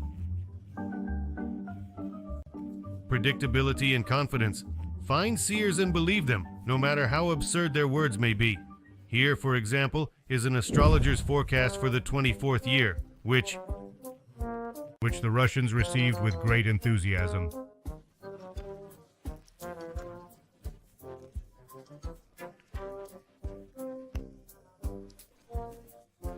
See also by spring, these are new ideas, new technical ideas, new political ideas, new economic ideas. How nice it is for an unemployed Russian. Well, going to bed on an empty stomach, thinking about the fact that his country is a flagship and nothing more but new political ideas, which apparently will generate. The country's leadership is old and out of its mind, but one still wants to eat, a hungry poor Russian will think. And here again an astrologer will come to his aid. Very big changes, most likely. Everything will be in a biological context, and new possibilities that will be offered even in relation to diet, if you like. Well, thank God it wasn't in vain that it was reckless. A hard-working representative of the deep people goes to bed hungry. diet in Russia according to plan. The stars are not Skobiva, they will not lie. And what about the so-called SVO? What did Baba Vanga whisper from the other world?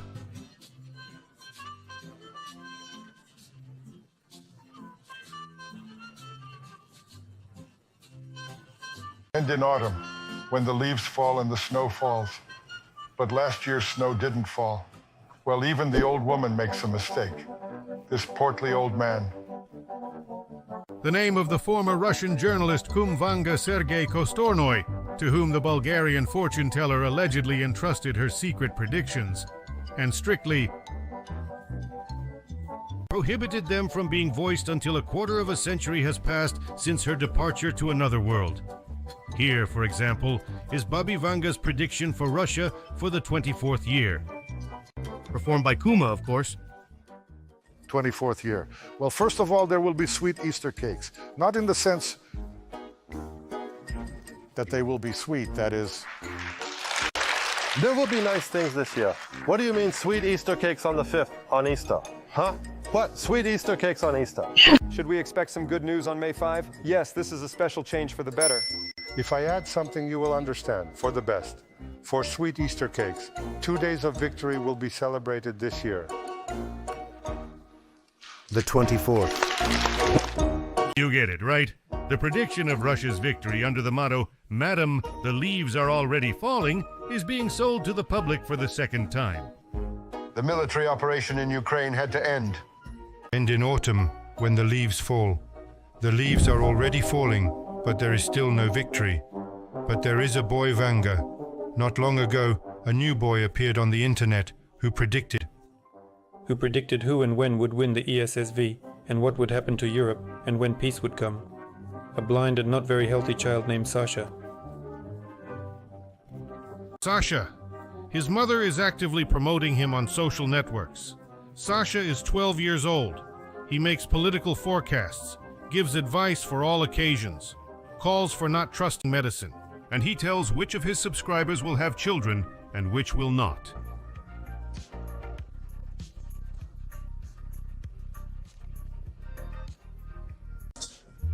And of course, Wang's boyfriend is hoping for cases in Ukraine.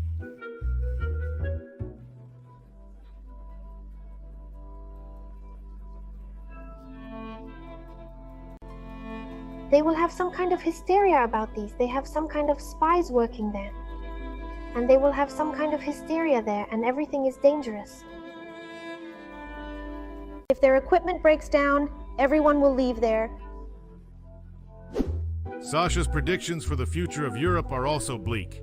There will be 5 or 6 days of nothing in September. Oh, there will be some gloomy people walking around. Well, not everyone, but many of those who will be in formation. We'll be everywhere. It's a bit awkward to comment on these predictions, but people aren't shy on social media. They accuse Sasha's mother of trying to lure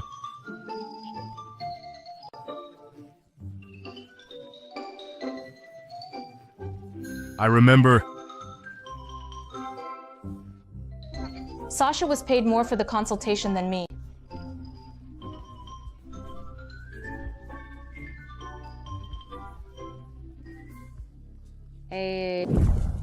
Here is another messenger to Angel. The famous fortune teller Vanga predicted that a man would appear who thinks in numbers, and he would predict the future. Mohammad Siddiq Afghan, a mathematician from Afghanistan, studied in the USSR. The USSR also tells a lot. He claims to have created a mathematical method of predicting the future and cleared the formula of the universe. The insidious stage, America will suffer. America will not be a great power. Soon America will suffer, I think so. By 2025 it starts. Everything by 2025.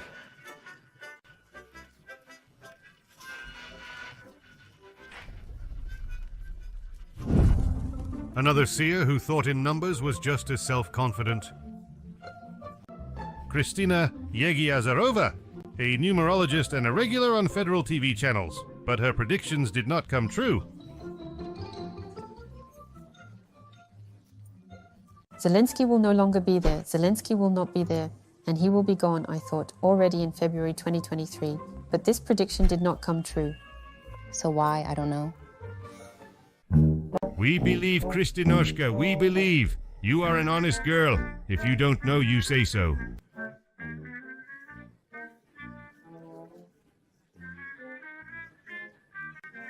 Holy Mother Kristinoshka, who is it? Is it really a double? And also a T and an extension cord? If I were an adequate person. Well, don't flatter yourself, although we can fantasize. If I were an adequate person, I can assume that I am a marionette. And although this is a rather strange assumption for an adequate person, we forgive you, because we understand how difficult it is for you to live when you want to be on television. It is necessary to lie and to appeal, and in time to swear allegiance to whom one follows. Now let's say I'm 100% for Putin. Show me, God, what a fool I am. Sacred. All Russian evangelists are first of all propagandists, and only then astrologers and numerologists. After all, otherwise you won't get on Ross TV. And if you say something on air that doesn't correspond to the Kremlin's political course, then firstly, it will be cut anyway, and secondly, you won't go home from the studio, but to a pre-trial detention center. And that's for sure, at best. One of the most prominent representatives of the Kremlin's predictors of the future is the mathematician and historian Grigory Kvasha. He is also the author of the so-called Theory of 20.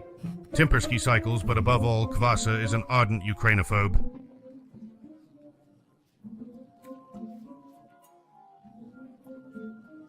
Absolutely not. This is a war specifically with the United States of America and their puppet called NATO. We are not fighting any Ukraine. Yesterday, they officially said that the entire Ukrainian from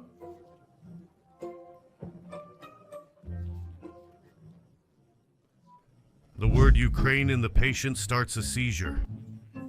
This is exactly what doctors would have written in the medical history of this subject. And, alas, Ukrainophobia is not curable. In Ukraine, it is not so. In fact, the state does not exist. It is impossible to fight with a non-existent state. Ukraine has been like this for a long time, but this is already in fact. Do they all recognize it? That is, the Americans themselves are already calling Ukraine a new state of America. There is no Ukraine. We are not fighting with any Ukraine. Well, yes, there are some. People who are being pulled by strings. Yes, we have already heard this. But let's return to the medical history of the propagandist Kvasha and study the anamnesis. What was the reason?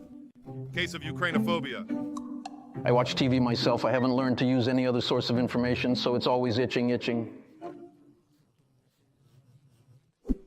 Kristina Yegorova, that.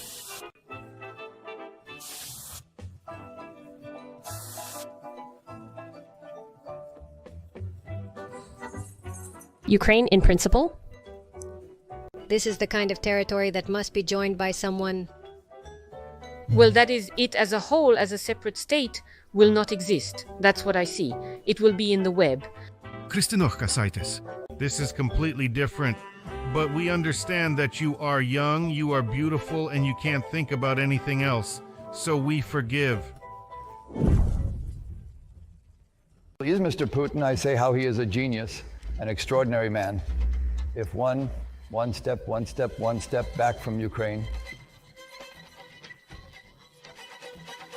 There won't be any Russia. They continue to swear allegiance to the Kremlin, and wandering from channel to channel, they voice Putin's wet dreams. The only one who turned out to be more or less a member of the Kremlin, the leader of the LDPR, Vladimir Zhirinovsky, became honest in his predictions of the future. He voiced his honest forecast in his last public speech. Russia will win, and I'll die if I'm lying. This is the only prediction made by Russian soothsayers that has come true.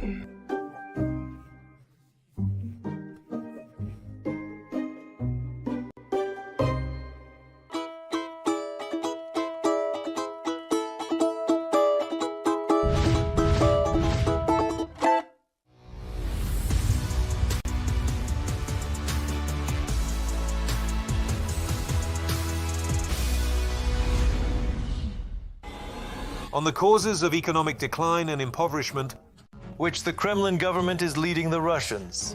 Under the cover of war, Putin's government is raising a new wave of nationalization in the country. Nobody wants to deal with Russian business. Companies are forced to limit production. The labor shortage is simply raging. The utilities are too big. I'm raising them for everything. We show the truth about how Putin's criminal regime and his war are doing to everyone. Your Money, every Tuesday at 18 Ozio Kyiv time on Freedom TV channel.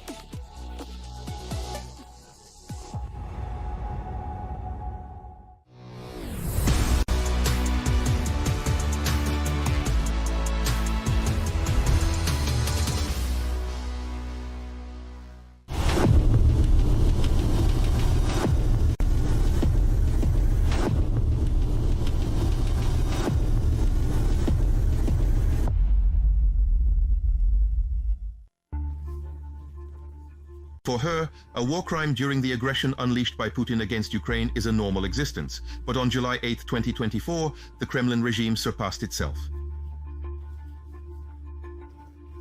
The occupiers literally staged a demonstrative extermination of children in the center of the Ukrainian capital. Their cruise missile hit the building of the Kyiv hospital Akhmadet, the largest children's hospital in Ukraine. Some of the young At that very moment, doctors were trying to save the patients' lives by performing surgery. Some were hooked up to IVs, and some of the children were in a coma.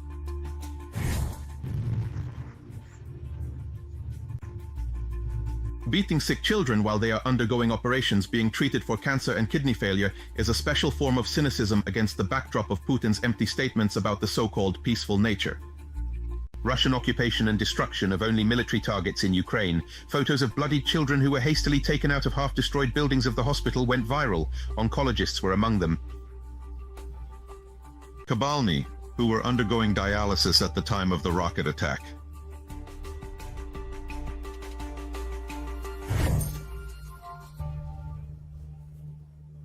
They went to the children to save them. Maybe there are doctors there. There is no residency.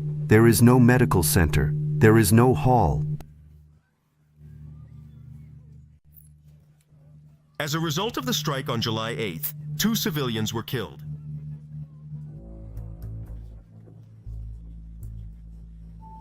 Young doctor and grandfather, little patient. At least 34 people, including 9 children, were injured. There were 627 children in the hospital building at the time of the strike. Valuable medicine was destroyed.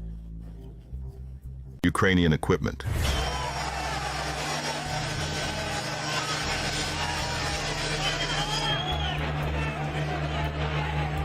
Here is Ukrainian justice with a great deal. Probabilities have found the Russian general who cold-bloodedly gave the order to bomb Akhmadet. The former commander of the long-range aviation of the Russian aerospace forces is suspected of this war crime. Serhiy Kabelashin.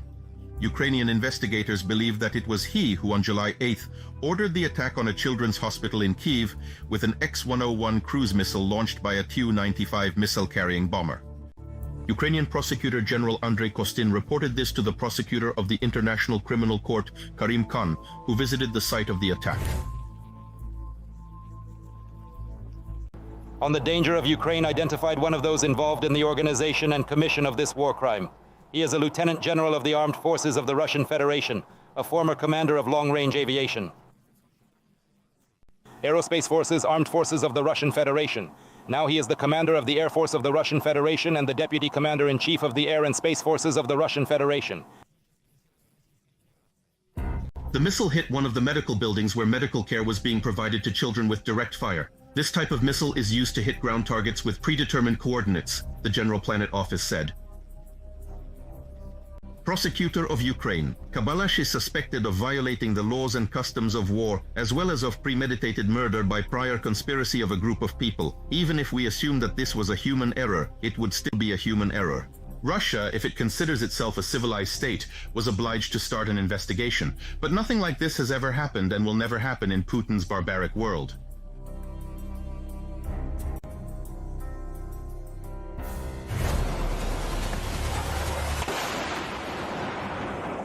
Russian propaganda confirms this. Immediately after the attack on Akhmats, they began to claim that their troops had been attacking exclusively military facilities in the center of Kiev, and that a Norwegian Nazams anti-missile, unsuccessfully launched by the Ukrainian military, had fallen on the children's hospital.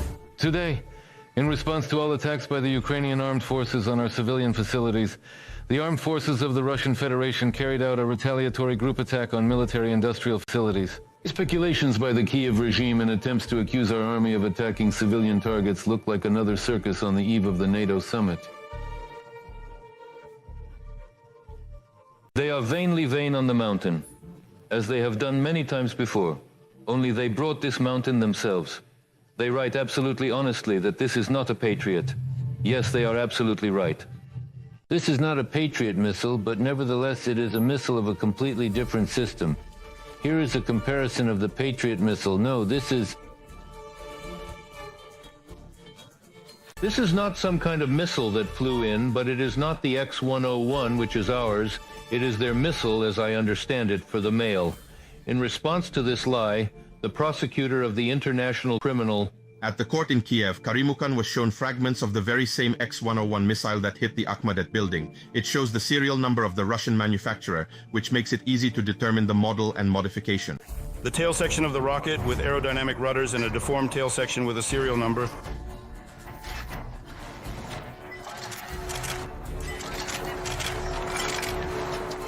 International experts, having examined in detail the photographs of the missile flying towards Akhmadet, agreed that a protruding aircraft-type turbojet engine, typical of the X-101, can be seen in its tail section, which, unlike the NASAMS-type anti-aircraft missiles, most Russian cruise weapons are equipped with. In another video, the characteristic whistle of an aircraft-type engine can be clearly heard. 4 out of 6 experts who spoke to the BBC agreed that it was most likely the X-101 that hit the hospital. The moment the missile hit the hospital was filmed. In this footage, the missile is visible up to... quite distinct. There is a noticeable thickening in its tail section.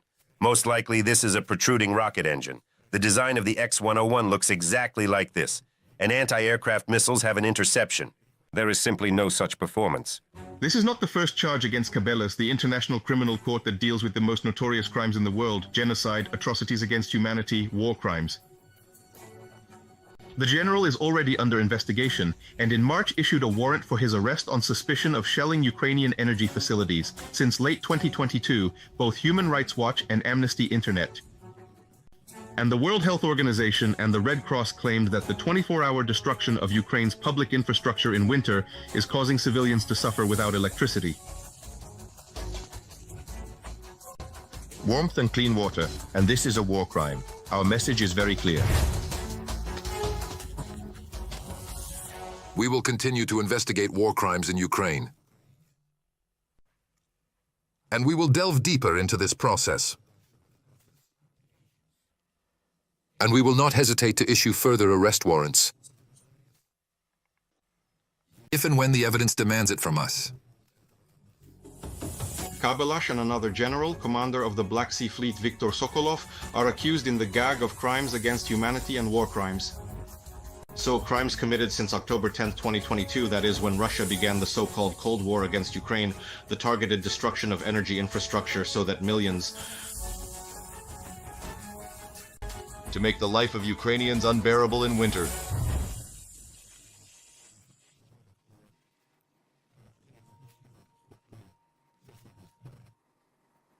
Yes, we do that. But who started it? Who hit the bridge on Kryvylsky? Who gave the power line from...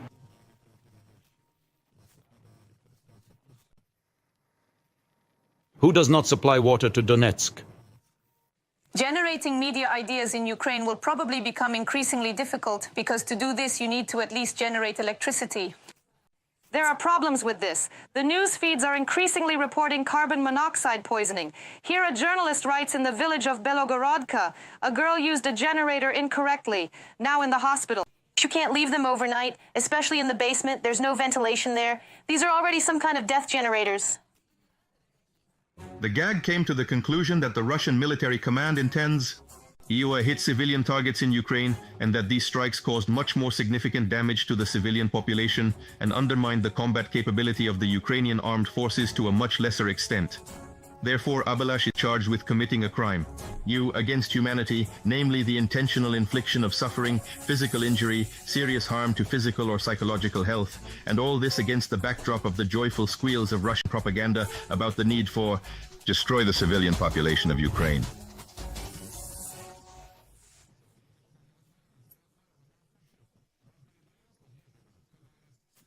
Sit backside down, they say, why so little? Finish us off already, we are ready to endure. Well, just come on. And in Germany there were anti-fascists, yes, yes, yes. But this does not justify the Nazi scum. And that it needs to be even tougher? No doubt about it. Advertisement. After the International Criminal Court issued an arrest warrant for Kabelas on March 5th this year, a fellow war criminal Kuting and a defendant in the Russian National Guard, the investigation at the State Aviation Administration quickly promoted its general, appointing Kabalash on July 24th as commander of not only long-range aviation, but also of all Russian air forces. There are no borders for us. We can work anywhere in the world, in any climate, in any weather conditions, at any time of day or night. Who is Sergei Kabalash? Was he born in Kiev? In 1965, in Odessa, he graduated from Yeskoye Higher Military Aviation School of Pilots, the Gagarin Air Force Academy, and the Military Academy of the General Staff of the Armed Forces of Russia. Kabelas began his war criminal career back in 2008, when he began bombing Georgia without the slightest twinge of conscience as part of the Russian invasion there during the so-called 8-Day War. Sergei Kabalash, commander of the Assault Aviation Regiment. 9. 21 launch. On August 8th, he was the first to fly out to defend Skanvali. Kabalash is no stranger to carrying out criminal orders, so what? The fighter pilot was very surprised that Georgia, a country that had been treacherously attacked by the occupiers, was putting up resistance. Now, with anti-aircraft defense specialists, maybe not what was not expected, but thought, what if? No, because there can be no such thing. Essentially, in the 21st century, Colonel Kabalash's attack aircraft became one of 6 Russian aircraft shot down during the war in Georgia. First, the left engine and then the right engine were hit by missiles from a portable anti-aircraft missile system. I had 2 motivations not to jump right away. First, it was a natural instinct for self-preservation. It worked in the sense that I thought that if I jump now, that's really what I had in mind. I'm going to jump out right on the combat contact line, and I'm going to be stuffed with scrap metal while I'm flying on a parachute, the full program. That is, I'm going to hit the ground with a metallic clang, because there will be a lot of scrap metal inside. And the second thing is still a city.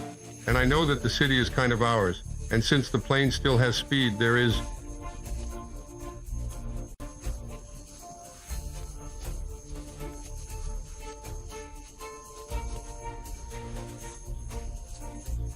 It remains unknown who shot down Kabela's plane.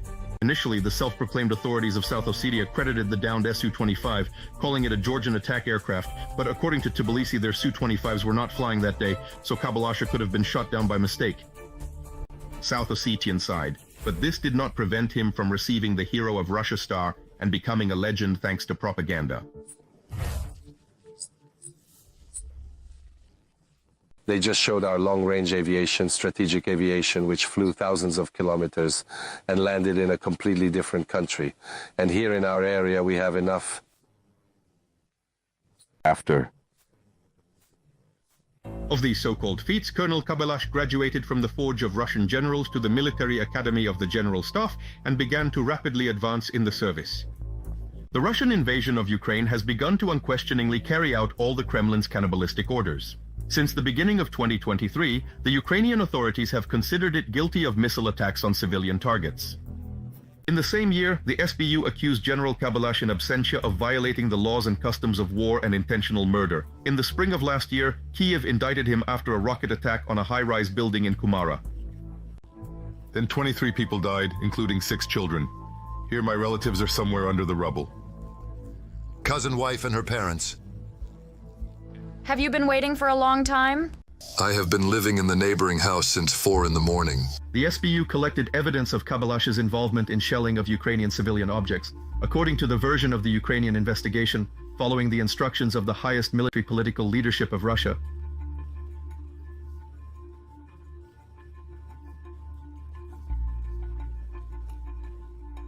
We just have to move, do something. Answer and answer. Noise, din, crackling on. The whole universe. This will not interfere with us in carrying out combat missions. He's surrounded on all sides by two allied dictatorships, Russia and China. Putin is trying his best to demonstrate that international justice is for him and for immoral Russian generals like him. Empty words. By demonstratively promoting war criminals in rank and position, the Kremlin tyrant wants to show them his full support and break the West's desire to help Ukraine. According to Putin, the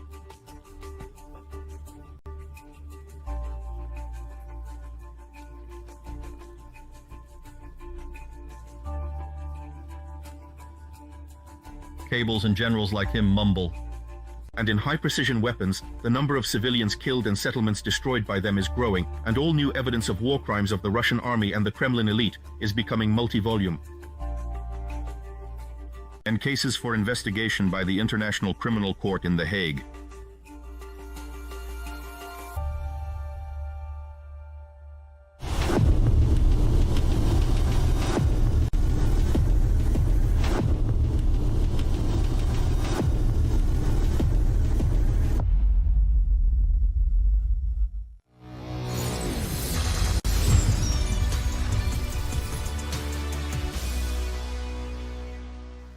People are the main value of Ukraine. 2 medical institutions in Odessa bear their names. One of them became the father of the theory of innate immunity. The second, the father of military field surgery. Their experience still helps save people's lives.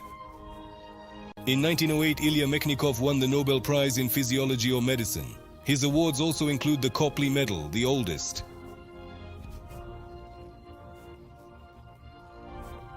And the most prestigious award of the Royal Society of London.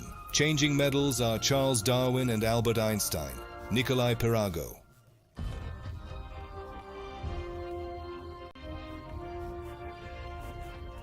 The eminent surgeon, the creator of topographic anatomy, published an atlas of tissue sections, an indispensable guide for surgeons. This atlas and methods, Pirogov became the basis for all subsequent development of operative surgery. Ukraine is talented and hardworking.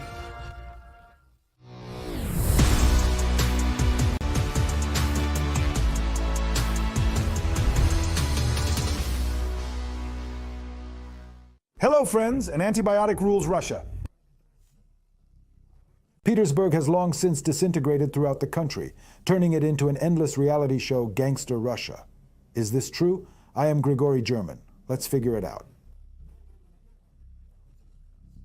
We turned to this topic because last week, together with several experts, we came to the idea that the situation around the infamous Wildberries. This is what this whole family squabble is really about, which suddenly came out of the confines of the bedroom, not just into the wider world, but onto television screens and into criminal ones at that. Chronicles, excuse me, it is confirmation that all our assumptions are probably true and close to reality. And the Russian authorities, under their ideal suits and cambric shirts, have the same blue tattoos, not on their bodies. On souls. They think like gangsters, they talk like gangsters, they speak in slang. When they have the opportunity to relax a little and switch to an informal tone, they act like gangsters. And when the covers of respectability became thinner because of the war, their gangster essence crawled out through the cracks. In general, in the last 2 years, the whole essence. Putin's regime is crawling through all the cracks, through all the holes that appear on the cardboard gilded shell of Putin's Russia. Look, Prigozhin, problems with housing and communal services in winter flooding. Timur Ivanov, Dagestan, Crocus, Terevod Wildberes. Where it is thin, it tears, and subtly everywhere in Russia. And while Putin, in an emergency mode, manages to plug with plasters of petroleum, those dollars are holes from which a river of manure flows. But it will not always be like that. And dung banditry, it is probably the most visible and understandable to the widest strata of the population, because now in Russia, the change of generation, which Dargo Leonida Ilyich personally saw, is coming to a generation that does not remember Brezhnev, but remembers these crazy 90s very well. Shooters, showdowns, shooting, athletes, a concentrate of TV series and films so beloved by Russians, Is Russia really returning to the 90s of the last century? What is the difference between those times and the present? That of our own from the present, those showdowns from the present. I talked about this with Gennady Hudkov and Ivan Stupak. It will be interesting.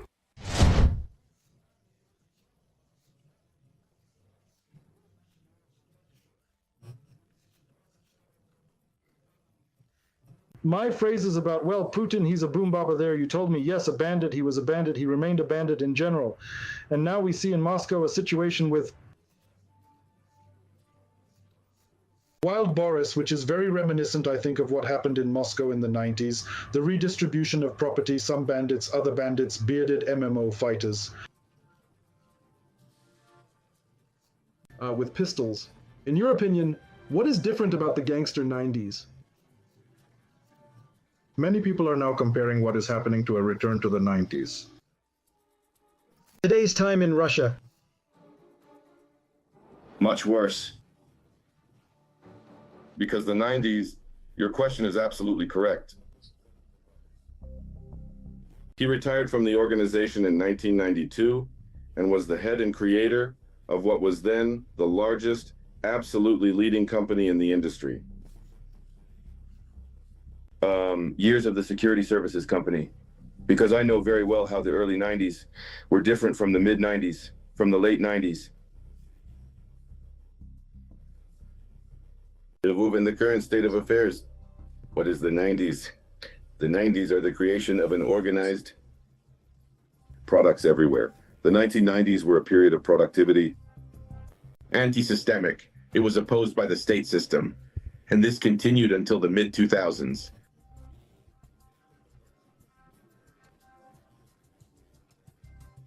Despite the fact that there were large gangs, despite the fact that there were large mafia structures, that they had serious economic finances and other opportunities, they opposed the state system.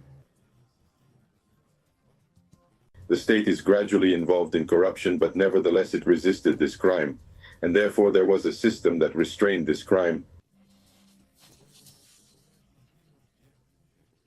There were security services, there were large companies such as ours that did not allow gangsters to dominate the business.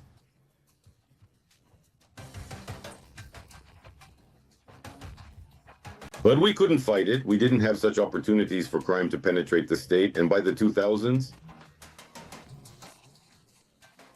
the following happened, so to speak. The transformation of the mafia, it went under the belt. It's impossible that's the case.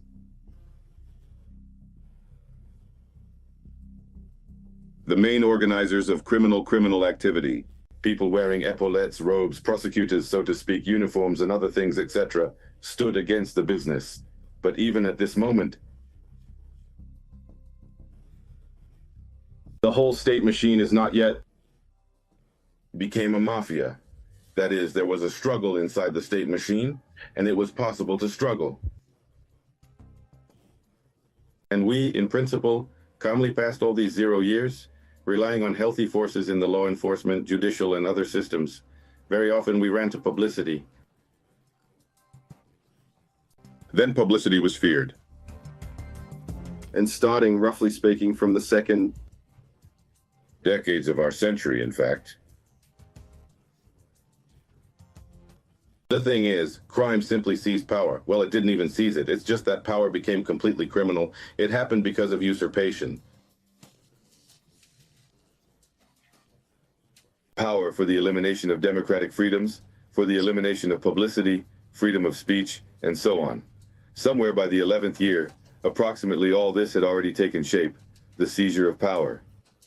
When the state receives a monopoly on violence, on lawlessness, on arbitrariness, on murder, on torture, and so on. And so somewhere around there, since 2011, since 2012, in Russia, it is formalized a completely gangster state, in which the politician who seized power becomes, in fact, the head of organized crime, and resorts exclusively to craft. In the ultimate forceful method of suppressing any discontent in the country. That is why the current years, these years are much worse than the 90s. by the scale of crimes, by the scale of corruption, by the cruelty of crimes, by the scale of torture, by the scale of abuse of people and so on, by the number there, imprisoned, by the number of those shot, killed, etc. That is, the 90s are children's games compared to today. FSB and banditry in general. That's when in the 90s as a result of all. The FSB made a gangster peace to put into his service. Putin's huge number of connections with the criminal underworld testifies to this. Everything on the surface of the research is just a C. And what do you think, what will happen now, will happen and is happening under the control of the FSB or vice versa? Despite the control of the FSB, how can the FSB and the developed bandit network cooperate? And I think, look, what is the nuance? They say it from the other side, they say it from behind the ledge. The FSB no longer controls the number of issues it controlled before. They constantly warmed the visit. Why? Because they turned to fat cats. They were all hungry, they wanted to eat, they were rejecting spheres of influence. Well, there was the end of the 90s, the beginning of the 2000s, the same St. Petersburg seaport, the bulk terminal there too. It's scary, we just fought in the OPG with the security forces. Putin controlled everything there. Putin came to power, the security forces became the top. They started to hurt all the businessmen. Criminal authorities who did not agree were blown up, killed. Criminal elements were taken under control, but then the security forces turned them into fat cats because they operate with big money. We talk to you. Oil soared there from $19 to $30, then $60, $70, then $120. There was a ton of money. You could shake up business, and the FSB guys, they turned into fat cats because there was no need to do counterintelligence, to keep an eye on spies, but to protect a bank that cashes money that turns out to be 2 to 3% or 1.5%. 1.5% is much more profitable, and 1.5% there, I don't know, with $20 billion withdrawn, that's crazy money. Why get involved in some, I don't know, organized crime group when you can make money here?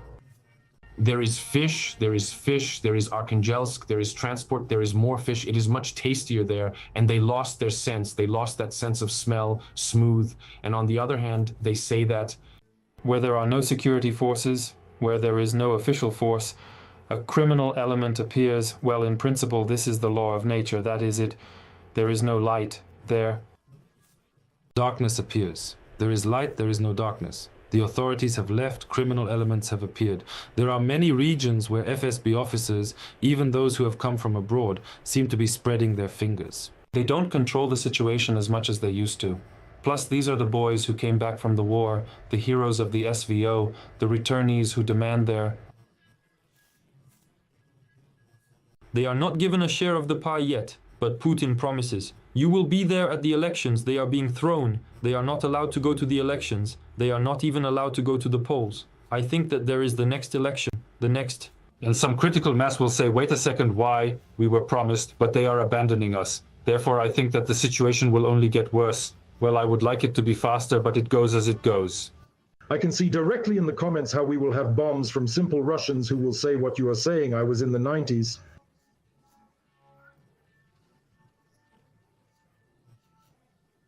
I remember all this shooting in the streets. I remember all these rocket launchers and so on, how it all happened.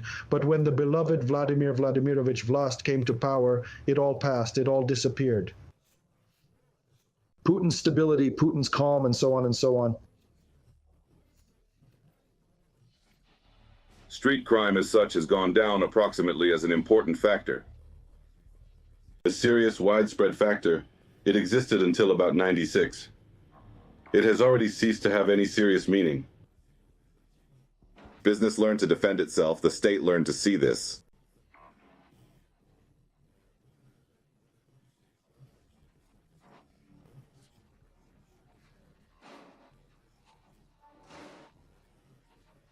Chimvona really affected the situation in the country. Somewhere around 96, maybe the beginning of 27, street crime as such ceased to be a serious factor.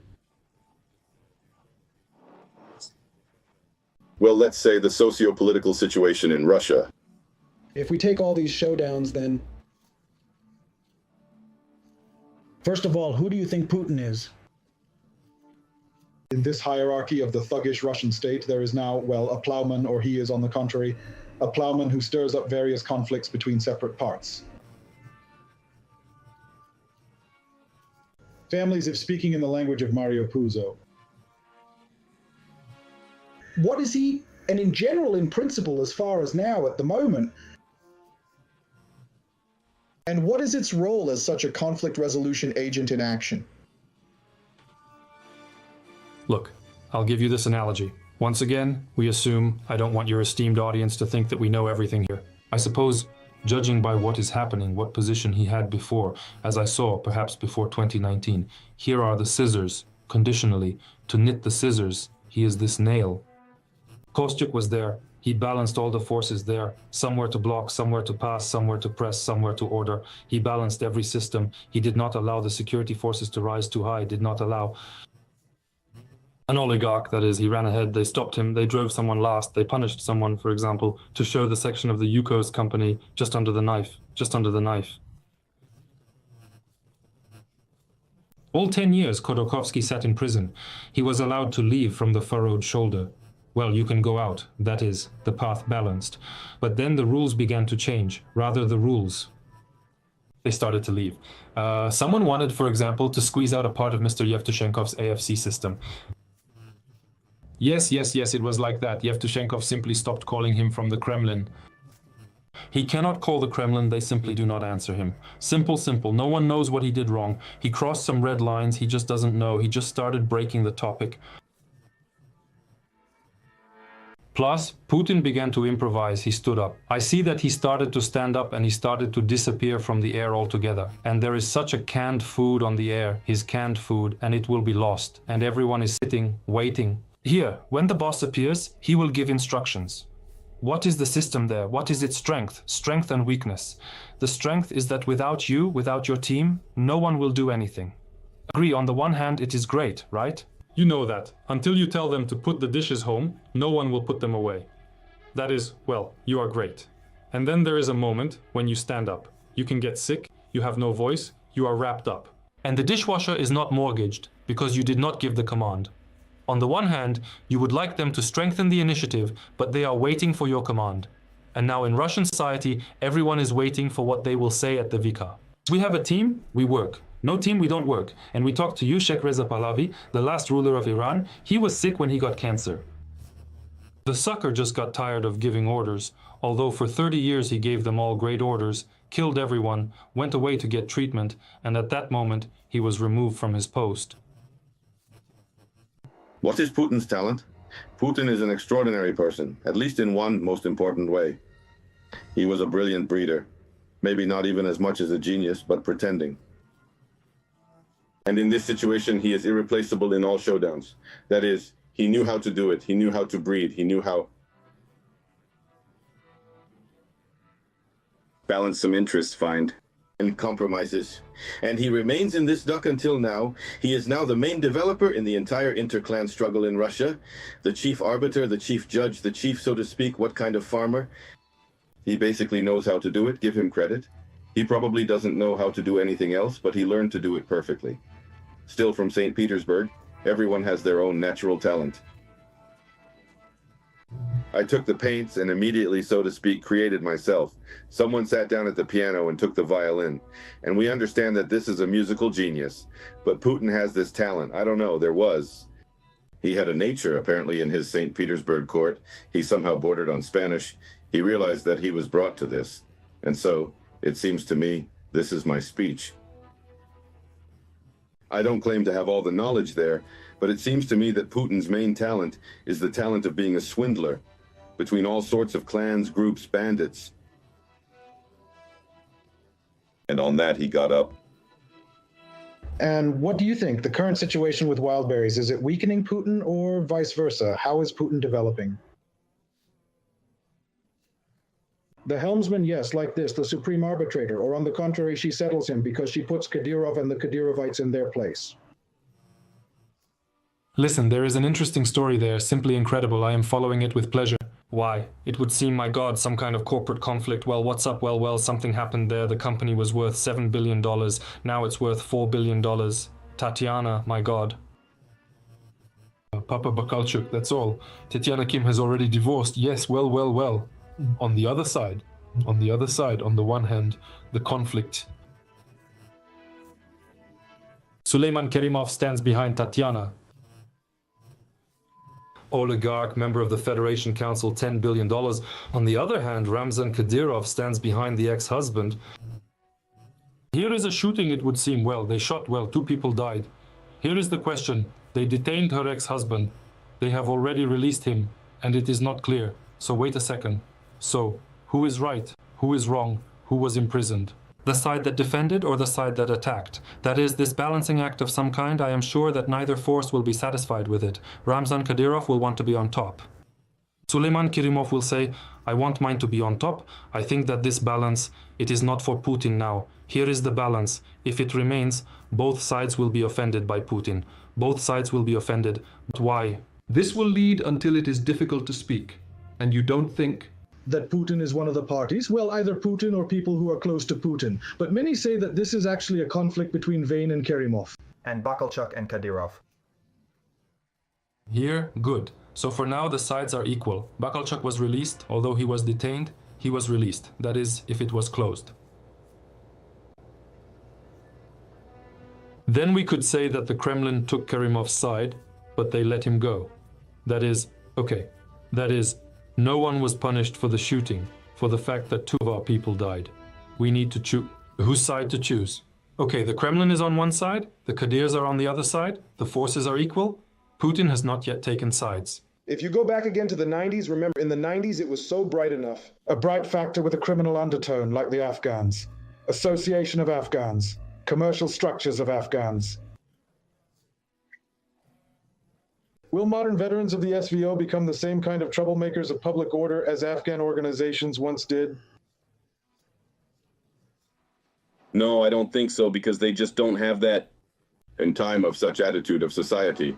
That is, as if those who fought there in Afghanistan, they, well, as if were perceived, well, people who were sent.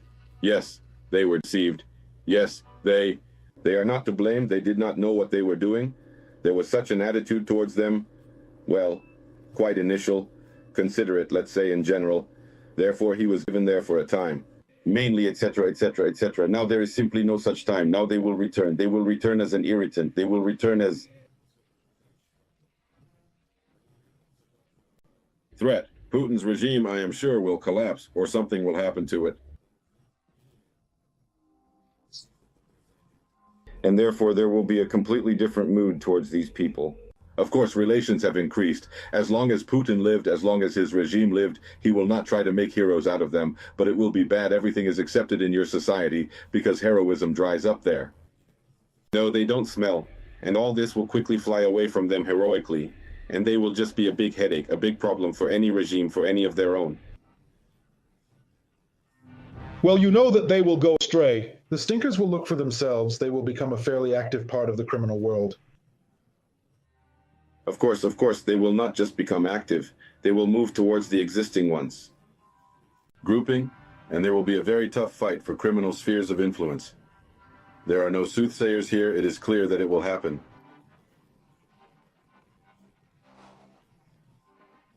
Yes, I asked about this because I already see the first such cases, the first signs of this future criminal storm.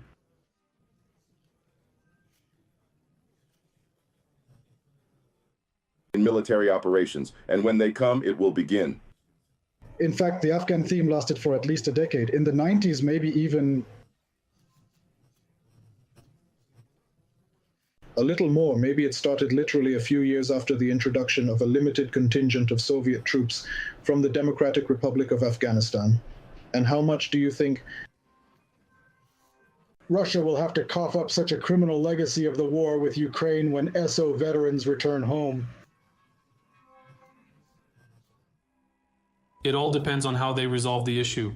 If the team will close everyone regardless of the rewards, then quite quickly, and if they play along with them, the issue will drag on for decades.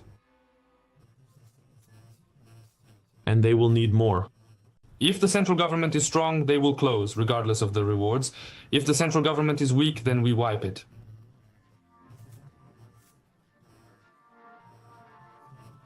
Canny will eat this power. And regarding regional criminal groups, can they, when federal power weakens, weaken? When federal power weakens, can they? Local criminality to give local princes? Power resource so that they can fight for independence. In some places, of course, such processes may take place, well, like in Chechnya, let's say Chechnya, where the population has so much disgust towards Kader himself. Well, that's wonderful. They know and understand. Well, maybe here and there, someone here and there with us sometimes. I think that the original princes will create some kind of structure, like often military structures, private military organizations. There are already such calls for this in Russia, but they are still being created. It is a PMC on the departmental principle, on the principle of large corporations. Corporation of companies. It is possible that they may have a regional factor. That is, they will be created by the regional principle. We are recruiting, but this is another matter. But in order for a criminal to become a political force, he can be involved in this process. Used again, but I don't believe it. That now, when in fact the state itself is criminal. As such, roughly speaking, the governor is the boss in his area.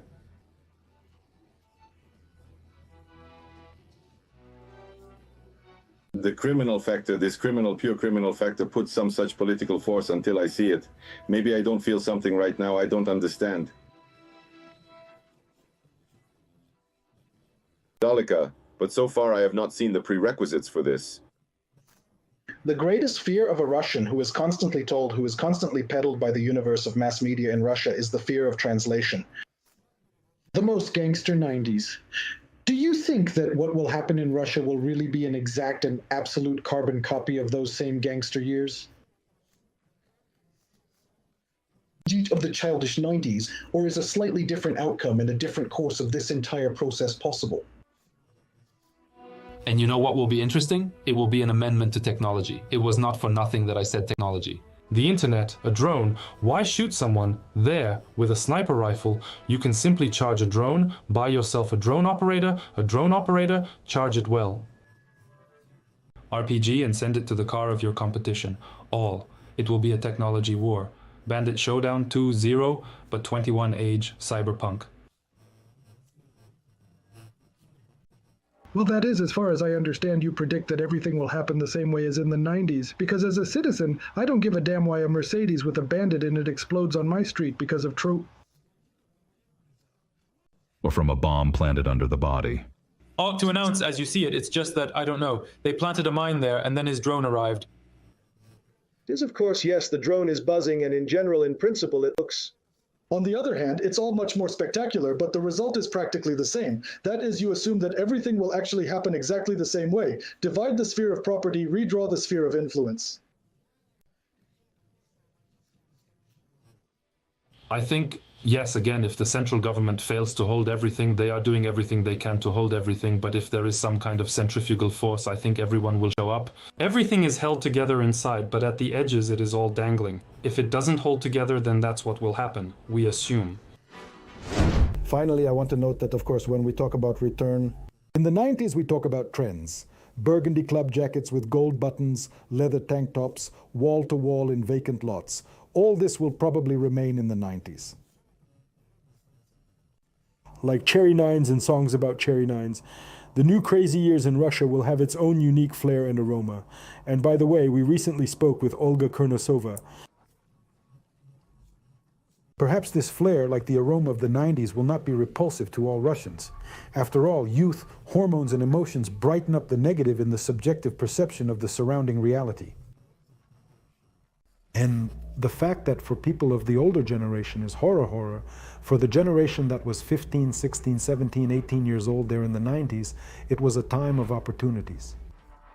A time when the sun shone brighter, girls were more accessible, and guys were more energetic. That's what I mean. That there is no need to be afraid of change. Neither the collapse of Russia, nor the return of wild times.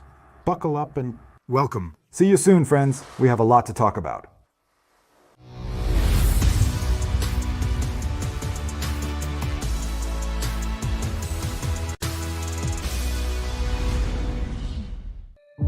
Where are you, Mother? According to open data, the Russian Federation stole more from Ukraine. Russia is forcibly deporting young Ukrainians, tearing them away from their homes and parents. This action has already been recognized as a crime on a global scale and are being investigated by the International Tribunal in The Hague. Children are not war trophies. Do not become accomplices to a terrible crime. Have you noticed that your neighbors or friends have a child kidnapped from Ukraine? Leave information about his whereabouts on the Freedom website or in the UATV Telegram channel. Your information may help your child return home. Help me. I want to go home so much. You know, tell me. Freedom TV channel.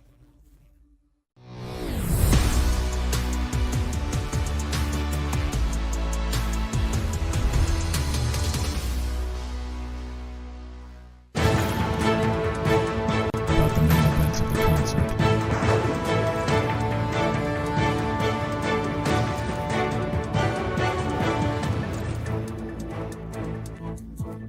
From this week, we continue to talk on freedom. This is our time. Good day. Today, it is important to learn about this.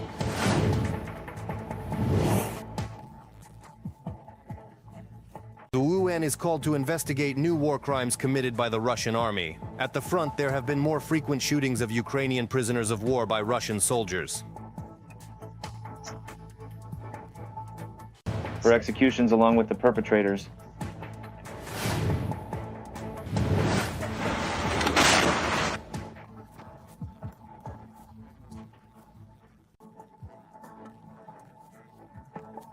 The SU burned a tank and 7 armored vehicles, as well as eliminated 33 invaders. It remains indeed the same resource to exhaust the enemy, to reduce his resources in manpower and combat equipment as much as possible.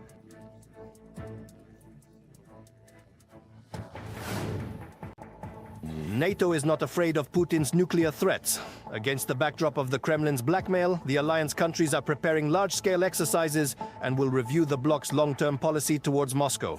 We can stand up to any enemy, and we will never be intimidated by those outside NATO who try to threaten us. It would be better if he, Putin, stopped it.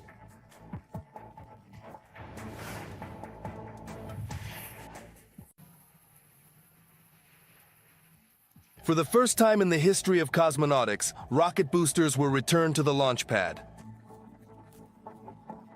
SpaceX engineers, we spent years preparing and months testing the capture of the booster stage on the ground. information about possible D is being spread on social networks. 9 Ukrainian prisoners of war were shot by Russian soldiers in the Kursk region. Such actions by the Russian army are a gross violation of the Geneva Convention on the Treatment of Prisoners of War, the authorized representative of the Verkhovna Rada of Ukraine stated. Human Rights Commissioner Dmitry Lubinets said that he had already sent letters to the UN and the International Committee of the Red Cross about another crime by the Russian military. Information about the possible execution of 9 Ukrainian prisoners of war by Russians in the Kursk region is again being spread on social networks. Such actions are a gross violation of the Geneva Convention on the Treatment of the Gates. Music is playing.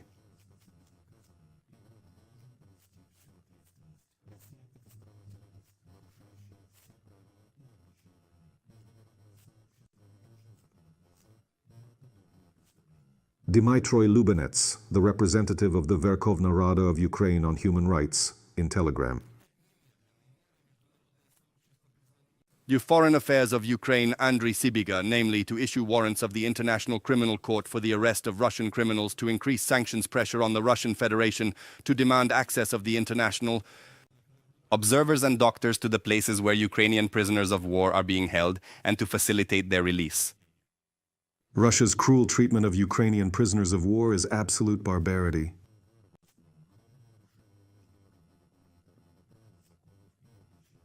Executions are becoming more common. According to the UN, 95% of prisoners of war are tortured. Responsibility for basic needs. Andriy Sybiga, Minister of Foreign Affairs of Ukraine, on social network X.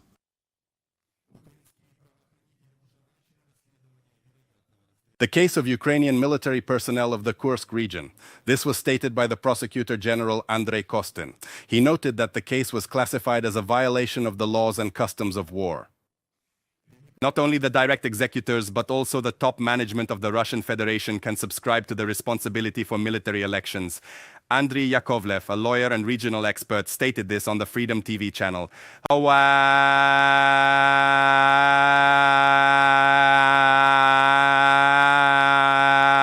Human Rights Center. He emphasized that the International Criminal Court has such an opportunity. The responsibility of the commanders who either gave the order and accordingly they are recognized as accomplices and organizers, or they did not perform proper control and neither. Hang criminal liability on a par with the perpetrators. Considering that these cases occurred in different regions, we can say that the more such commanders will be involved respectively, the higher the level of command that can be held accountable. Accordingly, at the level of the International Criminal Court, it is possible to hold accountable directly the entire command of the Russian Federation or the highest command, because it cannot be said that the Russian command could not have known. He knew or gave the order. Accordingly, the highest Russian command, respectively, for executions on a level with the perpetrators.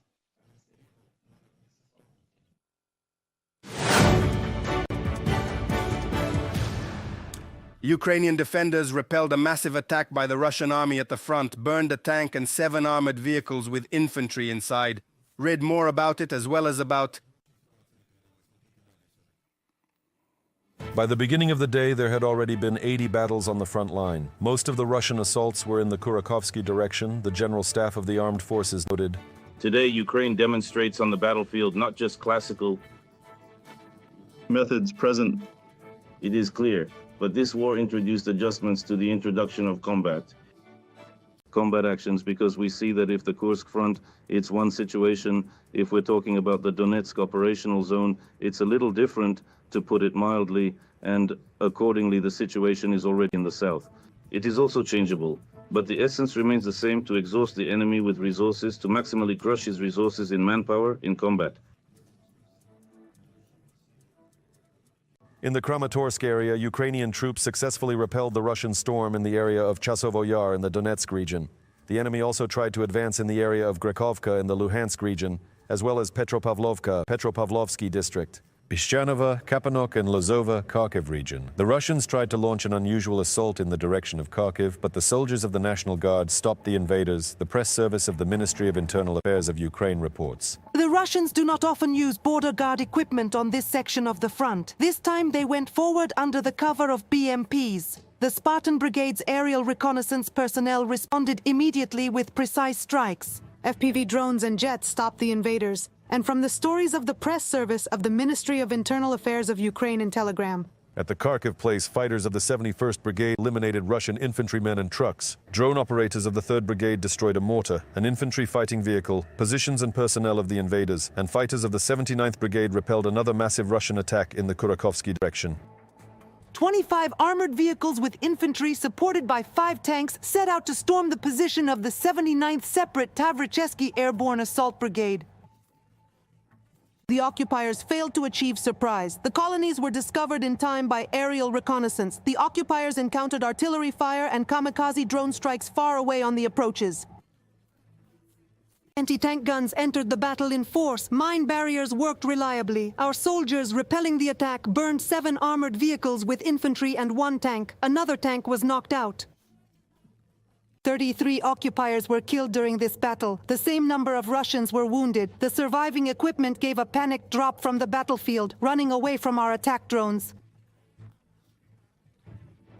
Music is playing.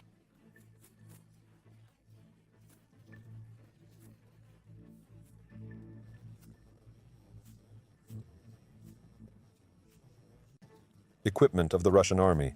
This is reported by the Atesh partisan movement. An agent of the Atesh movement from among the Russian military personnel carried out a successful sabotage, destroying an armored reconnaissance patrol vehicles of the armed forces of the Russian Federation in the Donetsk direction. Near the settlement of Novokaterinivka, the agent managed to set fire to the equipment that was carrying out the work. intelligence and patrol tasks. As a result, the BRDM, which plays a key role in the mobility and protection of intelligence units, was completely destroyed. Such actions became resolved. More and more. The military realizes that their role in this war is limited to being cannon fodder. Movement of Atesh in Telegram. The total losses of the aggressor's army since the beginning of the full-scale invasion have already exceeded 668,000 people. It was eliminated within a day. 2,300 Russian soldiers, 9 tanks, 29 artillery systems, 49 armored vehicles, and dozens of other Russian equipment were destroyed. They shelled the Kharkiv region. As reported by the prosecutor's office of the region, the occupiers attacked the city of Kupensk with an attack drone. 1 civilian was injured, and the invaders fired at the village of Borovaya from a tornado. Did without.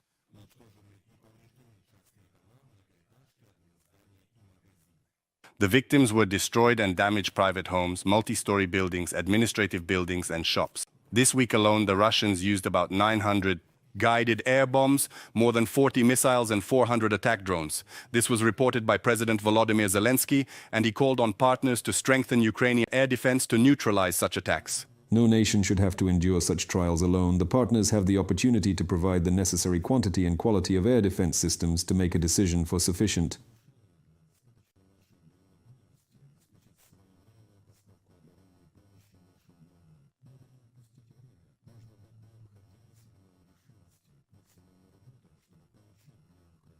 The ability to fully respond to Russian terror. Volodymyr Zelensky, President of Ukraine, on Telegram.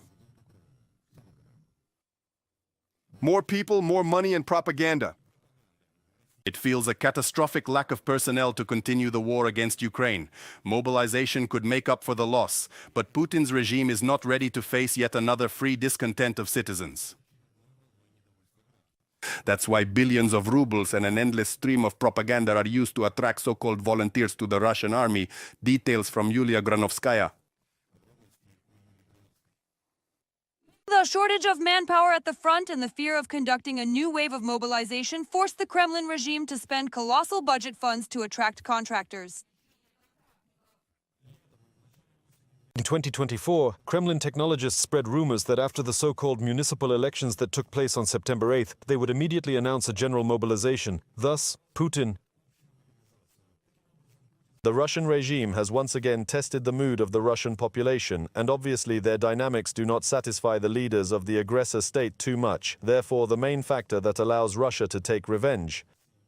With the decision on general mobilization, and in the future money remains. The main Directorate of Intelligence of the Ministry of Defense of Ukraine in Telegram. In the next 3 years, the Russian Ministry of Defense plans to attract at least 225,000 new volunteers to contract service. Thus, Rostov Oblast will now pay not 700,000, but 1.2 million for signing a contract with the Ministry of Defense. And together with the federal bonus, the amount will be 1.7 million rubles. Thus, Rostov Oblast has almost caught up with Moscow, where the one-time payment is almost. With the current rate of losses, of course, we need to recruit at least 30,000 soldiers every month to compensate for them.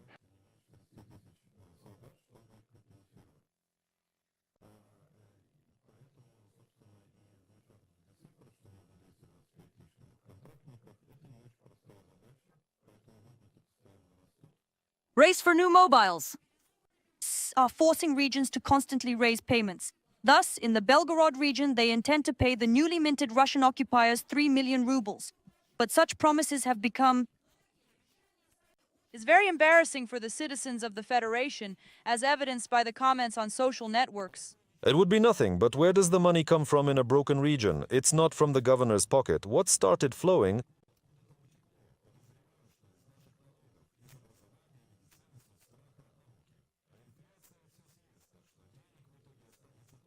It's very tricky there. The payment is scheduled to be final after 2 months. Well, try to survive these 2 months in the meat storms. Read to the end. The payment is possible only after 2 months.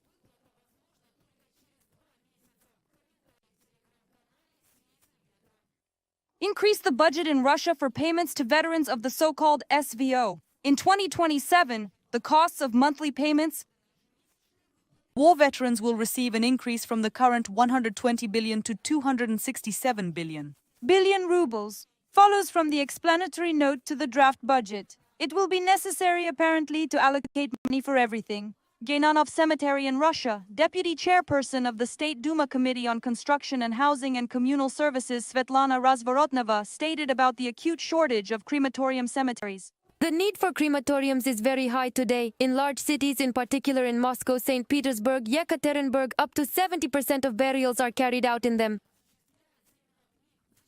People from the outskirts are forced to travel to federal centers to use the cremation service, and this means extra money, extra stress, extra time in queues, etc. Svetlana Razvorotneva, Deputy Chairperson of the Krema Municipal Enterprise, the State Duma Committee on Construction and Housing and Utilities Chairman, quoted by the Moscow Times. There are not enough cemeteries, and the number of those killed in the war against Ukraine is only increasing. According to British military intelligence, the average level of losses of the Russian army has risen to almost 1,300 soldiers killed or seriously wounded per day.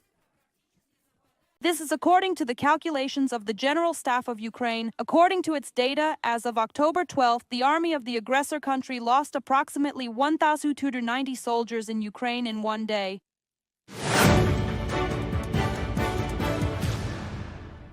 The first round of parliamentary elections has ended in Lithuania.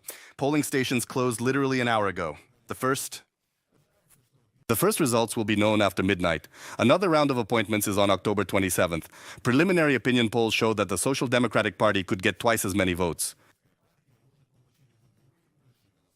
Then the bloc of the current Prime Minister Ingrida Simonite.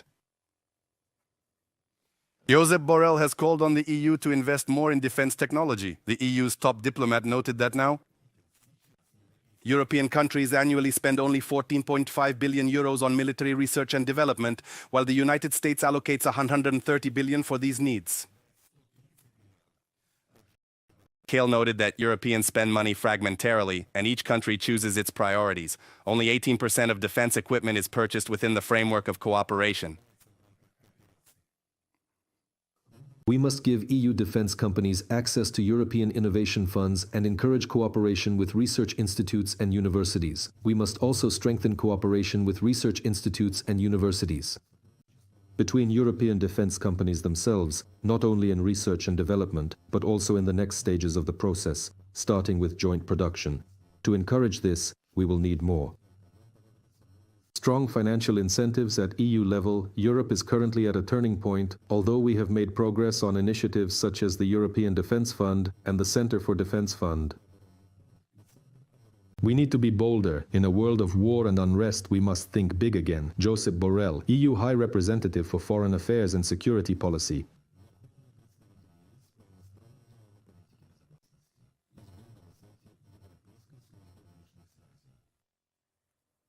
Kyiv is ready to help Paris create a training center for drone operators and exchange experience in the field of security.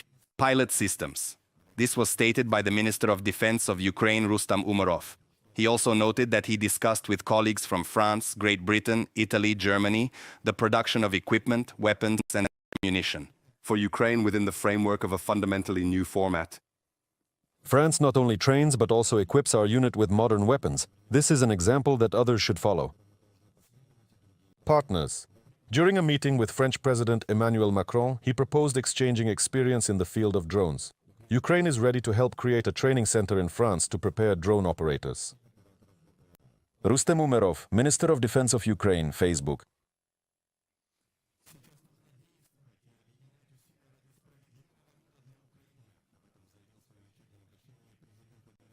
It is known that the positions of Ukraine must be strengthened and cooperation between Russia and its collaborators should not be allowed to develop.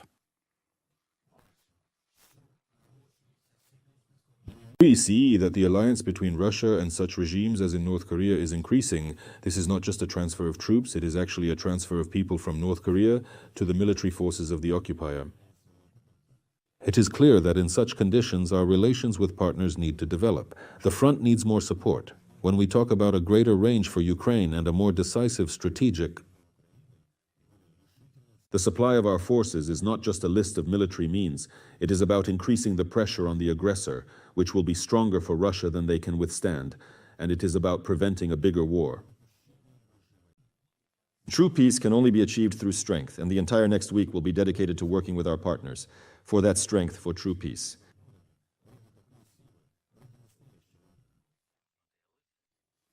The plan for holding the second peace summit will be ready in November, but there is no exact date for the event yet. This was stated by Volodymyr Zelensky during a briefing in Paris. Let me remind you, from October 9 to 11, Viktor Savchuk, president of Ukraine, made a number of foreign visits. He took part in the Ukraine-Southeastern Europe summit in Croatia, held talks with the prime ministers of Italy and Great Britain. Also, the head of NATO, the Chancellor of Germany, the President of France met with the Pope. More details about the results of the negotiations further in the story. During his European tour, Volodymyr Zelensky checked one of the main fakes related to the victory plan. According to the Ukrainian president, Kyiv is not ready to freeze the war or ceasefire in exchange for security guarantees from the US and joining the European Union. This is not the topic of our discussions, any ceasefire. We did not talk about it with other allies either. I saw something in the media, there was a lot of information. Disinformation that I came to talk about ending the war. No, that's not true. I don't know where it comes from. Russia works a lot with the media, with disinformation, so it's understandable. Present a plan for winning. Discussing its implementation is one of the main goals of Volodymyr Zelensky's trip. In just a few days, he visited 4 European capitals: London, Paris, Rome, and Berlin. The goal of our support, as I told President Zelensky, is to put Ukraine in the best possible conditions to sit down at the negotiating table for peace, at the negotiating table, as we have said many times. This does not, as many have suggested. The main goal of the victory plan is to create conditions under which the Kremlin will not be able to continue the war against Ukraine, said Volodymyr Zelensky. Among other things, the document includes a clause inviting the country to NATO, as well as continuing military, financial, and diplomatic assistance to Kiev. The main thing is to strengthen Ukraine's position and our relations with our closest partners so that we create the necessary conditions, a fair atmosphere for honest diplomacy. The world sees that Russia is ignoring real diplomacy and the peace formula that we have proposed to end this war fairly on the basis of the UN Charter, when and if we will implement the plan of victory through cooperation with our partners. Russia will no longer be able to continue this war and will be forced to peace. Following the meeting with Volodymyr Zelensky, German Chancellor Olaf Scholz announced a new aid package. Germany, Belgium, Denmark, and Norway will allocate $1.4 billion for the supply of additional air defense systems, Aristia, Skynix, to Ukraine. Also armored vehicles, combat drones, radars, and artillery ammunition. In addition, according to Scholz, Germany will allocate 4 billion hryvnia from the state budget to help Ukraine next year. Ukraine can count on us. This is a clear message for Putin. Playing for time will not achieve anything. We will continue to support Ukraine. This determination, this firm position is the foundation, where we will jointly seek all opportunities to achieve a just and lasting peace in Ukraine. Dear Vladimir, we are unanimous in the fact that after the first conference in Bergestock in June, there must be a next conference, and as you said, Russia must also take part in it. Volodymyr Zelensky held talks with Pope Francis in the Vatican. This is their 3rd meeting since the start of the full-scale invasion. Russian troops to Ukraine. The parties discussed humanitarian issues, the Vatican's assistance in organizing exchanges, and the return home of Ukrainian children illegally deported to Russia. We know that there are more than 400 women in Russian captivity. It has been confirmed through the International Committee of the Red Cross and other sources that there are 1,600 civilians in captivity, according to our information.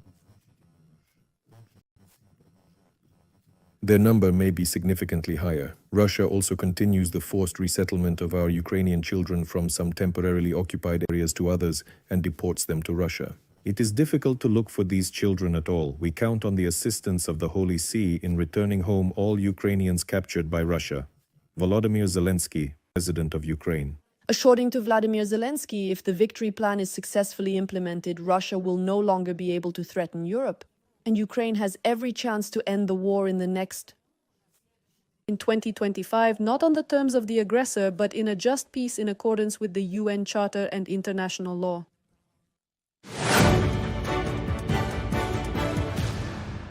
South Korea has responded sharply to North Korea's threats of a terrible catastrophe due to an alleged flight of South Korean drones over Pyongyang. Seoul has called such statements inaccessible.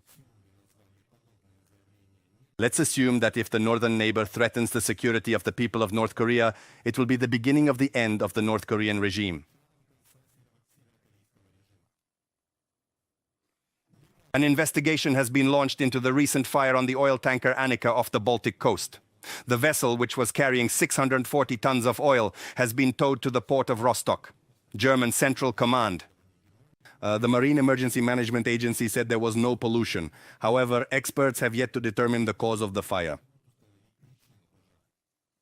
Anti-missile base to open in Poland. U.S. missile defense, the country's foreign minister Radoslaw Sikorski reported. He also noted that Russian missiles flying in the direction could possibly be shot down from this American base. Poland. NATO chief Mark Rutte will travel to Germany on Monday, where he will meet German Defense Minister Boris Pistorius and visit the alliance's command base. Demonstration, assistance and training for Ukraine. Also, the NATO press service reported that before this, Rutte will visit the Belgian city of Monza, where the central headquarters of the armed forces of the North Atlantic Bloc in Europe located.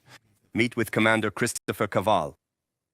The new head of NATO also called on its allies to ignore Putin's nuclear threats.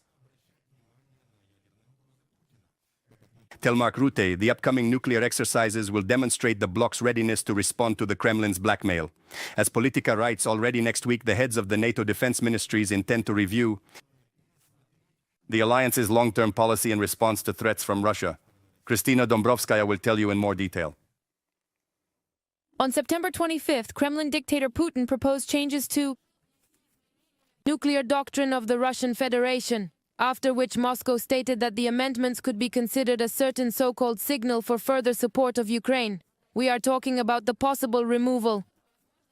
A ban on Western missiles strikes deep into Russian territory. In response, the new head of NATO noted that the alliance is strong and can respond to any threats from its adversaries. We can stand up to any enemy, and we will never be intimidated by those outside NATO who try to threaten us. It would be better if he, Putin, stopped it. NATO Stedfaznun have been held for more than 10 years. This time they will take place immediately after Moscow announced changes to Russia's nuclear doctrine, the alliance representative explained. About 613 countries will be deployed in Belgium and the Netherlands. B-52 bombers capable of carrying a nuclear warhead will also take part.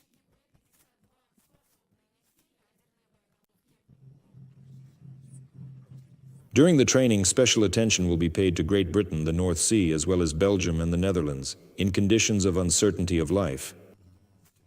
It is important that we check our defenses and strengthen them. As explained by the Stimson Center for Security Studies, the basis of NATO's nuclear deterrence in Europe is the forces of the United States and Great Britain. France also has nuclear weapons, but they are not included in the organizational system of the alliance. A wider range of capabilities in the sphere of both nuclear and conventional weapons.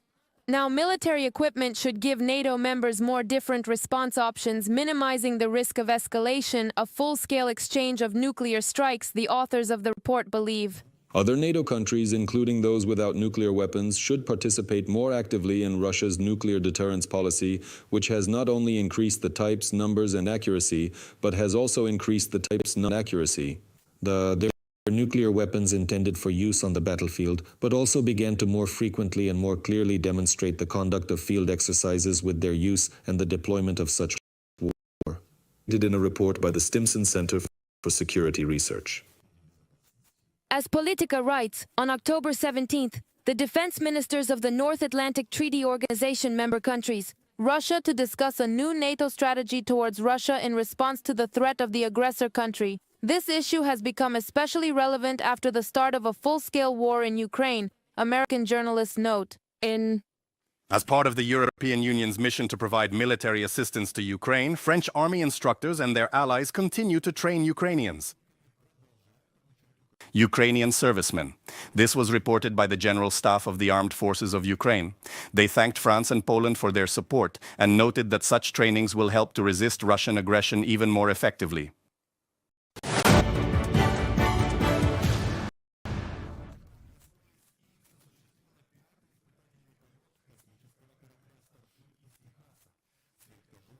The Conqueror, which separated from the launch vehicle at an altitude of about 74 kilometers, successfully returned to the launch pad.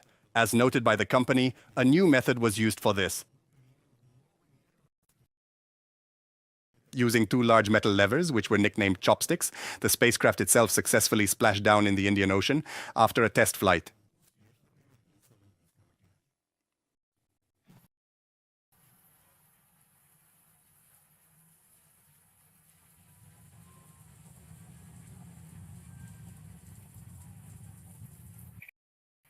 The launch tower. Incredible. Are you kidding me? Wow.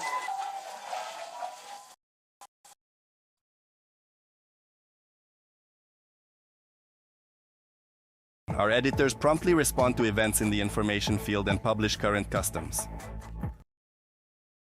Materials. Code and add the page to your favorites. Next on Freedom, continuation of the marathon, talk about an important continuation. I bid you farewell.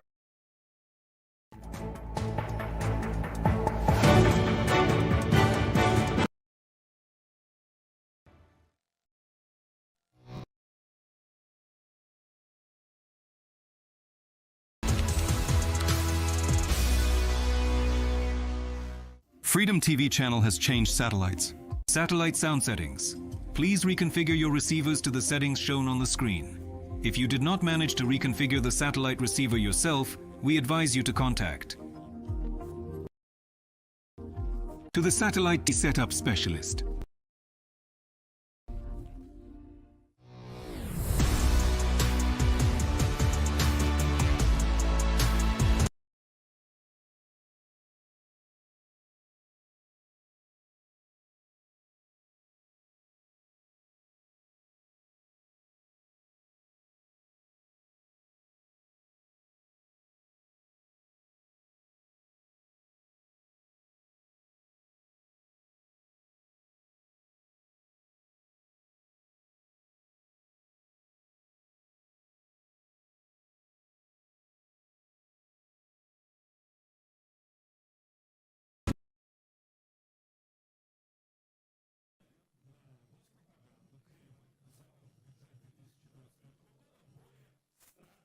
$7 billion hryvnias, and all of it will go to finance state TV channels, mass media, and propaganda internet projects, thereby reaching a new historical record. On average, state propaganda will cost Russian taxpayers more than 2.5 billion rubles a week. More details on this in the article by Yulia Granovskaya.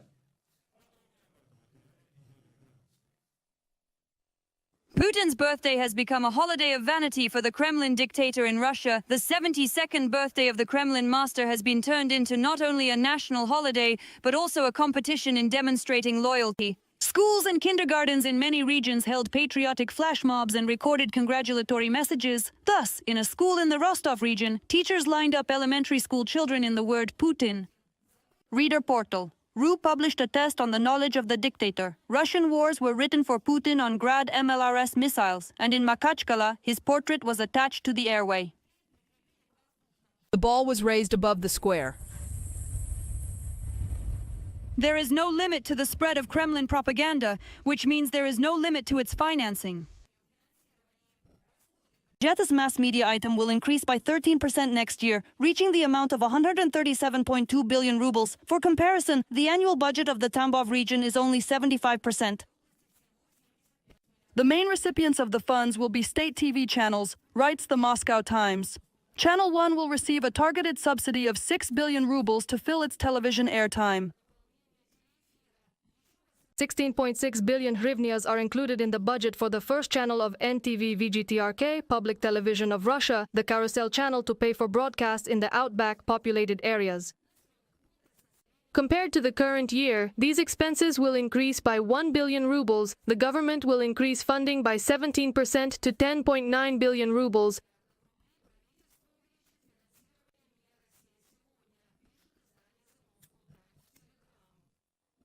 The propaganda agency TASS reports that the figure jumped by 26% to 4.8 billion rubles. The agencies Regnum and Komsomolskaya Pravda will also not be left without a tasty morsel of money. They will receive almost 600 million rubles. The Kremlin has not forgotten about children for propaganda in schools.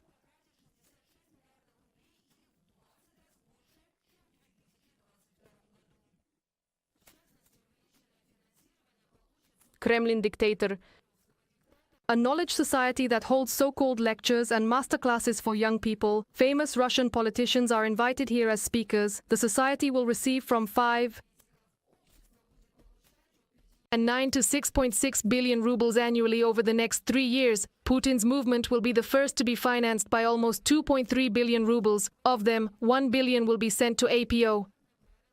Popularization of the activities of this organization, the Center for Strategic Communications and Information Security of Ukraine reports on Telegram, more money for propaganda.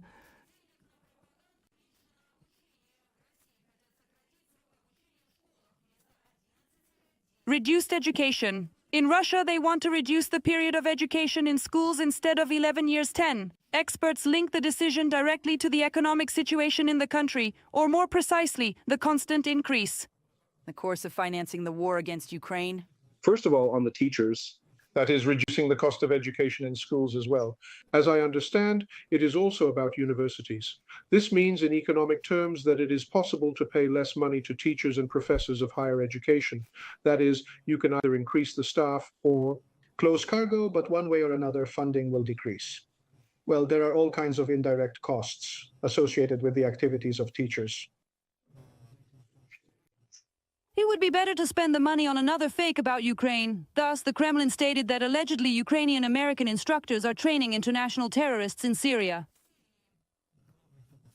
And is aimed at the Middle East, the countries of the Global South, and the American information field. This is an attempt by the Russians to create an information fund that Ukraine is supposedly a terrorist state. Of course, the main terrorist country is Russia. It is the Russian Federation that supports. Russia supports militants in Syria who have used chemical weapons, among other things. It is Russia that maintains relations with Taliban, Hezbollah, as well as Hamas and ISIS. Andriy Kovalenko is the head of the Center for Counteracting Disinformation at the National Security and Defense Council of Ukraine. In Telegram. Unlike the Russian occupiers, the military forces of Ukraine strictly adhere to the norms of international law and do not attack the civilian population or objects of civilian infrastructure. Kranovska for the Freedom TV channel.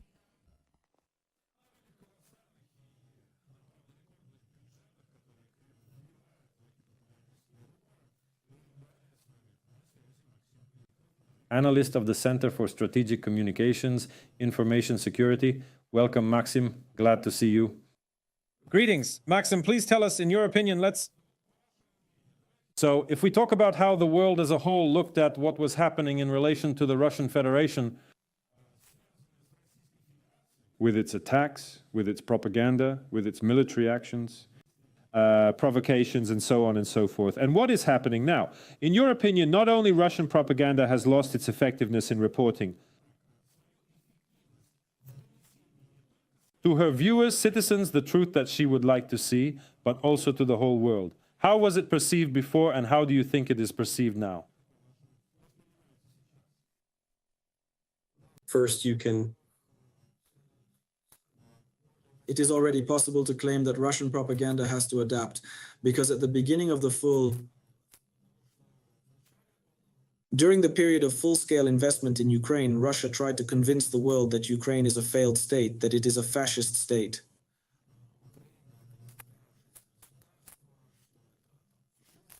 And so on, and fully legitimized this planned Putin blitzkrieg.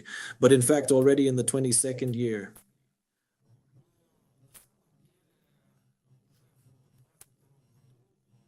it became clear that the world does not accept this lie. And in the same way, this direct lie is not accepted by Ukrainians who do not meet. They do not regard the occupiers with bread and salt as Russians. They do not regard the Russians as liberators, but put up desperate resistance.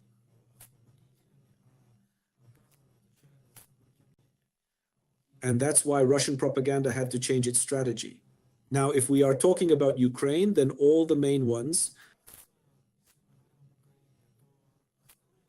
Russian propagandists and special services are aimed at destabilizing Ukraine through speculation and manipulation of the internal problems of our country.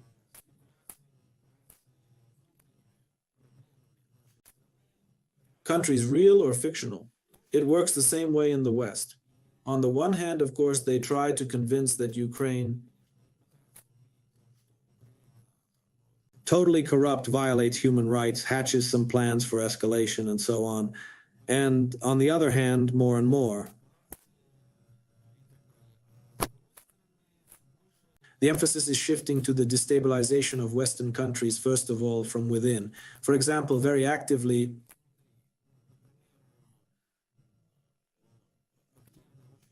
Russian propaganda is working in the USA, which is reaching the finish line right before the elections, and accordingly, Russia is doing everything in its power to rock American society and plunge it into chaos. Because if they succeed, then accordingly, support for Ukraine will weaken. And that is exactly how they work. In other countries, it's just that the problem with Russia is that more and more people in the world are becoming convinced that everything that all narratives that the Kremlin promotes or that somehow rhyme with the Kremlin's position are obviously false. Therefore, Russian propaganda has to look for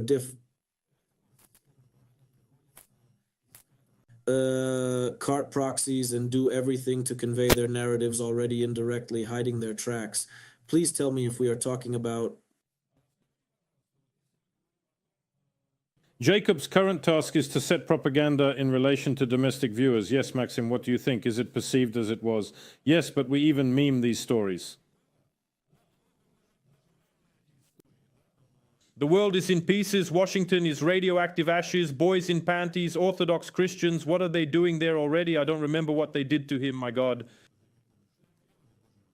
How Christ was crucified. Exactly how Christ was crucified. Mikhalkov is leaving. Heresy is just filling the nest. Kiselev, these are all ghouls, in fact, who are sitting there now. And for their own money, they tell people, excuse me, nonsense. They pull the wool over their eyes, having money abroad, villas abroad, and so on and so forth. And their children are also taught somewhere according to the level. Tell me, but in your opinion, yes, this does not cause the viewers of Russian blue screens? Well, at least some acute questions about what they see on the screens and for what money. Yes, the same Simonian with her husband.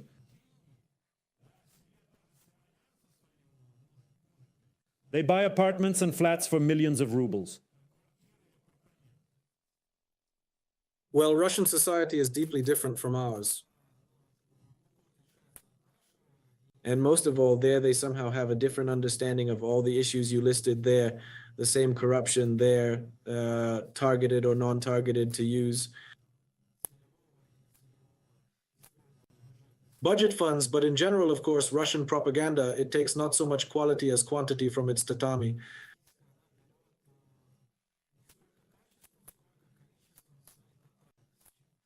Because in fact, the Kremlin's task is not to convince the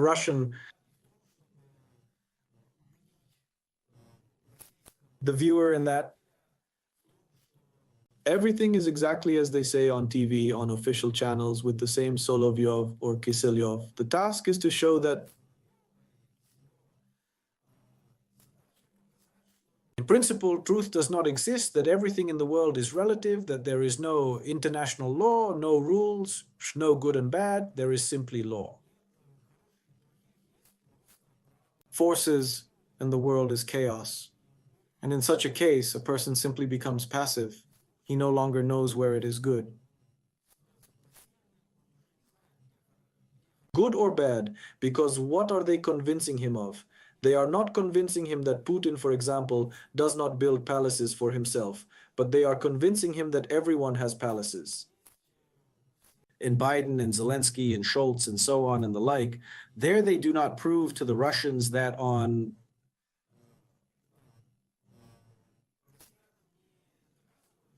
Putin is an educated family man in the spirit of traditional values. They convince Russians that in the West, all the elites are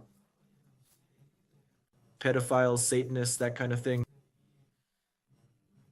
The norm of life is like this everywhere. Nowhere is it better. Everywhere it's only worse. A Russian, in principle, if he is susceptible to propaganda, he basically no longer knows what to protest against. Well, what difference does it make? This one is sitting in a bunker. It's not clear. Maxim, well, this one is one of our own, you understand? And not a Satanist. A representative came out, a patriarch, this one, what's his name, Kirill Gundyaev, and said that he doesn't like this. This is not all, but all there are bad schemes, renegades. This is the essence of Russian propaganda. In the same way, for example, why the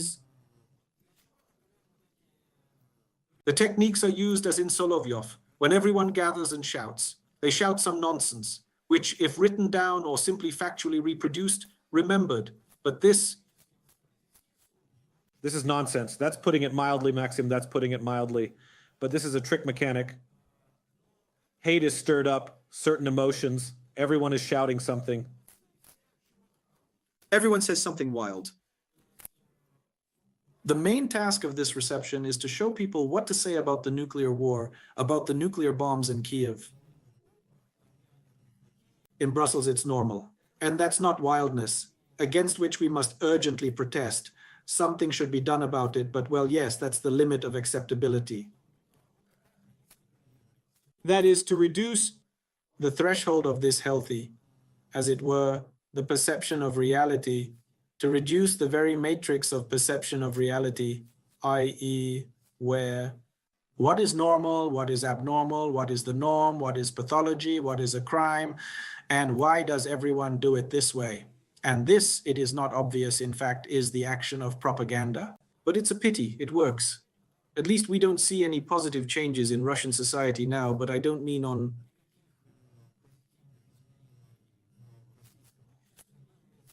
mood, some actions. In 22, they expected that Russians would maybe protest somehow, but it all ended. And that is why Russian propaganda is so dangerous. It's not that she has strong arguments, but that she operates through a roundabout route, through a back door, getting into people's brains, and begin to distort their perception of the world at a fundamental level.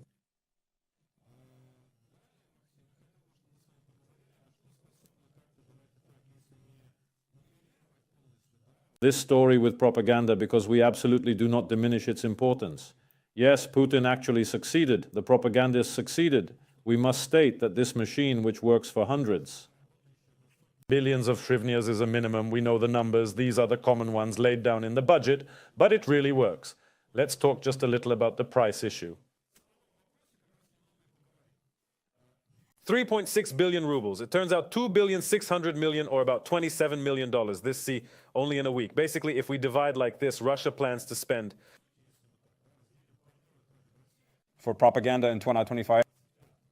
Yes, if we are talking about the draft budget, it turns out that a record amount of more than 137 million UAH has been allocated for financing state television channels, media, and online publications. Billions of hryvnias, writes the Moscow Times. In general, the cost of propaganda, if we take interest costs, will spend 13 percentage points. Their total volume will exceed the annual budgets. Some Russian regions, that's the whole point. For example, Perm Krai, Kaliningrad, and Tambov regions, the money will go to support the main mouthpieces of the Kremlin. We've already talked about this. This is the first. Channel Rush, Toden TV, Komsomolskaya Pravda, and other ridiculous propaganda media. And you know, if we're talking about a certain request, Maxim, I've always been interested. We remember how propaganda processed various not very pleasant things for the Kremlin regime, for the Putin regime. In fact, we saw the Kursk region when they, with taxpayers' money, if there is such a category of people in general in the minds of Russian citizens, they were told for their money that the Kursk region is not worth paying attention to. We have many other regions, and in principle, it is not such a big problem. Also, I remember, do you remember the great flood in the Orenburg region? Yes, when Damba, guys, we remember, Damba, the dam was built. How much? $1 billion or $1.5 billion. Then an official of the Ministry of Construction came. What kind of ministry do they have there? And said that this earthen embankment costing 1.5 billion hryvnias is not worth it. Does not correspond, let's say, to the plans. The animal is to really close this big water to the residents of this region, respectively. Yes, thank you. You found the frame, guys. Thank you. Look, I'm looking. 1.5 billion. 2.5 billion rubles a week. That's how much dam could have been built so that people wouldn't have this grief, this misfortune. But it's probably better to watch TV. Listen to the bullshit that they are fed on TV than to actually ask local officials any questions. And here I have a question for you, Maxim. Do you think that such things are capable of stirring up at least some kind of request for some changes there? Or is the repressive apparatus so configured that there are basically no options now? Here, of course, it is difficult to answer unequivocally because the issue of protests, discontent, and so on is not only about information, not only about propaganda. And so on, and about organizational capabilities, self-organizing opportunities, because in Ukraine, for example, civil citizenship, historically it is stronger. And that is why we were able to somehow influence political processes at critical moments in our history, actually set their tone and believe, well, as it was in 2004, as it was in 2014, and in many other situations. In Russia, of course, civil society, it is practically what it is rooted to the core. And even the opposition that exists now tries to somehow speak on behalf of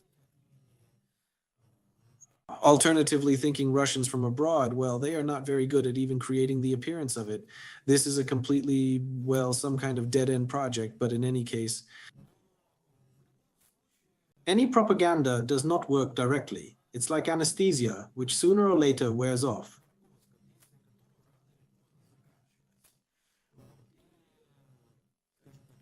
A medicine that becomes more tolerant simply stops working.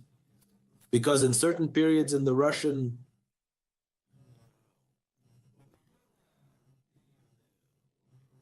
propaganda really managed to provoke mass psychosis, anti-Ukrainian Z hysteria, but now more propaganda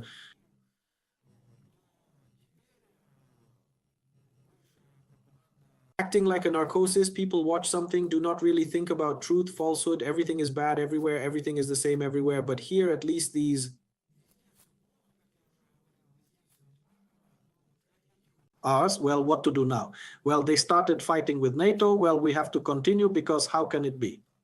There are also gays and Satanists. Well, it is so passive and goes like this. Strategy. And by the way, it is very indicative that the Russians have to raise these payments to those who sign contracts more and more. SVO, because we don't actually see an endless stream of volunteers who are eager to fight NATO.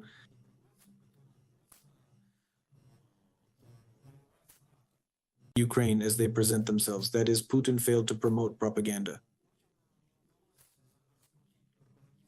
So that the Russians would storm the military registration and enlistment offices. This is a very telling moment. The moment, actually. That is, Russian society is already emerging from a state of internal mobilization, more into a passive, fatalistic state. And how long this phase can last depends on many circumstances that are difficult to predict.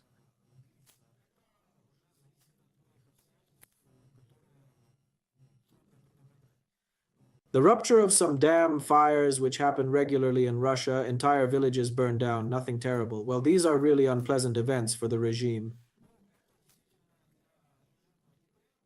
But we should not overestimate the scale, because in Russia, historically, there are entire huge regions that live in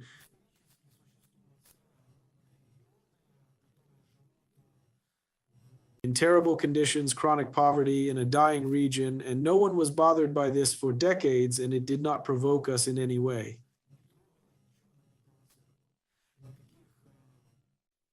Let's say it didn't create any protest movements. Another question is how much.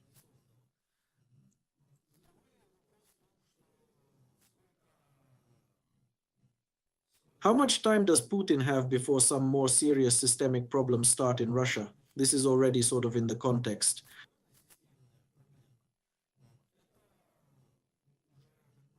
A question for the future, and in the final case, this passivity created by propaganda, a passive strategy imposed on all Russians, it can play.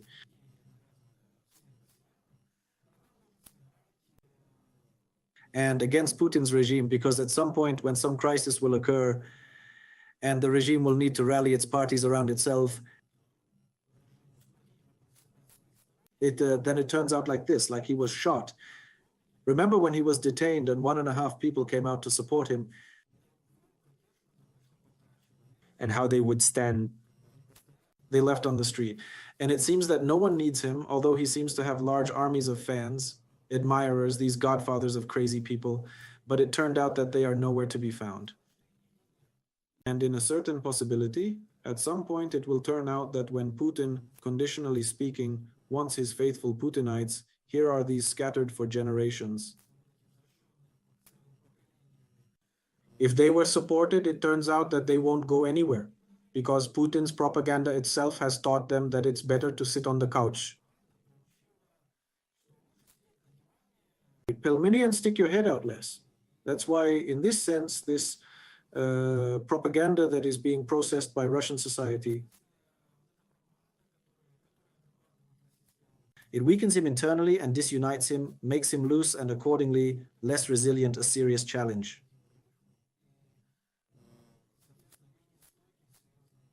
And these challenges are early, they will come later.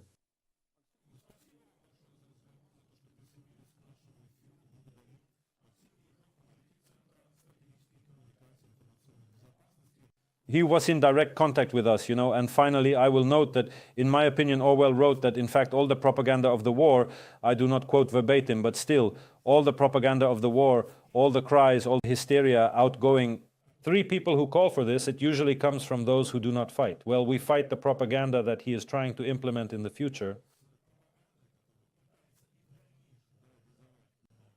The Russian regime, the Putin regime, but only together with you, with our viewers, because it is together with you that we liberate the truth. Now we will take a short break, then we will return to discussing new topics. Do not switch.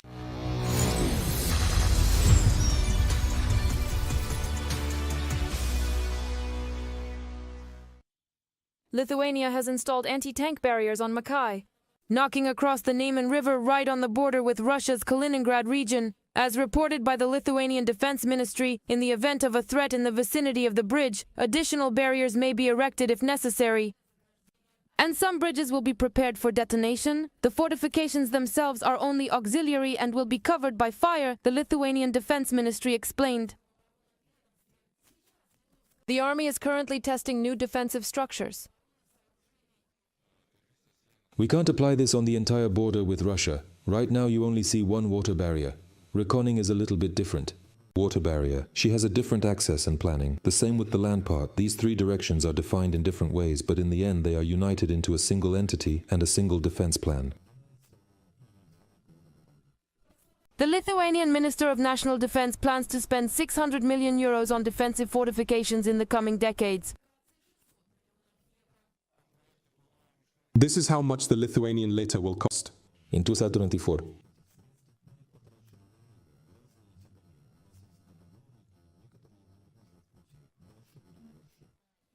Year Lithuania.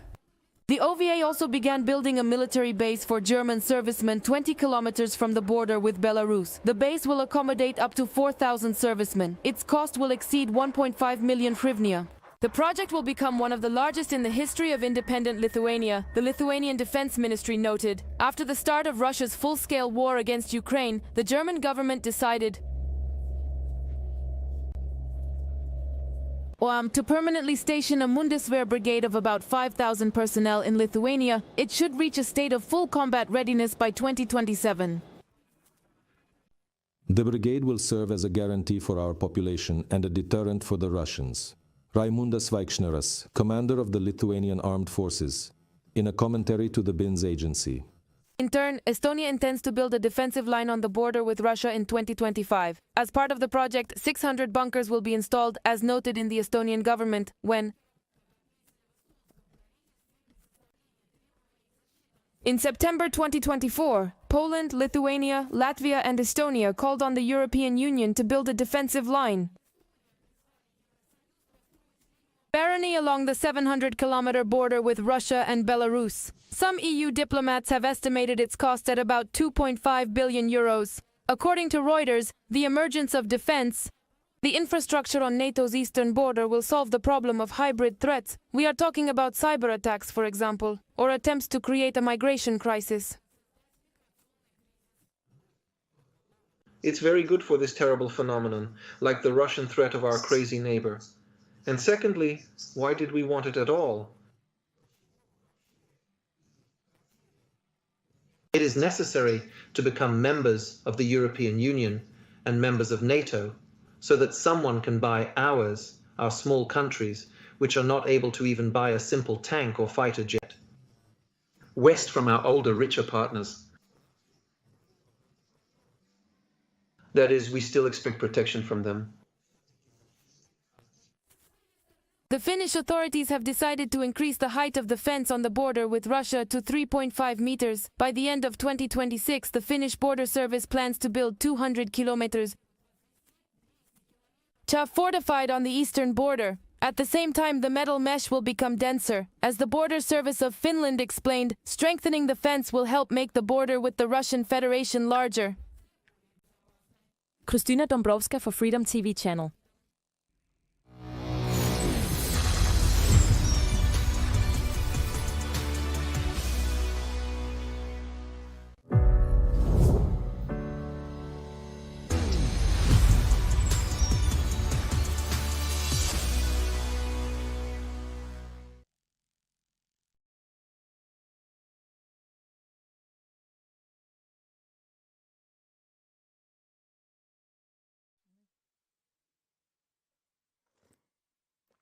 You are watching an informational marathon on the Freedom TV channel. Natalia Sopit and Denis Pachilo are in the studio today. I congratulate you traditionally on today's broadcast. We will discuss the situation at the front. We will also talk about KU.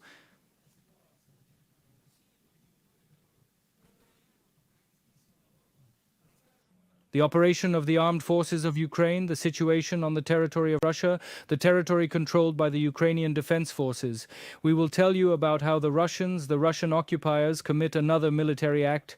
Crime. Let me remind you, Ukraine turned to the United Nations, the Red Cross, precisely because of these war crimes on the part of Russian terrorists. We will also talk about how countries on prepare for defense due to the risk of possible aggression from the Russian Federation. We are not only talking about this on air today, but also the current news for this hour. Russian occupiers carried out 177 strikes on 9 settlements of the Zaporizhia region. This was reported by the head of the Zaporizhia Regional Military Administration, Ivan Fedorov. According to him, the troops of the Russian Federation carried out 4 repelling airstrikes on the village of Timirovka, 7 shelling from MLRS, 82 artillery shells and 84 UAV strikes of various modifications were also recorded. Also on Sunday, October 13th, Russians carried out 14 attacks on border areas and settlements in Sumy Oblast. This was reported by the local regional military administration. In total, 21 explosions were recorded in 6 communities. The Russians used mortars, rocket launchers, and 5 guided air bombs. About 40-50% of the territory. Toretsk-Donetsk region remains under the control of the Ukrainian armed forces. The Ukrainian military maintains its positions in the city, despite the attempts of the Russian invaders to completely capture it.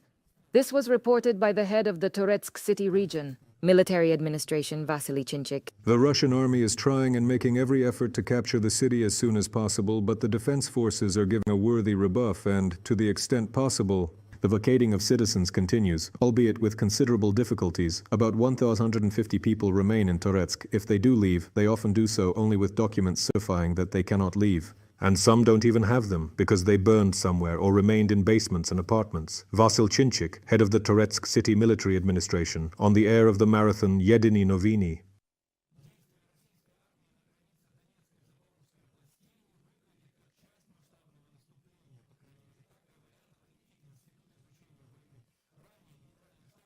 Those forces of Ukraine reported that Russian troops began attacking southwest of Velika Novosilka, starting around October 11th. Meanwhile, the spokesman for the defense forces of southern Ukraine, Vladislav Voloshin, is still third. In October, it was reported that the Russian army was preparing strike groups for offensive operations in Zaporozhye, but Ukrainian military forces in the south did not detect large concentrations of Russian troops. Feodosia during the occupied Crimea, an oil terminal attacked by the Ukrainian Defense Forces, burned down, according to information from analysts of the Cyber Baroshno Telegram channel. The fire affected 12 tanks. 8 were completely destroyed. Several buildings also burned down on the territory of the oil depot. Let me remind you that the attack on the Enterprise in the SU was carried out. As of the night of October 7th, this terminal was considered the largest in Crimea in terms of volumes of oil products transshipped. They were actively used by the Russians to meet the needs of their trenches. NATO Secretary General Mark Rutte will travel to Germany today. There he will meet with German Defense Minister Boris Pistorius and visit the Alliance Command Base to provide assistance